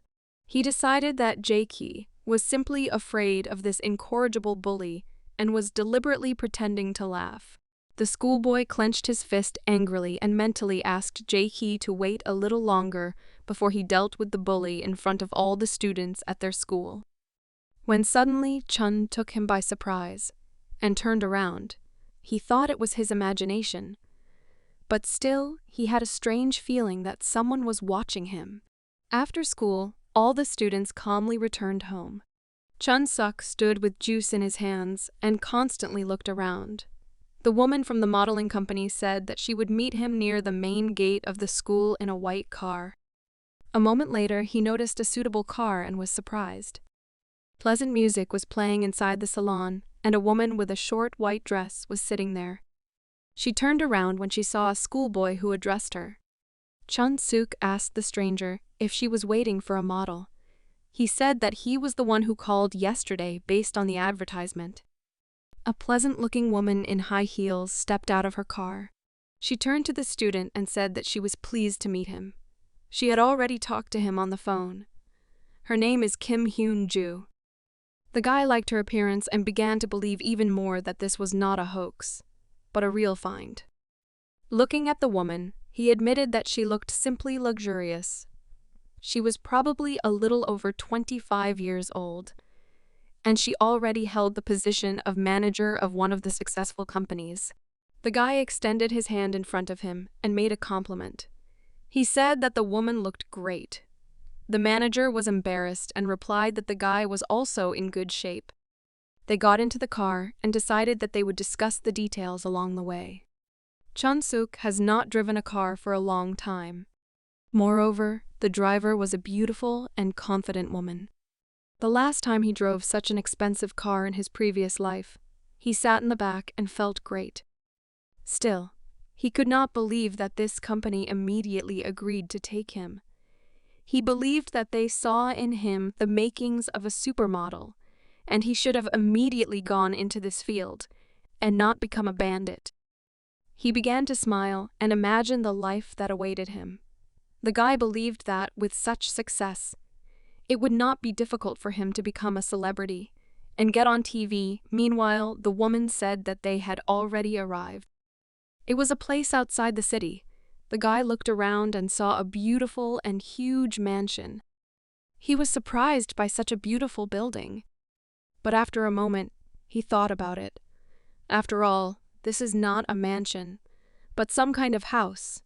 And in fact, they initially went not to some studio or company office, but to this very place.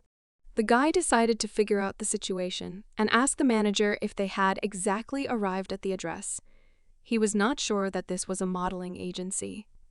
The woman was surprised, because she had not said that they would go to some office, and in fact it was hers personal home. The guy was incredibly surprised by this answer and simply looked at the woman in confusion. The beautiful manager guessed what was going on? She asked the schoolboy. He really didn't even know what a croquet model was. The guy was confused and began to try to somehow answer such a difficult question. He realized that he had no chance, and therefore replied that he thought it was the name of some brand. But the woman started laughing and replied that in fact it was the name of a type of painting. This was not some kind of professional painting, but rather a meeting of amateurs, where there is always a need for models from which to draw a picture and practice. And that was exactly what his job was. The guy grabbed his head from the realization that he had imagined too much about such work, and in fact everything would not be as simple as he wanted. The woman asked the guy what he was going to do, because from the reaction it was clear that this job was not what he imagined. But Chun-suk replied that in any case, he came to earn money, and therefore he did not refuse the offer. This answer satisfied the woman, and she smiled. Suddenly, she asked him if he agreed to work naked. The guy, sighing heavily, said that he was ready for anything, and for him, there was no difference. But when he realized what was being offered to him, he asked to repeat it. The woman explained that in fact, lately, they had been learning to draw human bodies. The guy began to get angry with her because he thought that he was being offered to do a strip show. The woman replied that this could really be difficult, especially since he was most likely an ordinary shy schoolboy.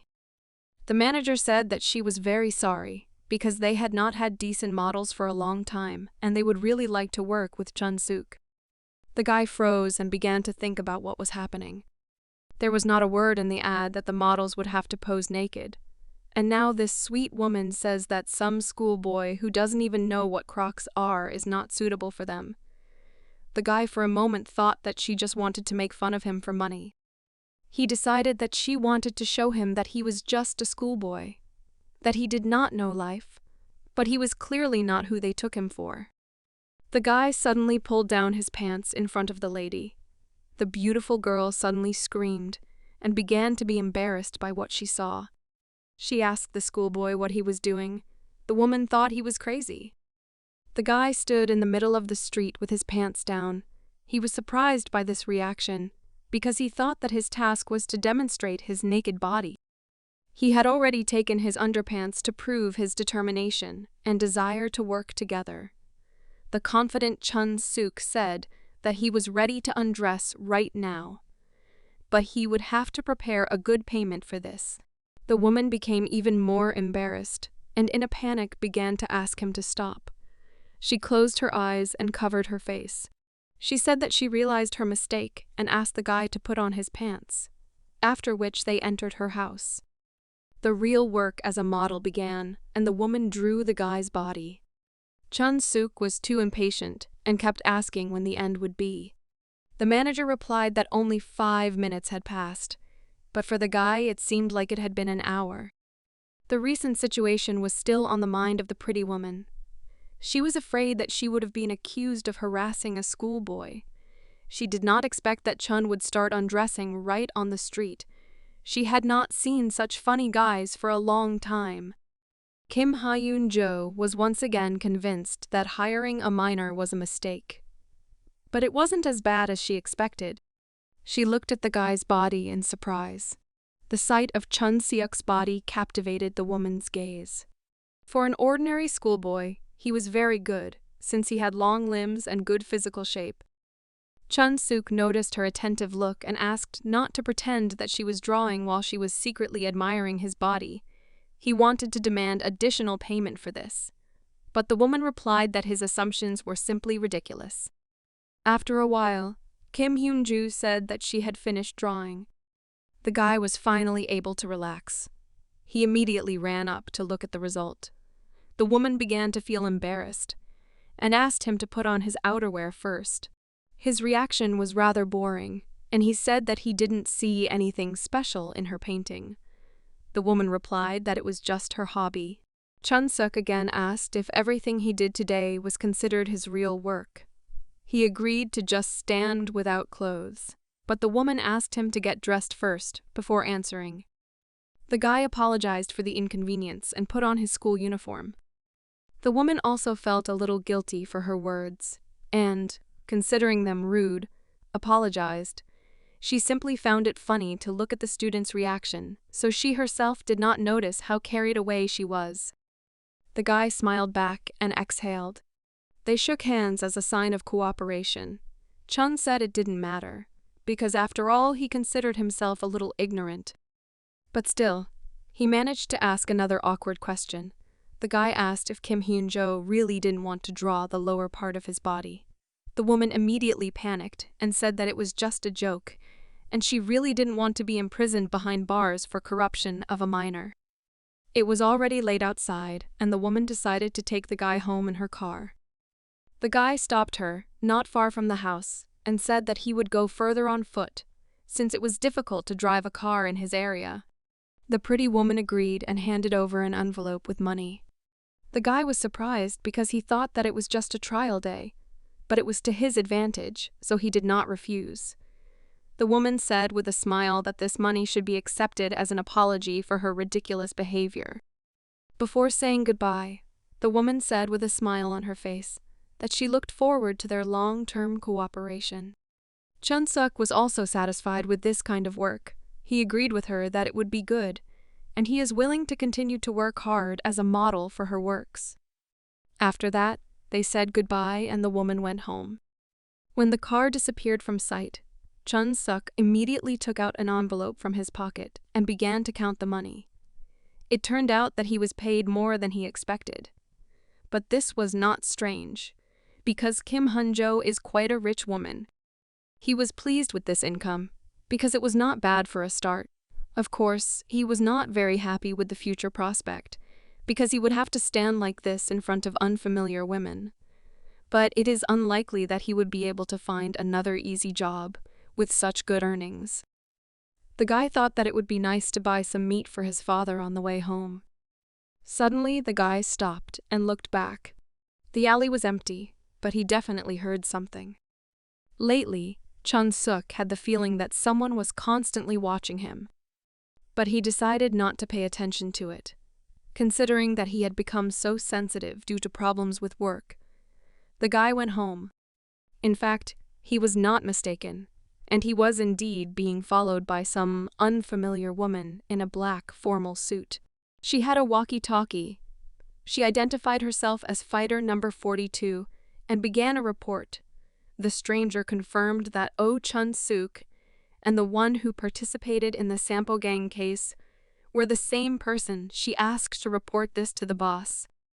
Chun-suk nevertheless stopped at a meat store on the way home, and in the evening he prepared a delicious dinner. They sat with their father at the table and prepared food. The man looked in surprise, since such food looked quite expensive. He couldn't resist and asked his son where he got the beef from. The guy replied that his father broke his arm, and now meat would be the best medicine for him, so he shouldn't ask unnecessary questions. The guy wanted his father to eat his fill, but in response he received his father's instructive slap on the head. The guy immediately grabbed his head and said that it was sudden and painful. The man replied that he should say directly where he got the money for such expensive meat.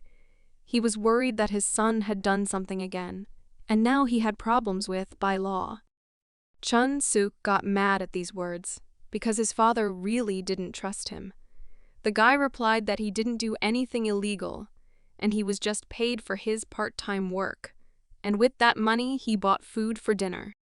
The man asked what kind of part-time job he was talking about. The guy replied that lately he had been living an exemplary life and his father should trust his only son. The father replied that exemplary guys don't fight in alleys and don't do stupid things, but first of all, they study well. Juice told his father that he should not worry about this, because his part-time job would not interfere with his studies. Still, the man trusted the guy and started having dinner. It was very tasty, and he invited his son to join him. The student replied that the taste is really excellent, because it is premium beef. During dinner, the guy turned seriously to his father. He said that when he finished school, he would earn a lot of money, and buy his father so much delicious food that he could eat to his heart's content. He did not want to see his father get sick. The man was pleased to hear such good words and wishes from his hooligan son. But he replied that he did not need anything, and he only wanted his son to no longer get involved in any dark affairs. After that, the guy turned his attention to the strange piece of paper behind his father. He asked him what medicine he was taking. The man replied that he should not worry about it because it was to treat his hand. The next day, the guy went to school and started his day with a tense dialogue. Yoon-jung couldn't believe that the guy was actually hired as a model. He was surprised that his girlfriend was so incredulous, so he again boasted of his new work. For the girl it was strange, because she knew that they don't just hire professional models. He continued to show off his success, and said that they immediately noticed his talent as a supermodel. An excellent student joined their conversation, and immediately asked a treacherous question. He asked which company Chun-suk signed a contract with. The guy was not at a loss. He nervously said that he should already know that there is a trade secret, and he will have problems if rumors spread.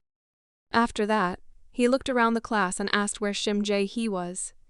He was so thinking about his success that he didn't pay attention to her absence at all. His classmate replied that the teacher gave her an assignment, and she was probably with him now. The guy was surprised that the bespectacled man was so knowledgeable about this. He immediately caught him and started laughing.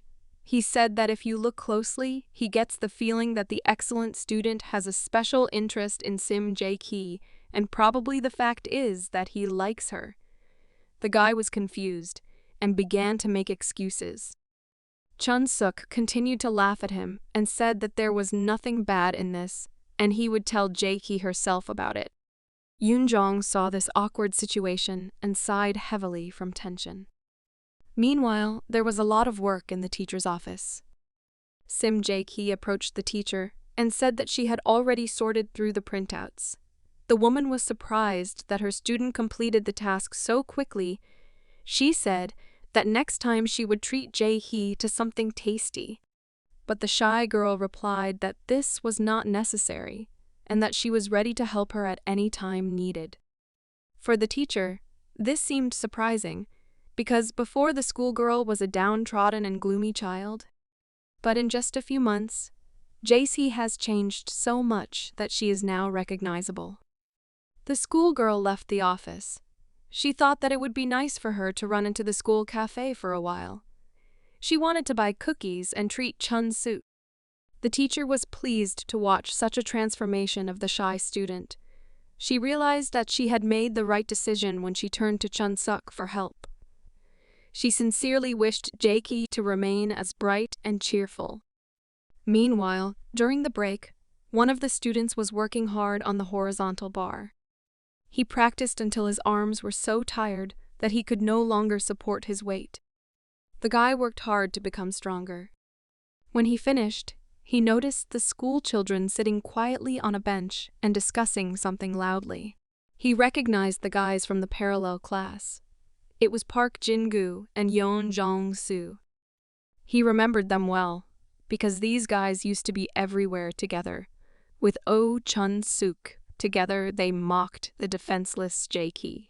Suddenly, one of the hooligans noticed the gaze of one of the school children. He immediately began to be insolent and said that he would beat the schoolboy if he continued to look at him so intently. But his friend stopped him and asked him not to make noise. If he beat this schoolboy, then they would again get into a fight with Chun-suk. Because of such a hopeless situation, the guy's mood deteriorated. They could not do anything wrong, because the coolest guy in the school was closely watching what was happening inside the Sampo school, so the guys simply turned around and went to the cafe. But the schoolboy thought differently. He was not afraid of Oh Chun-suk. The guy nervously clenched his fist and said that all the hooligans would soon answer for their dirty deeds. After a hard workout, he put on his jacket and decided that it was time for him to return to the office. Suddenly he looked around and saw something strange. Those two hooligans accidentally caught the girl and she fell to the ground. Suddenly a guy with short blonde hair recognized a schoolgirl. It was Shim Ji-hye. She apologized for her attentiveness and said that she would be more careful in the future. Because of this, the guy began to apologize and ask if everything was okay with her. He was very afraid that now he would have problems, since this girl was a close friend of the coolest guy in the school. But even despite his reaction and apology, he was suddenly kicked in the stomach. This was done by the guy who recently trained hard on the horizontal bar.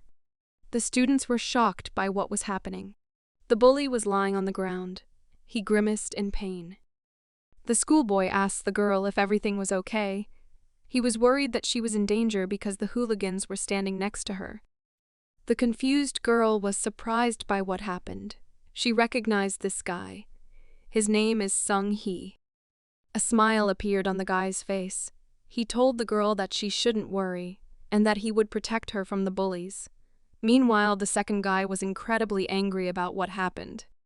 He immediately rushed to attack the calm schoolboy. But the guy was not embarrassed by the enemy's shout and he calmly stepped aside. He struck his opponent straight in the face without even turning in his direction. The bully stepped aside and grabbed his face. He did not expect such a blow. But this was not enough for Sung-hee, and he decided to strike the final blow. His plan worked perfectly. But he didn't have time to do this and was stopped by the girl's scream. Shim Ji-hye asked the guy to stop. She said that, in fact, there was no conflict between them, and they just accidentally bumped into each other because of her clumsiness. The guy was surprised by this reaction, but still didn't feel like he was doing anything wrong.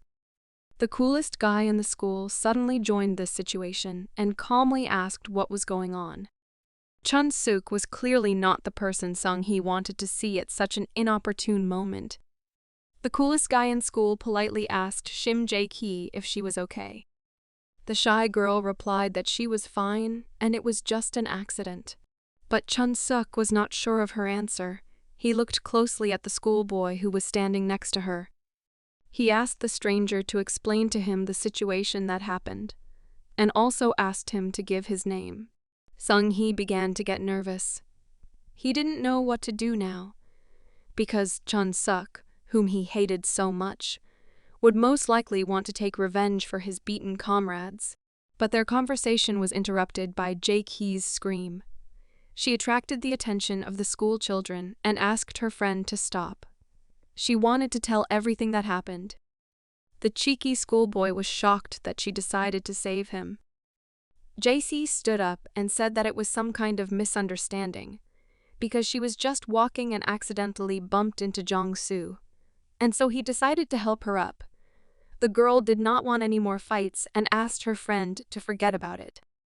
Chun-suk was surprised, but said that he believed her, and in that case, they should return to school. But this answer did not satisfy Seung-hee. The guy nervously clenched his fist because he believed that he actually saved Jae-hee from the bullies who had previously bullied her.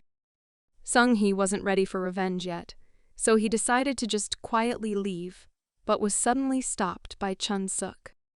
He said he thinks that Seung-hee has accumulated some bad feelings towards him, and they should talk about it. The student had to stop. He confidently answered that it was true. He turned around and said, "Oh, Chun-suk's name." The determined guy said that he wanted to have an open fight one-on-one. He planned from that day on to take the place of the toughest guy in the Sampo school. These words simply shocked all participants in this awkward situation. But Chun-suk's gaze was still unshakable.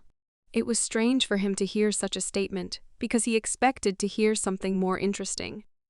He suggested meeting on the roof after school.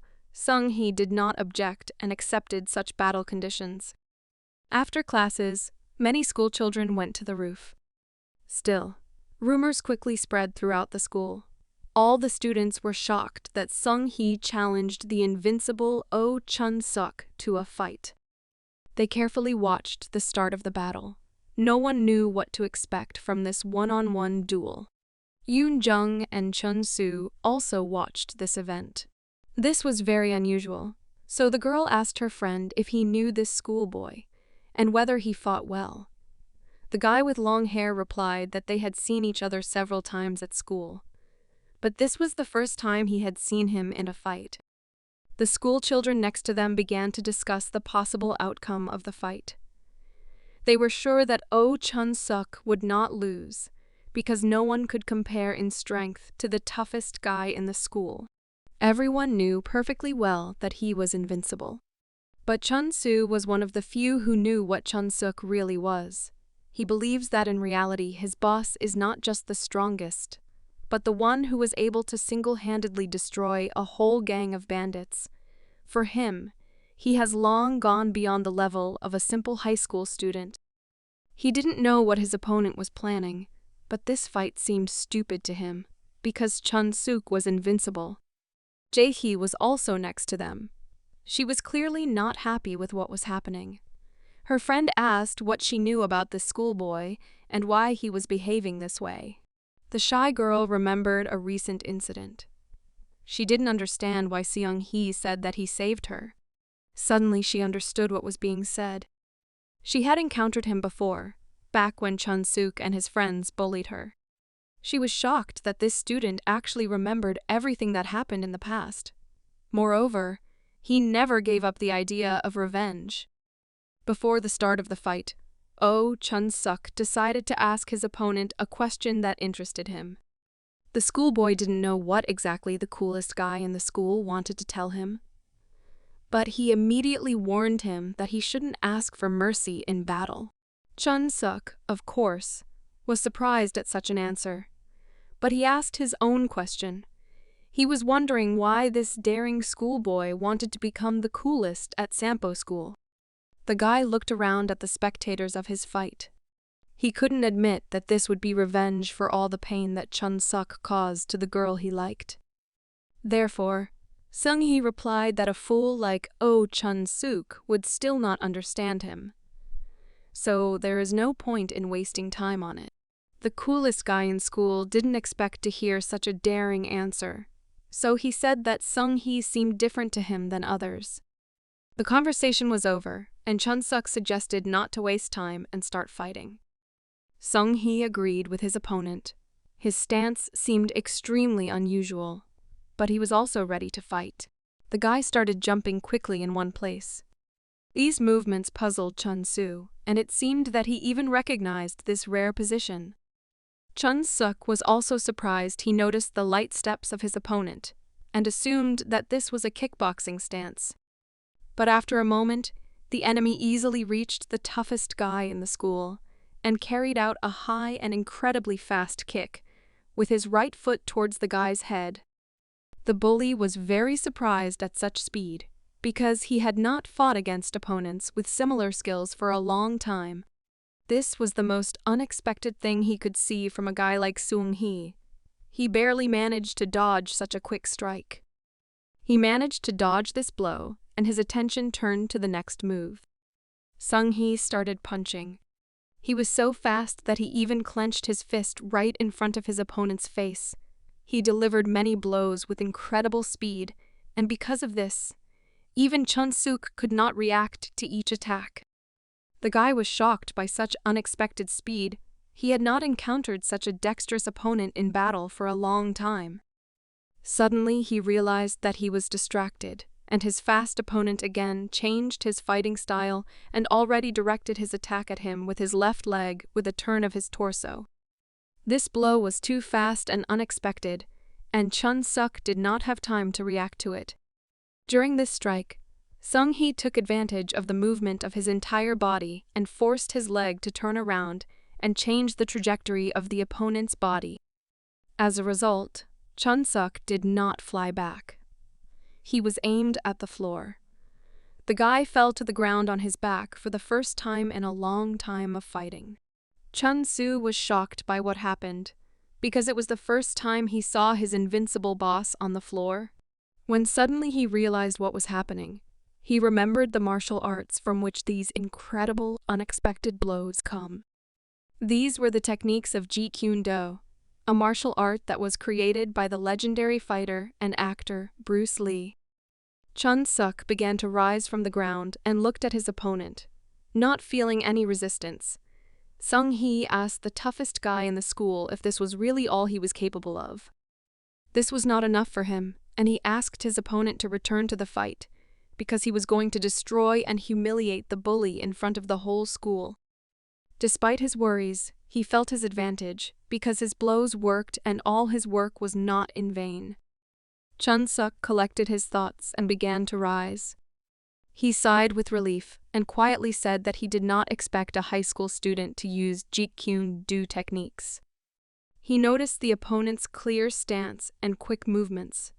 Moreover, the guy recognized the fact that Sung-hee had mastered this complex and fast technique quite well.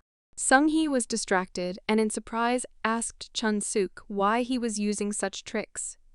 He believed that his opponent had no chance and it was too late, because he knew all his ins and outs. But there was no confusion on Chun-suk's face from the failure at the beginning of the battle. He said with a smile that his fall to the ground was just an accident, and now he also managed to see the true face of the enemy. The nervous schoolboy was dissatisfied with such insolence, believing that these words were nonsense, and again confidently rushed to the attack. But this time, he missed and Chun-suk hit him in the face for the first time with a fast right hook. The schoolboy did not understand how this could happen, because before this blow, he easily controlled the entire fight. The calm and confident guy understood that his opponent was too arrogant and, due to confidence in his abilities, could not correctly assess the situation. Chun-suk said that he would tell him some secret that makes him better than the rest. Sung-hee looked at him with anger in his eyes. He still didn't understand how he managed to miss such an ordinary blow. The coolest guy in school asked what was most important in a fight. Among the answer options were strength, technique, and speed. But in fact, none of these options were correct, and he believes that the main thing is experience. The schoolboy still could not recover from the last blow. Won Sung-soo carefully watched his dangerous opponent. He did not expect that Chun-suk would try to hit him again. The guy had already seen this punch and, having no time to dodge, decided to block. But after a moment he realized that he was wrong. The enemy's fist stopped next to him, and Chun-suk leaned on his right leg. He suddenly launched a powerful left leg kick at his opponent's thigh. The schoolboy was simply shocked by this. He did not expect to receive a kick, because the enemy's stance indicated that he was going to strike with his right fist. Chun-Soo was shocked by this incredible move. He had seen this spectacular maneuver once, having personally fallen for the same feint attack. The guy began to wave his right hand and laugh at the fact that his inexperienced opponent fell for such an easy trick. His opponent was filled with anger. It was already difficult for him to stand on his feet, since he does not have enough experience in fights and does not have the necessary stamina to fight with a strong bully. Chun-Suk was surprised that his arrogant opponent was afraid of some kind of false blow. He was not sure that Sung-hee would be able to maintain the brand of the coolest guy in Sampo school. The schoolboy began to lose confidence in himself and rushed to attack with another blow, but it was less fast and unexpected than his first attacks. The guy began to talk about how no one knew about his experience and hard work for such a fight. His path was not easy, and he learned techniques by watching films with his idol, Bruce Lee. He carried out long training sessions in order to achieve adequate physical shape. The guy spent an incredible amount of time improving his striking techniques and other important things in battle. He began to panic that this whole path was of no result, because he could no longer reach his opponent and Chun-Suk was blocking and predicting his every attack. The calm Chun-Suk called the enemy a fool, since he really did not understand why everything was happening the way it was. He explained the situation to him and said that, despite his incredible speed, all his attacks are just a trifle. Sung-hee concentrated and saw the enemy's attack. It was a left-hand strike, and he immediately reacted. He felt much better after being able to dodge the expected blow. Now he decided that his opponent was just showing off. Suddenly he realized that for the second time during the battle, he had made a mistake. He missed a strong right-hand punch to the stomach. The guy immediately fell to his knees in pain and began coughing. Chun-Suk turned to the student in a friendly manner and said that this all happened only because of his limitations. The guy understood that his opponent took part in a real fight for the first time, so without experience, he did not know what to do next. This was obvious because the student could not cope with the pain from the missed blow to the stomach. Chun-Suk noticed that his opponent tried to master these techniques, and he turned out to be very strong. But this was not enough, and his movements ultimately did not work on Chun-Suk. While the coolest guy in the school tried to calm down his opponent, Chun-Soo was shocked by the fight. He couldn't imagine that this was possible, because he also tried boxing and probably knew that to understand the attack style of an opponent, whom you see for the first time, anticipate his movements and strike a counterpunch. This is not so easy for an ordinary schoolchild who only knows how to wave his arms. The guy was horrified to imagine how many fights his boss had taken part in to become the strongest and most respected man he had ever known. Chun-Suk also thought about the fight, despite the result of the fight. He was a little worried due to the difficult start, because his opponent really has an amazing speed of reaction and movements. He recently even managed to dodge his blow with his left hand, even though it seemed impossible. But Chun-Suk prepared himself just in case for the second blow. The guy analyzed the situation and decided that at such moments he should be grateful to the one person who made him a fighter. Of course, we were talking about the former leader of the Sampo gang. Shim Ji-hye was an incredible fighter. All the experience in martial arts and bloody fights that he had to go through under him taught him to fight properly, even though it was a time like hell. He thought about the fate of his opponent and decided that he was most likely no longer alive. After all, out of stupidity or out of arrogance, he decided to use the most dangerous criminal organization called Deem for his own purposes. The guy was distracted from his memories by the enemy's scream. Despite the trembling in his body, Sung-hee did not want to give up. He said that Chun-Suk is a hypocritical bastard because he does not even remember the name of his opponent, and is only pretending to be a tough guy. When suddenly Chun-suk froze in place. He remembered this guy because he had already met him in a past life.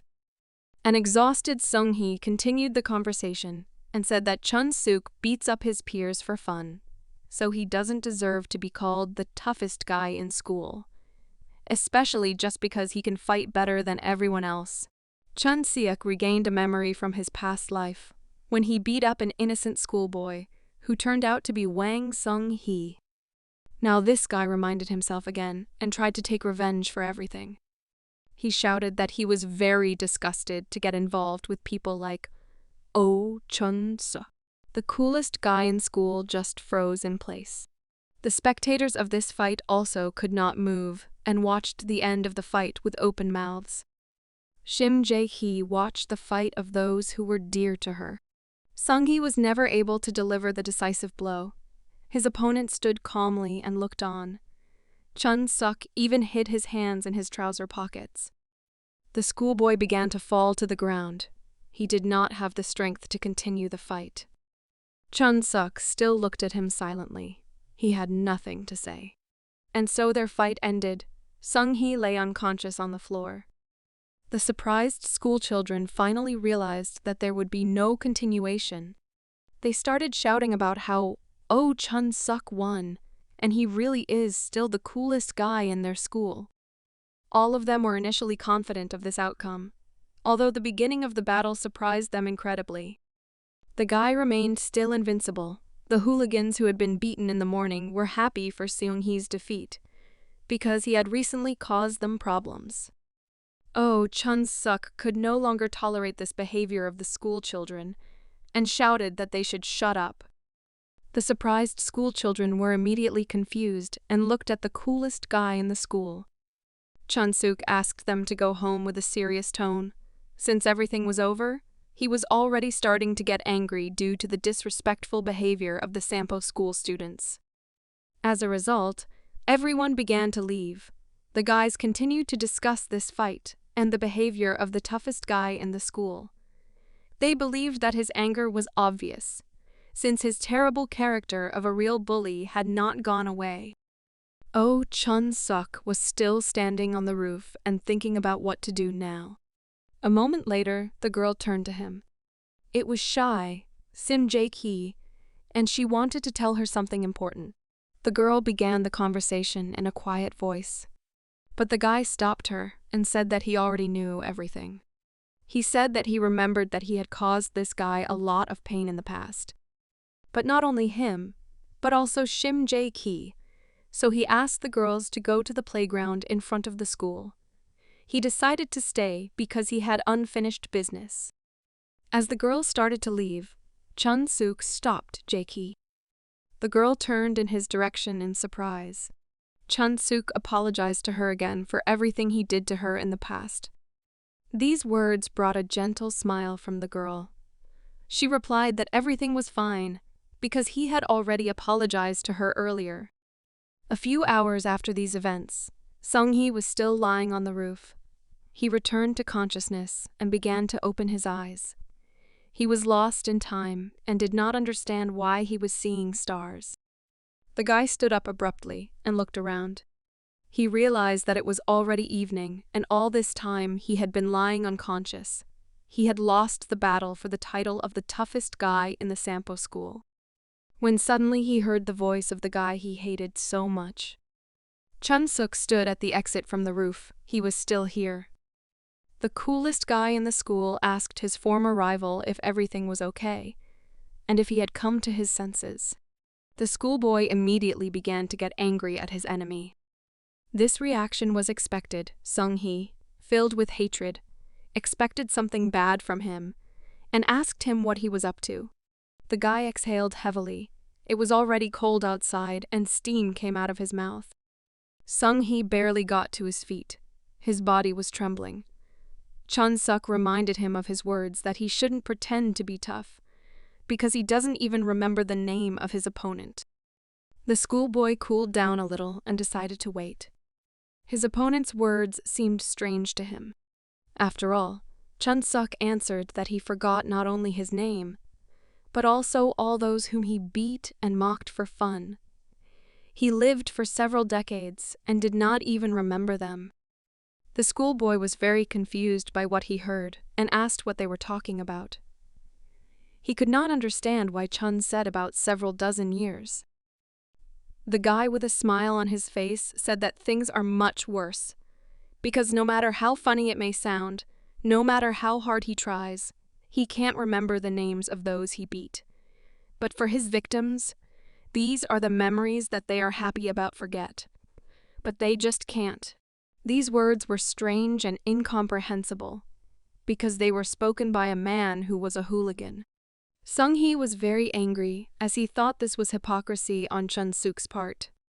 Still, he was among those who were glad to forget about the past, but could not do it. All this time, he lived with the thought of revenge on his enemy, a bully whom no one could force to answer for his actions. Then Chun-suk enjoyed beating the weak. He had an evil smile on his face, and even said that he was not interested, because Sung-hee fell to the ground after just one blow. Back then, Sung-hee was an ordinary defenseless schoolboy who couldn't even understand why they decided to beat him so suddenly, because he had done nothing wrong. But oh, Chun-suk replied that there was no serious reason for this, and he was just bored. His nightmare began in middle school. From then on, Chun-suk was already a well-known bully in school. There were no rules or exceptions to his aggression. This guy turned out to be one of his victims.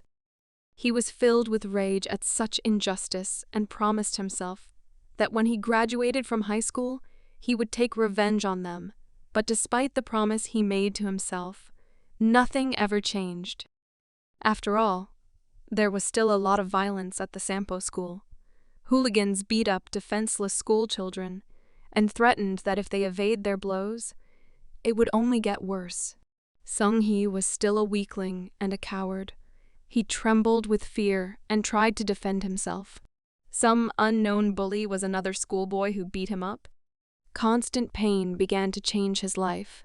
While he was in pain and couldn't move, the bullies were just laughing because they had a great time. They were carefree, and after that they were going to skip class and go to the pool room. In middle school, Sung-hee became a bully, and in high school he became a whipping boy. No one cared about him except one girl. It was Shim Ji-hye. She was the only one who paid attention to him. The guy did not expect this. The girl brought him a handkerchief so that he could wipe off the blood after the beating. It was a friendly gesture that meant nothing, but it was enough for him to fall in love with her at first sight. At that time, JC was taciturn and very shy, but very kind and sincere. During their first meeting, Sung-hee for the first time felt grateful for transferring to that terrible Sampo school. But this did not last long, because the only person dear to him also suffered from his enemy. The terrible hooligans, led by Chun-suk, got to Shim Ji-hye and made her their victim. Evil fate again connected poor Sung-hee with a terrible bully. He saw with his own eyes how these crazy schoolchildren mocked a defenseless girl. He wanted to run out and defeat him, and then lend a helping hand to Ji-hye, appearing before her as a prince on a white horse. But he was never able to do it, because he was too weak, and despite all his anger, he had no chance.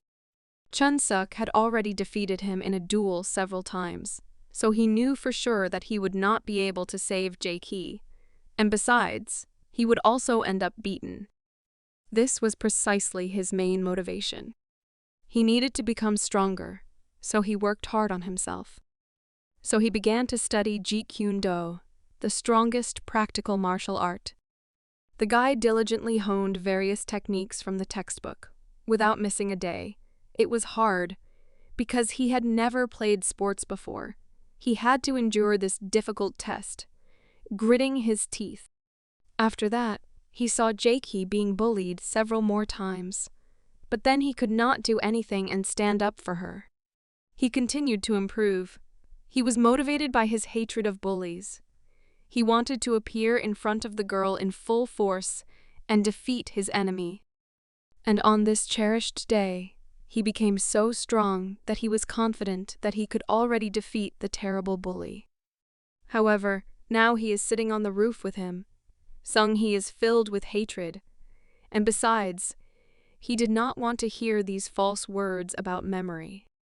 He didn't care about talking, because he believed that he could change the situation only by using his power. The guy rushed to attack Chun-suk, who was standing with his hands in his pocket. The coolest guy in the school stood calmly until the very end. He knew that this was inevitable. The guy fell to the ground from a strong blow. Sung-hee was incredibly angry and didn't understand what was happening. He nervously asked his old enemy why he did this. Sung-hee did not understand why Chun-suk did not resist and continued to stand with a calm look. When suddenly he heard those words that he never expected to hear. The bully who had caused him a lot of pain in the past asked him to forgive him and said that this is all he can do. Chun-suk said that unfortunately he has no money at all, so he can only offer this. He was still calm. The coolest guy in the school took his hands out of his pockets and moved them in different directions. He said that Sung-hee could beat him as many times as he wanted until all his anger went away. The guy was serious and said that he is ready to take all the blows. But this was not enough for Sung-hee, and he said that Chun-suk is wrong if he thinks that this way he will correct everything he did in the past. Nevertheless, the schoolboy decided to take advantage of this opportunity, because he had been waiting for it all his life. He pounced on Chun-suk and hit him with all his might. The toughest guy in the school fell to the ground. He did not resist his opponent's anger. Sung-hee began to scream.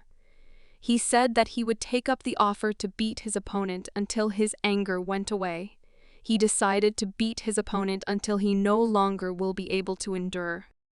Chun-suk kept his promise and simply silently accepted with his face an incredible number of powerful blows from the embittered guy. Within a minute, Sung-hee began to breathe heavily and stopped beating his enemy. He was tired. Chun-suk looked thoughtfully at the schoolboy. His whole face was covered in bruises. After this, the guy with a surprised look asked Sung-hee if this was enough for him to calm down. But the guy, filled with anger, decided to continue, and screaming, extended his leg over his opponent. Suddenly, he felt something strange. He remembered himself when he also could not resist, and simply took the enemy's blows. Then Chun-suk beat him. His anger did not disappear. The guy was still trembling with hatred. He could not continue this, because he did not want to be like his enemy. Sung-hee decided to simply silently turn around and walk away towards the exit from the roof. Chun-suk also couldn't say anything in response and just sat there. He was very sorry for what he did to this guy and dozens of his other victims. Sung-hee took his backpack and finally left the school. He was very thoughtful because of what happened recently. When suddenly a girl stopped him, he recognized Shim Ji-hye's voice. She asked why he still hadn't left school. The guy looked in surprise at the pretty, shy girl who he so wanted to protect from the school bullies. Shim Ji-hye called the guy by name and asked if he was okay. The guy immediately became shy and blushed, because attention from the opposite sex to him was rare. And besides, a girl he really liked spoke to him. It was late evening and they decided to go to the nearest park. Shy schoolchildren sat on a bench and did not know where to start a conversation. Overwhelmed with feelings, Sung-hee didn't know what to say. Shim Ji-hye, as usual, just looked down shyly. The guy began to think about how this happened. He thought that thanks to his behavior, Shim Ji-hye finally realized that he was sincere with her. He believed that this meant that now she might choose not the bully, Chun-suk, but him, the noble schoolboy who protects the weak with all his might. When suddenly he remembered the situation on the roof where he beat Chun-suk. His enemy did not resist, and it looked like the bully was Sung-hee himself. When suddenly the girl distracted the guy from such thoughts, He immediately turned to her gentle and pleasant voice. She wanted to talk about how Seung-hee most likely misunderstood what happened during the day. She thanked him for standing up for her. The guy felt awkward and said that it was nothing, but the girl decided to continue this dialogue, which became even more awkward. She said that she wanted to be honest, after which the girl admitted that she knew everything. The guy looked at her in surprise, not understanding what was going on. It turned out that she wanted to talk about the past, where they were both victims of bullies from their school. Shim Ji-hye said that during her first year of high school, every time she was bullied, she would see Seung-hee nearby and watching her. The guy did not expect to hear this and looked at the girl excitedly. He began to make excuses that it was not what she thought. But the girl calmed him down and replied that there was no need to worry about it, because he was not going to accuse him of anything. In fact, things were quite the opposite because she wanted to thank him and apologize. She believed that, because of her, he had to suffer even more. It was strange for a schoolboy to hear an apology from the girl he so wanted to protect. He stood sharply in front of her and put his hands on her shoulders. Seung-hee, in a panic, began to shout that she should not ask for forgiveness, because all their problems in the past were only Oh Chun-suk's fault, and it was he who should apologize. These words were filled with anger towards the bully. The girl silently lowered her eyes. When suddenly he answered something that the guy did not expect to hear, the girl agreed with his words and said that she understood the reason for his anger, but she believed that there were things that Seung-hee still did not know. It was already late outside, and she apologized for such inconvenience. She offered to sit together a little longer, since she wanted to talk about everything in order. And then Seung-hee heard an incredible story that he couldn't believe. It was shocking to him that Oh Chun-suk was the first to ask Ji-hye for forgiveness. In addition, in those cases when she was in danger, he fought several times for her against very cruel opponents, risking his own life. However, it was not all these events that shocked him most of all. He couldn't believe how enthusiastically and with sparkling eyes the girl he liked so much was talking about all this. He couldn't even imagine her with such an expression, even if it was the same Shim Ji-hye from the past. But perhaps he already knew everything before. He just didn't want to admit it to himself, because lately JC had laughed often and became much lighter. There was always the same person next to him, to whom she smiled. It was Oh Chun-suk, and the schoolboy could not help but recognize his existence. He was overwhelmed with emotions and could no longer continue the conversation with the girl, because this day turned out to be too difficult and eventful. He should have had a good rest and forgotten about it like a bad dream. After all, he found out for himself that he was still losing to his opponent. Oh Chun-suk was superior to him in both fighting and attractiveness, and in the eyes of Shim Ji-hye, he was a good person. Meanwhile, the culprit of his problems was still lying on the roof of the school. He was so beaten that he could only look at the stars, because he could not even move his fingers. Still, he went a little overboard, and in vain he just stood there and got hit in the face by a schoolboy. As it turned out, Seung-hee had a pretty strong blow. The guy looked into the sky and turned to the angel. He asked him if he had done enough this time, and if this action was really good. After these words, he felt somehow strange. His body began to feel heavy. His eyes began to close, and he realized that he had a serious problem. He suddenly just wanted to fall asleep. Chun-suk tried to come to his senses. He couldn't relax, because if he fell asleep right here, it could be dangerous. Still, he failed to rise, and his hand fell to the floor. A few minutes later, his friends came to the unconscious guy. They were very worried that Chun-suk had been on the roof of the school for too long and was returning home. A few hours later, the guy opened his eyes and saw in front of him not the starry sky, but the ceiling of someone else's house. He was saved. Caring friends took him with them and already treated his wounds. But he did not realize this and said that apparently he was already in another world. The reaction of his girlfriend was immediate, and she furiously shouted that he was inside her house. Of course, it was Yoon-jung. She told him with a dissatisfied face that if he really wanted to show off, then he should have done it the right way, because now he looks pretty pathetic. Chun-suk was surprised to see his friend. He asked how he ended up at her house. The girl decided to remind him of recent events and said that Chun-suk had not come down from the roof of the building for a long time, and so she went to check on him, and, as it turned out, not in vain, because the coolest guy in the school was lying on the ground, all beaten up, and Chun-suk barely dragged him to her house.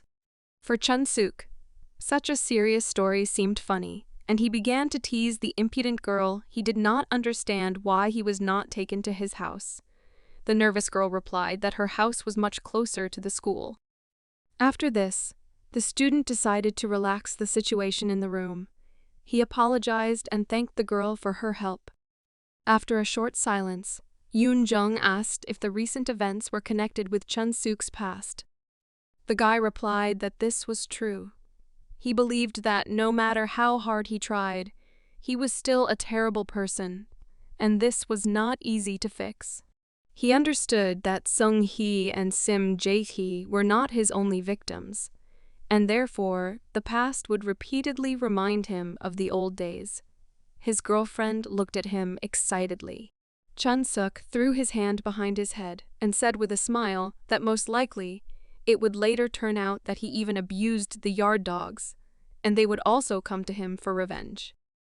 This speech inspired Yoon-jung to deliver an instructive blow to the beaten guy's stomach. Chun-suk immediately screamed in pain and asked his friend why she did this. It turned out that she simply didn't like what Chun-suk was talking about. She nervously said that no matter how it was true and he really bullied the guys in the past, so it was natural that now he had to pay for it. The guy looked at her in surprise because he did not expect to hear words of understanding from her. He just forgot that a little earlier he had already told her about this, that he would no longer be poor, but would live like a good and honest person. After these words, the student, disappointed in himself, hit himself in the face and admitted that she was right. He said that he really was still a bad person, and besides, he didn't like the fact that he was showing off in front of his other friends. He once again apologized to his friend and asked her to forget about it. But the excited girl unexpectedly asked him to remove his hand from his face. This was followed by an unexpected and tender kiss from the beauty. The girl was not sure that she was doing everything right, but she still had warm feelings for Chun-suk. The guy couldn't understand why this suddenly happened, and so he looked at her in surprise. The girl began to feel shy and in a quiet voice asked him not to look at her so closely, because, to her, he looked like a puppy that had been caught in the rain and plaintively asked for help. After that, she said that she had already treated all the students' wounds, and now it was time for him to return home. In response, Chun-suk sighed heavily and told the impudent girl that he now understands why she dragged him to her home. The next day, Chun-suk decided not to miss classes and went to school as usual. Because of his beaten face, rumors about a fight immediately spread throughout the school, but due to the fact that he did not say a word about it, all the students quickly calmed down. In addition, at one fine moment, he suddenly saw a schoolboy in front of him, which changed the appearance of his face so much. The coolest guy in school greeted Sung-hee with a smile on his face and asked how he was feeling. But as it turned out, the student had no desire to have a conversation with him, and simply silently walked by. Sung-hee deliberately pretended not to notice him. This was obvious because the resentment that had been accumulating for years could not easily go away just overnight. True, not everything was so bad, because now he no longer looked at him with the same anger as before. And so another incident at school ended, and a few days later, Chun Seok really started his business. As usual, a beautiful woman was waiting for him near the school. She arrived in her own car. She was dressed in a beautiful dress and a brown jacket. Chun Seok, as always, was glad to see her and decided to start the conversation with a compliment. He asked her in surprise if she looked too cool. The woman raised her glasses and replied that there was nothing strange in this, because the weather that day was very good, and she wanted to dress up a little. She was very glad to see him. After this short greeting, they went to work together. The working day went as usual, and as soon as the guy returned home, he immediately began to count the costs of living with his father. When he counted all the payments for utilities, he had very little money left for food this month. He was unhappy with this. It was still not easy to count money. And besides, he wanted to make his father's life easier and better. Still, he was glad that he was able to find a normal part-time job, and for some time he would not have to worry about money. But he still could not earn extra money like this all the time. He did not know what money they would live on when he finished school. Remembering events from his past life, he drew attention to the fact that in a few years there would be an economic crisis, and therefore he should buy shares of some companies in advance. It was an excellent plan, but the main problem was that he did not know how to live calmly and save at the same time money for initial investments before the crisis. For the sake of motivation for the difficult plans ahead, the guy went into the room where his father was sleeping peacefully. He understood that he would somehow survive such a difficult period of his life, but he was not sure that his father would succeed. The old man had to quit his job, and the schoolboy's task from now on was to ensure a happy life for his father. Among the possible options for future earnings, he thought about employment in a company. But first he had to finish school, and besides, he understood that he had a completely unsuitable character to adapt to his bosses. The second option was trade. The guy seriously thought about opening his own personal business. He already had several products in his mind that he could deal with, because in the future they would make a splash among buyers. And besides, now only he knew about them. But distribution and sales were more important than these goods, so he should establish connections with those who can help him with such a task. Chun Seok understood that even if he came up with a great idea for a business, it is unlikely that anyone would believe that this idea appeared in the head of someone who had just recently graduated from school. So he looked for those who could invest in his business, or someone who will believe in his product and whom he can trust with it. Overflowing with motivation, the guy went back to work as a model. The nice woman who was his manager, as usual, brought him to her home and took him along. This is not the first time he is convinced that the house of this rich woman is truly luxurious. When he was the leader of the Sampo, he sometimes had to make requests for dirty deeds from high-ranking officials and owners of large corporations. Most likely their houses were of about the same level. Last time, he didn't pay much attention to it because he thought there was a production company here. But now he saw that this young woman lived in such a luxurious house. The manager stopped and told the guy that all their guests were already waiting, but before they came in, she should warn the school children about one important point. She had previously said that all the guests are women, and some of them are unmarried, so the guy shouldn't even think about doing anything obscene. The guy was surprised and joked that in this case, he would show off in front of married women. His manager liked the joke and said that he shouldn't even play with them. After this warning, they entered the room where they were going to work. Chun Seok was very surprised by what he saw. There were many pretty women in front of him. This was very unusual. They were also surprised at how handsome and strong the guy came to them as a model. The manager greeted all the participants of this event and said that she would now present them with their new model. The women held their breath in surprise. The guy decided not to waste time and introduced himself to them. He respectfully greeted them and told them his name, because now he would be their personal crock model. The women, with an excited look, noticed what a handsome young man came to work with them. His manager was surprised, because she did not expect that the guy would cope well with the acquaintance himself. But then he decided to act in his repertoire, and, with a smile on his face, did something quite unexpected. Shy, unmarried women closed their eyes to what happened. Chun-suk abruptly tore off his shirt and said that he was ready to give them his young muscles that they had been waiting for so long. He prepared for his work in advance and trained hard in his free time. The guy looked around at the manager and said that since today was their first day at such a job, he would specifically stand in front of them in his best pose. He asked the director if such an approach would do. The woman awkwardly agreed and said that Chun-suk could do as he wants. This time the student decided not to be shy and showed his best. He enthusiastically showed off in front of women of different marital statuses and ages. He even seemed to enjoy his work. One of the participants in this drawing club started a conversation with the manager. She was surprised because she was told that this was an unprofessional model. But the guy's poses looked quite natural. The manager awkwardly agreed with her, but in fact she understood that Chun-suk was demonstrating bodybuilding poses.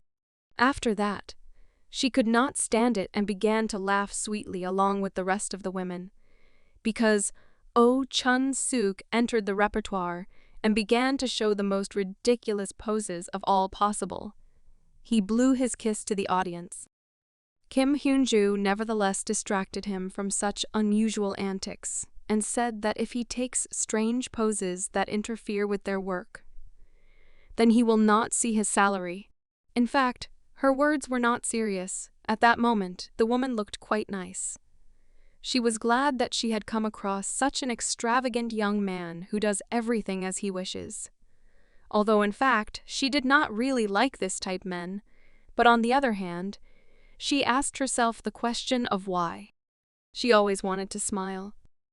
The manager really enjoyed this process, like never before. One of the women who came to draw together noticed this. This was the first time she saw Hyun-ju with such an expression on her face, and it really surprised her. In the end, all the artists did an excellent job with their task, and all thanks to the efforts of a talented young guy. The women were very grateful to the young guy for his efforts. Chun-suk smiled and replied that it was all nothing, although in fact his back was already very painful, because it turned out that standing for 2 hours in a row was also not easy work. He was about to go home, but the manager suddenly stopped him. Kim Hyun-jo invited him to have lunch with them and said that she would take him home by car after that. The guy winked flirtatiously and said that, despite the fact that he didn't have much time, but if he was asked to do so, he couldn't refuse.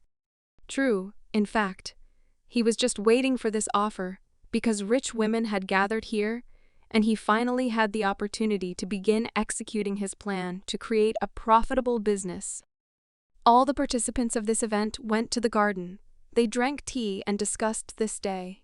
The women were delighted with their model and said that Chun-suk looked great even in clothes, although he was only wearing jeans and a t-shirt. It's not in vain that they say that any tool is suitable for a true master. The guy decided to join the conversation and ask the lovely ladies how they all met. He suggested that it was something like a friendly meeting of beautiful ladies from Seoul. The woman in a purple blouse appreciated this joke and replied that in fact, it was a simple communication between managers' companies. When suddenly Kim Hyun-ju suddenly made a gesture to her colleague, it turns out that they should not mention it. The manager said that in fact they just liked to draw, but the student immediately realized that this was not so, and most likely he was right, when he thought that these women had excellent profits. He realized that this was not just a drawing group for local women and girls. It was possible that everyone present here were the daughters or daughters-in-law of the richest representatives of their country. It was the way they carried themselves. The fashionable clothes and sophisticated manner of speech immediately caught the eye, and Chun-suk from the very beginning decided that such a hobby was a sign of a luxurious life, and although it did not look like a meted what, everything there was still a feeling that this was a secular circle of daughters of rich oligarchs. Most likely, the center of this circle is Kim Hyun-ju. Perhaps she even holds the post of a large corporation and has a high status in society. It was clear that she is the leader of this women's meeting, and the rest of the members do not feel quite confident and comfortable with her. Moreover, Kim Hyun-ju reacted quite naturally when he called her director several times. At first, the guy thought that this was just a good part-time job, but if he tried, he could find good connections here, and perhaps this was really a great chance to start a business with the daughters of oligarchs. But still, there was something that worried him. One of the participants in the event seemed strange to him. She was a shy woman with long dark hair and a blue blouse. The mysterious stranger haunted him, and he even thought that perhaps he had already seen her somewhere. A woman with incredible charisma noticed the interested look of her employee. She had extensive experience working with people and could clearly read their emotions on their faces. Apparently, Chun-suk was embarrassing one of the participants at the event. Suddenly, her suspicions turned out to be correct. The guy suddenly stood up and apologized to the women. It was still unclear what exactly he was up to. Chun-suk approached the girl he was interested in and said that it seemed to him that she was very shy in such a company.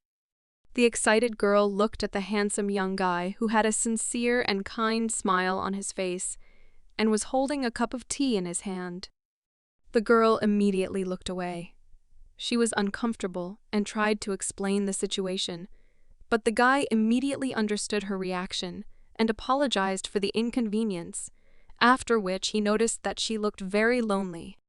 He has good experience with girls who behave this way, because he once cheated on Shim Ji-hye, so the guy continued his confident speech and said that most likely they will see each other often and they should at least introduce themselves. He already said his name, and I wanted to hear the name of a shy girl from a rich family.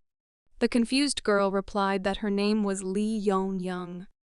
Chun-suk said with a sincere smile that her name was as beautiful as herself, but while he did not foretell trouble, the dissatisfied manager had already risen from the table. Kim Hyun-ju was surprised that their model is really a very confident young man who is not afraid of communication. She stood between them and interrupted their conversation. Chun-suk answered with a smile that this is natural for him, because he is not one of those who lives with an eye on others. Her answer was obvious to the woman. She said that she also really liked his self-confidence when she first saw him, but still, she decided to remind him that she warned him about the rules of communication with guests of events. With a serious look, she reminded him that she asked him to be careful with the members of their circle. She believed that the guy was showing too much attention. Chun-suk calmly replied that he remembered this and actually didn't want to create any problems and just wanted to introduce himself. The shy girl felt the tension between them and looked at the manager worriedly. An awkward and not very friendly silence began. Both parties to the conflict firmly wanted to protect their interests. The experienced woman's gaze was stern as never before. The guy understood that he should play with her. Lee Yeon-young couldn't join in the dialogue. She just watched these tense event participants.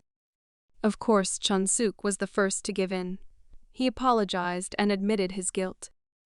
After this, the guy bowed respectfully and said that he admitted that his behavior was too rash. The student apologized to the manager. Yeon-young decided to speak up and quietly said that everything was fine. After this, Chun-suk turned to the other participants in the event and also respectfully apologized for showing his bad side, but the cheerful women did not see his guilt and said that there was nothing wrong with this because every person has the right to make a mistake, especially someone as young as Chun-suk.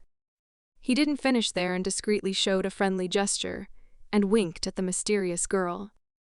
It seemed cute to her, and she began to laugh quietly and aristocratically. After that, the guy turned to all the participants. He clapped his hands and noted that he liked this day. And it was very fun, after which he said goodbye to the rich women. Yeon-young was still smiling satisfactorily, and her behavior made Mrs. Hyun-ju feel tense. After that, the guy and his manager went home. The woman felt uneasy because of an unusual situation that had recently occurred. She decided to be the first to start a conversation, because it seemed strange to her that the guy could sit in the back seat as before. But for some reason this time, he sat in the front. The calm guy with a smile on his face replied that Hyun-ju was angry for his behavior, and therefore he could not afford to ride behind and sat next to him. The woman replied displeasedly that he was quite smart and asked him to be more careful in the future with members of the circle. Chun-suk understood the situation perfectly. He tried to manipulate events and said that most likely his manager was not in the mood at all because of this. The woman pretended that she did not understand what was being said. But the stubborn schoolboy decided not to back down and looked her straight in the eyes before continuing the awkward conversation. He asked the woman if she was really angry because she was so worried about the others. He believed that she probably had some other, more important reason for such behavior. Hyun-ju didn't want to have such a conversation and felt uncomfortable, so she replied that she didn't understand what they were talking about, and said that there was no longer any reason to be angry. After such words, the guy calmly and relaxed lay down on a chair and put his hands behind his head. He replied that most likely he was mistaken. After these words, the manager began to get nervous, but still she could not answer anything. An hour later, they arrived at the Incheon area where Chun-seok lived. The car stopped, and, as usual, the passenger and driver went outside. The woman stood opposite the guy and handed him an envelope with money. She said that this day was the first time that the model worked at an event with guests, but he did a really good job, and that's why they will see each other again in a week at the same time. The guy silently took the money, said goodbye, and walked towards the house. The woman was clearly expecting to hear some question. She decided to be the first to continue their recent conversation and said that girls like Lee Yeon-young should not just be contacted by ordinary strangers. Chun-suk stopped in response and showed surprise on his face, after which he asked what they were talking about. The woman continued the conversation and said that she believed that most likely Chun-suk himself had already guessed that those whom he saw for the first time today were women from wealthy families, but Miss Yeon-young was still different from the rest. After this truth, she asked the guy if he knew the Shinsen company. The schoolboy was well aware that it was about the largest corporation in their country. His answer turned out to be correct. The woman said that in fact Miss Yeon-young is the beloved granddaughter of the president of this company. And even among the most elite of Korea, they are considered the royal family. So they are simply a different change compared to any resident of their country. The woman decided to use the gesture that the guy dared to show in a conversation with Yeon-young. She winked at the guy and said that if he didn't want trouble for himself, then it was better to avoid contact with such people. But the student's answer took her by surprise. Hyun-ju was confused because the guy just started laughing loudly. She didn't understand why he started laughing. So with a stern look, she said that this was not a joke, and she was only warning that things would be bad if he didn't listen to her words. But the confident, tall guy shocked the pretty woman for the second time, and did not agree with her opinion. It seemed to him that it was like Hyun-ju was laughing at him. After all, he did apologize for interrupting the conversation with Yeon-young, but he did not consider himself guilty of any bad deed. The guy recalled that he simply said hello and asked the name of the shy participant of the event. This behavior was quite decent and did not go beyond the normal communication of people, so he believes that from the very beginning it was the manager who intervened and disturbed the atmosphere. Hyun-ju. The excited woman was in a panic and began to make excuses by saying that she was simply warning the guy in advance before anything unpleasant happened for both of them. But the still self-confident and serious Chun Suk asked the woman if she had anything to do with that situation, because she was just a boss who paid him for his work, and therefore he should not ask her if he could say hello with others or not. He asked Miss Kim Hyun-ju to listen to him carefully and not be mistaken, since in fact he wanted to make money. But he was not going to sell his pride who this important guest was not. He will be responsible for his behavior himself. Chun-suk considered the money earned in this way to be pitiful. So he took out an envelope with a day's pay from his jacket pocket and poured the money on the ground. The guy with a calm face said that he doesn't need that kind of money, and Yoon-ju can give it away to the beggars who grovel before her. A confident schoolboy turned around in the face of a successful woman and said that he would rather starve than earn money in this way. He asked the confused Kim Hyun-ju not to call him again. Without any hesitation, the guy walked towards the alley that led to his house. He was calm because he understood that he was doing everything right, and at that moment, his game began. He understood that perhaps he had overdone it a little, but for the sake of his future business, he could no longer follow this woman's lead. He needed to show all his seriousness and that he was not just a boy at a part-time job, but an equal partner. Still, the woman could not leave everything like that and ran after him. She asked him to stop. She had how to answer. The guy's plan worked, and most likely he won this game, which he himself started. The excited Kim Hyun-ju apologized to him several times for saying too much. The guy calmly turned to her and asked what was the matter. He assumed that it was due to their difference in standard of living. His answer worked as planned. The confused woman again began to make excuses and said that Chun-suk had misunderstood everything because the fact was that if he did something wrong, it could harm him, and she was just tried in a friendly way to warn him about this. But the guy understood how important he was for her business and connections with rich families. Everything went according to plan.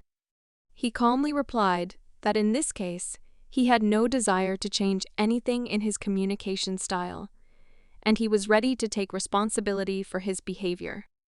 After they said goodbye, the guy was finally able to breathe out with ease. The incredible strategist decided that this was enough, and now all he had to do was make friends with these precious members of the circle.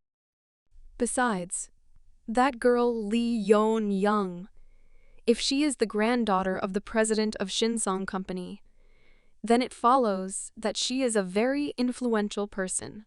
Her shy behavior suggested that he could have her power for himself if he treated her correctly. But still one thought haunted him.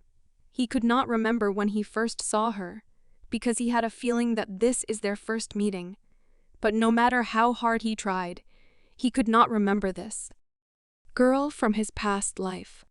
Meanwhile, manager Kim Ha-yoon-jo also returned to her home in an area filled with luxurious mansions. When Kim Ha-yoon-ju returned home, she was still overwhelmed with emotions. She was panicking the whole time because she had been acting wrong all this time. She was distracted from these difficult thoughts by the calm voice of a woman who wanted to make sure everything was okay with her. It was Miss Mi Ryung, and she noticed that Kim Ha-yoon-ju looked tired. She said that she should have told her to take the guy to the house. The woman again found herself in an awkward situation and began to make excuses by saying that it was not a matter of fatigue, because she just wanted to think about many problematic situations in her life, and therefore she needed solitude. When Miss Mi Ren suddenly replied that she thought it was all connected with their model, the manager's face showed incredible surprise. She continued to press and said that most likely Oh Chun-suk found Kim Hyun-ju's weak points and began to manipulate. She seriously stated that just one word from her and she would immediately catch up with this impudent person and deal with him. But Kim Hun-jo answered with panic that you shouldn't do this because in reality everything is completely different and you shouldn't touch their partner. After that, she embarrassedly asked Miss Mi Ren to forget about what happened. She didn't want her uncle to know about it. Miss Mi Ren suspected something was wrong in this behavior of the confused woman. Still, She had no choice, and she took the advice and promised that she would keep the recent events a secret from her uncle. The next day, one of Korea's largest companies was in turmoil. The man in charge reported to his boss. He surprised the gray-haired man with his unexpected report. The man did not expect to hear that his precious niece would like some schoolboy bully. But still, it was too strange, and he even suggested that this could be a completely difficult schoolboy. He was well aware of everything that happened with the Sampo gang in the city of Incheon.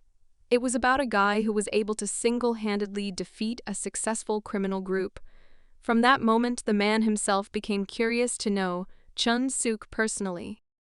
Chun-suk was so immersed in his success, in creating a business, that he completely forgot about everything that was happening in his city, as well as about the hooligan life that haunted all the school children of the city of Incheon.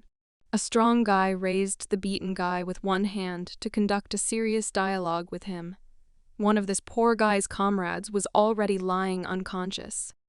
3 strong hooligans dealt with the school children without any problems and left only one conscious, and only for the sake of a serious conversation. The confident guy who held the trembling poor fellow was the toughest guy in Yenchun College, Jang Dae-hwan. He is also one of the leaders of the Incheon Alliance. The bully said that the students could have avoided being beaten like this if they had sat quietly and entered to their team. But the poor fellow was proud and was not going to give up. He said that the hooligans were mistaken if they thought that they could so easily force them to serve them.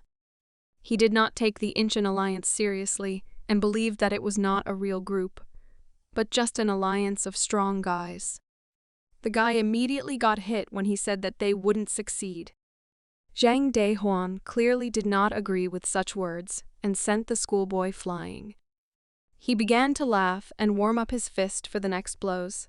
The man replied that this beaten schoolboy was not the only one who was so confident in his abilities. He was going to test his strength. The schoolboy could hardly hold on and was close to losing consciousness, like his comrades.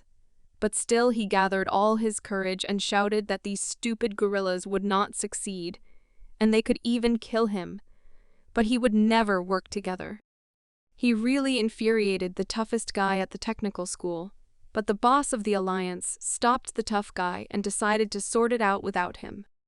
The calm guy squatted down next to the poor fellow. It was the coolest guy in Daesung High School. His name is Lee Dae-soo, and he is the president of the Incheon Alliance. A confident guy in sunglasses laughed at the student's words that he would rather die than cooperate. The beaten guy shouted that his school does not join any organizations and just wants to study peacefully. The alliance president exhaled heavily. After that, he patted the poor fellow on the shoulder and calmly said that he considered him a very brave friend. He pretended to come to terms with it and asked him to do as he wished. But of course, everything was not so simple. He said that in exchange for this, starting tomorrow, they would beat everyone they saw from their school, his friends, family, and even neighbors. They were ready to destroy everyone who was dear to him. With a horrifying look, he said that he doubted that the students' patience would last long, because he was going to make his life a living hell until he joined their alliance of bullies. This prospect caused fear and panic in the poor fellow, and he began to cry. The trembling schoolboy had no other choice.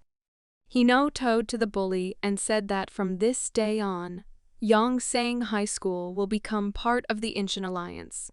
He also apologized for not saying this earlier. The self-confident, evil president of the hooligan group replied that it looked pathetic. He said that there was no need to bow before him, after all. They were both just ordinary school children, and therefore, from now on, they should be friends on equal terms. It was cruel, but they weren't going to stop there. The president asked his comrades whether all the schools in the Cheong region now belonged to them. The guy with a scar on his face replied that everything was correct, and this was indeed the case. But the other guy replied that everything is not so simple, and they had a problem. One of the schools refused to take part in their alliance. It was about the Sampo school, and this made the president of the organization think for a moment. He could not understand why they failed to gain power in that institution. After that, he remembered what he was talking about. After all, he had already asked one of the hooligans to deal with the Sampo school.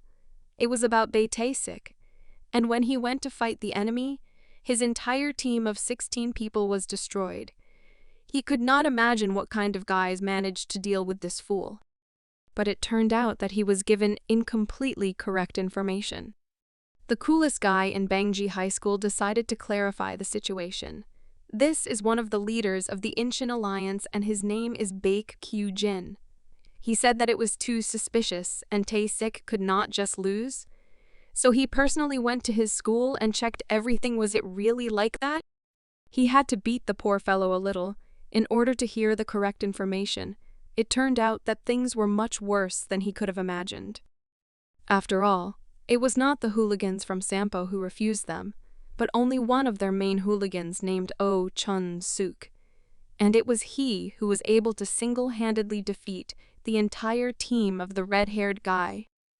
This truth turned out to be strange, but the guy in the red jacket replied that he also didn't believe it at first. So he combed a few more guys in the area, and it turned out that everything was true. This information made the Alliance president laugh in confusion. He remembered very well that on that day more than a dozen fighters were sent to resolve the conflict. Coping with them alone seemed to him an unrealistic task. A satisfied smile appeared on his face, and he said that he already liked Chun-suk. Therefore, the Alliance decided to come to him personally, consisting of the president and other leaders. The Sampo school continued its quiet life and did not even think that they would soon have serious problems again. Chun-soo calmly watched from around the corner the conflict between the school children. This noise came from Yoon-jung and her classmate, the coolest guy in the school. A calm schoolboy approached the noisy guys and asked what was happening. Chun-suk replied that he himself was not aware of the matter. And it turned out that Yoon-jung suddenly asked him to teach him self-defense techniques. The dissatisfied girl wanted to learn how to fight. She shyly said that this was the only way she could help him when he was in danger. Her concern was strange, and it even touched the soul of the confident guy. But after a moment, he began to reproach her for such a crazy idea, and said that she should first improve her health and only then learn self-defense techniques. So from that day on, she should start running 5 laps around the school stadium. The girl, offended by this attitude, replied that at this rate, she was unlikely to become stronger. So the confused guy decided to turn to his experienced assistant. He asked Yoon-jung to watch carefully what would happen now. He decided to show her a way to defeat any opponent. Chun-soo began to worry because only one terrible thought came to his mind. But a moment later, the coolest guy in the school respectfully greeted the teacher. The student did not understand what was being said and looked around. As it turned out, he was not saved by the sudden appearance of the teacher, and it was just a diversion. Chun-suk really showed that self-defense technique that Chun-soo was so afraid of. It was an unexpected blow between the legs, and the schoolboy was already lying on the ground. Chun-suk boasted of the effectiveness of this technique, and emphasized that with its help, you can defeat any opponent outright the first time. But this did not cause much delight in Yoon-jung. She replied that when she was only 10 years old, her uncle Sung-soo taught her this move. Still, this day turned out to be quite boring and unremarkable. After classes, tired schoolchildren returned home. Among them was an ordinary, unremarkable schoolboy with freckles. He calmly walked home and did not expect anything sudden, when suddenly a male voice addressed him. A huge, pumped-up schoolboy from a technical school called him over. The confused schoolboy tried to find out from the stranger who he was, but the bully replied that he didn't need to know. He asked the frightened schoolboy if he knew where their coolest guy in school was now. The frightened guy replied that classes ended more than half an hour ago, and most likely, Oh Chun-suk was already at home. One of the alliance leaders put his hand to his head and decided that he had come too late. After that, the shy schoolboy turned around and said goodbye. He didn't want any trouble and decided to run away as quickly as possible. But he failed to do this, and a moment later, the bully kicked him hard in the back. The guy with freckles fell to the ground, screaming in front of the surprised schoolchildren. He immediately began to panic and asked why the stranger did this. But the guy from the technical school replied that he was here to beat up as many guys from the Sampo school as possible, and immediately decided to deal another blow to the poor fellow. Suddenly, for the self-confident Zhang Dae-hwan, he did not have time to strike the schoolboy a second time, because some self-confident guy joined the fight and struck him in the stomach. Despite the fact that one of the leaders of the alliance managed to block before the blow, such strength from the toughest guy in the Sampo school sent him flying to the side. It was Chun-suk, he calmly said, that he just came to the noise at the entrance to the school. After that, he turned to the beaten schoolboy and asked what was happening here. He didn't understand where the huge, pumped-up guy he was seeing for the first time had come from. Zhang Dae-hwan was still lying on the ground, and a satisfied smile appeared on his face. The pumped-up guy immediately attracted the attention of the schoolchildren, as he began to laugh loudly at what happened. After that, the confident Zhang Dae-hwan rose to his feet and angrily inhaled into his full lungs. He turned to the stranger who interrupted him.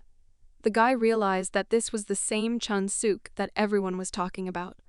He decided to say hello and said that this was a pleasant meeting for him. Chun-suk was surprised to see such a huge opponent. He understood that it was heading for a fight that could not be avoided, but the bully inside him only wanted this. Another exciting battle has begun between two real monsters. The first powerful blow from Zhang Dae-hwan missed the target, but made the toughest guy in the school very nervous. He thought that even though he successfully dodged, he was still bothered by the pressure that came from his opponent's fists. Although the enemy was incredibly huge and seemed invulnerable, Oh Chun-suk already had a good plan. He decided that if the enemy could not hit him, then these muscles did not threaten him at all. The powerful blow made Zhang Dae-hwan very angry. Chun-suk had already decided that everything was going according to plan, but a counterattack was already flying towards him. Zhang Dae-hwan hit his opponent in the stomach. The toughest guy of the Sampo school jumped off the ground from such incredible power. Despite his vast fighting experience, he had not felt such pain for a long time. Chun-suk fell on his back after just one blow to the stomach. All the schoolchildren who saw this were confused. This was the first time they had seen such an incredible superiority in a fight against their strongest bully. It turned out that the enemy was much stronger than Chun-suk expected. The guy began to rise from the ground. Zhang Dae-hwan walked as if he were King Kong. He mockingly asked his opponent if this was really all he was capable of. The self-confident bully said that he expected more from the toughest Sampo in school, and doubts that Chun-suk will be able to continue the fight with him with such weak blows. His boss, the president of their city's bully alliance, appeared behind him. He was not surprised by such a fight, because Zhang Dae-hwan seemed like a monster to him. He was well aware that Dae-hwan was studying at Yenshin College for a long time. This school had been known for its inveterate hooligans. It was even rumored that all the hooligans of Yenshin City gathered there, so serious fights took place there every day, which only improved the skills of all the students. But that was only until the appearance of one incredible guy. It was Zhang Dae-hwan who changed the entire order in the school. No one could cope with him. At that time, Zhang Dae-hwan was just a new student, but he single-handedly took over all the factions in Yenshin School and became the god of all bullies. This was only 2 years ago, and now his height was 195 km, and his weight was 120 kg. he had long outgrown his peers.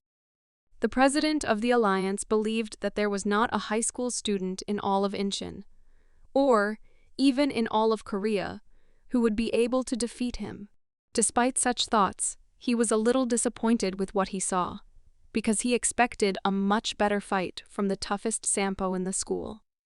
His comrade was also upset and rushed into battle in anticipation of continuation.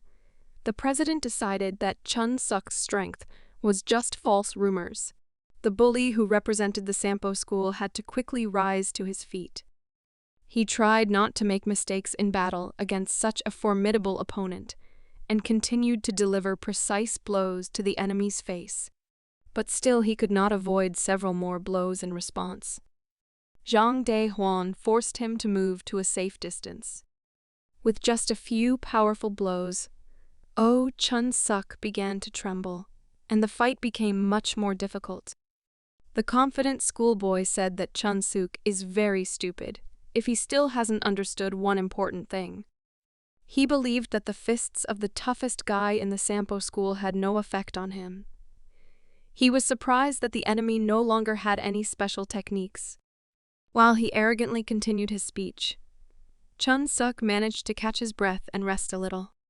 He smiled because his opponent expected a special reception from him. Still, the schoolboy had one in mind, and he immediately went point-blank to Jang Dae-hwan. He asked if he wanted this particular blow. His leg was already flying into the most vulnerable part of any guy's body. One of the leaders of the alliance of hooligans of the city's educational institutions was stunned that his opponent turned out to be a psycho, that he was ready for such a thing in a fair fight. He immediately put a block between his legs. But he was in a hurry and misunderstood the situation. Pleased with his reaction, Chun-suk said that things wouldn't work like that, and in fact, he pretended to aim at such a humiliating and weak spot of the bully. The realization of what was really happening came to Jang Dae-hwan's mind very late. Within a moment, the blow that was aimed between his legs hit him in the jaw. It was clear from the student's face that he put a lot of effort into this attack. Unexpectedly for all the spectators, even after such a powerful attack, Jang Dae-hwan was able to stand on his feet. She began to laugh at her opponent. He believed that Chun-suk had bet everything on such a maneuver. Jang Dae-hwan admitted that this trick impressed him, and he had never seen such a thing before, but despite this good technique, he believed that his opponent no longer had any chance of winning, because he was still standing. The guy who started this whole conflict was in a panic. He couldn't believe that even after such a direct kick to the face of a huge bully, the fight was still not over. Yet a real monster was standing in front of them.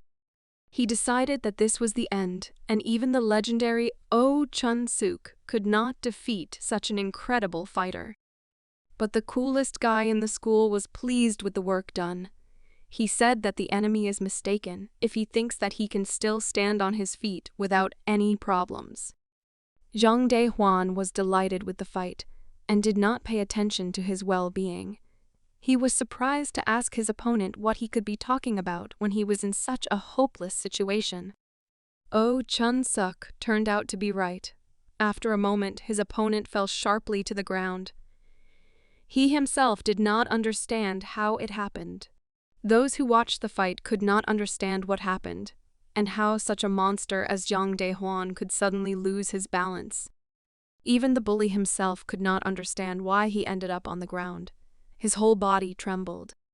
Confused, Jang Dae-hwan looked at his opponent. Then he realized that all this was planned from the very beginning. Everything began to double in his eyes. It turns out that from the very beginning, Chun-suk was aiming at only one place. At first, the bully did not understand what was going on, because all these blows could not have such an effect on his incredibly powerful body. But as it turned out, having a strong body is not at all enough to win in battle. The incredible innate abilities of a fighter from a technical school could not withstand the real experience in battles of the toughest guy in the sampo school. Still, Zhang Daehuan realized that from the very beginning he received all the blows directly to the jaw. While he was lying on the ground without the strength to even stand up, Chun Suk stood confidently and did not even tremble. The guy mocked his opponent and asked if the bully knew that the jaw is one of the most unprotected vital parts of the human body, and if you hit it several times vulnerable spot, the brain will receive a slight concussion. So even though Zhang Daehuan is physically strong, it was a mistake to leave a vital part, namely his jaw, unprotected. The bully, who had never known defeat before, could not come to terms with such insolence on the part of the stranger, and he immediately rushed to the attack, using all the remnants of his wasted strength. Even though Chun Suk was sure that he had already won, the guy still took a fighting stance just in case. And it was not in vain. His opponent was too slow, and he was able to deliver one last, incredibly powerful kick to him, and, again, to the opponent's jaw. After this, it's unlikely that anyone would be able to resist. Zhang Daehuan was no exception. He suddenly fell to the ground with a huge noise. Chun Suk stood there for a while longer to make sure that everything was really finished. This was a truly serious opponent, but he still lost due to his stupidity and overconfidence. Suddenly, Chun Suk became distracted by another stranger. The guy stood still. He watched this fighter, and at the end he simply clapped his hands. Of course, it was the president of the alliance. With a smile on his face, he praised the coolest guy in the Sampo school and noted that he didn't think that there would be someone who could single-handedly cope with such a formidable opponent as Zhang Daehuan. Serious Chun Suk asked him who he was. He understood that this guy was at the same time with that beaten guy who was already lying unconscious on the ground. The stranger quite surprised the schoolboy with his answer. For the second time, he saw the opponents from the Inchin Alliance. The guy realized that they had taken him seriously. Lee Dae-soo once again congratulated the student on his incredible victory, after which he said that from that day on, Chun Suk would become the director of their hooligan alliance, and now he would control all the schools in his city. This was quite unexpected in response. Chun Suk asked what the conversation could be about. He didn't want to get involved with some pathetic hooligans like them. In fact, he was filled with anger because a stranger dared to call him the leader of a hooligan group. He gritted his teeth in hatred because these guys had already caused him enough trouble. After all, last time he defeated more than 10 opponents without any problems. But that evening his father, who was not to blame for anything, suffered. Judging by the stranger's manner of speech, he decided that this was the current head of the alliance, and he had an incredible desire to knock out his opponent's teeth. The stranger, with a smug smile in his eyes, asked the schoolboy why he was silent. He suggested that, in fact, Chun Suk was so surprised by the stunning offer. But Chun Suk was not at all happy to become the director of their group. He stared at Lee Dae-soo and decided that first he should calm down and not do anything rash. He thought again about what was happening, and decided that the stranger probably thought that he was only happy to join their organization. So no matter what he asks now, most likely this guy will answer honestly. The schoolboy believed that if he wanted to defeat them, then he should get more information.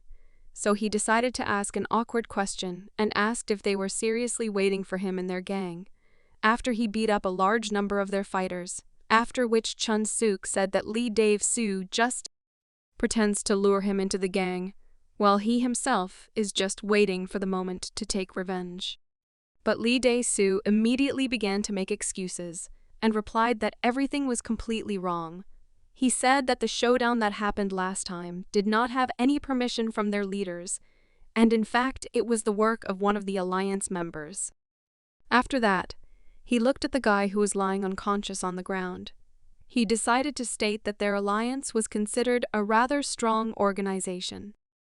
And based on the results of the battle, it became obvious that Chun Suk was able to prove his right to become one of them. because with the help of simple strength he was able to cope with one of the strongest fighters of the alliance, a guy from a technical school named Jang Dae-hwan. Chun-suk replied that such words were an honor for him, but in fact he was surprised, since, in this case, there are those in the alliance who are stronger than him. After this, the student suspiciously asked who gave him the right to make such decisions, and that before inviting someone to the team, he should introduce himself. The confident bully straightened his hair and apologized for his rudeness. He justified himself by saying that he wanted to quickly get to the point of the conversation. Lee Dae-soo took off his sunglasses and said that he was ready to introduce himself formally. Surprise and even confusion suddenly appeared on the face of the coolest guy in the Sampo school. The face of the guy opposite him aroused incredible rage within a moment. His eyes even turned red. A hypocritical schoolboy with a slicked hairstyle happily introduced himself as Lee Dae-soo. He said that he holds the post of president of the Incheon Alliance.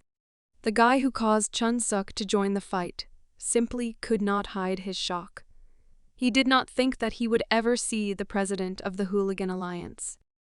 He knew very well that we were talking about the same Incheon Alliance, which includes most of the schools in his city.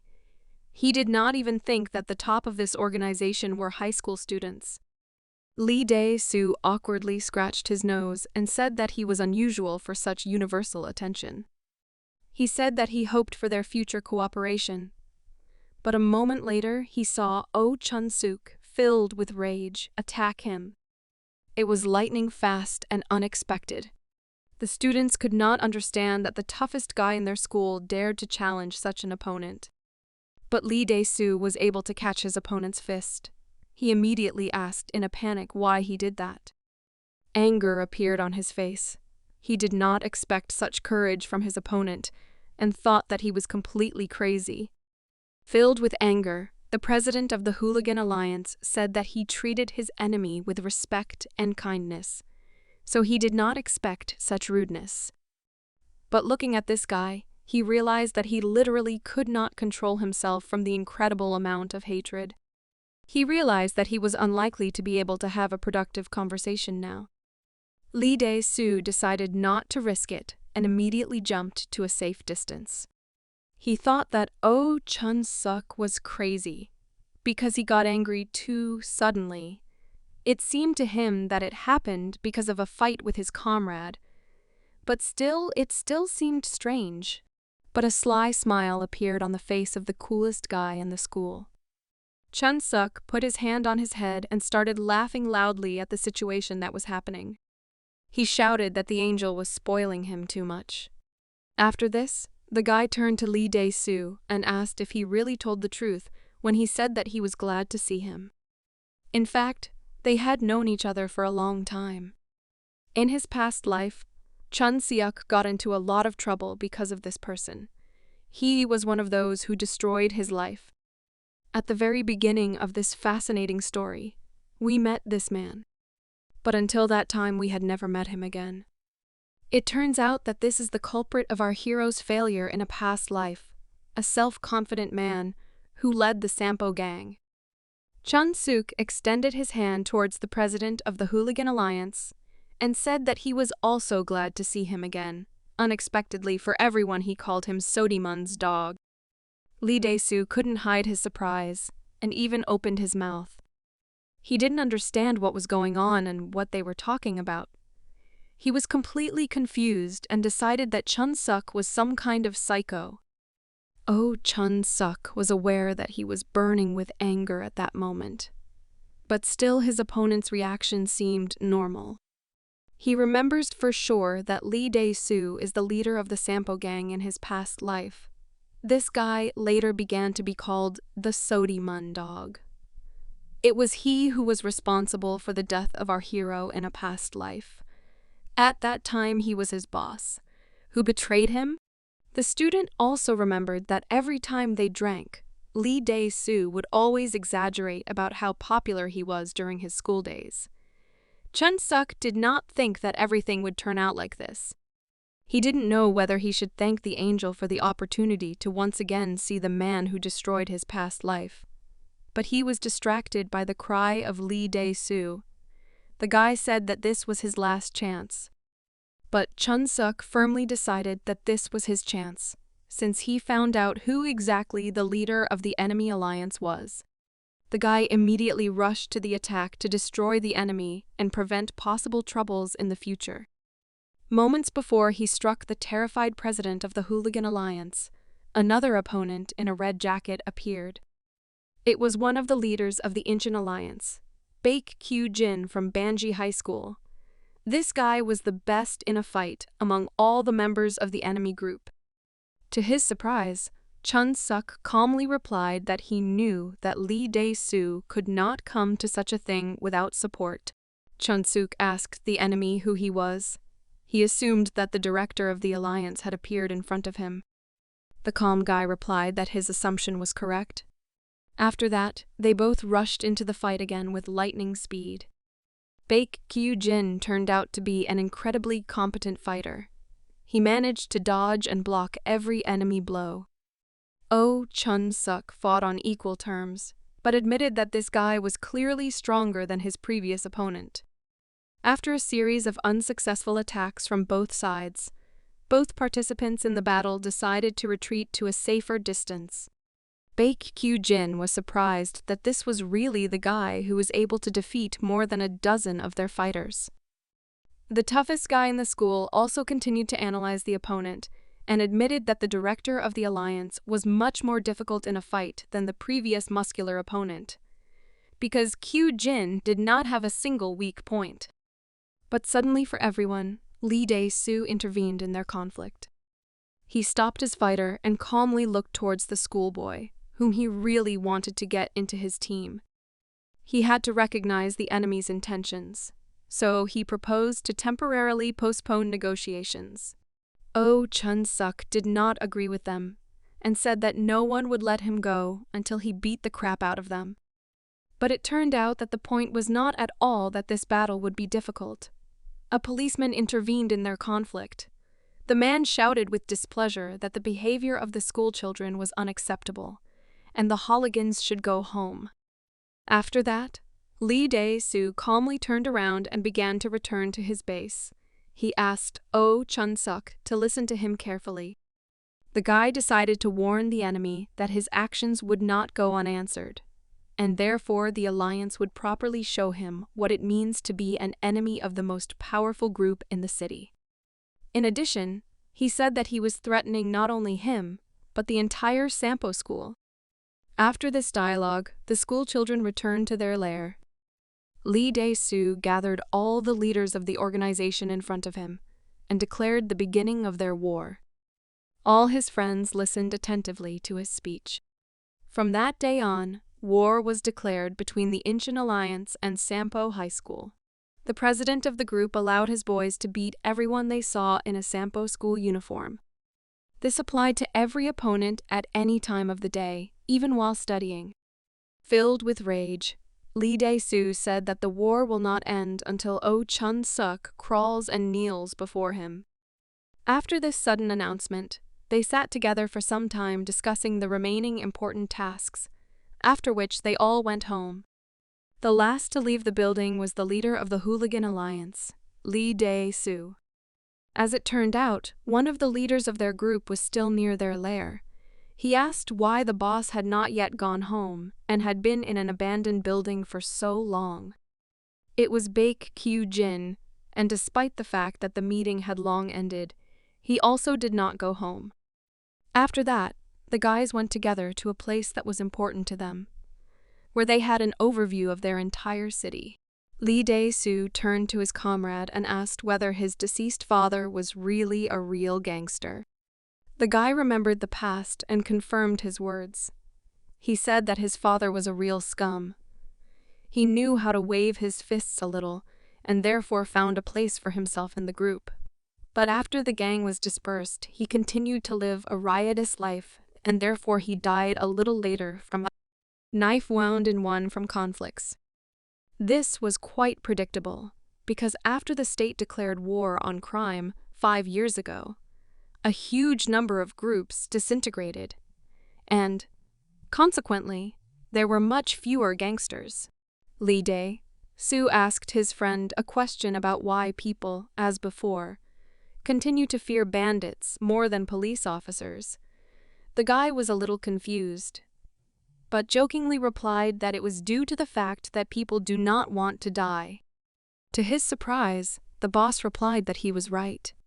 Lee Dae-soo believes that people feel that the power of fists is much closer than laws, and in the end, despite what others say, the president of the alliance believes that violence is the most powerful force in their society.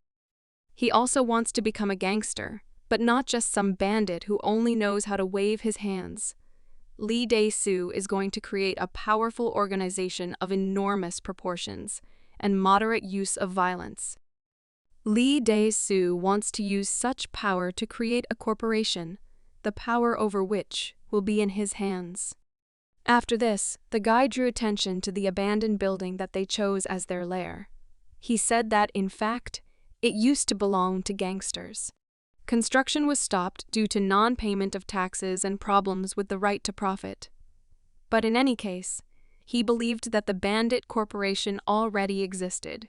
He was going to rise to the top of the bandit organization in this way and bring this sparkling world to its knees.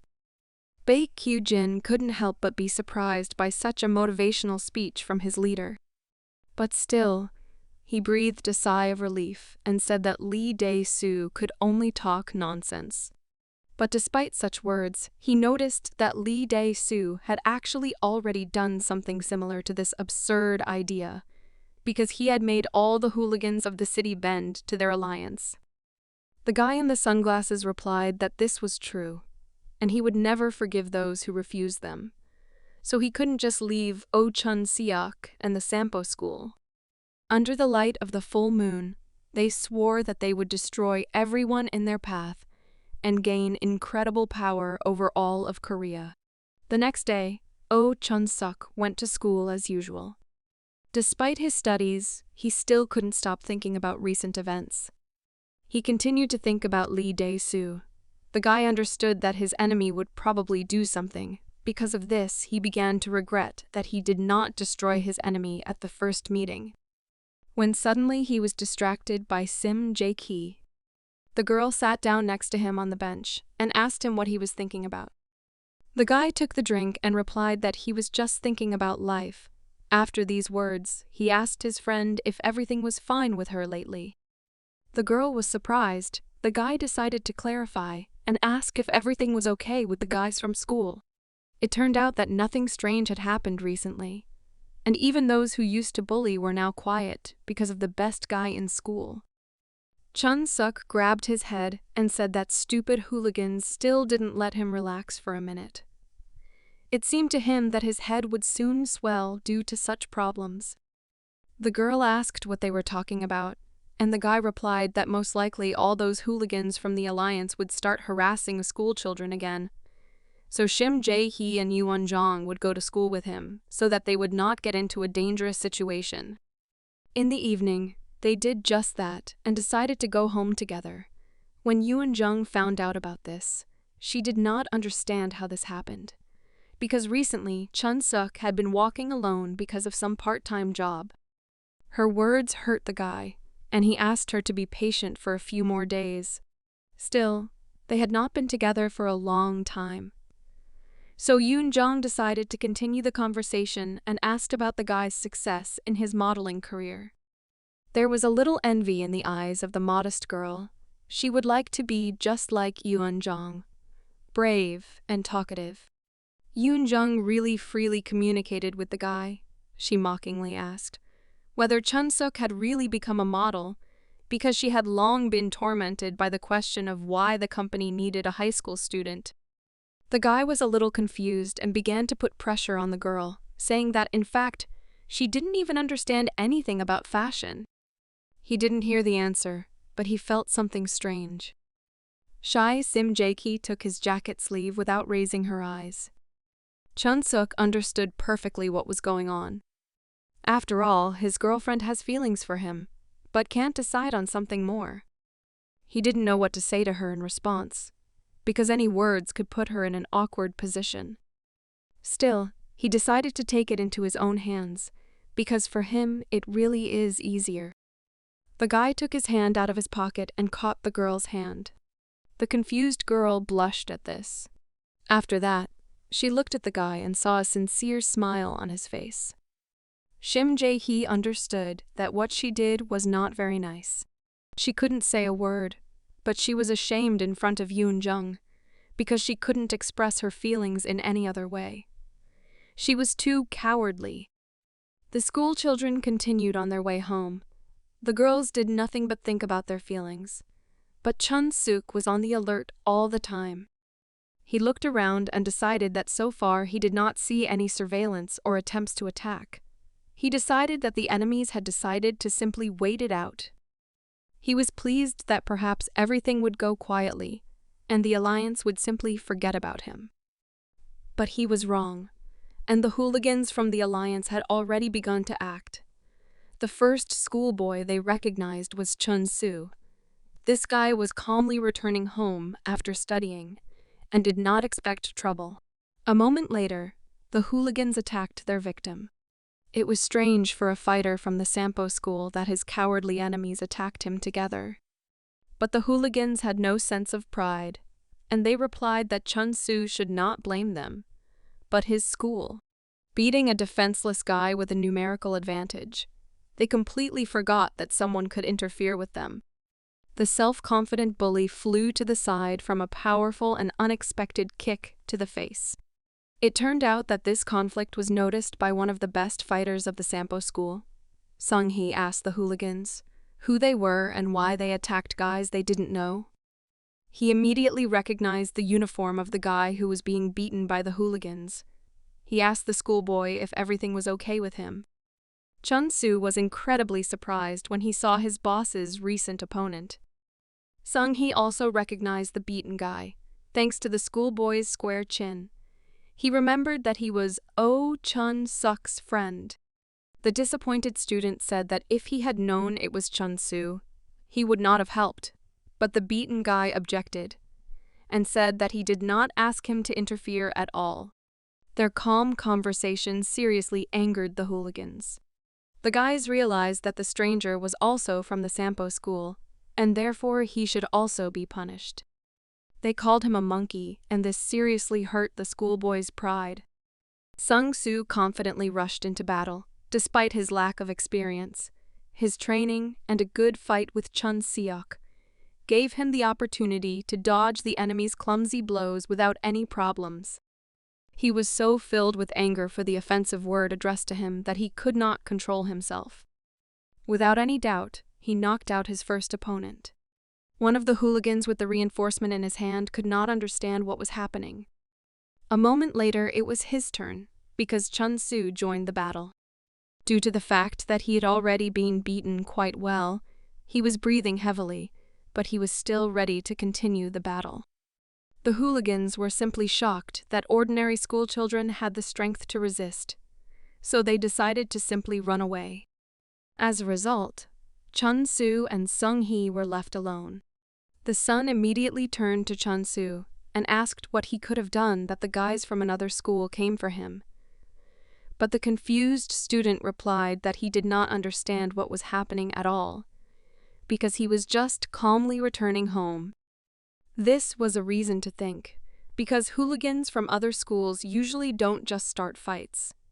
And besides, they had different uniforms, but they all hate the guys from Sampo school. But they were unable to continue the conversation, as they suddenly heard the screams of the hooligans who had recently fought against them. An unfamiliar and dissatisfied guy was walking towards them. This was one of the leaders of the hooligan alliance, and he beat his fighters because they could not cope with two schoolchildren, even with a numerical advantage. Moreover, they disgraced the alliance and simply ran away from the battlefield. When Chun-soo heard about the Incheon alliance, he immediately understood what it was about and why the strangers attacked him. The guys did not yet know what lay ahead for them, since they were not familiar with this guy in a red jacket. It was Baek Kyu-jin from Bangji High School, The strongest fighter of the Incheon alliance apologized to his enemies for having to see such a thing's sorry sight. After that, he looked at the guys from Sampo school with a menacing look and said that they were unlucky to meet him. Still, this fight did not last long. Baek Kyu-jin beat his opponents and moved on in search of students of the Sampo school. He was sad that it was impossible to find a worthy opponent in this city, but the meeting with Chun-seok gave him hope for a good fight in the future. The next day began with shocking news. Chun-seok could not believe his eyes. It was the first time he had seen such a beaten comrade. Chun-soo really looked his best. His face was covered in bruises. He couldn't open his left eye, and there was a bandage on his head.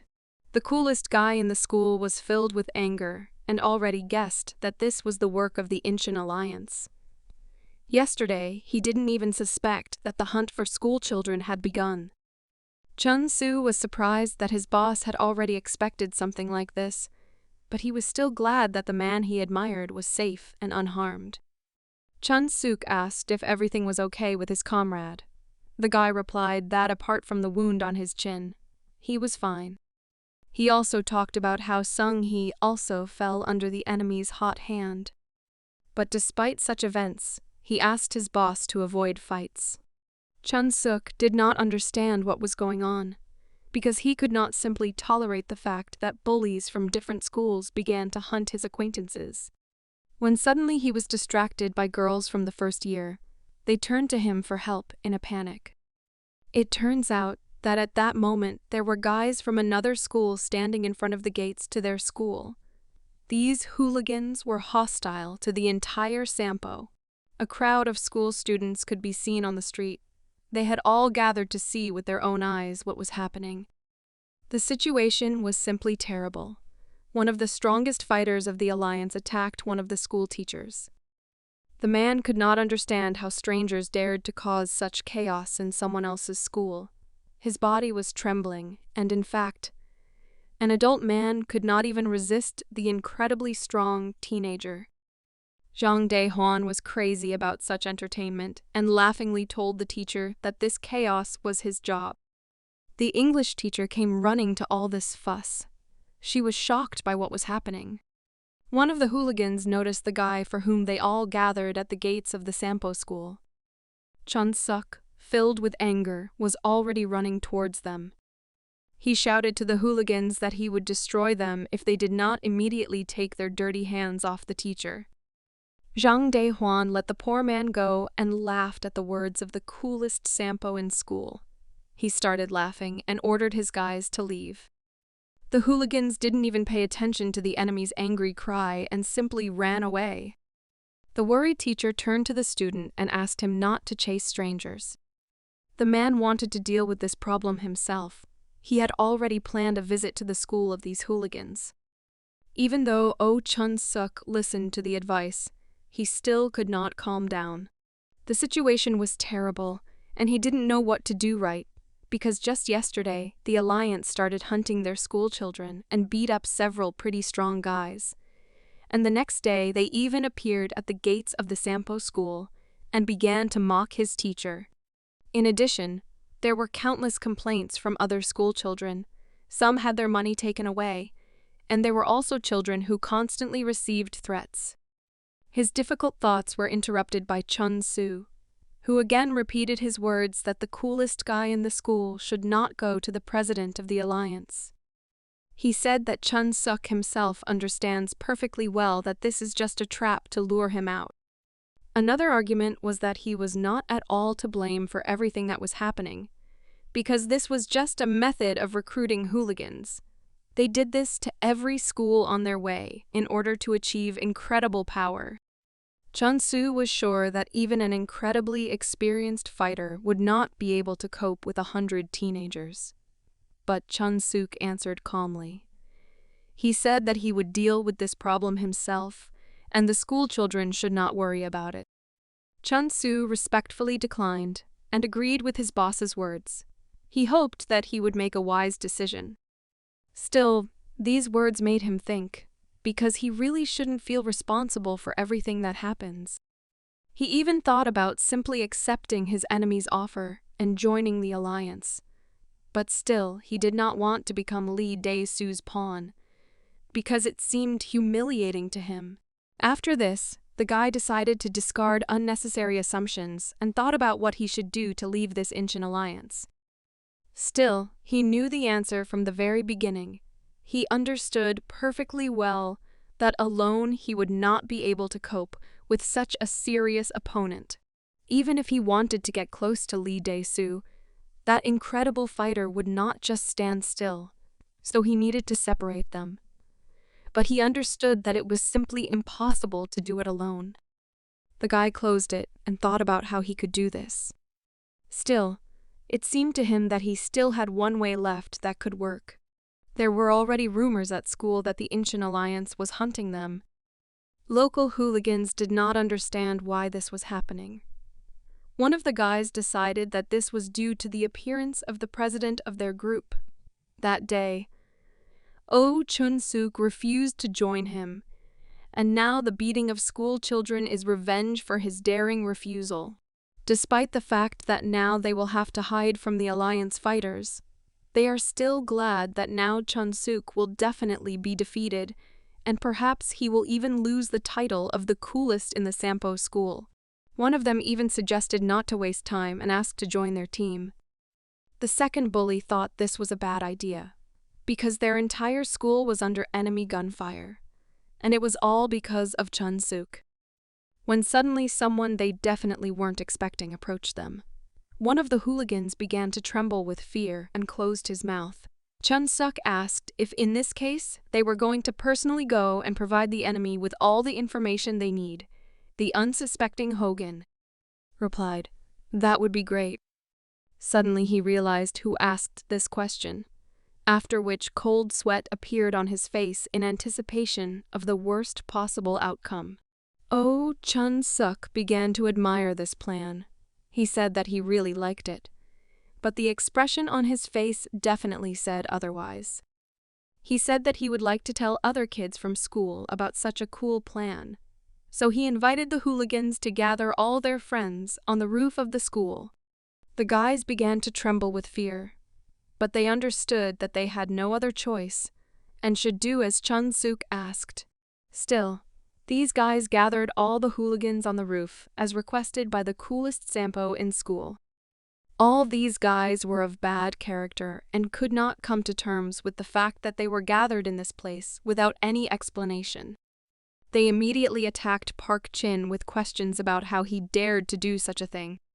One of the boys was already ready to hit this impudent person in the face, but he replied that Oh Chun-suk forced him to do this. Just at that moment, the organizer of the entire event approached them. He repeated his words that he asked them to get together and wait a little. But despite this, all the school hooligans could not stand it and started a showdown. The angry guys began to lose fear of him. They could not believe that Oh Chun-suk allowed himself so much. One of the hooligans pointed his finger at him with hatred and said that it was he who was to blame for the fact that the alliance started hunting them.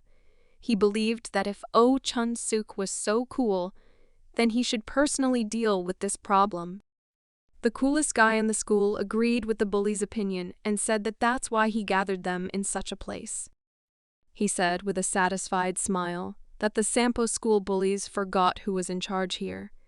He even decided to restore order, since their behavior was unacceptable.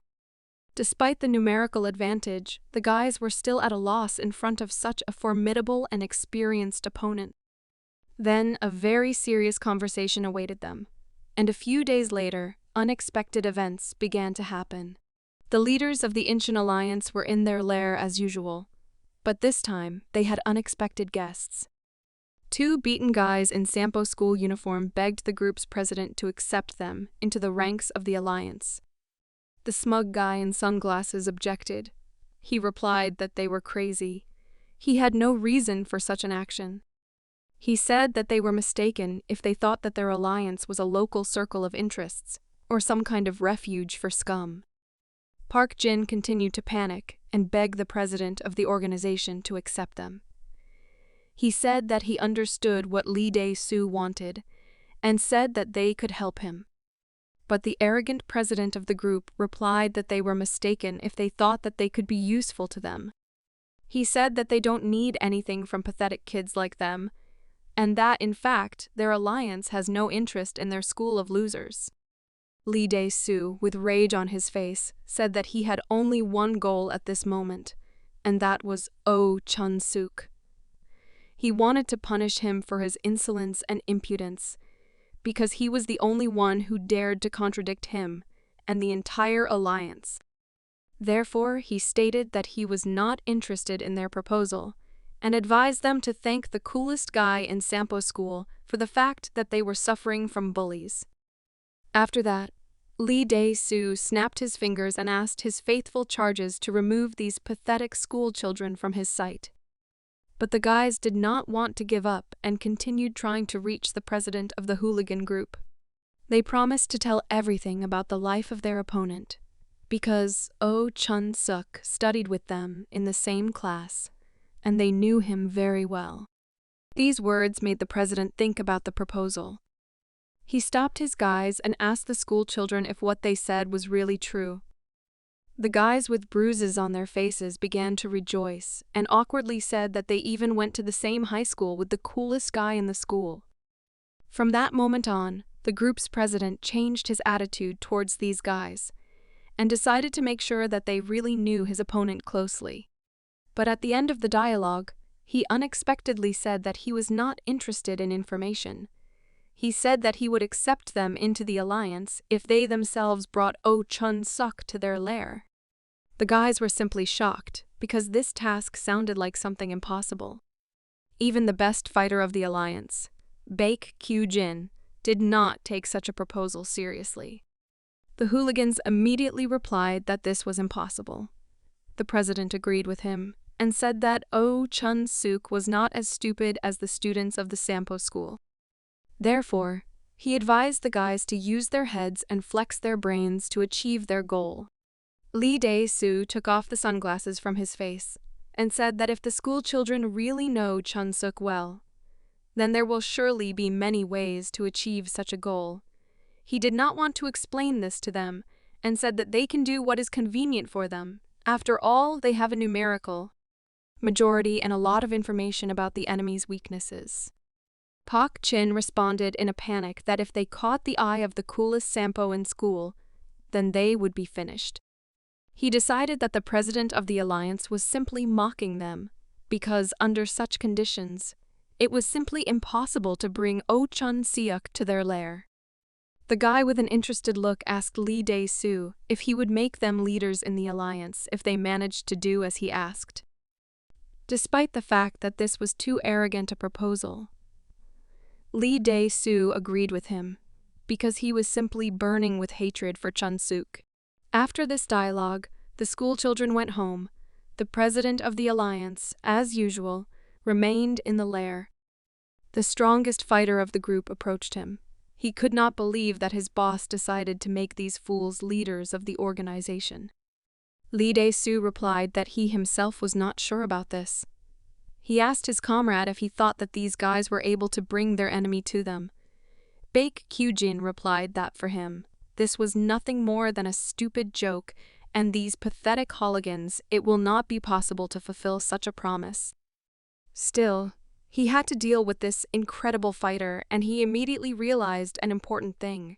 He understood that Oh Chun-suk had an unstoppable but sharp fist, and from the looks of it, having been through hundreds of fights, he respected his opponent as a true fighter. Baek Kyu-jin decided to be honest, and told his boss that even if at least a dozen hooligans like the ones who came to them recently came out against their enemy, they still wouldn't be able to defeat him. He said that if Lee Dae-soo really meant anything, then he hopes, but then he is silently disappointed. Lee Dae-soo agreed with his comrade's words, but clarified that such an outcome is only possible when it comes to a simple and fair fight. He decided to remind them that among those students of the Sampo school whom they beat over these few days, there were very few who were ready to resist them. Baek Kyu-jin agreed with him, because those who were really ready to fight were defeated in battle with him. We were talking about Sung-hee and Chun-soo. The boss agreed with his answer with a smile and stated that these two were the only ones who could resist. This seemed suspicious to him, and so he found out a little about the Sampo school. He managed to find one interesting fact. He learned that after Oh Chun-suk became the leader of Sampo, he banned all the bullies from doing criminal things on the school grounds. It was because of this that the bullies from the Sampo school came to their school and began to take money from the students. It turns out that because of Oh Chun-suk, even the bullies from his own school had to do this. After such information, the president of the alliance decided that Oh Chun-suk had made enemies both outside and inside his own school. Lee Dae-soo is sure that Chun-suk may not know about this, but he is hated even in his own life, and now the opportunity has turned up to become one of the leaders of the alliance in exchange for him. He happily clapped his hands and told his faithful comrade that those hooligans would do anything to bring their offender to them. And if they could not achieve this by fighting, then they could achieve this by deception or betrayal. He was sure of that those guys will use any methods to achieve their goal. Despite such an inspiring speech, Lee Dae-soo was well aware that he was not particularly successful in convincing his strongest fighter. He didn't yet know how to use all the guys he got, but he already had big plans for them. He believed that no matter how talented and dexterous they were, for him, they were just pawns. Even though Oh Chun-suk and Baek Kyu-jin were capable of smashing a dozen guys with their powerful fists, he was not afraid of them.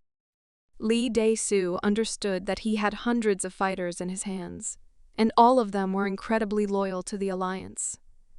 He knew how to fuel in others a passionate desire to get what was his and make everyone dance to his tune. For him, this is real strength. Still, he hoped that he would be right, and these hooligans would actually be able to bring Oh Chun-suk to them. 3 days after these events, something happened that Baek Kyu-jin could not believe. The hooligans said that they were able to fulfill their promise. They brought their enemy to the alliance's lair. It was a guy in a Sampo school uniform. He was tied with rope and had a helmet on his face. The alliance president was surprised and asked if it was really Oh Chun-suk. He could not believe that he was right. The bully looked at the gang boss in surprise and confidently replied that it was really him. After that, he offered to check it personally and removed the helmet from the mysterious schoolboy. As it turned out, it was really Oh Chun-suk. And besides, his mouth was sealed with tape, and he could not say anything. Lee Dae-soo was incredibly happy about such an unexpected meeting. Despite the success of the alliance, Baek Kyu-jin was incredibly angry, as he believed that Oh Chun-suk was the only worthy opponent in this city. He couldn't accept the fact that one of the strongest fighters he had ever seen managed to fall into the trap of some petty bullies. He felt incredibly ashamed for considering him a worthy opponent. Meanwhile, pleased with his success, Lee Dae-soo delightedly asked the enemy if everything was fine with him, but the guy could not answer, since his mouth was sealed with tape. Still, the president wanted to hear words of apology from him, and so he peeled off the tape. But the guy's reaction was very sudden. He looked filled with fear, and so he shouted throughout the building. Most likely, this pathetic behavior made Baek Kyu-jin even more disappointed. The hooligans who brought in the coolest guy in the school, Sampo, couldn't understand what was happening. Of course, the rest of the alliance leaders were also disappointed by this spectacle. The president of the alliance decided to approach the tied-up schoolboy. He began to laugh at him for being angry at this turn of events. He stated that Chun-suk himself was to blame for what happened, because he himself made enemies both at school and outside of it, which is why he fell into the hands of his own classmates. After that, the arrogant and narcissistic Lee Dae-soo turned to the bullies from Sampo School and said that he was curious to hear how they were able to catch this pathetic guy. He could not believe that the students managed to lure him into a trap. Park Chin did not have time to answer, because their conversation was interrupted by Chun Suk. It looked brazen, and Lee Dae-soo immediately drew attention to him. A tied-up schoolboy with bruises on his face asked the boss of a criminal gang about his plans. He did not understand why Dae-soo created such a large organization, and continues to torment the guys that they are not guilty of anything. Besides, he accused his enemy of forcing the poor guy to steal it. His words were not at all interesting to the president of the Incheon Alliance. Dae-soo decided not to answer and just silently walked towards the bully. Within a moment, he delivered a powerful kick to the bound guy's face. Lee Dae-soo wanted to show everyone in the lair that he was in charge here. The blow was so strong that blood began to flow from the guy's mouth. Such a sight turned out to be pathetic, and even angered the strongest fighter of the alliance. Of course, the hooligans from the Sampo school could hardly restrain their anger. Chun Suk began coughing and spitting out blood, his opponent arrogantly saying his name out loud. The alliance president asked the bully to treat him with more respect, because he was the first to ask the question. He looked arrogantly at the tied-up guy and called him a non-entity. But Chun Suk did not give up and again shouted, and asked the enemy why he was torturing and beating children from other schools. Lee Dae-soo turned away and took the glasses off his face. He again said that Chun Suk was starting to disappoint him.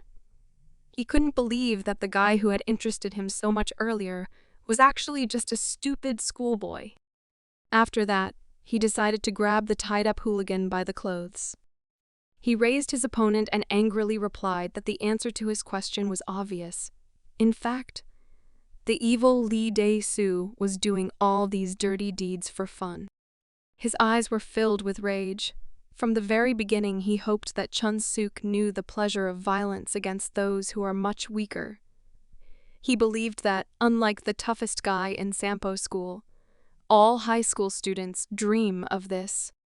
He explained this by saying that the guys on his team know very well the sweetness of victory, and therefore they themselves come to the alliance of hooligans, which he personally created. Meanwhile, Baek Kyu-jin stood behind and analyzed the words of his boss. The words that Lee Dae-soo himself created this alliance, without the help of the other leaders, seemed extremely hypocritical to him. But at that moment, this was not the main thing. In fact, the strongest fighter in the group could not understand what was happening. He was constantly disturbed by a strange feeling of awkwardness. He kept thinking about his opponent. He didn't understand how Chun Suk could get into such a situation. Baek Kyu-jin believed that it was possible that the coolest guy in the Sampo school was really lured and betrayed. But he couldn't come to terms with the fact that he behaved so pitifully, because previously he saw him as the only worthy opponent. In addition, he was worried about the guy who dragged the enemy of the alliance into their lair. He could not understand how such a homely and shy hooligan managed to pull it off.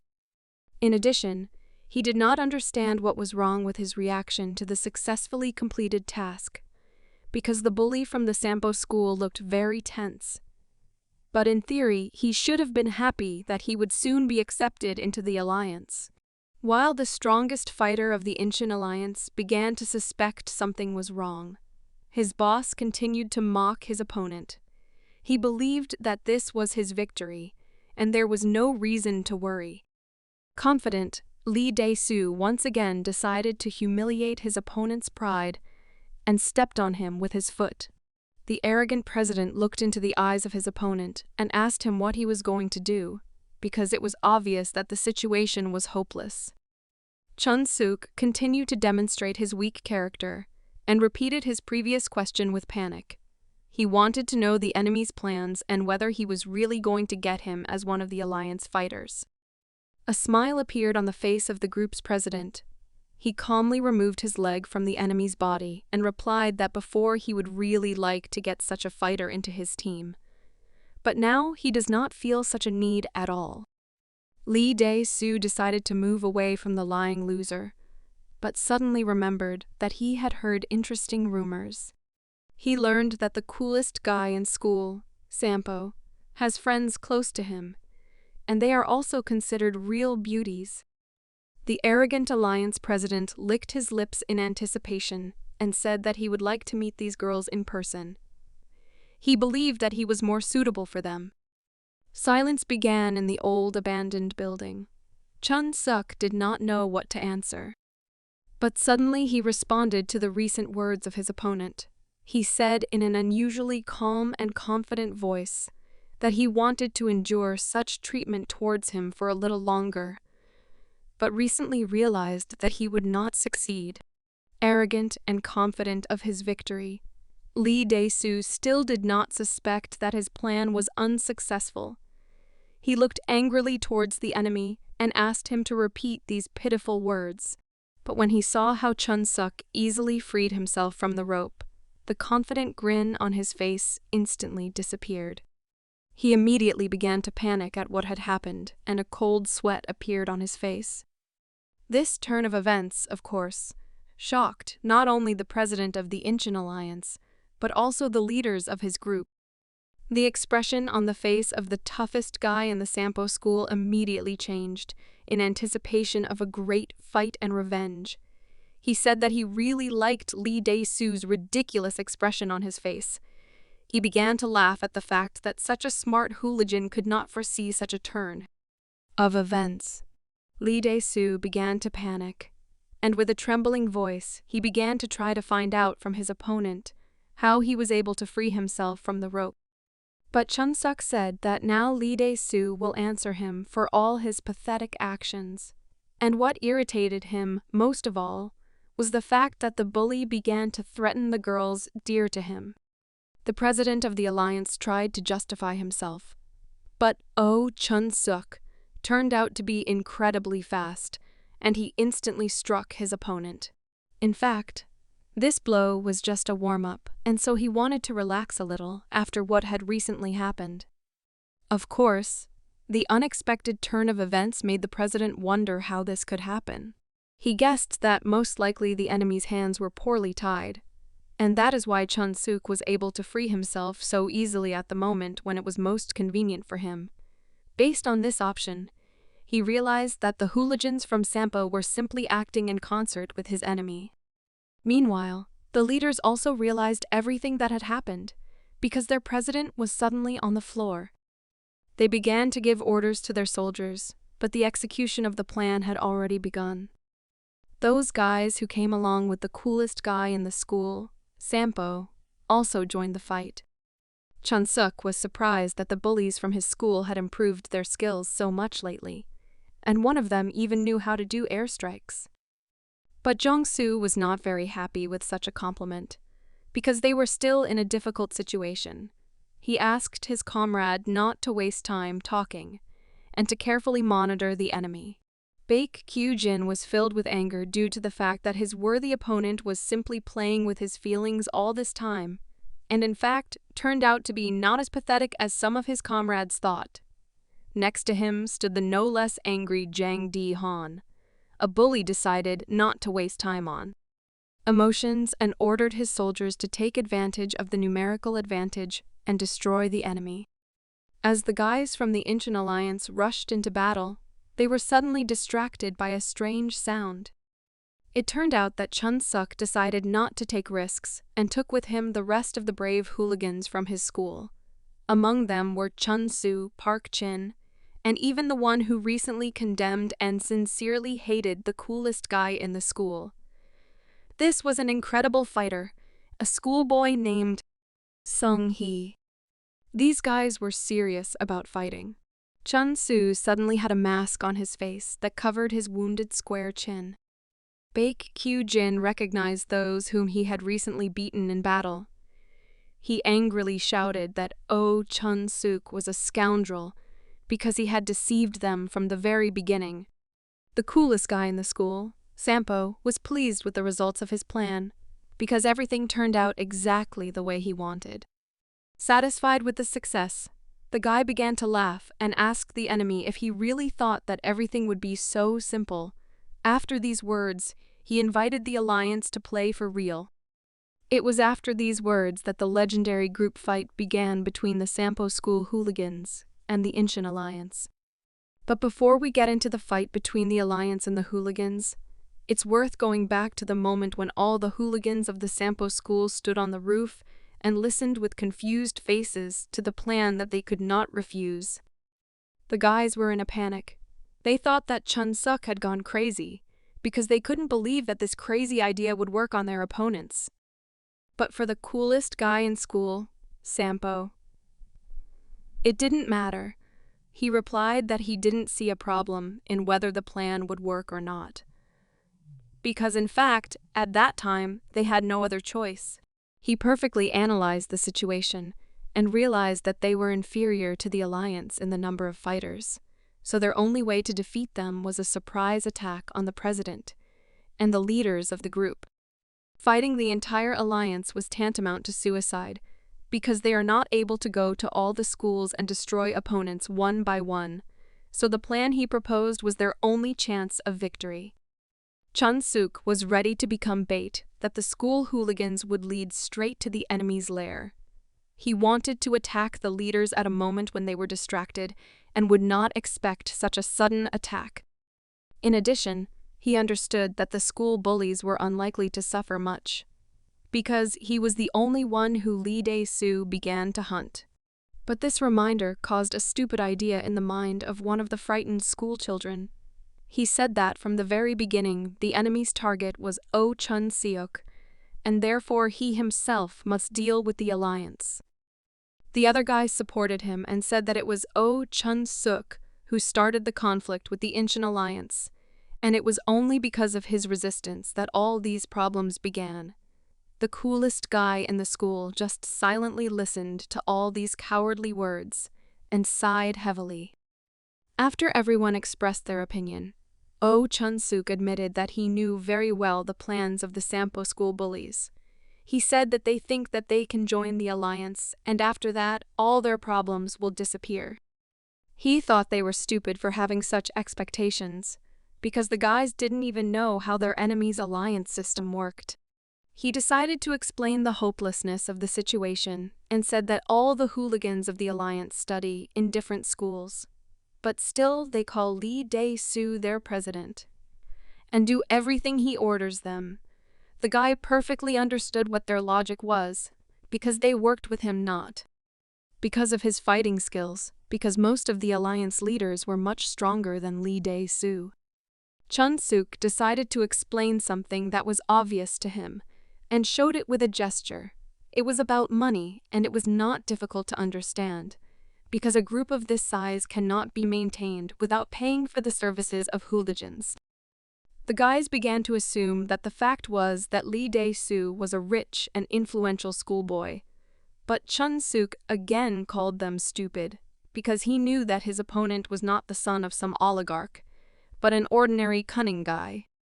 After such words, the hooligans asked where the president of the alliance got the money from. Oh Chun-suk decided not to hesitate, and pointed his finger at the school children. He said that it was they who brought him profit, because Lee Dae-soo collects tribute from all school children and groups. He understood that if an ordinary hooligan refused to pay, then the leaders of the alliance would finish him off. As a result of such actions, confused schoolchildren began to borrow money from their friends in order to collect the required amount for the payoff. After the guys from the Sampo School realized the hopelessness of the situation, panic returned to their faces. Oh Chun-suk decided to add that the alliance works according to the scheme of gangster groups, because this is a common thing among gangsters. Based on the experience of his past life, he knew very well that all over the world, all criminal groups work precisely according to such a simple but effective scheme. The school bullies began to look at each other in panic. They were not sure that this was true, but still they were afraid of the risk that this information would be true. Chun-suk was not delighted with such a pathetic sight. The guy sighed heavily and said that he was already tired of cowardly schoolchildren. He confronted them with the fact that the issue of trust is their personal matter. So he warned them that only they can make the right decision, since he too was already tired of fighting and threatening everyone. He also reminded them that it was unlikely that any of them wanted to spend their remaining years at school groveling before someone as a six and paying tribute to the president of the Incheon Alliance. His words made the guys think seriously about what would happen if they did not risk destroying the enemy group. Such motivation made the hooligans act bravely, and they decided to do this incredible act for the sake of the entire Sampo school. The decisive battle for the Sampo school began, and all the hooligans inside the abandoned building attacked each other. Everyone had their own opponent, and the guys did not waste time talking. Such a crowd of fighters considered it a matter of honor to emerge victorious from the battle. The Sampo school bullies fought for fun for the first time in a long time. They were ready to fight, losing consciousness, just to win. But still, their enemies turned out to be not so noble. They resorted to any methods to protect the interests of the Alliance. Their pathetic actions were simply savagery for the honest and brave Seung-hee. He looked at the battlefield and did not understand what he had forgotten here. An incredible number of events were happening at one moment, and he did not have time to keep track of everything. Seung-hee thought about what was happening around him. He had recently seen a similar situation, where a group of hooligans beat one of the school children. He understood that, first of all, he should help those who were in a very difficult situation. So he went to the surrounded fighter from the Sampo school. The confused guy couldn't believe that Seung-hee saved him, but the fast guy asked him not to waste time and continue to fight. Suddenly, in the middle of the battle, these two heard the voice of an enemy filled with rage. It was the strongest fighter of the Incheon Alliance. Baek Kyujin asked Seung-hee and his comrade to stop with a threatening tone. He was incredibly angry that his opponents hoped to deceive him with such a cheap trick.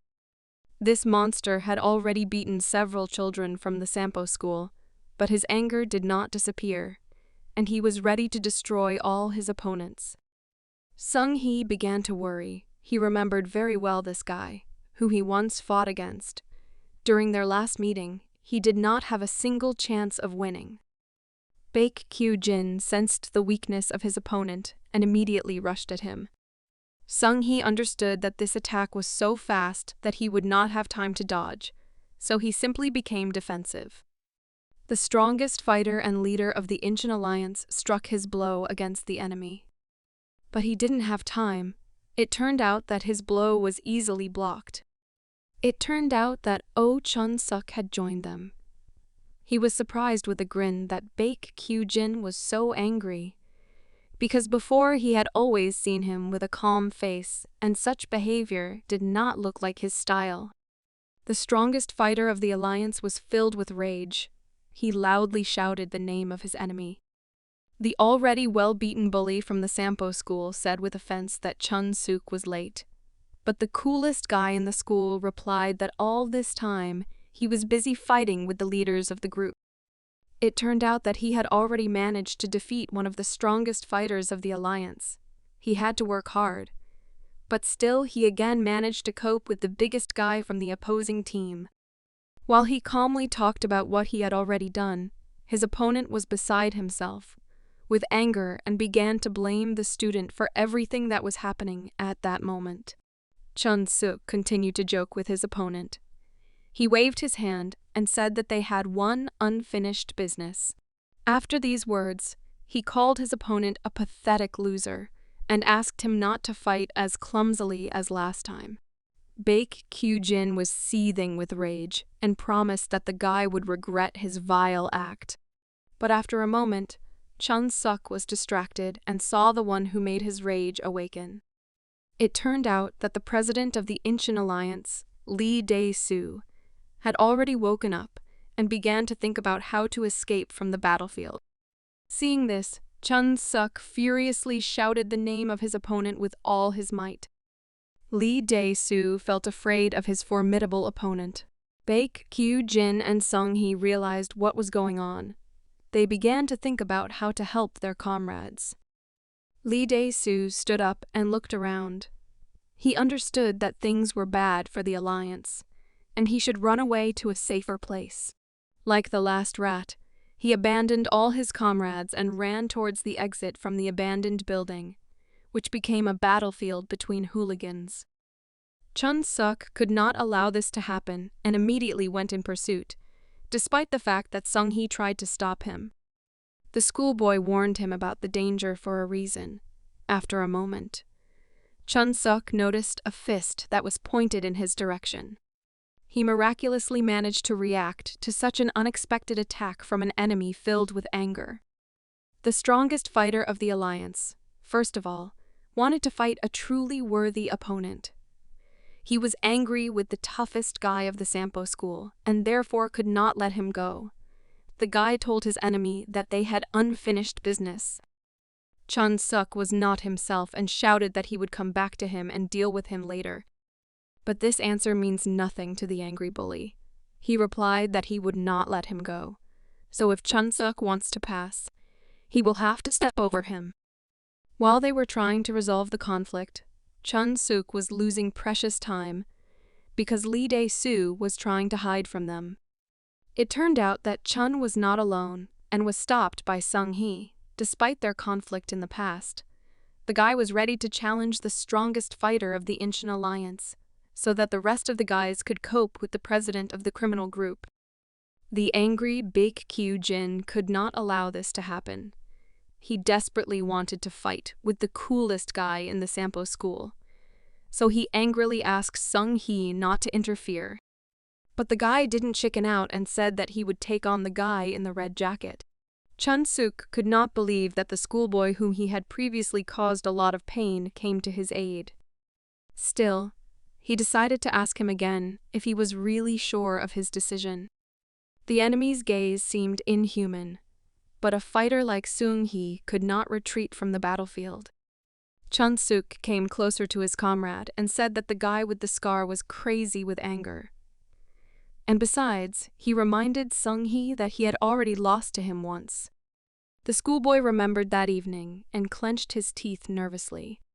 After that, he said that now it doesn't matter, because he won't forgive himself if he runs away from his opponent because he already lost to him once. Moreover, he believed that it would be better this way, because the leader of their fight had more important things to do. Chun-suk could not leave this guy to be torn apart by such a terrifying opponent, but he had no other choice. He trusted him and said that he relied on him in such a difficult battle. Chun-suk asked Sung-hee not to lose his mind and not get hurt against Baek-kyu-jin. But the strongest fighter of the Incheon Alliance disagreed with their plans and immediately rushed after the enemy. He could not afford to let such an enemy go. As it turned out, he had underestimated his new opponent in vain, because Sung-hee was able to stop him with one blow. The schoolboy asked the enemy not to be distracted from their fight, since Chun-suk was no longer his concern. Baek-kyu-jin was very unhappy with such disrespect and angrily replied that Sung-hee was not fit to be his opponent. He understood that it was worth dealing with him because he would only get in the way. So suddenly, a fight began between a Jeet-kune-do fighter and the strongest boxer in the city of Incheon. While incredible fights continued in the abandoned building, the president of the alliance did not risk himself and ran as far as possible. Chun-suk ruined all his plans, and because of this he found himself in a difficult situation. He couldn't understand at what point everything went wrong. He began to guess that Chun-suk had been deceiving them from the very beginning. Moreover, even Jang Dae-hwan lost to him for the second time, despite the fact that this guy was previously invincible in a fair fight. When suddenly the president of the organization had to get distracted, he was stopped by one of the beaten hooligans of the Incheon Alliance. He asked his boss where he was running. The confused Lee Dae-soo replied that he was simply assessing the situation and was looking for other enemies. The guy in the blue suit replied that their situation was not the best, and they did not expect the enemies to attack so suddenly. He suggested gathering the remaining guys from the alliance and continuing the battle. But a moment later they heard the angry cry of their main enemy. Oh Chun-suk was already nearby. A confident guy turned to the president of the alliance and said that if he considers himself the leader of the group, then he should behave accordingly and fight against him. Such impudent words really hurt the pride of one of the alliance fighters, and he said that Chun-suk should choose his words more carefully because their president would never run away from the battlefield. But a moment later he saw Lee Dae-soo show his back to the enemy and begin to run away. The guy was confused. He was afraid that this was the end, because he had no chance in a fair fight against such a serious enemy. He was not going to take part in stupid fights because he believed that he was special and he did not need strength in order to reach the pinnacle of power. One day he distracted a powerful guy from his entertainment and said that he had heard that he was an incredible fighter. Of course we are talking about a guy named Yang Dae-hwan. He was not in the mood and thought that Lee Dae-soo was from the group of those guys he had just beaten. But there was no anger on the stranger's face. He said that he heard that his name was Yang Dae-hwan. He knew that he was an incredibly big and strong guy. The serious hooligan did not like such conversations and approached the stranger to teach him good manners. He grimaced with anger and asked why the idiot with glasses was collecting information on him, after which he ordered him not to waste time and give all the money. Such a threatening speech did not cause the usual fear in the stranger. Lee Dae-soo smiled and answered with surprise that this was not a problem for him. The guy calmly took out a lot of money from his pocket and said that Yang Dae-hwan could take it. The confused hooligan could not believe that the stranger decided not to resist and gave him such a large sum. But the guy with glasses replied that it was in honor of their acquaintance. After that, he asked if only that amount of money would be enough for him. The hooligan asked in surprise what this meant. In response, he learned that Lee Dae-soo was inviting him to work together and promised that this way he could earn many times more.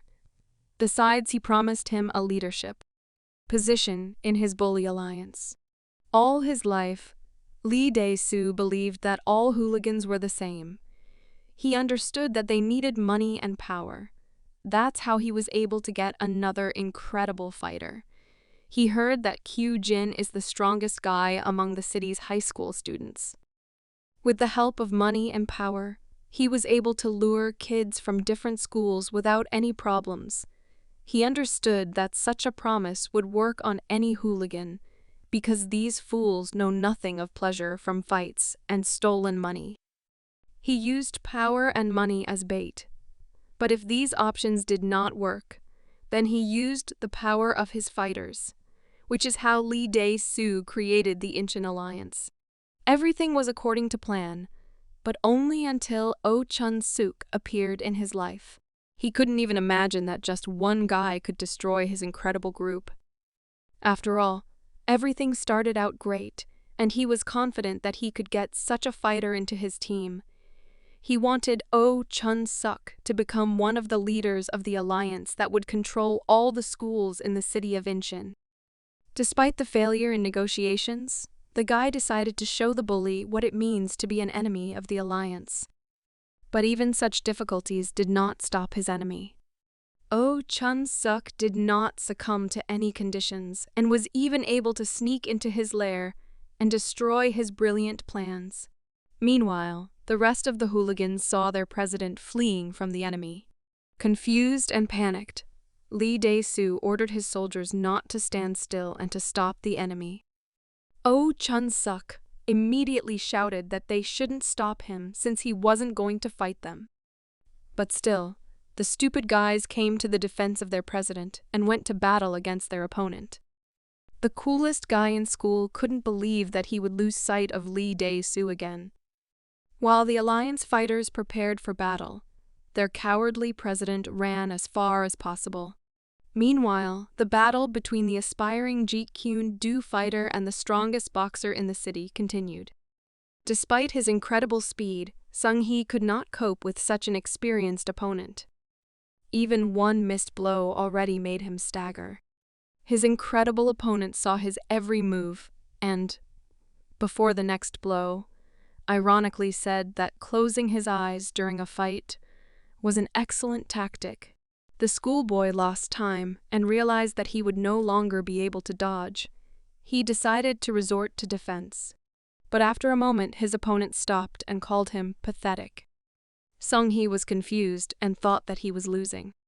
He suddenly remembered that this trick was similar to the one he encountered in his fight with his previous opponent. This is the same feint that Oh Chun-suk used in the battle for the title of the toughest guy at Sampo School. Because of this sudden memory, he was able to anticipate the unexpected blow to his stomach. He couldn't dodge, so he simply tensed his muscles and took the blow. But even so, he lost his footing and hit the wall behind him. Baek Kyu-jin started to smile. He said that he was surprised that Sung-hee was still holding on. He realized that his opponent was ready for the blow and managed to tense his stomach. Kyu-jin noticed that Sung-hee was fighting like an inexperienced chicken. But despite this, he considered his reaction to be quite good. Thanks to this fight, he managed to calm down a little and collect his thoughts. He had a question for his opponent. Baek Kyu-jin was puzzled as to who the guys from Sampo were, that they even dared to challenge the alliance. After all, even if they win this battle, their war will not end there. He said that if the alliance loses, then later they will gather all their forces together and still destroy the bullies of the Sampo school. He is sure that in this case, the enemy will not have a chance. Besides, due to recent events, they have brought incur even more problems. Baek Kyu-jin believed that his enemies were not so stupid as to make such a mistake. So he asked why they thoughtlessly got into a fight. He guessed that this stupid idea came from the coolest guy in the school. But for Sung-hee, it didn't matter who organized this battle, because he believed that it would be right. Baek Kyu-jin disagreed with him and stated that their attempt would not change anything, and as a result, they would still lose and be on their knees to the alliance. The city's strongest high school student admitted that he feels sorry for such hooligans, who are used as a toy. Sung-hee was in a really difficult situation. He should have taken the moment and rested a little, so he supported the conversation and agreed with the opponents. Besides, the schoolboy noticed that Chun-suk not only fights well, but also manipulates people well. It seemed to him that Baek Kyu-jin also had similar qualities, so he decided to ask him a serious question. Sung-hee had always been kind and friendly towards the rest of the school children, so he asked the enemy if the bullies were really not ashamed of behaving this way. For Kyu-jin, this was the order of things, so he did not understand what was being said. The schoolboy, in a difficult situation, decided to declare that the behavior of the hooligans was simply insane, because all their alliance did was threaten, take away money, and mock defenseless children. He did not understand how the hooligans were not ashamed of this. After these words, the strongest fighter understood what was being said. It seemed obvious to him. He nervously replied that they could not be ashamed, because natural selection operates in this world. He asked his opponent if he had ever seen a lion ask for forgiveness from a deer. He believed that the strong should devour the weak, and this is the usual order of this world. Sung-hee finally heard the words he had been waiting for. The guy immediately began to smile in the face of his opponent. He admitted that he felt better after hearing these words, because now he is sure that Baek Kyu-jin is not at all like Chun-suk. After all, the behavior of the strongest bully of the Sampo school turned out to be noble. He regretted what he had done in the past. Despite the pain, he endured any blows from the enemy and did not even resist. He was truly ashamed that he had caused a lot of pain to defenseless school children. The schoolboy confidently stood up and took a fighting stance. He said that Baek Kyu-jin behaves the way a bully should behave, so he felt much calmer. Sung-hee began to warm up before continuing the fight. He decided to provoke the enemy and said that scum like him could be beaten without a twinge of conscience. But even despite his excellent fighting spirit, his body was trembling, and he could hardly stand on his feet. Of course, the experienced fighter noticed this. He sighed heavily and asked the schoolboy to stop this stupid fight, since he believed that the difference between them was obvious and Sung-hee would never be able to defeat him. But his words did not cause any concern on the part of the student of the Sampo school. Wang Sung-hee said with a smile that Baek Kyu-jin had too high an opinion of himself, because he believed that only his technique was cool, but he was inferior in strength to many. The guy clarified that Chun-suk always seemed like a greater threat to him than the strongest fighter in the alliance. Of course, such words infuriated Baek Kyu-jin. The strongest fighter of the alliance could not tolerate such insolence on the part of the enemy, and immediately rushed to the attack. The weakened Seung-hee had no choice but to block the lightning strikes. Baek Kyu-jin was angry and tried to prove with every blow that he was much better than Chun-suk. To achieve his goal, he dealt a huge number of blows to the enemy, whose body had been trembling for a long time. But Sung-hee was still on his feet. These blows were incredibly strong, and he could barely hold on. In fact, he was provoking his opponent. He realized from the very beginning that he was much weaker than Baek Kyu-jin. But it was precisely because of this difference in strength that he decided to do this. He had only one way out. Kyu-jin was furious that his opponent was still standing, so he decided to end this fight as quickly as possible. The guy jumped high to deliver a powerful punch to the weakened opponent. It turns out that this was exactly the moment Sung-hee had been waiting for. Suddenly, for his opponent, he removed his guard and jumped towards the guy with the scar on his face. Sung-hee unexpectedly delivered a powerful headbutt to the jaw of his invincible opponent. This was so unexpected that Baek Kyu-jin didn't even have time to defend himself. The powerful blow forced the guy to step back. It was difficult for him to keep his balance. Even though Baek Kyu-jin dominated the entire fight, Sung-hee knew that he could only win this way. He deliberately showed his trembling legs so that his opponent would lower his guard and begin to underestimate him. After this, Sung-hee provoked him by comparing him to the coolest Sampo in school, as a result of which Baek Kyu-jin got angry and mindlessly rushed into a fight. While the strongest guy in the alliance was trying to pull himself together and return to the fight, Sung-hee was already ready for the end of the battle. He came all this way for one precise blow to the jaw. Baek Kyu-jin fell loudly on his back. No one present had seen anything like this before. However, Sung-hee himself could not believe that he managed to do this. He looked at his dazed opponent lying on his back, his whole body trembling. He could not say a word. Baek Kyu-jin was filled with rage, but he could not do anything. The guy could not believe that he lost to some weakling. The reason for the defeat was obvious to him, because Sung-hee was aiming for his jaw from the very beginning and was even able to hit him 2 decisive blows. Sung-hee coped with his task. He was able to give the enemy an excellent fight. He admitted that Baek Kyu-jin was much stronger than him, but this was the reason for the defeat of the strongest fighter of the alliance, because he underestimated the enemy and therefore was inattentive. But the student didn't care. Unlike Kyu-jin, he had no interest in becoming the strongest high school student in Incheon. Walking away from his opponent lying on the ground, Sung-hee said without turning around that Kyu-jin could now enjoy how the weak deer defeated the stupid lion. His last words were a provocation that Kyu-jin could no longer respond to, since he did not have the strength to rise to his feet. In anger, Kyu-jin shouted at the entire abandoned building, but this did not surprise his enemy at all. Sung-hee only thought about whether everything was okay with his other friends. Meanwhile, Oh Chun-suk fought with the alliance's bullies, who did not allow him to catch up with the group's president. The guy was damn angry. He finally defeated the last guy who was stopping him from completing his task. It wasn't easy, so he stood for a moment to catch his breath. He managed to defeat the other 4 leaders of the alliance, without any problems. They were considered the best fighters of their schools. But it turned out that Chun-suk was inattentive. Another bully appeared behind him, and he struck the guy on the back with a powerful blow with an iron pipe. A smile appeared on his face.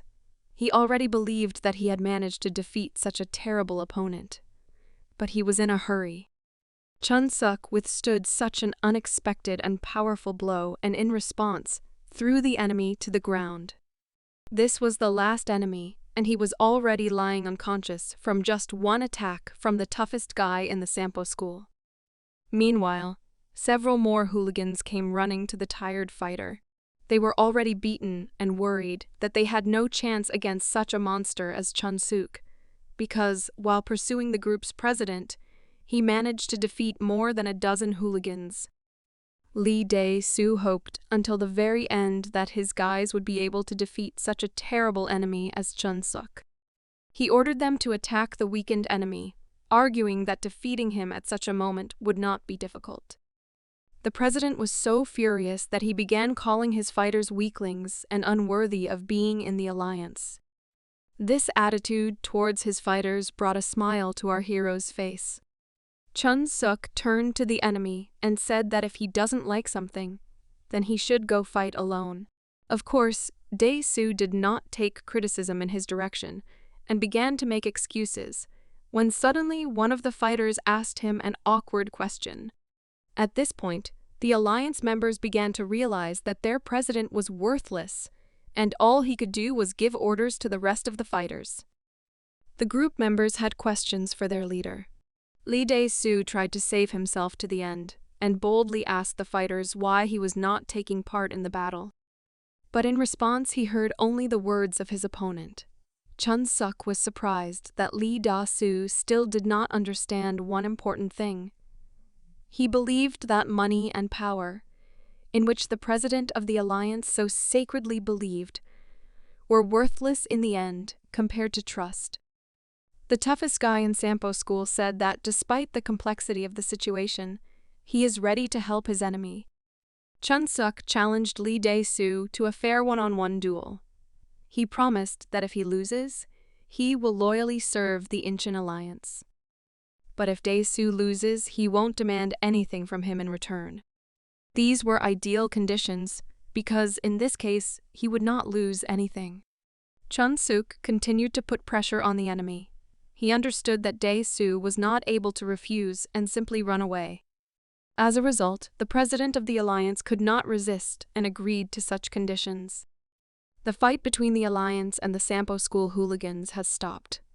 Now the outcome of their war will be determined by a fair duel between the leaders of both sides.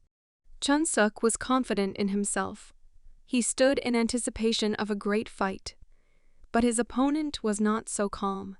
He excitedly stretched his hands, realizing that he had little chance. The conditions seemed strange, because Chun-suk promised that if he loses, he will become a loyal servant of the alliance. But if he wins, he does not demand anything in return. The leaders of the alliance could not understand the meaning of these words. They believed that their president would win, because his opponent was already beaten and could barely stand on his feet. All of the fighters were assembled, but Baek Kyu-jin never came. He was probably very hurt by the enemy's words, and such an unexpected defeat. The guys from Sampo school were a little nervous about such a decisive battle. Still, the conditions seemed crazy. Sung-hee was worried about whether their leader could cope with the enemy. But Chun-soo said that most likely everything is much more complicated, because from the very beginning they could not set any conditions for war. No matter what they offered, the enemy would have crushed them with their numbers. This was indeed the case. Even Kyu-jin understood that even if Sampo won this battle, they still had no chance of winning the war. Chun-soo decided that this was a win-win condition, because, thanks to such a stunning offer, Lee Dae-soo could not refuse the fight. Sung-hee was worried that no matter the outcome of the fight, the enemies might change their minds and launch a new attack, in which case they would no longer be able to escape. This version of events made the schoolboy think, and he replied that perhaps Chun-suk's real goal is not winning the fight at all. He was sure that his boss could calculate this situation. For him, Chun-suk seemed like a really scary person who gave him goosebumps. Before the start of the fight, Chun-suk asked his opponent if he was really going to fight with glasses on. It seemed dangerous to him. The nervous alliance president replied that there was no need to worry about it, because he himself knew what to do. In fact, the guy couldn't take off his glasses because he was afraid of a fight. He didn't understand how he could get into such a hopeless situation. Looking around at his fighters, he was surprised by the ingratitude of these guys, because they looked at him not as a president, but as a scum. Nevertheless, he decided to act unexpectedly and without even taking off his glasses. He rushed into battle. Due to such a sharp start, Lee Dae-soo was able to get close to the enemy without any problems. The president of the alliance managed to strike the first blow. Chun-suk did not even try to block it. The guys from the Sampo school began to worry. They could not believe that their leader was so inattentive, while the alliance fighters were satisfied with the excellent blow from the group president. A satisfied smile appeared on Lee Dae-soo's face. He assumed that his opponent was already tired and was unlikely to be able to fight him on equal terms. Everything was going according to his plan. But Chun-suk was not so simple.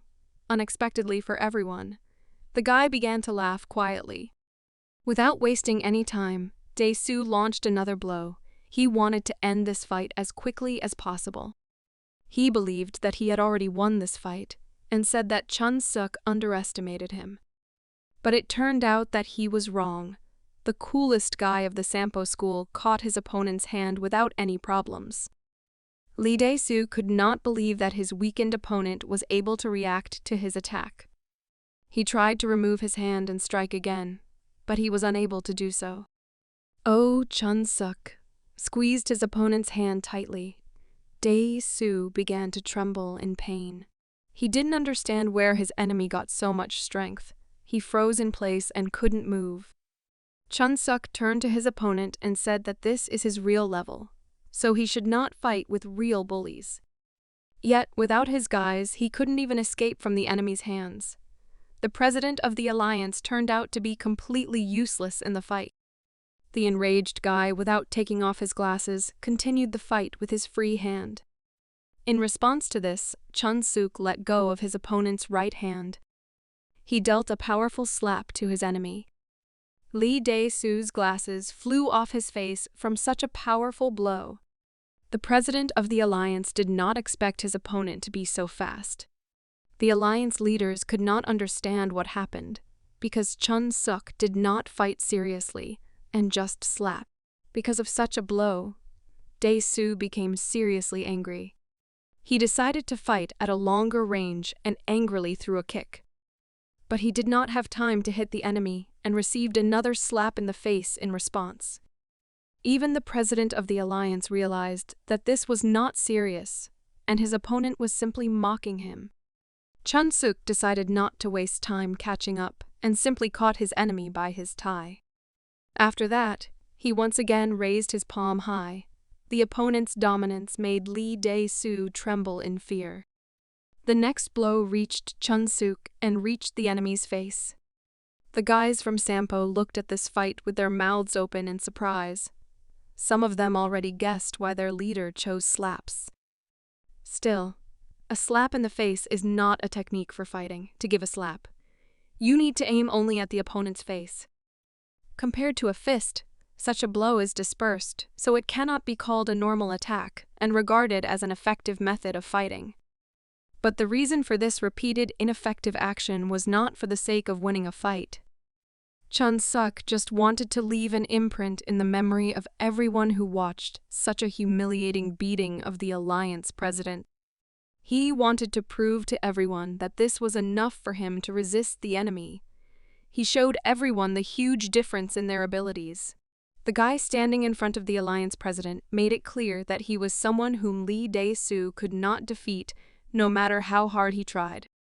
Lying on the ground, beaten, Lee Dae-soo was trembling and could not move. He thought that this was not the end, and he should calm down and order the fighters to attack the enemy. For him, it seemed that there was no point in this fight.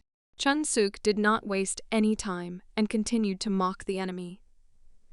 He laughed and said that the respected president of the alliance began to braid his legs, and his guys were seriously worried. Lee Dae-soo was in a dire situation. He looked around at his fighters. It turns out that no one believed in him anymore. The confused guys did not know what to do after what they saw. At this moment, it became clear to the president of the alliance what was happening. He remembered his opponent's words that he was worthless. All his power was due to the money and power of the alliance leaders. But now all those he trusted no longer believed in him as a leader. Possessing such enormous power, he was humiliatingly destroyed by the enemy's slaps. From that moment on, he had no more options to continue developing his group, since he no longer commanded respect from the other hooligans. Chun-suk calmly watched as his opponent began to rise to his feet. But unexpectedly for everyone, the president of the Incheon Alliance simply began to run away. This turn of events shocked even the toughest guy in the school. He didn't expect his plan to work so well. The frightened leader of the group of hooligans simply ran past him. He broke through between his fighters and ran on. Lee Dae-soo didn't even turn around to see the reaction of those who used to believe in him. The guys from the Incheon Alliance simply froze in place in surprise. They didn't know what to do. Sung-hee did not understand what was happening, but he decided that the enemy could not be allowed to leave, because he was still threatening their school. But the calm Chun-soo simply shook his head and said that they should leave this pathetic guy. He was confident in his boss because Chun-suk had everything figured out, and he managed to bring his crazy plan into reality. A confident guy approached the fighters of the enemy group and asked them to calm down. Chun-suk announced the end of the fight and war between the Sampo School and the Incheon Alliance.